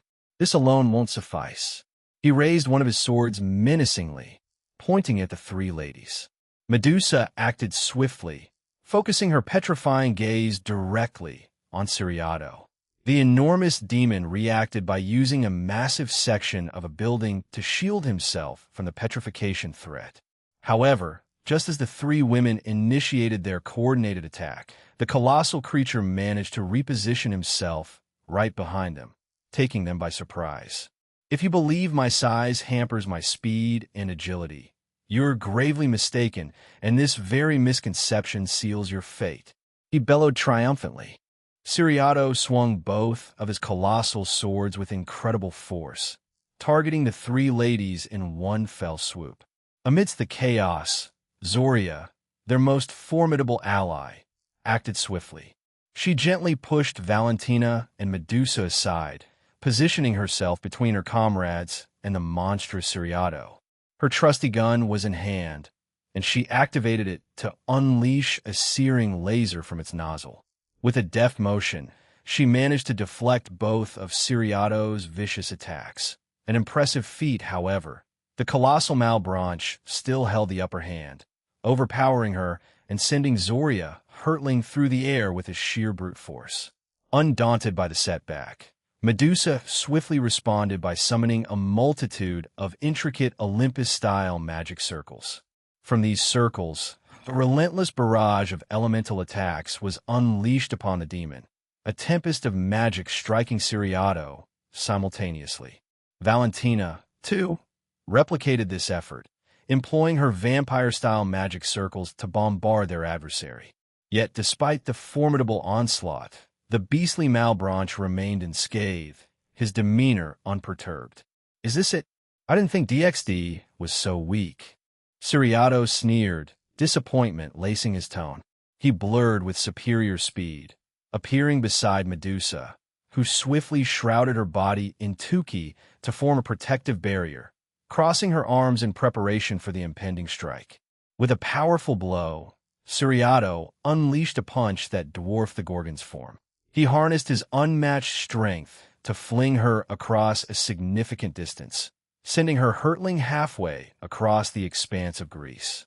Before Valentina could react, Siriato materialized in front of her. His words dripped with malice as he taunted, "You watched coldly as Neculi met his end, didn't you?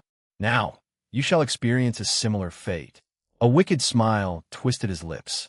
In a swift, cruel motion, Siriato swung both his blades horizontally, cleaving Valentina in two. Confusion and disbelief clouded her mind as she felt the separation, unable to fully grasp the reality of the situation. She wasn't prepared to accept her untimely demise. There were still so many things she wanted to experience and accomplish in her new life. But then, a powerful beam of black and white divine energy, emitted with great force, struck Siriato. The colossal creature raised his blade to block the attack, and although he managed to withstand the blow, he was sent hurtling backward. With a smug grin, Siriato remarked, "Ho ho, you can still stand and fight? Excellent. Let's make this engaging, Slavic pantheon goddess. Your little vampire companion was the weakest among you, unable to endure even a single slash of such magnitude." Zoria swiftly closed the distance to Siriato, launching a barrage of attacks at the Malebranche. He, however, skillfully parried each successive attack, his defensive prowess evident. "Medusa, administer a slime pill to her as soon as you can," Zoria urgently transmitted through her transceiver. Although she bore her own injuries, Medusa managed to teleport near Valentina, who miraculously remained conscious despite having been grievously wounded. But before she could deliver aid in the form of a slime pill, Siriato swung his massive sword toward them, creating a barrier between the two wounded souls and any hope of receiving aid. Damn it! Zoria's thoughts raced as she fired a volley of shots at Siriato, whose agility allowed him to easily evade and block her attacks. This wasn't supposed to go down like this. In one seamless motion, Siriato materialized beside Zoria, his grin a menacing sight. "Perhaps you want to meet your comrade in the afterlife?" he taunted, raising both his swords menacingly. As the blades neared her, Zoria realized she couldn't evade the impending strike. The world seemed to slow down around her as she surrendered to the impending fate, feeling regret seep in. Perhaps I became overconfident, thinking that joining DXD with Aaron's help was enough, she thought, shaking her head. I wish I could have seen him one last time, moments before the blades made contact. An unexpected force catapulted Siriato away, along with a considerable chunk of Greece's terrain. Zoria, breathless from the near-death encounter, was sent crashing into a nearby building. However, she quickly regained her composure and ascended to the rooftop. "Ho, ho, ho! Young lady, don't let negativity overcome you," spoke an elderly man who appeared beside her. His hair was a stark shade of gray, and he donned traditional Chinese attire. By his side stood a tall, muscular man with a matching hair color and attire. "You two are—" Zoria trailed off, still in disbelief. "Ho ho, leave this brute to us. Aaron-sama has sent us to assist you." "Ah, Silva, can you lend a hand to the young vampire down there?" inquired the old man. Silva, one of Aaron-sama's Electa, nodded and promptly materialized beside Valentina, who was missing a significant portion of her lower body. Silva mended her injuries and administered a slime pill to aid in her recovery. Valentina gazed up at the imposing figure and inquired, Who are you?" "I am Silva, one of Aaron-sama's Electa," he replied before vanishing and reappearing beside the old man. "Old man, we should secure our target as soon as possible. Every building in this country is already under protection, so we can afford to let loose," suggested Silva. "Fufu, yes, let's proceed. By the way, my name is Zeno." The old man introduced himself before he and Silva leaped away to confront the malevolent threat. Following that, what Zoria, Medusa, and Valentina witnessed was a brutal, one-sided thrashing. "Iya, why do you hate me?" Ruruko's exclamation rang through the air, her voice piercingly loud. Ryuta, Nakiri had just uttered those very words, confessing his intense hatred for her. The revelation sent shockwaves through the group accompanying them. It comprised the second years and other members of DXD, and they stood there, their expressions filled with disbelief, staring at Ryuta in astonishment. "Tell me why." "Hello? Why? I haven't done anything to you, though," Ruruko implored, her voice teeming with confusion and frustration as she made every effort to coax an answer from Ryuta. Ryuta heaved a sigh and turned his gaze away, reluctant to deal with this matter at the moment. His footsteps carried him away, but an abrupt and violent tremor rattled the entirety of Kyoto. The intensity of the quake swiftly garnered the attention of all present. Within moments, an array of intricate magic circles manifested throughout the area, releasing hordes of enemies. Among the enemies, Ryuta and Malarka recognized one they had encountered before Devil. "I'm back," he screeched jubilantly, launching himself towards them with alarming speed.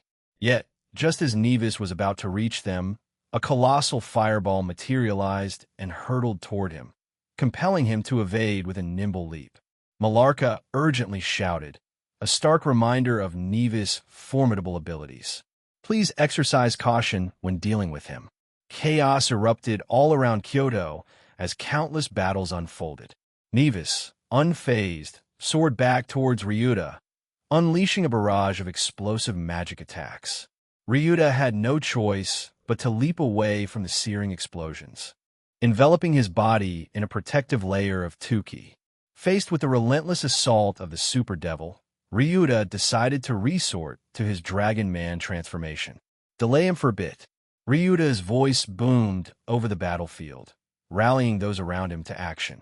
They immediately began hurling a series of magical attacks at Nevis, but to their astonishment, their projectiles merely passed through him. Amid the melee, a member of the Irish group from DXD materialized behind Nevis, brandishing a gleaming sword. He swung it toward Nevis with unwavering determination, but the devil intercepted the blade mid-air and twisted it before breaking into a sinister grin. "That was an unfortunate choice," he sneered, igniting his hand with explosive magic. However, his imminent attack was halted by a radiant ring of light that darted toward him. An overwhelming sense of danger coursed through him, prompting a swift maneuver to evade the impending threat. Relinquishing the man he had seized, he narrowly avoided the oncoming attack. "Are you okay?" inquired the woman, who was none other than Irina, the reincarnated angel who had come to the aid of the second years.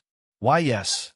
Thank you for helping me," he mumbled, still catching his breath, his heart racing from the near-death encounter.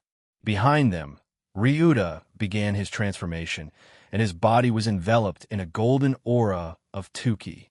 His transformation was swift, and he was now fully prepared to face 10k's once more.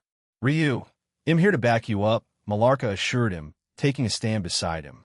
"I'm helping out too," Irina chimed in, her determination clear as she clenched her fist.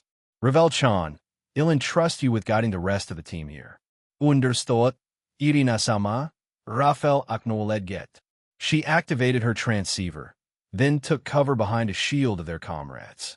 From her vantage point, she had a clear view of the entire battlefield and began issuing strategic orders to the entire team. "Irina-senpai, you remember his abilities, right?" Ryuta asked his senior. "I do. He'll be careful. Let's do this," Irina replied, her determination evident. The other two second years nodded in agreement. Irina seized the initiative, her supernatural speed allowing her to outmaneuver 10 with a surprise attack. She appeared behind him, leaving 10 momentarily shocked, her hand extended toward him. A smug grin spread across his face as he assumed she was unaware of his powers. However, Irina had an unexpected move up her sleeve. Just as her hand was about to make contact, she accelerated her speed even further, retracting her arm before enshrouding her other one in a light aura. With precision, she struck beside his head, sending him tumbling. As 10 was sent hurtling through the air, he experienced an excruciating agony in his head due to the light-based powers of the angel. Irina, however, didn't let up in her assault. She conjured countless luminous rings, launching them at 10, who, despite his suffering, activated his demonic abilities to defend himself. To everyone's astonishment, the rings of light that had passed him underwent a miraculous transformation, manifesting as light clones of Irina. These ethereal duplicates, each wielding their own sets of light rings, unleashed their own attacks upon 10. In response, he was compelled to unleash his demonic powers to counter the impending attack. 10 found himself blown away, disoriented and confused by the sudden attack. However, before he could fully grasp the situation, Ryuta materialized above him, his foot launching a swift kick in 10's direction. A self-satisfied grin spread across 10's face as he taunted, "You fool! Can't you remember what happened last time?" Ryuta responded with a curt, "Yes, I do," and continued with his attack. Ryuta's foot seemed to pass right through 10, who attempted to retaliate with a swift upward attack. But before he could complete the maneuver, a sudden, powerful blow landed atop his head, stunning the devil temporarily. With a triumphant shout, Malarka declared, "Let's call this the Vampire Princess Punch." The assault, however, didn't conclude with a single strike. Irina promptly materialized beneath 10, thrusting her light sword toward his rear, piercing the super devil and causing him to cry out in agony. Realizing that he was on the brink of using explosive magic on his own body, all three attackers propelled themselves away from 10, narrowly avoiding the impending explosion, which erupted only moments later. When the explosive chaos subsided, 10 had emerged unscathed, but the super devil bore visible signs of exhaustion, his body marred by the devastating effects of Irina's light attacks. Despite his inherent might, he was at the mercy of the trio, and the frustration of being toyed with only served to stoke the fires of his anger. "Screw you. I don't care about the plan anymore," he bellowed, his voice resonating with rage. And with that declaration, a colossal sphere manifested in the sky above Kyoto. The ominous orb bore unique markings and was emblazoned with the kanji for boom.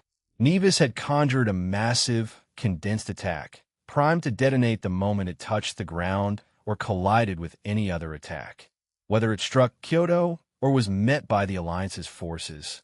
The ensuing explosion would unleash devastation, potentially injuring or killing not only those within the city, but also those beyond its borders. "Die!" he shouted as the destructive attack began its descent from the sky. However, as it plummeted toward the ground at an alarming speed, two figures leaped into action to intercept it. Those two were none other than Zenobia and Gasper. "Hey, Gaisuk, let's stop that thing and then split up, okay?" Zenobia said calmly, her voice carrying a hint of determination. "Yeah," exclaimed Gasper from his pseudo-balance breaker form. With newfound resolve, he was ready to assist Zenobia in this daring feat with Durandal in her hands. Zenobia soared towards the colossal, looming ball of destruction. In one swift, precise motion, her blade cleaved the massive orb in two. Meanwhile, Gasper executed his own move by rapidly manifesting a substantial amount of darkness that hungrily enveloped the ominous sphere Nevis had created. Within seconds, the sphere exploded, but thanks to Gasper's darkness, the explosion was contained, sparing Kyoto from devastation. The Alliance on the ground burst into cheers as Zenobia and Gasper pulled off their heroic feat, but Irina raised her hands in protest, a hint of disappointment etched on her face. "I wanted to do something cool too, you know? Damit Nova," she yelled in frustration. Zenobia couldn't hear Irina's words over the din of battle, so she simply waved in response before soaring away. Gasper joined their side, directing his arms towards a group of oncoming enemies and enveloping them in a shroud of darkness. "Gaspy for the win," Chiron commented, her voice laden with sarcasm, but she still offered him a high five. "We're far from finished, so let's keep at it, everyone," Gasper exclaimed enthusiastically. His words inspired those around him, filling them with renewed determination and a resolute spirit to press on and overcome their enemies.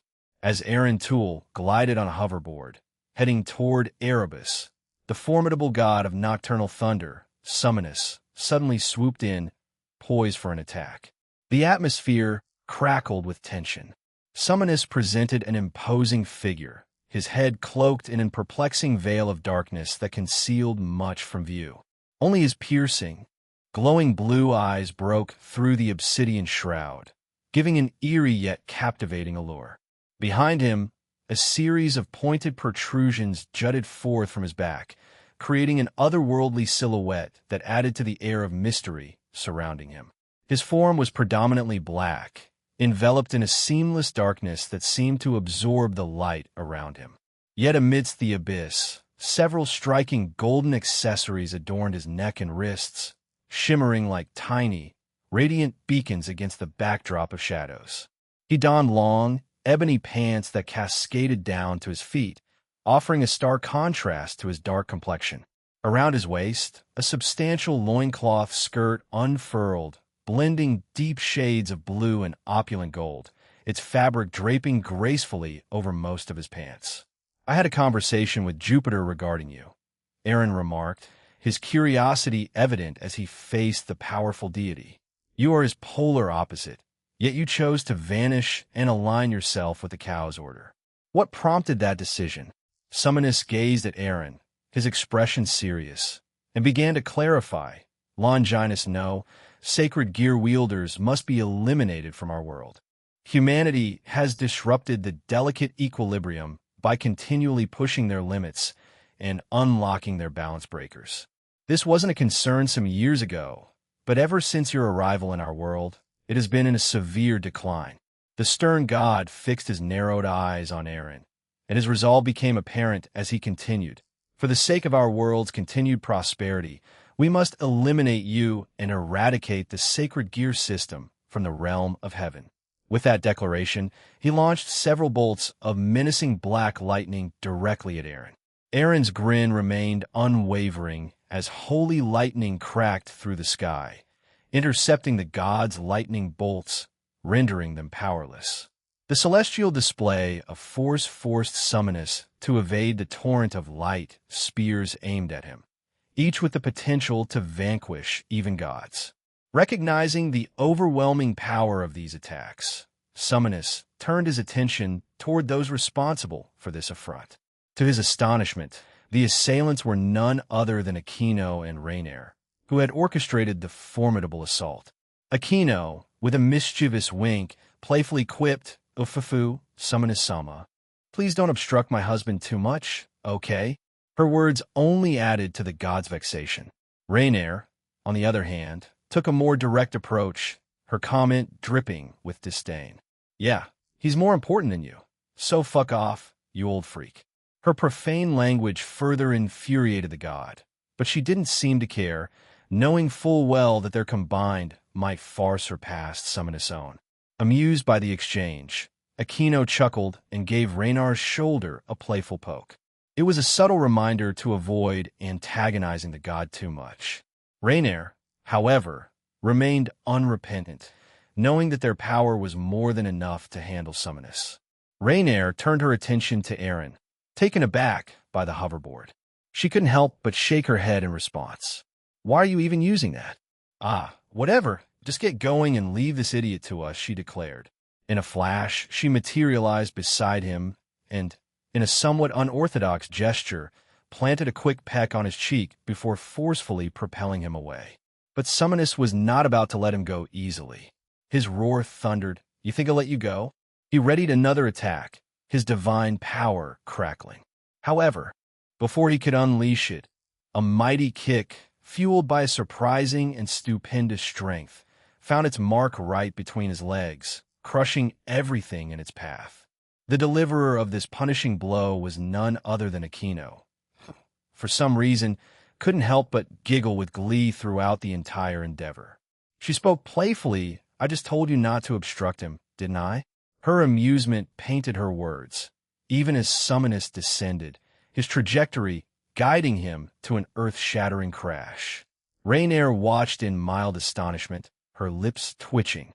She remarked, "Sometimes I wonder who's more fucked up between us, Aquino. You didn't hesitate to deliver a world-shattering kick where it hurts." Aquino's response was cryptic yet telling. Because he was going to get in Aaron's way, she sang out in a seemingly carefree manner, her smile never fading. Rainier couldn't help but comment further, her tone hinting at some darker depths. "Yeah, maybe it's you. Maybe you're becoming Yandra?" In response, Aquino's laughter took on a somewhat eerie quality as she playfully licked her fingers, a gesture that sent shivers down Rainar's spine. "You foolish children. You have doomed this world if you let that thing roam it." Summonus grumbled, gradually lifting himself from the ground, his face twisted in pain. Surprisingly, Aquino interjected with a hint of sarcasm. "I'm surprised you woke up that quickly." "How are your Summonus?" interrupted her before she could finish, unwilling to engage in such a conversation. "Silence, you wench.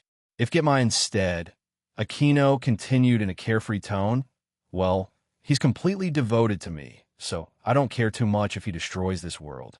I'll simply remake it." Rainier, who had been watching the exchange, cast a concerned look in Aquino's direction.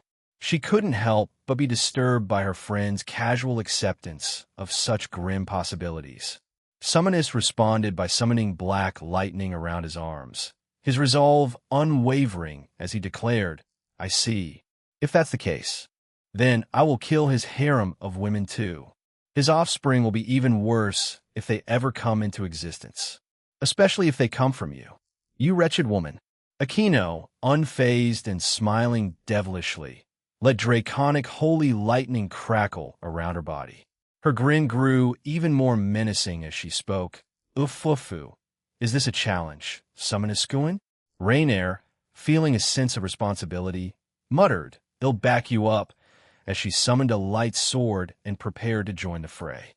Arriving at the designated location, Aaron Toole found himself face to face with his opponent, Erebus, and the imposing Titan of Darkness. The Titan's eyes fixed on Aaron, casting an eerie hush over the surroundings. "Long time no see, Erchon. How's life treating you?" Aaron greeted with a cheerful tone. "Don't call me that, you wretched lizard," Erebus retorted, dripping with venom. He extended a trembling finger toward Aaron.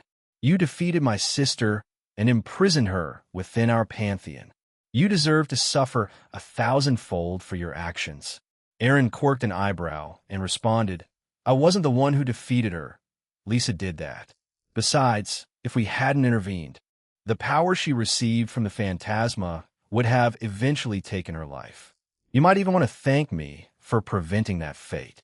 He raised a finger, adding, "Furthermore, yes, she's incarcerated, but it's not as if she's being subjected to torment or cruelty over there. She's merely confined to a jail cell with her powers sealed. In truth, your gods have shown her a fair degree of leniency." Erebus directed an intense glare at Aaron, his lips betraying hints of his annoyance. The truth couldn't be denied, and he knew that well. However, the root cause of his anger and irritation lay elsewhere, beyond mere facts. It was because his beloved sister, Nyx, had fallen in love with Aaron, and that infuriated him. Erebus was already well aware of Aaron's harem, knowing the vast number of women who were part of it, and this was the last thing he wanted for his sister. Nyx's attraction to Aaron had begun the moment she laid eyes on him within their pantheon. Back then, it had been a mere flicker of interest, but over time, that ember had grown into a raging inferno of one-sided love, and he despised it. Apart from that, Erebus continued, his voice heavy with accusation, "You sacred gear wielders are like a cancer to our planet, and perhaps to the entire universe. Ever since you arrived in our world, you've disrupted its delicate balance. The current tournament only highlights the extent of this disruption. Humans and hybrids attain a balance breaker, and they further shatter the equilibrium." Erebus sneered with resentment, his words cutting like a knife. "Yet, he'll begrudgingly give you some credit. Thanks to who you are and the actions you've taken, the Eevee won't be invading our world to conquer it. But don't be fooled. They haven't given up on trying to circumvent the restrictions you've placed on universal travel." While Erebus ranted, Aaron remained surprisingly calm. He wore a knowing smile that seemed to irk his accuser even more. In the depths of his thoughts, Aaron contemplated the situation. I suspected as much," he thought silently. "But I've already taken steps to safeguard against such attempts. Any efforts to break through or bypass these barriers will be in vain, doomed to failure." Erebus was further enraged by Aaron's unwavering calmness. He sighed heavily and fixed his gaze on the mysterious figure. "This Titan, and I will take you down. We had assistance from the Cow's Order in its creation, used the battle gods as a reference, and, of course, drew inspiration from our own Pantheon's Titans," he explained. Aaron, still unperturbed, replied with a nonchalant, "Cool, I guess." His attention was focused on the titanic entity made of shadow and darkness. Erebus couldn't contain his frustration and yelled, "Enough, let's start." He unleashed several dark energy balls towards Aaron. But in a baffling display of power, Aaron effortlessly neutralized Erebus' attacks without budging an inch. Erebus, clenching his teeth, summoned even more darkness-infused projectiles and unleashed them upon his opponent. Once again, Aaron intercepted and disintegrated Erebus' onslaught, maintaining his eerie, unbroken focus on the god. Erebus, disturbed by the strange atmosphere, felt compelled to address the situation. "You're acting really creepy right now, middleman. Do something or say something," he shouted in frustration, extending his arm towards Aaron. "Attack him." The colossal titan made a menacing move, its gigantic arms lunging toward Aaron, aiming to ensnare him. Yet, as the colossal fingers drew closer to Aaron, they abruptly halted, arrested by an unseen force. It was the manifestation of Aaron's incredible power, his infinity. He fixed his gaze on the enormous titan and the god Erebus. Still focused on both the titan and Erebus, Aaron posed a significant question. If the fate of this world were left in your hands, with your faction, your organization, would you be up to the task? Erebus didn't waver, his confidence unwavering as he declared, "Certainly. We are the gods of this universe. Our power knows no equal." Aaron closed his eyes for a moment, while the relentless Titan outside continued its futile attempts to breach the impervious shield. The massive fists pummeled the barrier relentlessly, but it refused to yield to the creature's fury. Aaron reopened his eyes and posed a further query. Then can you say, with the utmost confidence, that you could simultaneously defeat the formidable forces of a fully powered Ophis, Great Red, and Trihexa? Keep in mind that the Eevee possess even greater power than these entities, and they are in far greater numbers. What say you? The primordial god of darkness. Erebus cast a scrutinizing gaze in Aaron's direction, his countenance marred by a deep scowl. The truth was that Erebus understood the dire predicament they were in. Yet despite the odds stacked against them, he clung to the hope that, by venturing into the vast multiverse, they might unearth the power they desperately needed. Their mission was to uncover the means to fend off the impending threat of the Eevee, who sought to conquer their planet. Yes, he replied resolutely. In different universes, there lies a possibility of discovering new powers that we can harness for the fight. Unlike the mechanical gods, we aren't constrained by the need to hunt down new components to enhance ourselves. We, as organic beings, have the innate capacity to grow and become stronger through training. It's a natural advantage that sets us apart from them, he concluded, his tone reflecting his confidence in their potential. Aaron sighed as he absorbed Erebus' words. After a moment, he regarded Erebus with a touch of pity in his eyes. While what you're saying has some truth to it, he began, you might be overlooking a few key points. Organic beings, like us, do have their limitations. It's worth considering that even mechanical gods need time to adapt to their new parts and optimize their performance. Erebus, however, was undeterred. He declared with unwavering determination, we'll just have to break through those limits. Aaron shook his head gently, explaining, breaking through limits and reaching one's true potential isn't a straightforward process. Upgrading their mechanical parts provides the Eevee gods with an advantage. It allows them to circumvent the usual constraints of organic life forms. And about getting stronger, well, without the support of Lapis, Nyarlathotep, and the Cow's Order, you wouldn't have experienced the same growth you have in the past year. So, your argument about training doesn't hold for any of you, does it? Enough. Erebus couldn't stand what he was hearing. Fueled by his frustration, he and the Titan intensified their assault. Darkness-based attacks swirled all around them, summoned by Erebus, and he launched them relentlessly at Aaron. Simultaneously, the Titan conjured spears and blades made of darkness from beneath Aaron, attacking him from below while also pummeling Aaron's infinity barrier with a fist infused with darkness. Their combined onslaught suddenly ground to a halt as they both sensed the world around them twisting. Erebus and the Titan were left perplexed, unsure of what was happening. However, both their gazes landed on Aaron's raised right hand, as if he were cupping something mysterious. Frozen in place, Erebus and the Titan watched in a mix of horror and anxiety as Aaron's power seemed to know no bounds. It was as if their deepest fears had come to life before their eyes. Aaron clenched his hand into a fist, raising his index finger as if pointing to the heavens. Everyone has a limit, even those mechanical gods you dread, he declared, while a radiant, swirling red sphere materialized above his index finger. But I alone have none. Not everyone may like it or support how I'm doing things, but I believe it's the only way this universe, this world, can truly prosper. The power of the red sphere intensified, its glow filling the surrounding space, distorting reality itself. Aaron's gaze shifted between the crimson orb, Erebus, and the Titan. Let's put you to the test, Erebus. If you can withstand this, and your Titan, then I'll consider your proposition, he said with a smile, a hint of mockery in his voice. I'll dedicate this to you, Gojo, since you met your end recently. Although this attack of mine is quite different from yours. With a soft chuckle, Aaron allowed the red sphere to hover in the air and descended to the ground, locking his eyes onto the two adversaries. Cursed technique reversal. Red, he declared, and an immense beam of energy erupted from the crimson sphere, obliterating everything in its path. Erebus and the Titan were violently thrown back, subjected to pain they had never imagined.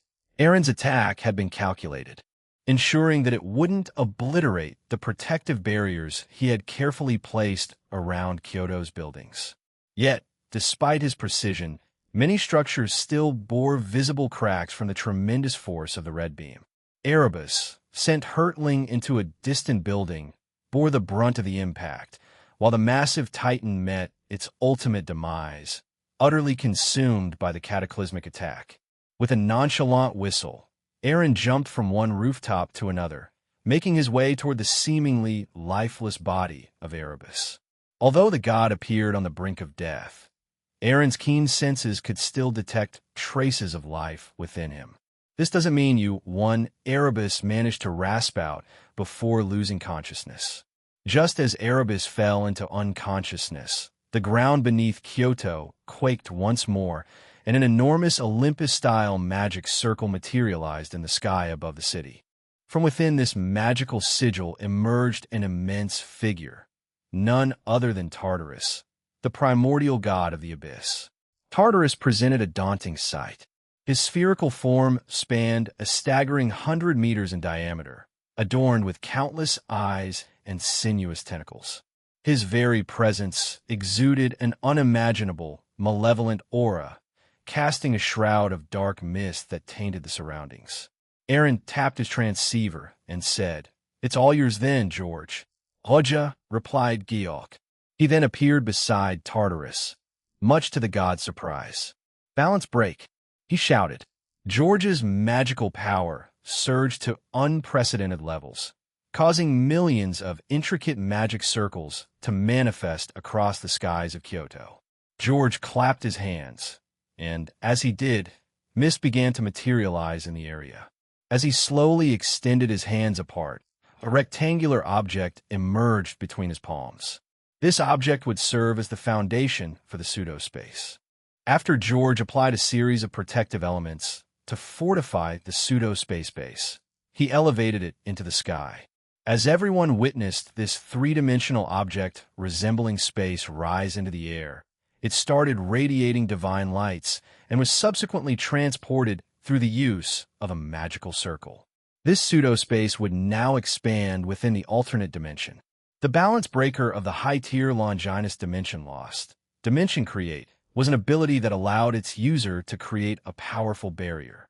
This unique barrier could be infused with various effects, and this time, an additional feature was incorporated into it. The new edition was designed to prevent even Dragon God class or God class beings from easily escaping. This protector function had been added earlier, forming numerous barriers around the pseudo-space. These barriers served a dual purpose. First, they ensured that their enemies couldn't escape, and second, they were built to withstand the full-scale combat within the space. However, the pseudo-space still had a weakness, even with these solid barriers in place. It lay in the barrier's cores, which were essentially the sacred gears devices situated inside the space. Destroying this device would result in a loss of its abilities. While the device itself was quite robust, there was still a considerable risk that it might not withstand certain attacks or techniques from gods or other beings of that nature. Hence, it needed someone to guard the device. Suddenly, a transformation occurred within George's body once the pseudo-space was deployed. A pale mist began emanating from George, gradually spreading throughout the vicinity and reaching up into the sky. This mist was subsequently absorbed by the magic circles, suggesting that George might be sending this mist to the enemy's location through those very same magic circles. The amount of mist being emitted continued to increase, and an astonishing quantity of it was being absorbed by the magic circles. "I'm transporting the ones we spoke about beforehand. Get ready." George's voice echoed through the transceivers. "The teams that are going to be fighting them, get ready too." Aaron couldn't help but smile as he responded, "Good luck to everyone." With those words, a magic circle materialized beneath Aaron, and the same happened for everyone else heading into the pseudo-space. Within seconds, they were all transported into it. Eren was well aware that Tartarus might attempt the plan outlined in the canon storyline. To counter it, Eren devised a different strategy. He chose to confront Tartarus alone within the dimension crafted by George. Simultaneously, the other teams were tasked with handling the remaining deities and the lone Malbranche that Eren had transported to Kyoto. This division of tasks aimed to ensure the most effective approach to thwart Tartarus' plans, as they would be dispersed across the dimension. Eren had decided that the rest of the team would remain in Kyoto, prepared to face other groups and gods left behind. It wasn't that he doubted their capabilities. He knew they could overcome these adversaries. Nevertheless, as a precaution, he had arranged for a group of shadow soldiers, and he elected to be on standby, ready to offer assistance should the need arise. The safety and success of this mission were paramount, and he wasn't taking any chances. Suzaku couldn't help but mutter to herself as she surveyed the battlefield after vanquishing yet another enemy. Her eyes were fixated on the newly formed space created amidst the chaos, which had rapidly become the focal point for countless shadow soldiers. These ethereal protectors swarmed around it and fortified the surrounding area, all in a concerted effort to safeguard it from impending threats. A member of the Shinra clan approached her, concern etched on his face. He respectfully inquired, "Suzakadano, should we proceed with our designated mission?" She considered his question carefully before responding, her gaze unwavering. "Yes, we shall press on. News of our comrades' successes will reach us in due time. For now, our duty is to maintain our defense. If any among us are wounded, bring them to this location for care and healing." The man nodded in understanding and then quickly departed to rejoin the ongoing efforts to protect the perimeter of Kyoto. The city's defense was their paramount concern, and they would not waver in their commitment to its safety. Suzaku glanced to her side, where a small magic circle displayed the ongoing events involving the Kushahashi and its members. It appeared they were managing to hold their own against the foes within Kyoto. Still, Suzaku couldn't help but notice that a significant portion of their group had sustained severe injuries. She muttered to herself, "If they persist like this, we might have to consider sending them assistance." Although, I doubt Jusama would take kindly to that. A dismissive snort accompanied by Zook's booming voice interrupted her thoughts. The vermilion bird, taking on her human form, directed her displeasure toward the magic circle beside Suzaku. Who cares about that arrogant human and his opinions? He either listens to what Eren and the team says, or he can go get himself killed. He's certainly not doing well for himself. Both Juke and Suzaku shifted their attention back to the magic circle. Juke adjusted its view to show Jukushahashi battling a range of enemies associated with the Gods of Darkness group. Ju fought against a few devils, entities shrouded in darkness, and yokai. It was evident that he wasn't performing at his peak due to his age, but that didn't make him powerless. However, the display revealed multiple cuts on his body, and he was visibly laboring to catch his breath. Isn't this exactly what Eren was trying to convey during your meeting? Why must he be so stubborn? Eren was aware of his pride and his open animosity towards him. And now look at where he is, Juke remarked, accompanied by a disdainful scoff. A faint smile graced Suzaku's lips. "I didn't expect you to hold such a high opinion of Eren. In the beginning, you seemed quite, I guess, opposed to him. What caused the change in your perspective? Nevertheless, I do agree that Jusama is struggling, and his fellow Kushahashi members are undoubtedly feeling the strain," Suzaku remarked. With a hiss in her voice, Juke retorted, "We should send reinforcements regardless of how he feels. Unless he's willing to stubbornly face his doom. Let him." Then, Juke shifted her gaze to the side, avoiding Suzaku's direct look. She continued, "I've always held him in high regard, but I wanted to witness his prowess firsthand before altering how I addressed him. His accomplishments are nothing to be taken lightly," she admitted with a touch of shyness. Suzaku chuckled softly and responded, "Indeed, let's proceed and dispatch reinforcements." She conjured a magical communication circle beside her and began giving out orders. She also used her transceiver to relay the plan to other key individuals. Fuhaha, it seems you're having quite a time of it, Ju Kushihashi, declared a voice that resonated loudly.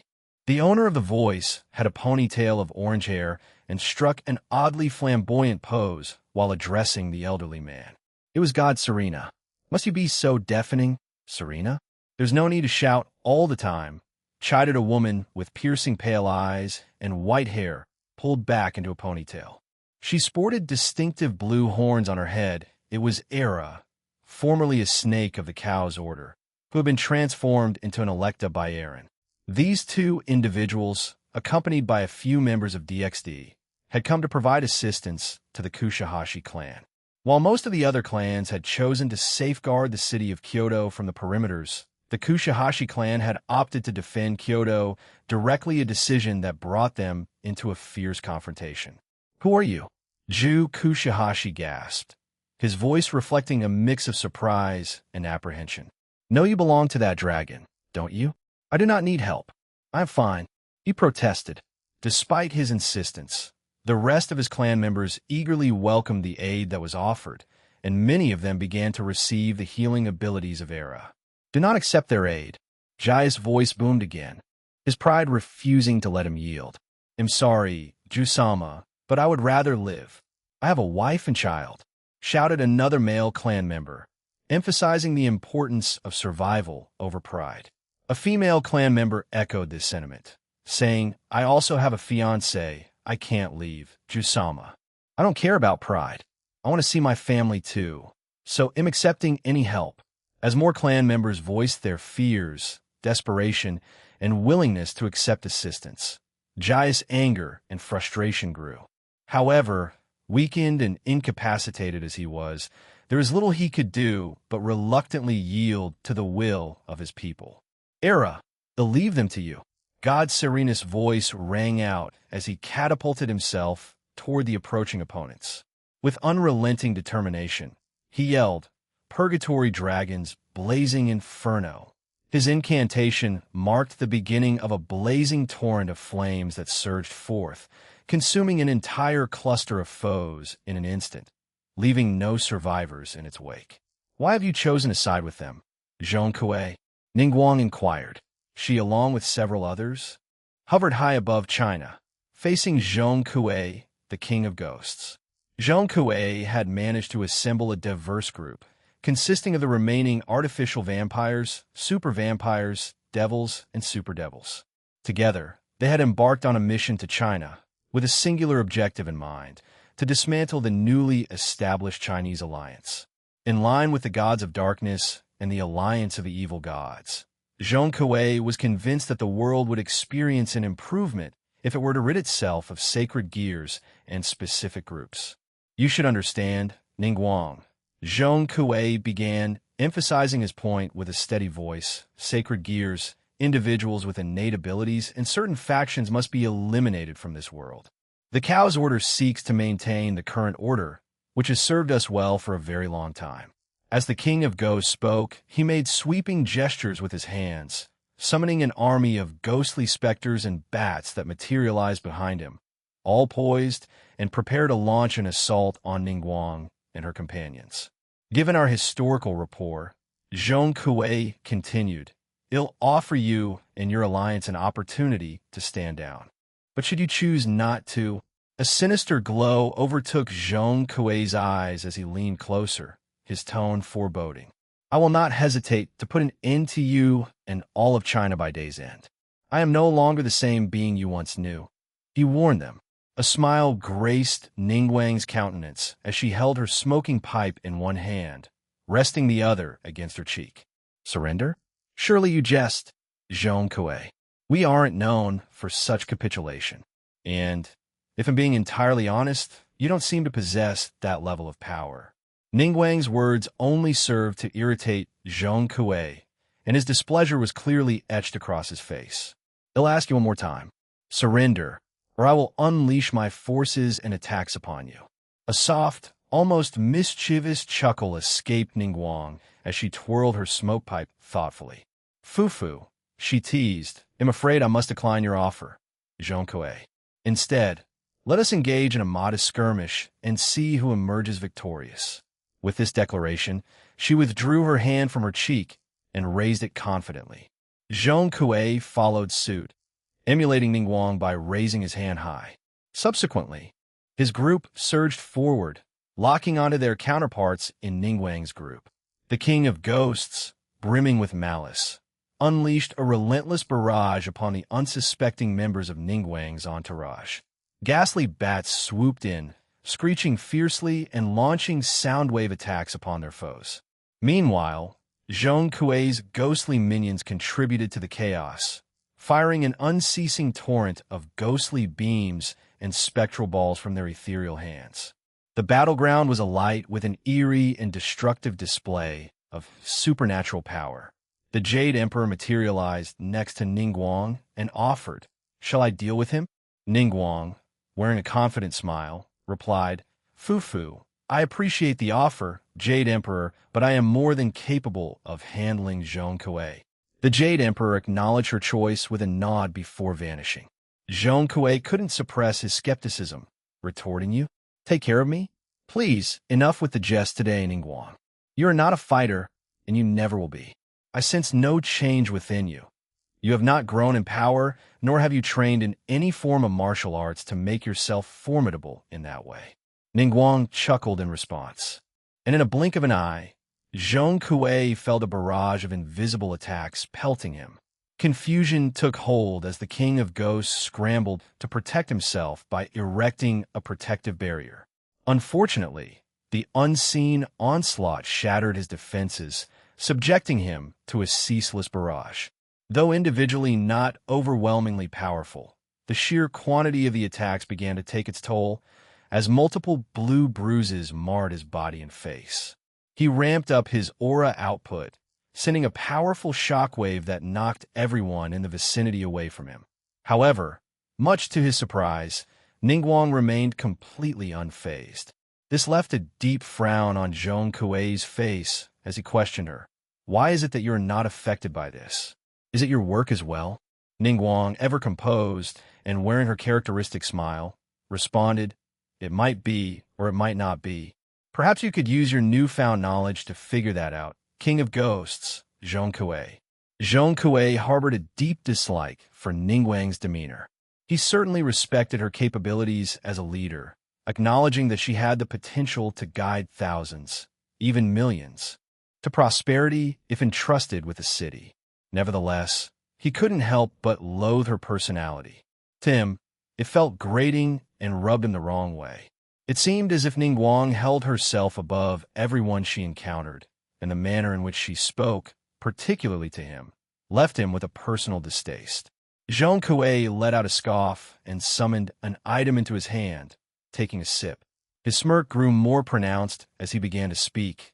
"Even though they are quite rare nowadays, we still possess a stash of illegal phoenix tears. I made sure to stock up on them back when they were more widely available." As he drank, the injuries that marred his body quickly healed, and he turned his renewed determination towards Ningguang.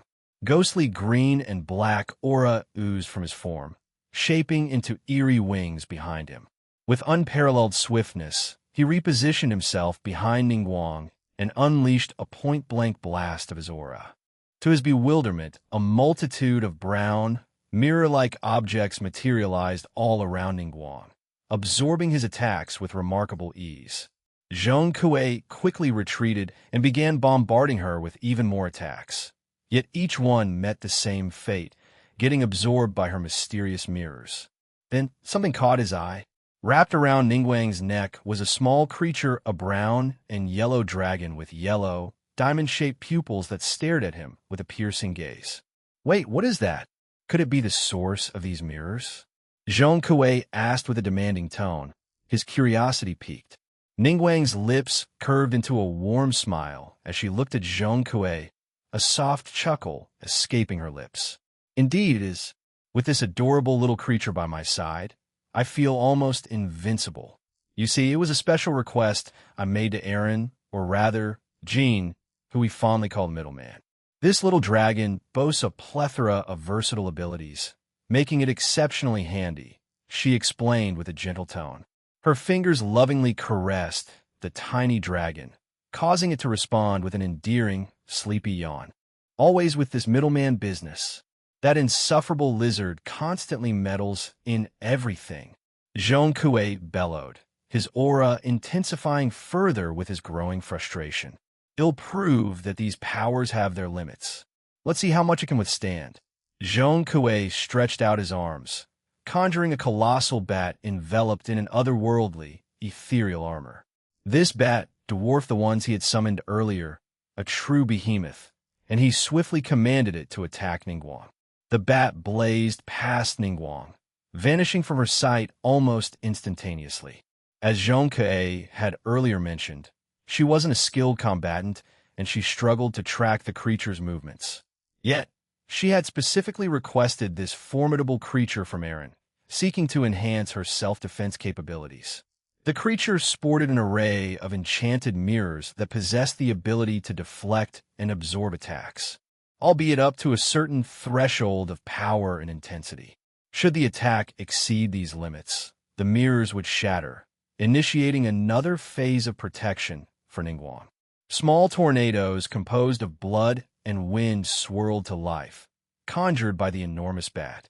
It unleashed these bloodied tempests upon Ningguang, and in tandem, Zhong Kuei initiated his relentless barrage of attacks, each activating Ningguang's defenses. The intricate mirrors appeared like clockwork, dutifully absorbing every attack. However, despite her unwavering resolve, the leader of the newfound Chinese alliance, Ningguang, noticed her faithful pet, the small dragon resting on her shoulders, conveying a silent message through his eyes. It was a gentle warning that their defensive capabilities were reaching their limit. In the midst of the battle, the violent tornadoes created by the giant bat crashed headlong into Ningguang's resolute mirrors, pushing them past their breaking point. With a smile, she acknowledged her dragon companion and initiated the second phase of their plan. Ningguang skillfully wove Chinese-style defensive magic circles around them, preparing to bear the full force of Zhong Kuei's relentless onslaught. This would be their strategy for enduring the coming storm.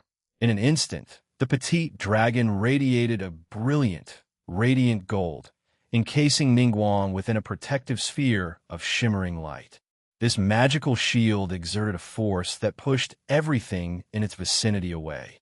Zhong Kuei found himself caught up in this powerful surge and was forcefully propelled backward. Even his enormous bat summon was not immune to the sheer strength of this extraordinary display of energy. As Zhong Kuei and the colossal bat observed the golden ball, they couldn't help but be captivated. However, their fascination was short-lived, as the sphere suddenly expanded at an alarming rate, growing 10 times larger than its initial size. With a resounding explosion, it shattered into countless golden blades of swirling energy, scattering them in all directions. The ferocity of the unleashed power prompted everyone nearby to swiftly evade the oncoming onslaught. Reacting swiftly, Zhong Kuei summoned a defensive magic circle in an attempt to shield himself. To his dismay, he watched in disbelief as his protective magic circle crumbled like fragile glass. The unforgiving attack left him with a shallow cut on his shoulder. Though not a severe wound, the experienced warrior couldn't help but scowl in frustration, his eyes searching for Ningguang, the source of this unexpected attack. Ningguang was adorned in a resplendent armor that shimmered with a gentle fusion of golden and brown hues. The upper part of her form was ensconced in intricate, scale-like plating, bearing the same entrancing golden-brown luster. Nestled in the midst of this regal armor, a small emerald gem gleamed with a hint of familiarity, reminiscent of the gem found in the boosted gear. Her attire extended into a skirt-like armor that flowed gracefully, while her thighs and legs were encased in a sleek, golden scaly armor, emanating an aura of authority. Behind her were pure gold metallic wings, their presence exuding a sense of power. Perched atop her head rested a resplendent golden crown, embellished with delicate white and red feathers, adding a touch of grandeur to her appearance. Hovering gracefully above her hand was a floating grimoire, resplendent in shades of gold and brown. This mystical tome emitted a radiant, golden yet enigmatic glow, underscoring the aura of majesty that enveloped Ningguang. Positioned just behind her, the diminutive dragon had undergone a remarkable transformation, evolving into an imposing, 20-meter behemoth that coiled protectively around her figure. Its eyes, previously fierce in its smaller guise, had now intensified into an even more menacing aspect, radiating an air of formidable power and guardianship. Zhong Kuei's voice quivered as he beheld the peculiar sight, his eyes wide with bewilderment. He stammered out his questions, unable to hide his horror. What is this? What kind of creature is that? Is it, don't tell me, a sacred gear? However, Ningguang couldn't help but chuckle softly at his visible distress. She shook her head, eager to explain the truth. It's a bit different from a sacred gear. It bears a closer resemblance to the sacred beasts and their unique technique known as spiritual symbiosis, she clarified. Her voice held a hint of admiration. But, you see, this little companion was crafted by our extraordinary middleman. So, there's no doubt that it surpasses the usual spiritual symbiosis and the power of the sacred beasts, don't you think? Zhong Kuei raised an eyebrow. A look of incredulity etched across his face. Stronger than the sacred beasts? He asked with a scoff. Well, I wouldn't put it past that troublesome lizard. Then let's see this gift, Ningguang. Did you get it from your new romantic interest? I do pity the young man if he thinks he has captured your heart. Ningguang's expression darkened as she absorbed Zhong Kuei's words. I received this as a special request that I made to him. Also, what kind of woman do you take me for? She retorted with an undertone of irritation. I've only been in one relationship, and that was back when I was a teenager. I haven't been in another one since. She brushed her hair back with an air of annoyance and glared at the man before her. On the contrary, I think I might not be quite his type, Fufu. Regardless, I won't waste any more time talking. It's time to defeat you, she declared with a determined resolve. Ningguang executed an exaggerated motion, sweeping her right arm to the side. A multitude of magic circles materialized behind her. The dragon surrounding her emitted a resounding roar, instantly enveloping them in a massive barrier that confined their battle within. She then unleashed her formidable attacks upon Zhong Kuei, who, undeterred, retaliated using his own formidable magic, creating razor-sharp wind blades by vigorously flapping the wings on his back. However, it quickly became evident that Ningguang held the upper hand when it came to raw power. Their clashing attacks sent shockwaves of explosions rippling around them. Yet Zhong Kuei started to feel an onslaught of invisible attacks across his body. This time, these attacks were notably more potent, leaving impressions upon his flesh. What's happening? Where are these unseen attacks coming from? Zhong Kuei pondered frantically, attempting to evade the imperceptible threats. Unfortunately, his inability to sense these concealed strikes led to repeated impacts. Turning his gaze towards Ningguang, he was met with a sly smirk, further fueling his frustration. As his mental composure began to wane, Zhong Kuei grew more impulsive in his actions. He pointed to his surviving bat summon, which miraculously endured Ningguang's previous attack, and applied duplication magic to it. Zhong Kuei's lone summoned bat quickly multiplied, birthing a total of 15 of its kind. With precision, he issued orders to these winged minions, directing them to launch a relentless assault on Ningguang. Half of the bats, imbued with sinister power, spun into a frenzy, creating gruesome blood-red tornadoes. The remaining half unleashed high-pitched, ear-piercing screeches, each screech forming a circular aura attack aimed at the formidable leader of the Chinese alliance.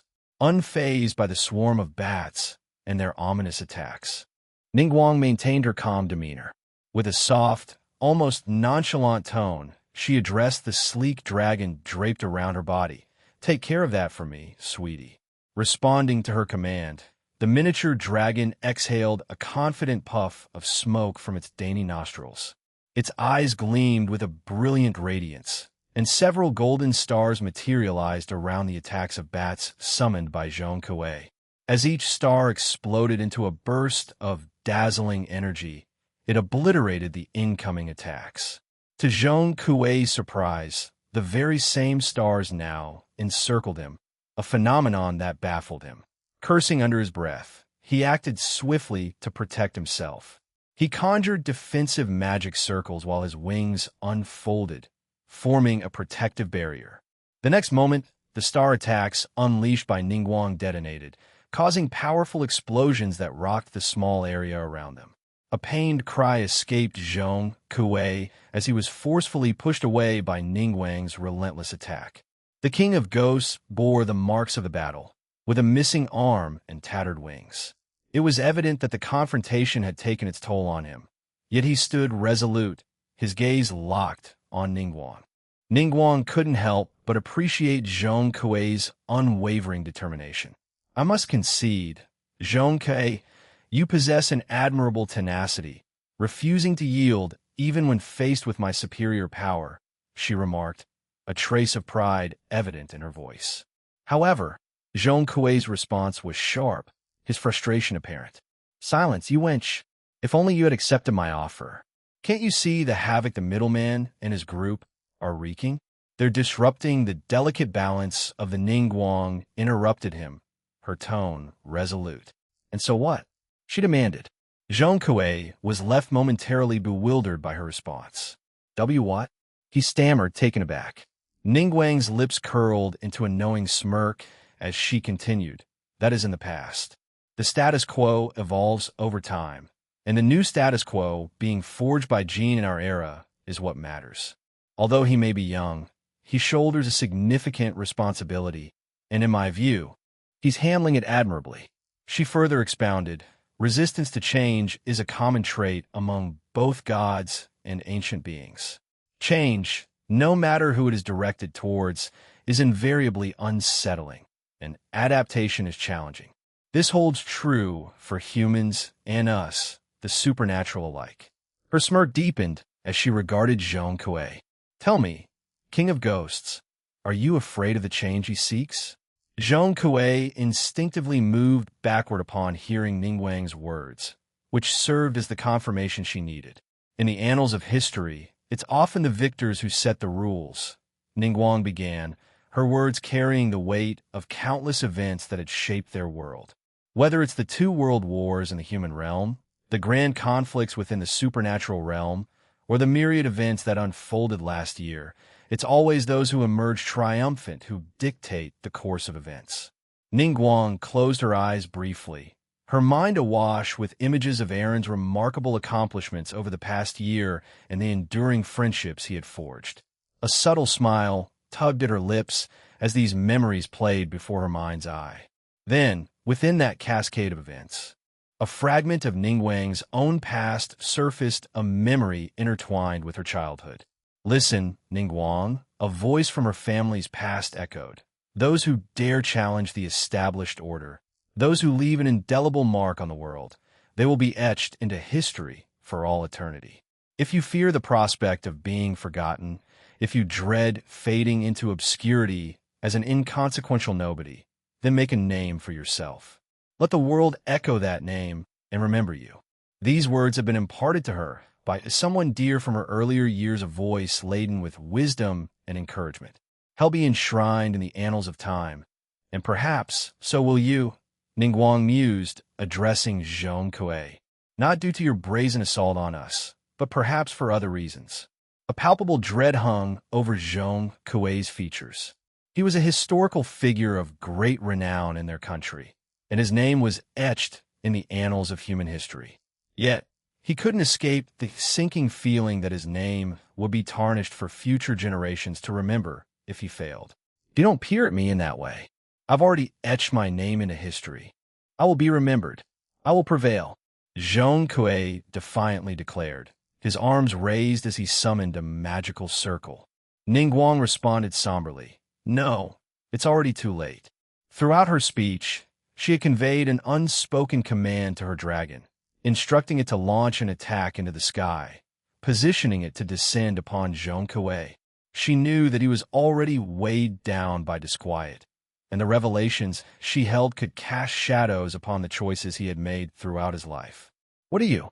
Jean Coué began, but before he could finish, a powerful golden beam descended upon him. The ferocious flames scorched his flesh and consumed his garments.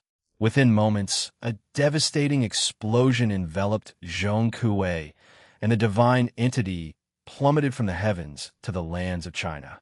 With a satisfied stroke of her dragon's cheek, Ningguang mused, "Well done. We need him alive." Ningguang shifted her gaze in a specific direction, her eyes settling on Japan. Her tone carried a touch of contemplation as she expressed her thoughts. "I've never been one to advocate for peace, but if it's a world crafted by your hands, Aaron Toole, it might be one I wouldn't mind seeing. You can rest assured of our unwavering support."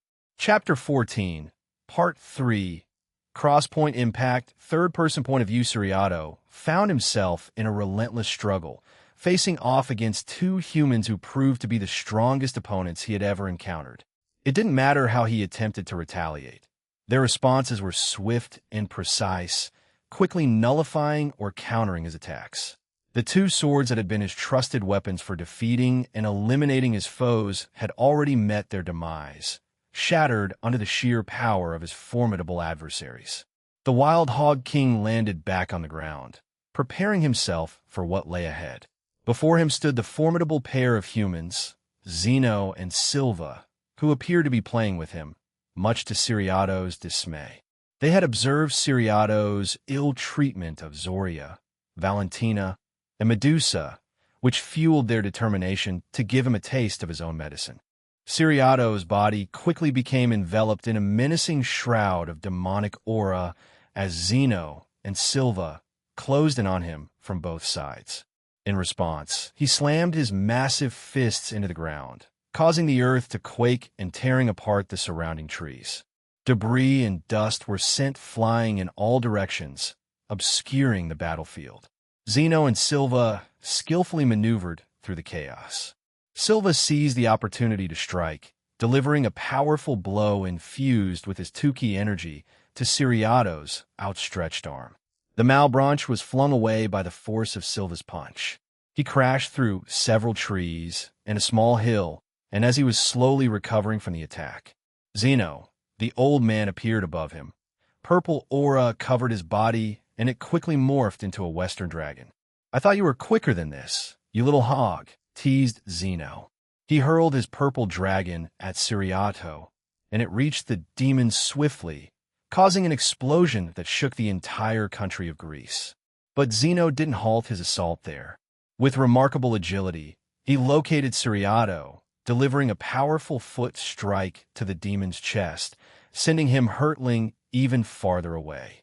Siriato bore the scars of their intense battle, and a substantial section of flesh was missing from his left arm. However, Siriato remained undeterred and, with determination, conjured 2Ki bullets, launching them at both Zeno and Silva. The two Electa skillfully deflected Siriato's attacks, landing gracefully in front of him. Siriato, however, was in bad shape, his arm bleeding profusely from Zena's attacks earlier. If I had my blades, I would have already eliminated both of you," he declared with a hint of arrogance. Zeno remained calm and responded, "Is that so? Very well here." He summoned two blades that were identical to those owned by Siriato and threw them back to him. Then, he handed Siriato a slime pill and explained its purpose. Siriato furrowed his brows and eyed Zeno with suspicion, asking, "What's the meaning of this, old man?" Zeno grinned and replied, "It's to demonstrate that even with your swords and in the prime of your health, it wouldn't change the outcome. You would still face defeat." Siriato seethed with anger at Zena's words, and in his frustration, he hastily consumed the pill that began to mend his injuries. As he retrieved both of his blades, he positioned himself for battle. Before any further words could be exchanged, Siriato vanished from sight and executed a swift sideways swing with both his blades, intent on cleaving Zeno in two. Much to the Wild Hog King's astonishment, the elderly man merely watched him without making a move. Unperturbed, Siriato pressed on with his attack, and Zeno remained unyielding. When Siriato's blades finally made contact with Zeno, he was met with a startling revelation: they were halted by the old man's body. Confounded, Siriato stammered in disbelief. How is this possible? I put all my might into that strike, and even infused it with my demonic aura. Zeno, sporting a taunting smile, responded, "You're merely too physically feeble to harm me, my dear hog." He then casually grasped Siriato's blades with just two of his fingers, shattering them once more. "Just like your blades, we'll dispatch your bones without delay." Silva had observed the preceding confrontation in silence, but he couldn't remain passive any longer. Swiftly, he materialized beside Siriato and unleashed a powerful kick to his face, propelling him away once again. Yet, Silva didn't give his opponent a moment's respite. He lunged after Siriato, grasping his face before brutally driving Siriato's body back to the ground. The force of the impact was immense, and Siriato could feel the excruciating pain as bones within his body cracked and snapped. Silva continued his relentless assault by channeling his 10k energy into a devastating blow, targeting Siriato's chest. The attack shattered more of his ribs, leaving Siriato in an even more dire condition. As he stepped away from the now immobile body of Siriato, Silva gathered his energy and released a colossal purple 10k sphere. The attack flew unerringly towards Siriato and struck him with unforgiving precision. The impact created a massive explosion in grease, and this time, a vast, circular, purple energy engulfed the entire country. All thanks to Silva's unstoppable attack. Zeno and Silva both stood beside the fallen Malebranche, observing him as he lay motionless. It was evident that he had been pushed to the brink of death, a significant feat given Siriato's formidable power. His life force now hung by a thread, leaving the once mighty evil claws in shambles. With young Master Aaron's plans for you, Malebranche, I'm eager to witness your future actions, Siriato, Zeno remarked with a touch of excitement, his eyes fixed on the barely conscious enemy. Siriato gazed up at Zeno, puzzled by the cryptic comment. He couldn't quite fathom the implications behind those words. However, his attention quickly shifted back to the events that unfolded immediately after he and his companions had narrowly escaped the previous confrontation. Hours after the operation involving the True Satan's faction, the Malebranche regrouped at their base, and an undeniable silence enveloped the area. The dwindling Malebranche ranks now consisted of Alicino the Harlequin, Calcabrina the Grace Stomper and Frost Trampler, Siriato the Wild Hog King, and Scarmiglione the Troublemaker. With both their leader and deputy leader having met their demise, these four remained the sole survivors. The stifling silence was abruptly shattered by Scarmiglione, whose laughter echoed uncontrollably. His fellow Malebranche looked on, perplexed by his bizarre reaction. "What's so funny, Troublemaker?" Siriato inquired, seeking clarification. "Our two leaders are gone, right? So that means we're finally free to do whatever we want. In that case, I'm out of here, doing things my own way. See ya," Scarmiglione exclaimed before disappearing from their base. In truth, Scarmiglione had made a valid point. The absence of their fallen leaders meant they were no longer constrained by Malacota's oppressive presence, which had previously compelled them to work alongside him. Malacota, the most formidable among them, had maintained their compliance, even if it meant suppressing their individual desires. With his absence, they were now at liberty to act as they pleased, with no authority figure to curb their autonomy. Alicino also decided to make her exit. "I'm leaving too. If we ever cross paths again, we shall engage in a battle," she declared before vanishing from sight. This left only Calcabrina and Siriato in the room. They exchanged a brief, intense gaze before Calcabrina, the sole female among the Malebranche, turned away and started heading out. "My intention is to rejoin the ranks of the Cause Order. This era both excites and bores me.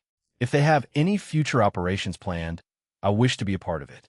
Fleeing from the battlefield without an honorable end fills me with a sense of disgust and guilt, she expressed, explaining her decision to depart. Seeking an honorable death, are we? My pride has been tarnished by my own retreat as well. I'll join the next operation they have and aim to redeem myself by taking the life of a member of the DXD Alliance, muttered Suriato before vanishing from the room. This is not the honorable death I wanted, Suriato muttered with a sense of disappointment, closing his eyes. Honorable? No, not at all, said Zeno, his tone holding a hint of mockery. However, we aren't ending your life right here and now, as I mentioned earlier. Young Master Aaron has his own plans for you. Ho ho ho! Before Suriato could formulate a response, an overwhelming darkness surged through his thoughts, causing him to lose consciousness. Silva swiftly applied a sleeping spell to him, ensuring he remained in a slumber, and then bound him with anti-magic cuffs. Their one-sided skirmish against Suriato had come to an end. The three women who had stayed behind to confront the Malbranche materialized, standing alongside Zeno and Silva. Lady Zoria, are you feeling better now? If not, we have some slime pills that can help. This offer extends to both of you as well. Young Medusa and Valentina, Zeno kindly suggested with a warm smile. Thank you, the goddess replied as she accepted the slime pill and promptly consumed it. Will you take him to? Well, handle that. You three have the choice to either join the others in a different country or take the rest of the day off. The decision is entirely up to you, Zeno informed them. Medusa and Valentina accepted the slime pills, and they quickly consumed them. However, the bitterness of their faces was evident, given their perceived ineffectiveness in the face of Suriato's arrival to assist their enemies. For Valentina, the ordeal had been particularly harrowing, nearly costing her life, and the experience left her feeling somewhat dejected. She had always considered herself a formidable figure, though not on par with the likes of dragon gods or true gods. She saw herself as an ultimate to Satan-class power, a status of considerable significance in her eyes. Yet, today's events serve as a stark reminder of her relative smallness in the grand scheme of things. She resolved to become stronger so that such a situation would not recur. She knew precisely where to turn for that strength, and after this operation, she would seek the assistance of the one person who could aid her in her quest for power. Silva noticed her contemplation and inquired, "Is something troubling you, Lady Valentina?" Valentina met his gaze and replied, "I intend to approach Jean about enhancing my strength through rigorous training. I've heard that many members of DXD have been trained by him and his associates. After today's events, I am determined to grow stronger to ensure that I don't find myself in a similar predicament in the future." A faint smile crossed Zena's lips as he spoke. "That can certainly be arranged, Lady Valentina. I would recommend visiting young Master Aaron's residence once this operation has concluded. We shall take our leave for now, and until we meet again later today. I'm planning to rejoin DXD in Kyoto. What about you two?" Zoria inquired, turning her attention to Medusa and Valentina. Valentina replied, "I'm heading to Romania to reconnect with the family I left behind. Afterward, I intend to visit Jean's home." She then made her exit. Medusa, on the other hand, seemed deeply troubled. She stared at the ground, clenching her fists so tightly that her nails drew blood. Zoria could see the frustration etched across her face, but wasn't sure how to address it. "Even after spending months training under him and the others, I couldn't do anything against a Malbranche?" Medusa muttered bitterly. Zoria tried to offer some reassurance. "Remember, Medusa, they're formidable foes. Aaron mentioned that they received enhancements from the EV, Phantasma, and Zayaramanabiros last year, and even further this year. That's what made them so powerful. But you performed admirably," Medusa cut her off, her voice laced with frustration. "Performed admirably? I was merely a plaything to him. If I'm to stand a chance when I join DXD in Phantasma and Evie's universe, he'll need to get stronger. I'm returning to Kuo for training. Please convey my message to Aaron if you see him." With that, Medusa bowed and teleported away. Zoria let out a sigh of relief as she found herself alone after her teammates had departed.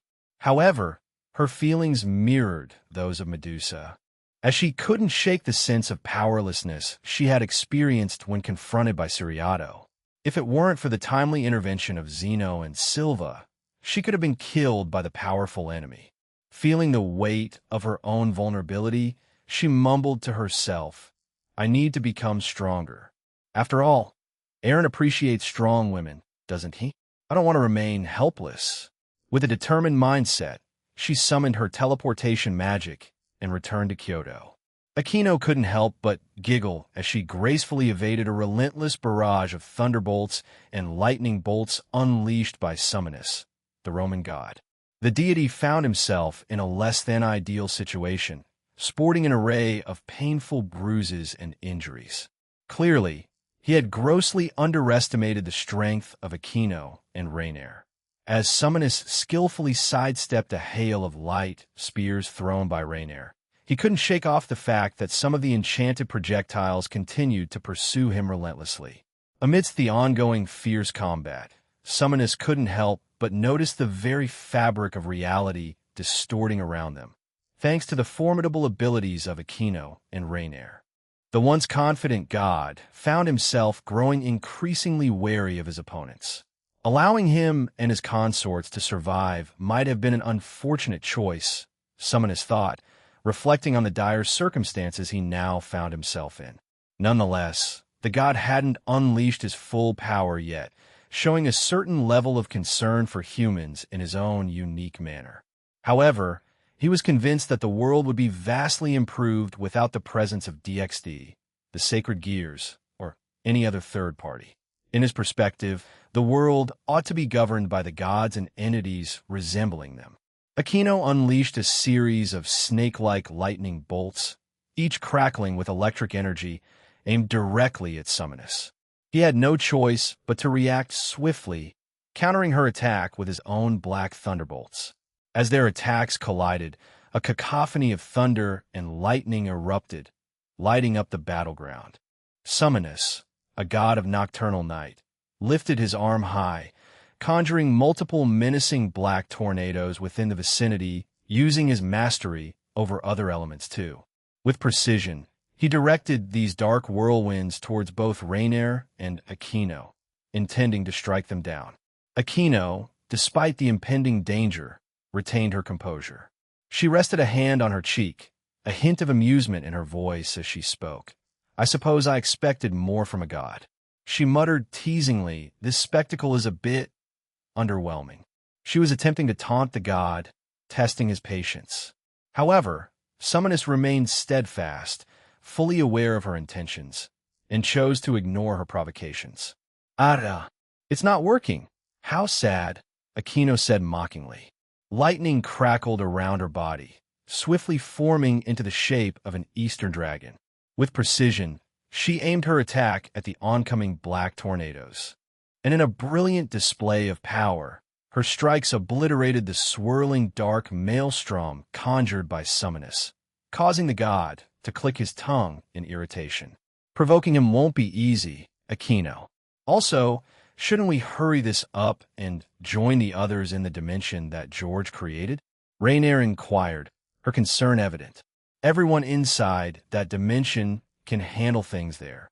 Right now, the rest of us should remain here on Earth to eliminate the other threats targeting various countries, including Kyoto."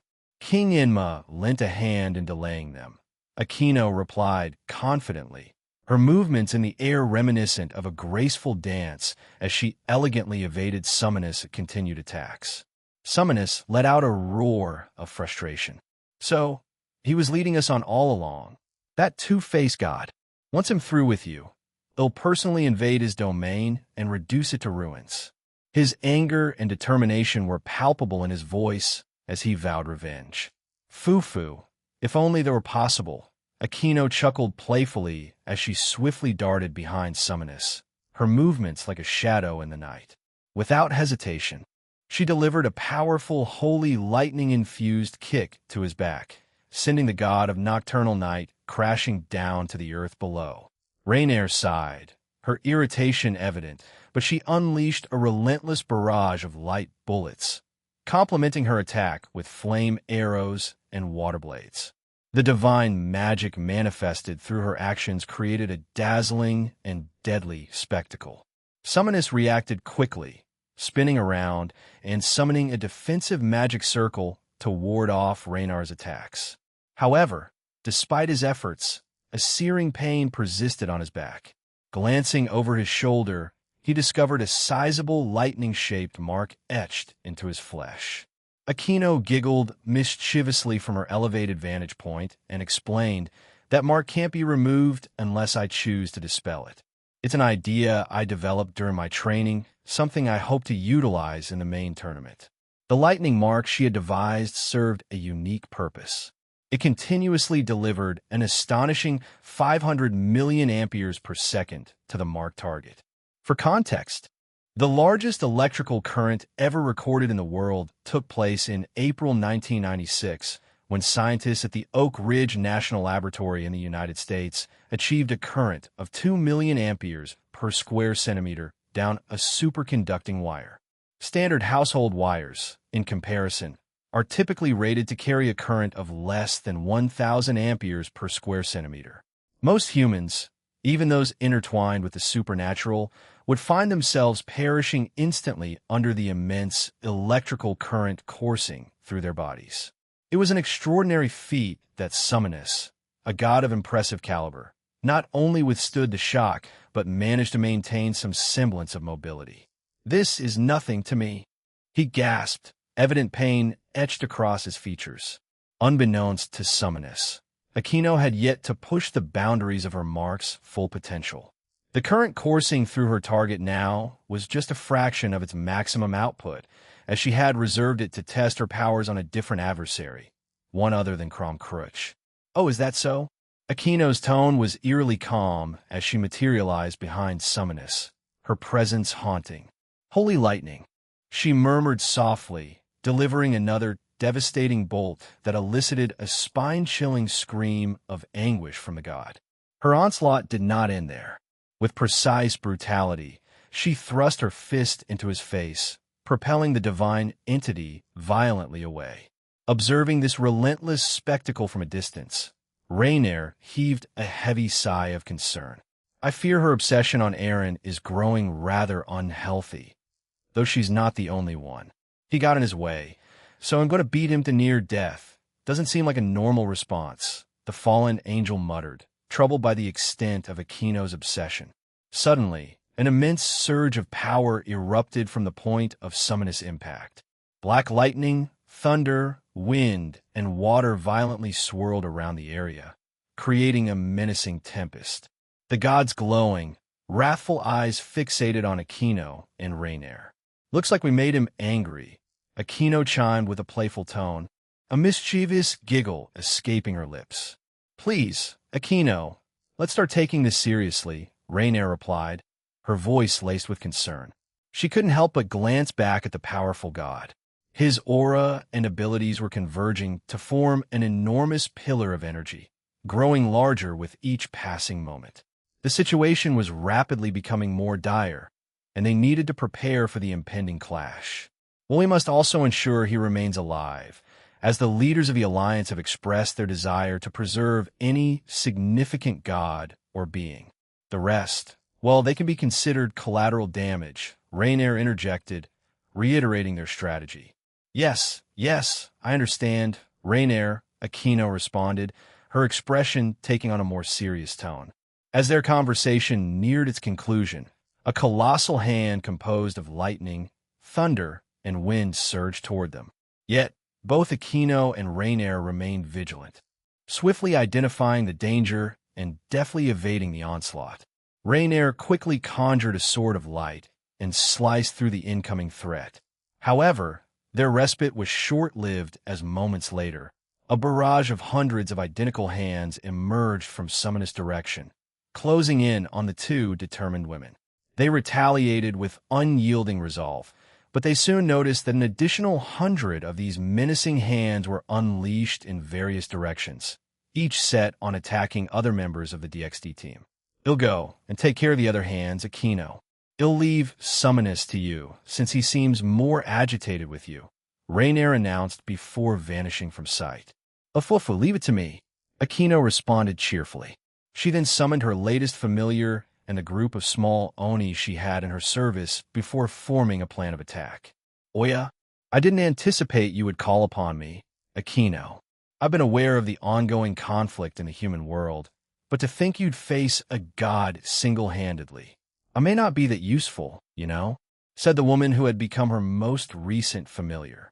This new alliance Aquino had formed was with none other than Shuten Doji. However, it wasn't a typical master-servant relationship. It had the feel of a partnership, much like the pacts between devils and magicians. Fufu, don't worry, Shuten-sama. I've already prepared for that, although it's only a temporary power boost for you, Aquino assured her as she gracefully floated over to Shuten.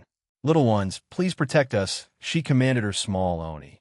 The smaller Oni, gathered in a sizable group, surged forward, directly engaging Summonus' elemental hands. They unleashed a barrage of elemental attacks that, to Summonus' astonishment, not only managed to intercept his attacks, but also matched their power. Ada, when did these little ones grow so strong? In beginning to fear they might even surpass me in power, Shuten commented after witnessing the remarkable performance of the small Oni as they defended them. Fufu, we did train together, Aquino remarked, a playful tone in her voice. She reached into her belongings and retrieved a bracelet, offering it to Shuten. Here, Shuten-sama, if you wear this, it will temporarily boost your power to match mine. But be warned, once I unsummon you, the bracelet will shatter and vanish. Aaron created this piece of magic. Shuten accepted the bracelet and examined it with a hint of curiosity. I was already aware of his unbelievably absurd powers, especially after your recent visit to our realm. However, to think he'd offer something like this so casually, well, it was part of our partnership agreement, so I'm not going to complain, she explained, her tone calm and contemplative. Aquino couldn't resist teasing her further. And what if you did something that might irk Reiko if she found out? Upon hearing this, Shuten's face paled slightly, and she froze. She turned to Aquino, her voice hushed. You promised to keep that a secret. If that woman with udders for breasts ever found out, it would just give me a massive headache. Aquino responded with a mischievous grin. You Fufu, help me have a little fun with this god, and he'll reconsider my silence. Shuten sighed, shaking her head. You're quite the handful, you know that. But all right, considering you summoned me, I'll put on the bracelet. She slid the bracelet onto her left wrist, and in an instant, she felt a surge of newfound power. Shuten gazed at the bracelet in amazement. So that's how it works, huh? Very intriguing and somewhat terrifying. Aquino giggled once more and commanded the smaller Oni to return to their realm, and with a graceful gesture, she unsummoned them. Shall we go then? She asked, her eyes filled with determination. Shuten, the leader of the Oni, nodded in agreement. Summoned by her magic, Shuten materialized beside Summonus, her massive sword held high. With a fierce battle cry, she swung the blade down at the god, intending to strike him down.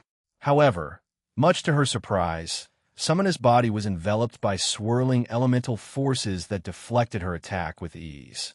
She quickly withdrew, narrowly evading the retaliatory attack as Summonus directed several vortexes of malevolent black wind towards her. The sinister tempest pursued Shuten relentlessly, challenging her agility and resolve. Shuten-sama, please remember your power is on par with mine, so those things won't harm you. Don't be afraid to be a bit reckless. Aquino offered a reassuring reminder to her partner. With a nod of agreement, Shuten propelled herself toward the enemy. Employing her yujitsu, she conjured hundreds of thousands of blazing wheels that encircled her, forming a formidable fiery barrier. She then unleashed this blazing array, directing it towards Summonus' powerful attacks. The two sets of attacks rapidly converged, resulting in a cataclysmic explosion. Seizing the smokescreen created by the explosion to her advantage, Shuten reappeared behind Summonus, her sword poised for a decisive strike. Her blade connected with the god's shoulder, cleaving a vicious gash. In an instinctive retaliation, Summonus swirled around and unleashed a barrage of hundreds of black wind blades toward Shuten. Yet, Aquino intervened, summoning a protective barrier that enveloped Shuten, deflecting the ferocious attack. Eager to assist her partner, Aquino entered the fray with determination. She conjured a whip forged from lightning and thunder, then swung it towards Summonus, delivering a resounding crack as it struck the god's back.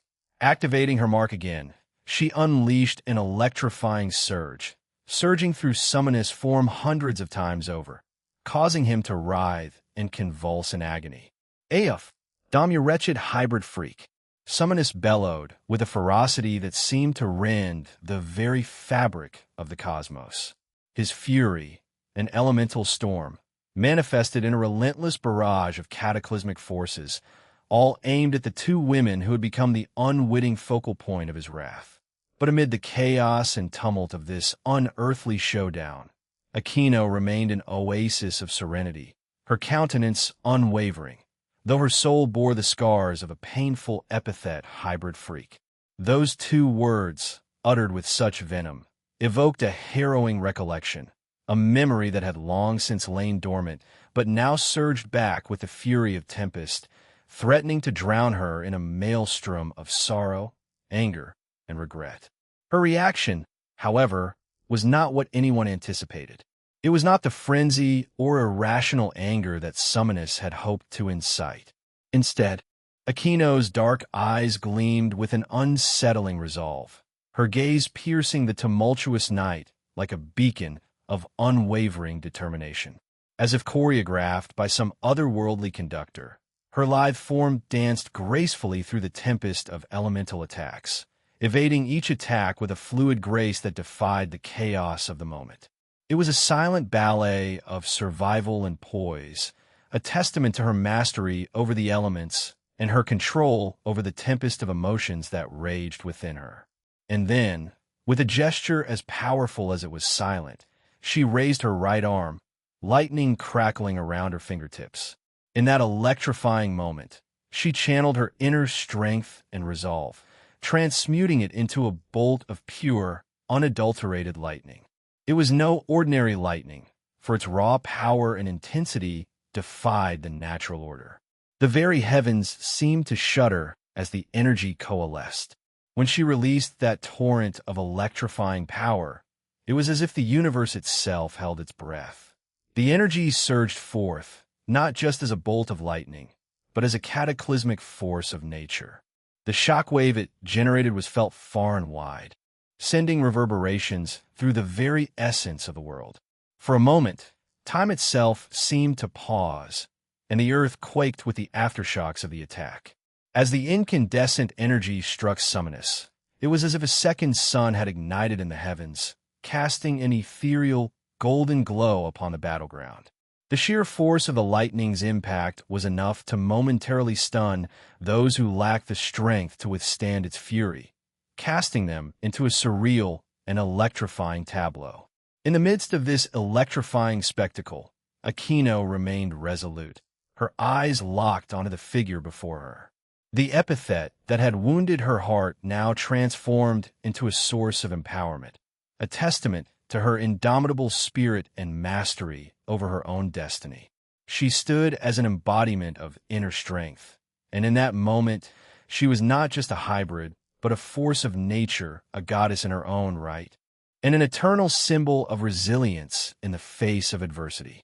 In the aftermath of Aquino's devastating attack, a profound stillness blanketed the battleground, and the once mighty god of nocturnal night lay supine, a stark contrast to his earlier aggression. The destructive energies that had surged with malevolence, endangering the lives of countless members of Team DXD, dissipated as swiftly as they had emerged, leaving no trace of the menace they once held. Amidst the eerie calm that followed, Shuten Doji and Rainier, both witnesses to the incredible spectacle, found themselves standing in stupefied silence. Their astonishment was palpable, etched across their faces like a haunting tableau of disbelief. The tempestuous emotions that had surged through them had now given way to a profound sense of perplexity and uncertainty. In the wake of such a cataclysmic display of power, they grappled with the daunting challenge of reconciling the reality before them with their preconceived notions. In the broader scope of the battlefield, a hush had fallen upon the chaos that had previously reigned. Aquino's display of formidable prowess had acted as a temporal quiescence in the tumult of battle. It was as though the very heavens themselves had momentarily paused to acknowledge the electrifying display of might. Warriors, both human and supernatural, paused in their struggles, their gazes drawn to the breathtaking vista of power and skill unfurled before them. For Shuten Doji and Rainier, the moment was as surreal as it was transformative. They found themselves at the precipice of understanding, their beliefs and certainties shaken to their core. In the throes of their respective internal dilemmas, neither could find the right words to express their thoughts, nor a course of action to take in the face of the irrefutable testament to Aquino's unparalleled might. "YJ?" stammered Rainier, attempting to diffuse the palpable tension that hung in the air. "YJ?" Shuten Doji echoed, making an effort to match Rainar's enthusiasm. Aquino turned to both of them, her usual smile gracing her lips, albeit with a very slight hint of strain. "Fufu, there's no need to be so tense, you two. Let's go and assist the rest of our team, shall we?" Shuten-sama, I'd appreciate it if you stayed with us a bit longer," Aquino suggested. "Of course, my services extend beyond a single battle. I will accompany you until this is resolved," Shuten replied, offering reassurance to Aquino. "Thank you very much." "Rainier, let's move," Aquino said before taking off, leaving Rainier to catch up. "I'll go and retrieve the incapacitated god," Rainier mumbled to herself. "Shuten Doji-sama, may I ask you to look after her for a while? She's clearly upset by what someone has said." "I will do so. Good luck with your task, and make sure you get him to where you need to bring him," Shuten assured her, trailing behind Aquino. Rainier landed beside the scorched and crisped god, releasing a sigh of exasperation. "Aaron, you really need to address this situation with her. That bastard just had to provoke her," she muttered in irritation. In the other dimension of Dimension Lost, Aaron's visage contorted into a deep frown, his dissatisfaction echoing in the otherworldly space. "Damn everything. And going to torture that Barato head," he seethed in a hushed whisper. His aura grew increasingly ominous and imposing, causing even the god Tartarus to involuntarily retreat. The other beings within the dimension were keenly aware of the turmoil unfolding beyond their vicinity. Aaron's intense aura was not lost on them, serving as an unspoken signal that something had gone awry and he was not in a good mood. Aaron redirected his attention toward Tartarus, his narrowed pupils radiating a palpable intensity. "Let's get this gone and over with, you big sack of nothing. I have other pressing matters to attend to and someone dear to comfort," he snarled with an air of utter venom. "You dare!" Tartarus began to retort, but his words were abruptly cut off as Aaron sprang into action. In an explosive blur of motion, he delivered a devastating punch, striking the massive god in his core. Tartarus was hurled violently toward the far reaches of the dimension, incapacitated by the powerful blow. Simultaneously, Aaron executed a sealing technique, restraining some of the god's abilities. Tartarus, along with a select few others, had been the instigators of the recent tumultuous events. The incident involving Aquino had significantly dampened Aaron's spirits, and his fury extended far beyond mere victory. He intended to exact his own brand of retribution upon Tartarus. As Aaron teleported to stand directly before the incapacitated primordial god, he muttered with chilling resolve, "I'm going to relish every moment of this. HHH. Damn you. How can a mere human fight me on equal terms?" In a ferocious clash, Calcabrina the Grace Stomper and Frost Trampler, a formidable Malbranche, found herself locked in an intense battle with a formidable opponent, the Lance Maiden, Leanne Sandlot. However, The fierce contest was heavily lopsided, with Calcabrina struggling immensely. Despite the fact that Leanne's Sandlot had been intentionally holding back her strength and providing guidance to the Malbranche, Calcabrina was yet to grasp the true extent of this lesson being taught to her. "I'm not just a mere human, Calcabrina," replied Leanne. "I am an Electa." Calcabrina stood tall, a commanding presence at 5 feet and 11 inches in height.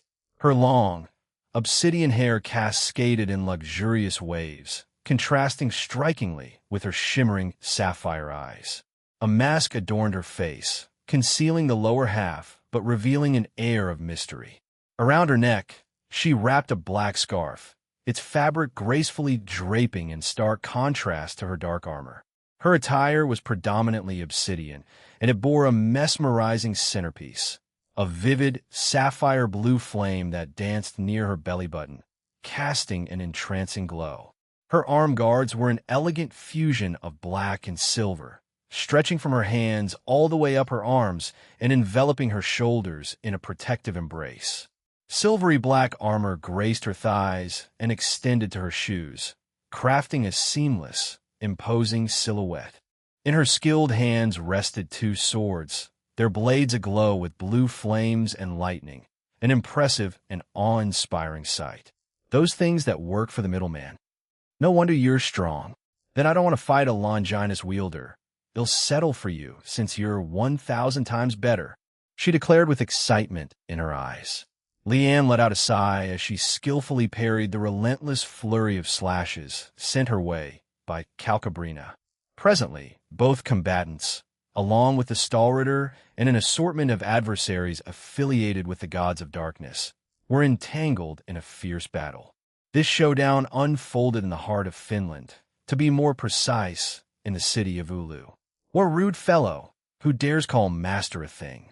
I won't let her get away with it," Duvalai complained as she gracefully dodged a strike from an enemy.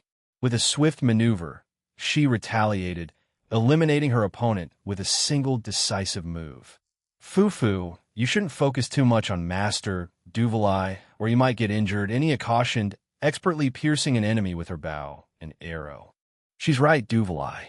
If you let your mind wander," Ines began, her halberd slicing an opponent in 2 with a single powerful swing. "You'll get injured." In a playful manner, she then swung her weapon at Duvalai, forcing their leader to leap out of harm's way. Duvalai couldn't contain her frustration with her companions. "What the hell is wrong with you two?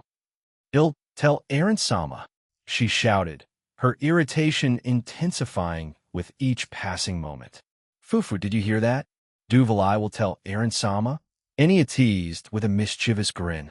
Ines, in her typical monotone manner, placed her hand in front of her face and let out a soft chuckle. "Oh, shall tell Aaron Sama." Duvalai, about to lose her patience, suddenly turned her attention to an approaching horde of enemies and unleashed a powerful slash that effectively eliminated the entire group. Regaining her composure, she pointed her sword at Enya and issued a stern proclamation. "I saw what you did with Aaron Sama. If you don't want to spill the beans, you better apologize." Enya was caught off guard, her laughter quickly giving way to nervous chuckles. "W, what are you talking about? Duvalai? Your little bluffs won't bathroom." "Night." Odd sounds, Duvalai stated in a robotic voice. This revelation caused a noticeable blush to spread across Enya's face, leaving her momentarily speechless. Perplexed by the unfolding situation, Ines chimed in. "What?" Ines felt utterly bewildered by what Duvalai had just said, and her friend's reaction only added to her confusion. Before she could finish her sentence, Enya exploded, shouting, "Shut up!" Her sudden outburst unleashed a powerful aura that sent shockwaves throughout the vicinity, obliterating most of their enemies. Once again, Ines found herself struck dumb, staring at Enya in astonishment. The roles had reversed, and Duvalai was now the one sporting a triumphant smirk. To add to the perplexing situation, it was Enya who seemed to be blushing intensely, an uncommon sight given her usual role of teasing Duvalai. "Well?" Duvalai inquired, her tone filled with smugness as she awaited an apology. With her cheeks puffed out in a show of defiance, Enya retorted, You were alone with Aaron Sama before. A heavy silence descended upon the area, a stark contrast to the turmoil that had raged moments before. Duvali's face turned an even deeper shade of red, and Ines, caught in the middle of this unexpected revelation, could only gape in astonishment. Why, you did the same thing, you whore. Duvali bellowed back. No, you did more than that. You let Aaron Sama take advantage of you. Enya lunged at Duvali, and the two began pulling at each other's hair. Amid the ongoing skirmish, Ines remained expressionless and lifeless as she somberly moved around, eliminating any enemies who had resurfaced. The shocking revelation was a lot for her to process, rendering her face blank as she contemplated it. But her train of thought took an unexpected turn. They both did lewd things with Aaron Sama. Already? What about me? Am I a late bloomer? She mumbled to herself while she swung her halberd, swiftly dispatching another group of foes. As she looked at her own hands and then at her chest, a strange wave of anxiety washed over her. Am I too ugly? Am I not good-looking enough? She whispered to herself in mounting distress. The Stalwarter, as a collective group, found themselves grappling not with physical challenges, but with a peculiar sort of insecurity and self-doubt. Returning to Liane and Calcabrina, they had initiated another fierce clash of their formidable weaponry. This time, the battlefield they had chosen encompassed the entire Earth, transforming it into a vast arena for their epic confrontation. They had progressed far beyond Finland's borders, now finding themselves suspended in the middle of the vast Pacific Ocean. With both adversaries standing on the water's surface, the resounding impact of their weapons meeting echoed through the surroundings. The ocean's surface below them quivered and undulated as their mighty strikes generated powerful shock waves, sending ripples across the seascape. The marine life inhabiting the area prudently retreated, their natural instincts guiding them away from the tempestuous upheaval. Yet, amid this tumultuous battle, Calcabrina's elation and exhilaration only intensified. Liane, perceptive to her opponent's feelings, decided to join in the spirit of the contest. She recognized that this Malebranche was not only a battle enthusiast, but also harbored a sense of responsibility towards minimizing collateral damage. Drawing a parallel between her and the likes of Vala Lucifer, Liane found amusement in this comparison. The exhilarating clash between the two powerful beings continued to play out on the grand stage they had chosen, with the Earth itself serving as the canvas for their combat. With newfound swiftness and agility, Liane thrust her lance toward Calcabrina with greater speed than before, striking the demoness squarely in the shoulder. The impact sent Calcabrina hurtling through the air, leaving a trail of destruction in her wake as the very water in front of her formed a miniature valley. The sheer force of Liane's blow left Calcabrina bewildered and dazed. As she finally managed to regain her composure and stabilize herself, her gaze was drawn back to Liane, who now clutched a helmet in her hand. The sudden change in Liane's demeanor had caught Calcabrina off guard. She stared in astonishment, her usual bravado momentarily replaced by a sense of confusion and surprise. "We shall now commence the second stage of your training," Liane declared as she secured her helmet in place. A palpable air of superiority suddenly enveloped the surroundings, causing Calcabrina to feel a peculiar unease. It was the same type of uneasiness she had only experienced when in the presence of Malakota, her former leader, and Lapis whenever their interactions were unavoidable. "Second stage of training? Could you elaborate on that?" Calcabrina inquired, her face betraying her confusion. Liane's aura surged into the atmosphere, manifesting as a colossal, rising pillar, and the very earth beneath them quivered in response. "Precisely. Throughout our time together, I have been conducting your training. You've proven to be a fast learner, yet it appears you may not have been fully aware of the training you've undergone," the Lance Maiden elucidated. "We are now moving on to the second stage, so brace yourself." Bring it on then." Calcabrina's defiant roar resounded through the Pacific Ocean as she too channeled her powers. Although her aura was undeniably potent, it paled in comparison to Leanne's formidable aura. Without any further exchanges of words, they both vanished from their positions, colliding in a cataclysmic clash at the epicenter. The force of their meeting unleashed an even more potent shockwave that rippled across the entire world. The ocean's surface beneath them was violently upended, and they plummeted toward the churning waters.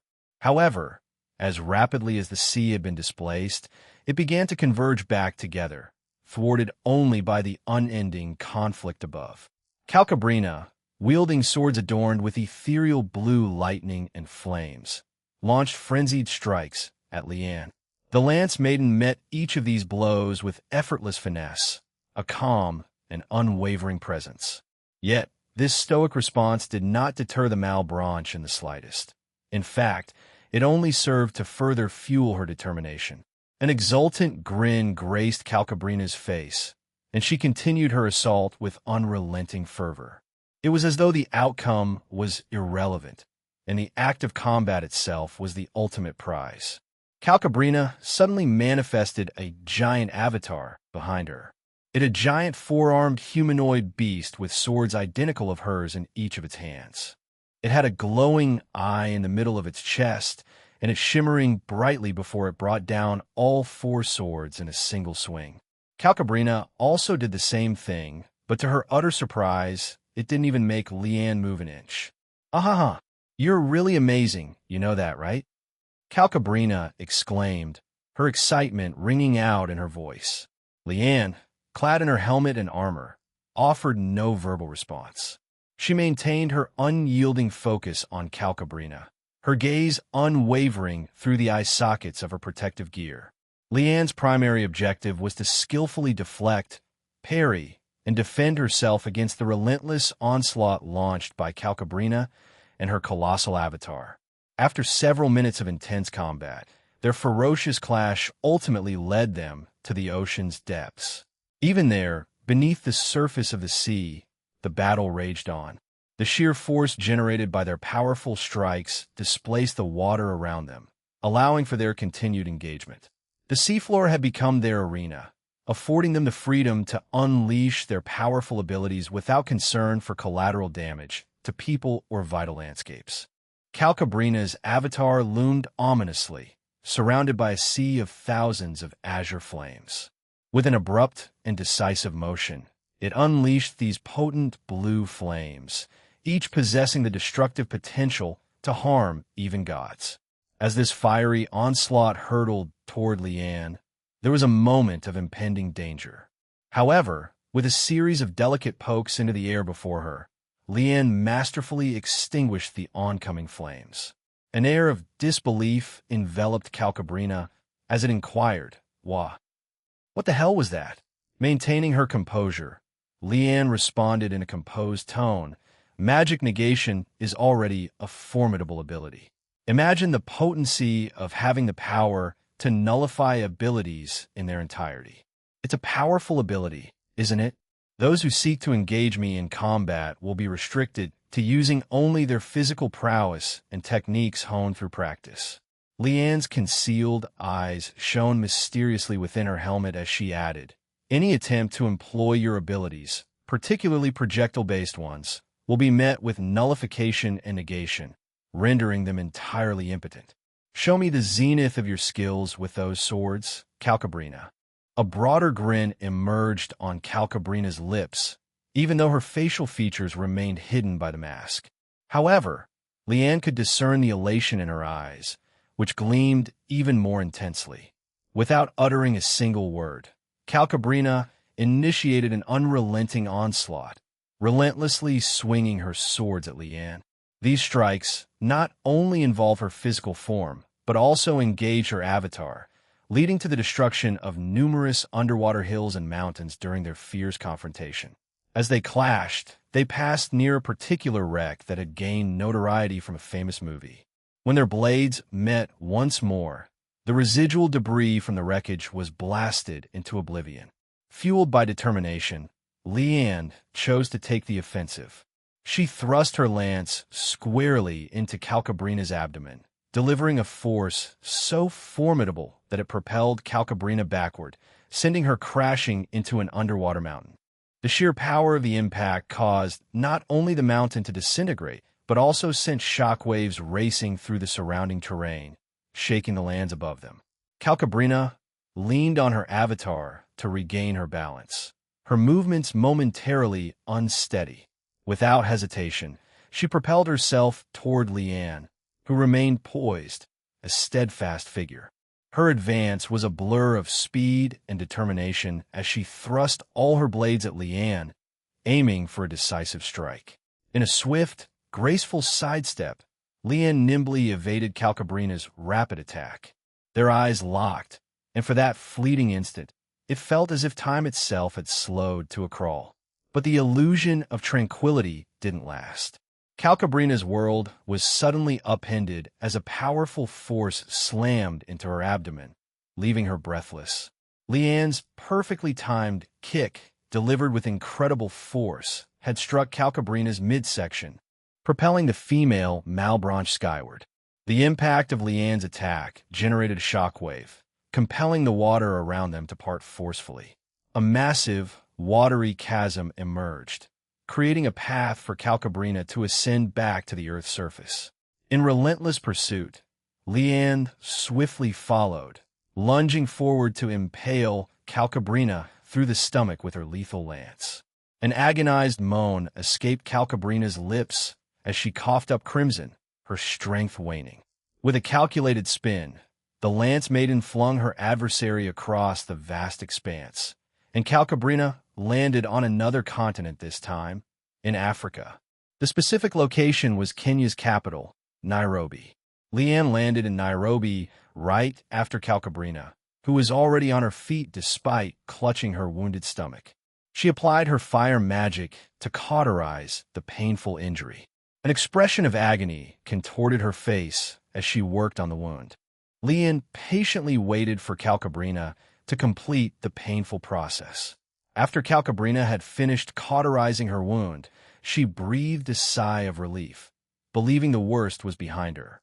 However, she couldn't have been more wrong. Leanne, instead of showing mercy, reappeared right in front of Calcabrina. In a shocking turn of events, Leanne thrust her lance into the very same wound that had just been painfully sealed. The intensity of the pain was beyond Calcabrina's capacity to endure silently. Aya!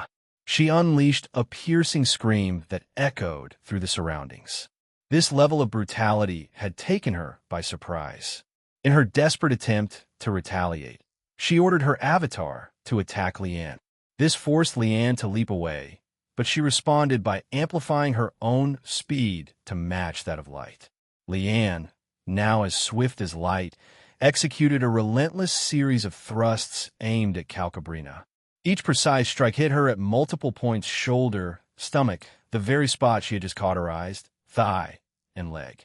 With each strike, a large chunk of flesh was ripped away, except for the previous wound on her stomach. Only when the flurry of attacks ceased did Calcabrina's consciousness fully catch up to the devastating reality. She let out another piercing shriek, this time a symphony of agony, before collapsing onto the ground. With just one functional leg, she found it impossible to rise to her feet properly, the brutal assault leaving her incapacitated. Calcabrina, you've performed admirably, and you've successfully passed the second test, Leanne exclaimed with warmth in her voice. Her helmet came off, revealing a friendly smile that was intended to convey praise.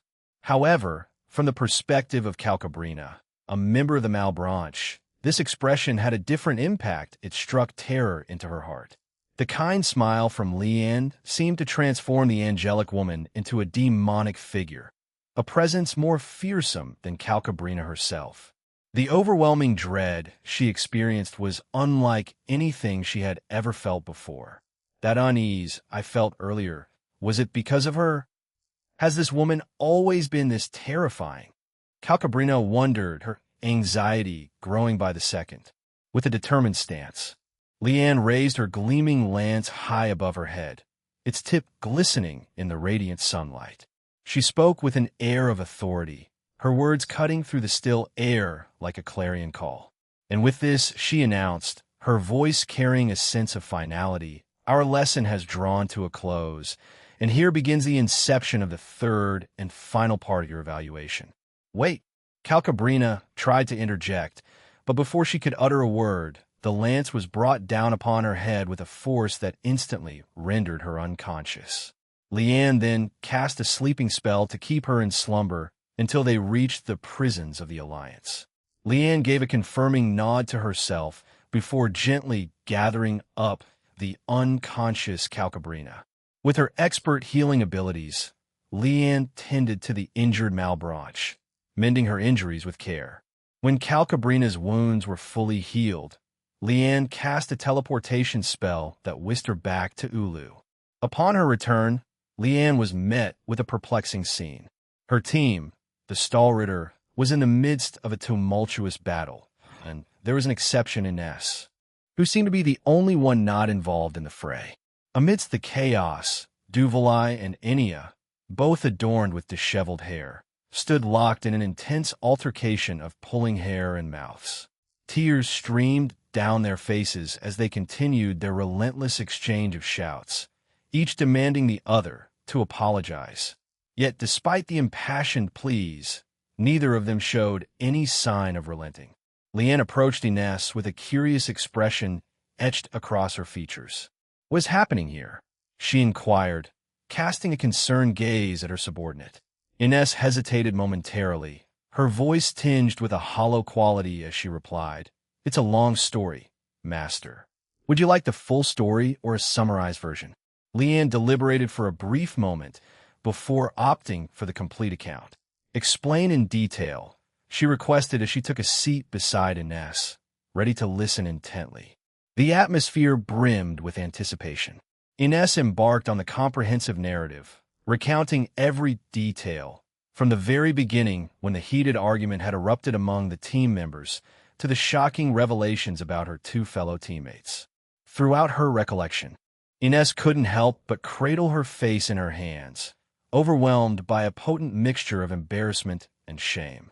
As Ines bared her soul to her master, she also shared her own concerns and anxieties, especially after learning about the intimate interactions her teammates had had with their master and creator, Eren. "You need not worry, Ines," Leanne assured with a reassuring tone. Her words carried the weight of experience and wisdom. "I, too, have shared various moments with him. Your time will come." Ines found herself at a loss for words. Her master's comforting words provided a glimmer of hope, and yet they also compounded her feelings of despair. The realization that even Leanne Sandlot, the Lance Maiden, had been involved in such intimate moments with Eren left her feeling even more disheartened. "I see. Thank you, Master," Ines replied, her voice tinged with exhaustion. The two of them exchanged a knowing look and silently resolved to bide their time, waiting for Enya and Duvalai to conclude their heated disagreement rather than interjecting. 10 minutes had passed, and the intense argument finally drew to a close. Both participants in the dispute bore disheveled appearances, as their fervent exchange had left their hair tousled and their tempers flared. However, the resolution of their disagreement came at a cost to challenge posed to Eren Tool, their master and creator. This challenge would be undertaken by none other than Duvalai and Enya. In the skies of China, the aftermath of countless battles still raged on, even after the defeat of the King of Ghosts, Zhong Kuei. Amid this chaotic battlefield, two individuals were confronted by their own past. Zhang Mei and Rixia Mao found themselves entangled in a reunion neither had expected. A man, his pale blue eyes accentuated by short silver hair, called out to Zhang Mei, dressed in a black three-piece suit and fedora hat, with a cigarette hanging from his mouth. "Come back to us, Shizuna," he implored. "We admit we were wrong. So, return to us and let us flourish under your care." Zhang Mei's response was fierce. "Don't you dare utter that name. I discarded it years ago because of the likes of you scoundrels. I am Zhang Mei, and I've long forsaken that name." The aura surrounding Zhang Mei intensified with her growing fury towards the man. Seeing him was provocation enough to unleash her wrath, but his words only kindled her loathing. "It was an honest mistake, Shizuna," he continued, his tone tinged with a hint of mockery. "We're willing to make amends. We'll even employ our clan's resurrection technique to bring your parents back to life, so you can have the family you've always desired." Despite his attempt to sound sincere, the undertones of deceit and manipulation were not lost on Zhang Mei. Fueled by anger and determination, Zhang Mei swiftly lunged toward the man and swung her sword down. However, her target proved equally adept and brought his own blade up in time, parrying her attack. "You're as emotional and reactive as your parents," he barked back, his voice dripping with disdain. "This is why they died. They were fools for believing in such things back then. Don't you dare say their names with your filthy mouth." Zhang Mei roared, her fury unrelenting. She quickly spun around and landed a powerful kick on a man's side, sending him sprawling away. Without a moment's hesitation, she pursued him, launching a relentless barrage of aura-infused slashes in his direction. The man in question was Rokuro Mitsurugi, a member of the Mitsurugi clan hailing from Kagoshima, situated in the Kagoshima prefecture at the southwestern tip of Kyushu Island. While not a widely recognized clan, the Mitsurugi clan had a rich history, once flourishing as worshippers of Heiko Ohadami no Mikoto, also known as Huri. This deity was the third and youngest son of Ninigi no Mikoto and the divine blossom princess Kano Hanasekuheim. Huri played a pivotal role in the lineage of Japan's emperors, serving as the grandfather of Emperor Jimmu. The clan even developed a unique sword style in honor of their revered deity. However, the Mitsurugi clan's prosperity took a dark turn due to a fateful incident from the past, involving Heiko Ohadami no Mikoto and Takamikazuchi, the thunder and sword god. Following the demise of Heiko Ohadami no Mikoto, the clan faced hardships and never fully recovered, enduring ongoing struggles to make ends meet. Originally, the Mitsurugi clan had been destined to relocate to Kyoto, with the potential to join the ranks of the 5 principal clans, creating a new 6th clan. However, fate had other plans. An error in judgment by the previous clan head, along with the current elders and executives, led to the tragic demise of Zhang Mei's family, leaving only Zhang Mei herself as the lone survivor. The circumstances surrounding the tragedy remained shrouded in mystery, with Zhang Mei harboring suspicions that the event had been intentional. The Mitsurugi clan's path to restoration and power had taken a grievous and tragic turn, marked by betrayal and heartache. Zhang Mei, once known as Shizuna Rem Mitsurugi, now carried the weight of her family's legacy, as well as a burning desire for justice and vengeance. Rokuro's eye gleamed brightly, radiating a fierce red glow. Swiftly, he deflected and parried the aura slashes that had been directed toward him. With quick movements, he closed the gap between him and Zhang Mei. However, to his shock, her eyes had taken on a gleaming golden hue, and in one fluid motion, she severed his arm and shattered his sword into pieces. An agonized scream escaped Rokuro's lips as he clutched his severed arm, trying to perform some rudimentary healing magic to alleviate the pain and mend the wound. Unfortunately, his efforts did little to relieve his suffering or heal the wound. When Rokuro glanced back up, all he saw was Zhang Mei's foot hurtling toward his face. The force of her kick sent him flying back to a rural village in China. Zhang Mei teleported beside him, her movements swift and deliberate.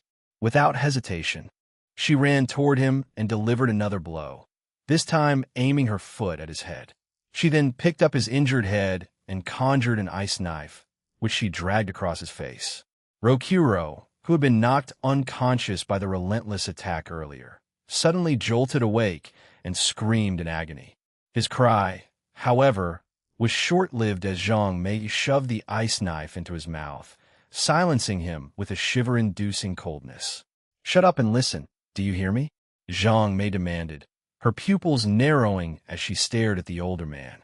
Rokuro managed to nod slightly in response. "Tell that wretched clan of ours that I'm coming for my revenge. I'll wipe the Mitsurugi clan off the face of this earth before my life ends." With that ominous threat, Zhang Mei pulled out Rokuro's tongue and severed it with her ice knife. Then, with a swift spin, she delivered a powerful kick to his face, sending him hurtling away from her. This seemed to conclude the violent encounter. However, to Zhang Mei's surprise, an ominous black and purple aura erupted from the place where Rokuro had crashed. She turned her attention back to the now maniacally laughing man, her eyes filled with suspicion. That's something new. We didn't have any technique like that before I left. Unless they received it from the Cow's order, assuming they joined or at least cooperated with them to achieve something in return for their services, Zhang Mei mumbled, squinting her eyes as she observed Rokuro. The man vanished from his spot with an abrupt flicker, causing Zhang Mei to react quickly by dodging, leaning back to avoid his attack. As she leaned back, her eyes caught sight of a new sword in Rokuro's hands as he sped past her. Reacting swiftly, she got back on her feet and prepared herself, her golden eyes shimmering once again. Rokuro moved like lightning, closing the distance with remarkable speed. He slammed his sword into Zhang Mei's, forcing her back, much to her surprise. Surprised? We achieved this thanks to the Cow's order's help. He screamed, if we lost our god, and we weren't allowed to join the great families of Japan, then we may as well take them down another way. A wide grin stretched across his face as he explained this to Zhang Mei. You were the ones leaking the information to them. How? They don't let outsiders into their ranks that easily. Zhang Mei exclaimed in disbelief. An even wider smirk appeared on Rokuro's face. Well, all we had to do was marry into each clan with several of our own, and bam, we could gain any information we want. Of course, many of those infiltrators are high-ranking members now, too, Fufu. This revelation left Zhang Mei in shock. So that's how some of our information was leaked to them. These scummy infiltrators. Before her thoughts could fully process, she felt a foot landing on her stomach, and she was sent flying. Zhang Mei crashed through several hills and trees before she could come to a halt. How had he become this much more powerful? What did they do to him? She wondered as she stood up. Although she didn't suffer severe damage, the spot where she was kicked was a bit sore. Rokuro reappeared in front of Zhang Mei, his sword poised for another strike. This time, the blade was infused with 10k. Zhang Mei, however, swiftly deflected his attack. She was far from defenseless. You may have been blessed with the highest form of our clan's powers, but ours were enchanted by the Cow's order. Now, everyone in our order wields the same power output as you. Rokuro declared boldly. Enchanted? What do you mean? Zhang Mei demanded, her aura intensifying even more. She stomped her foot into the ground, causing blades of ice to shoot out from the earth and head straight for Rokuro. He leaped away just in time to evade the icy assault. Your golden eyes are now equal to our red, and it seems like you haven't been able to evolve your eyes at all these past few years, meaning you've been slacking in your training. If you stayed, you could have been our savior. You could have been proclaimed a goddess, said Rokuro. In the Mitsurugi clan, every member of the clan was born with powerful eyes. These special abilities were first activated by strong emotions. Depending on the color of one's eyes, the person was then assigned to a group within the clan that shared the same eye color, and they would be trained from a young age. A list was created by the higher-ups, which went like this. Silver eyes, golden eyes, red eyes, green eyes, purple eyes, blue eyes in their clan. Most individuals were born with either blue or purple eyes. The more gifted among them possessed green eyes, while those with remarkable talent were born with red eyes. However, individuals with golden and silver eyes were exceptionally rare within the clan, with only 3 such births ever being recorded. The first case was a baby boy who was born with shimmering golden eyes. However, his unique ability had been activated immediately upon birth, and the strain proved too much for his fragile infant body to bear. Tragically, he did not survive. The second case involved another boy born with silver eyes, but like the previous baby, the amplified strength associated with their unique eye color led to their untimely demise. Finally, the third occurrence was the birth of Zhang Mei, also known as Shizuna Rem Mitsurugi. She was born with shimmering golden eyes and, remarkably, managed to survive. Within the clan, she was treated with the utmost care and reverence, although her parents wisely chose not to pamper her excessively, instead opting to raise her fairly and on par with the other infants in the clan. Shizuna displayed excellent behavior throughout her childhood. Even when spoiled, she never became arrogant or attempted to wield her power to make people bow before her. She was acutely aware of her position and diligently strived to meet everyone's expectations. She consistently exceeded all expectations placed upon her, but the clan's elders and executives demanded even more. In addition to the pressure from the clan, Shizuna had to contend with the resentment of her own generation. Her distinctive golden eyes set her apart from her peers, further isolating her. Her only genuine source of solace was her family, which was tragically taken from her by the clan's elders. A particular accident occurred when she was a young teenager, leading to the untimely death of her parents. They had been sent on a seemingly routine mission by the clan, but Shizuna suspected that the elders, particularly her parents, held disdain for her family, and she believed that they were somehow responsible for the tragedy. Following this incident, she decided to leave the clan, leaving behind everything she had ever known, including her name. After wandering for some time, Shizuna found herself in China. There, Rixia approached her after trailing her for a few days, and Shizuna ultimately joined their pantheon. She was given a new name, Zhang Mei, signifying a fresh start in her life. Zhang Mei retorted, "That doesn't mean anything. Even if you enhance them with whatever drug was given to you, natural strength will always prevail." Much to Rokuro's astonishment, he found himself being pushed back, overwhelmed by Zhang Mei's surging powers. What caught him off guard even more was the sudden transformation in Zhang Mei's eyes. They briefly flickered to silver before returning to their usual gold hue. "You damn monsters! They'll take you down now, even if it means killing myself. If you want to join us, then we don't need you to stay alive any further," he shouted before his body began to undergo a drastic transformation. Zhang Mei found herself utterly astounded by the sudden and startling transformation that overtook Rokuro. This astonishing metamorphosis not only left her in awe, but also compelled her to swiftly take defensive action. It was as if an otherworldly power surged through him, unleashing a barrage of immense crescent moon energy attacks, which emanated from his transformed body. Rokuro's physical proportions underwent a dramatic shift, his stature expanding significantly. As part of this mysterious alteration, he sprouted additional arms on his sides.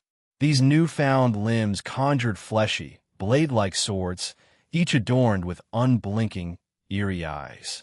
His mouth underwent a surreal transformation.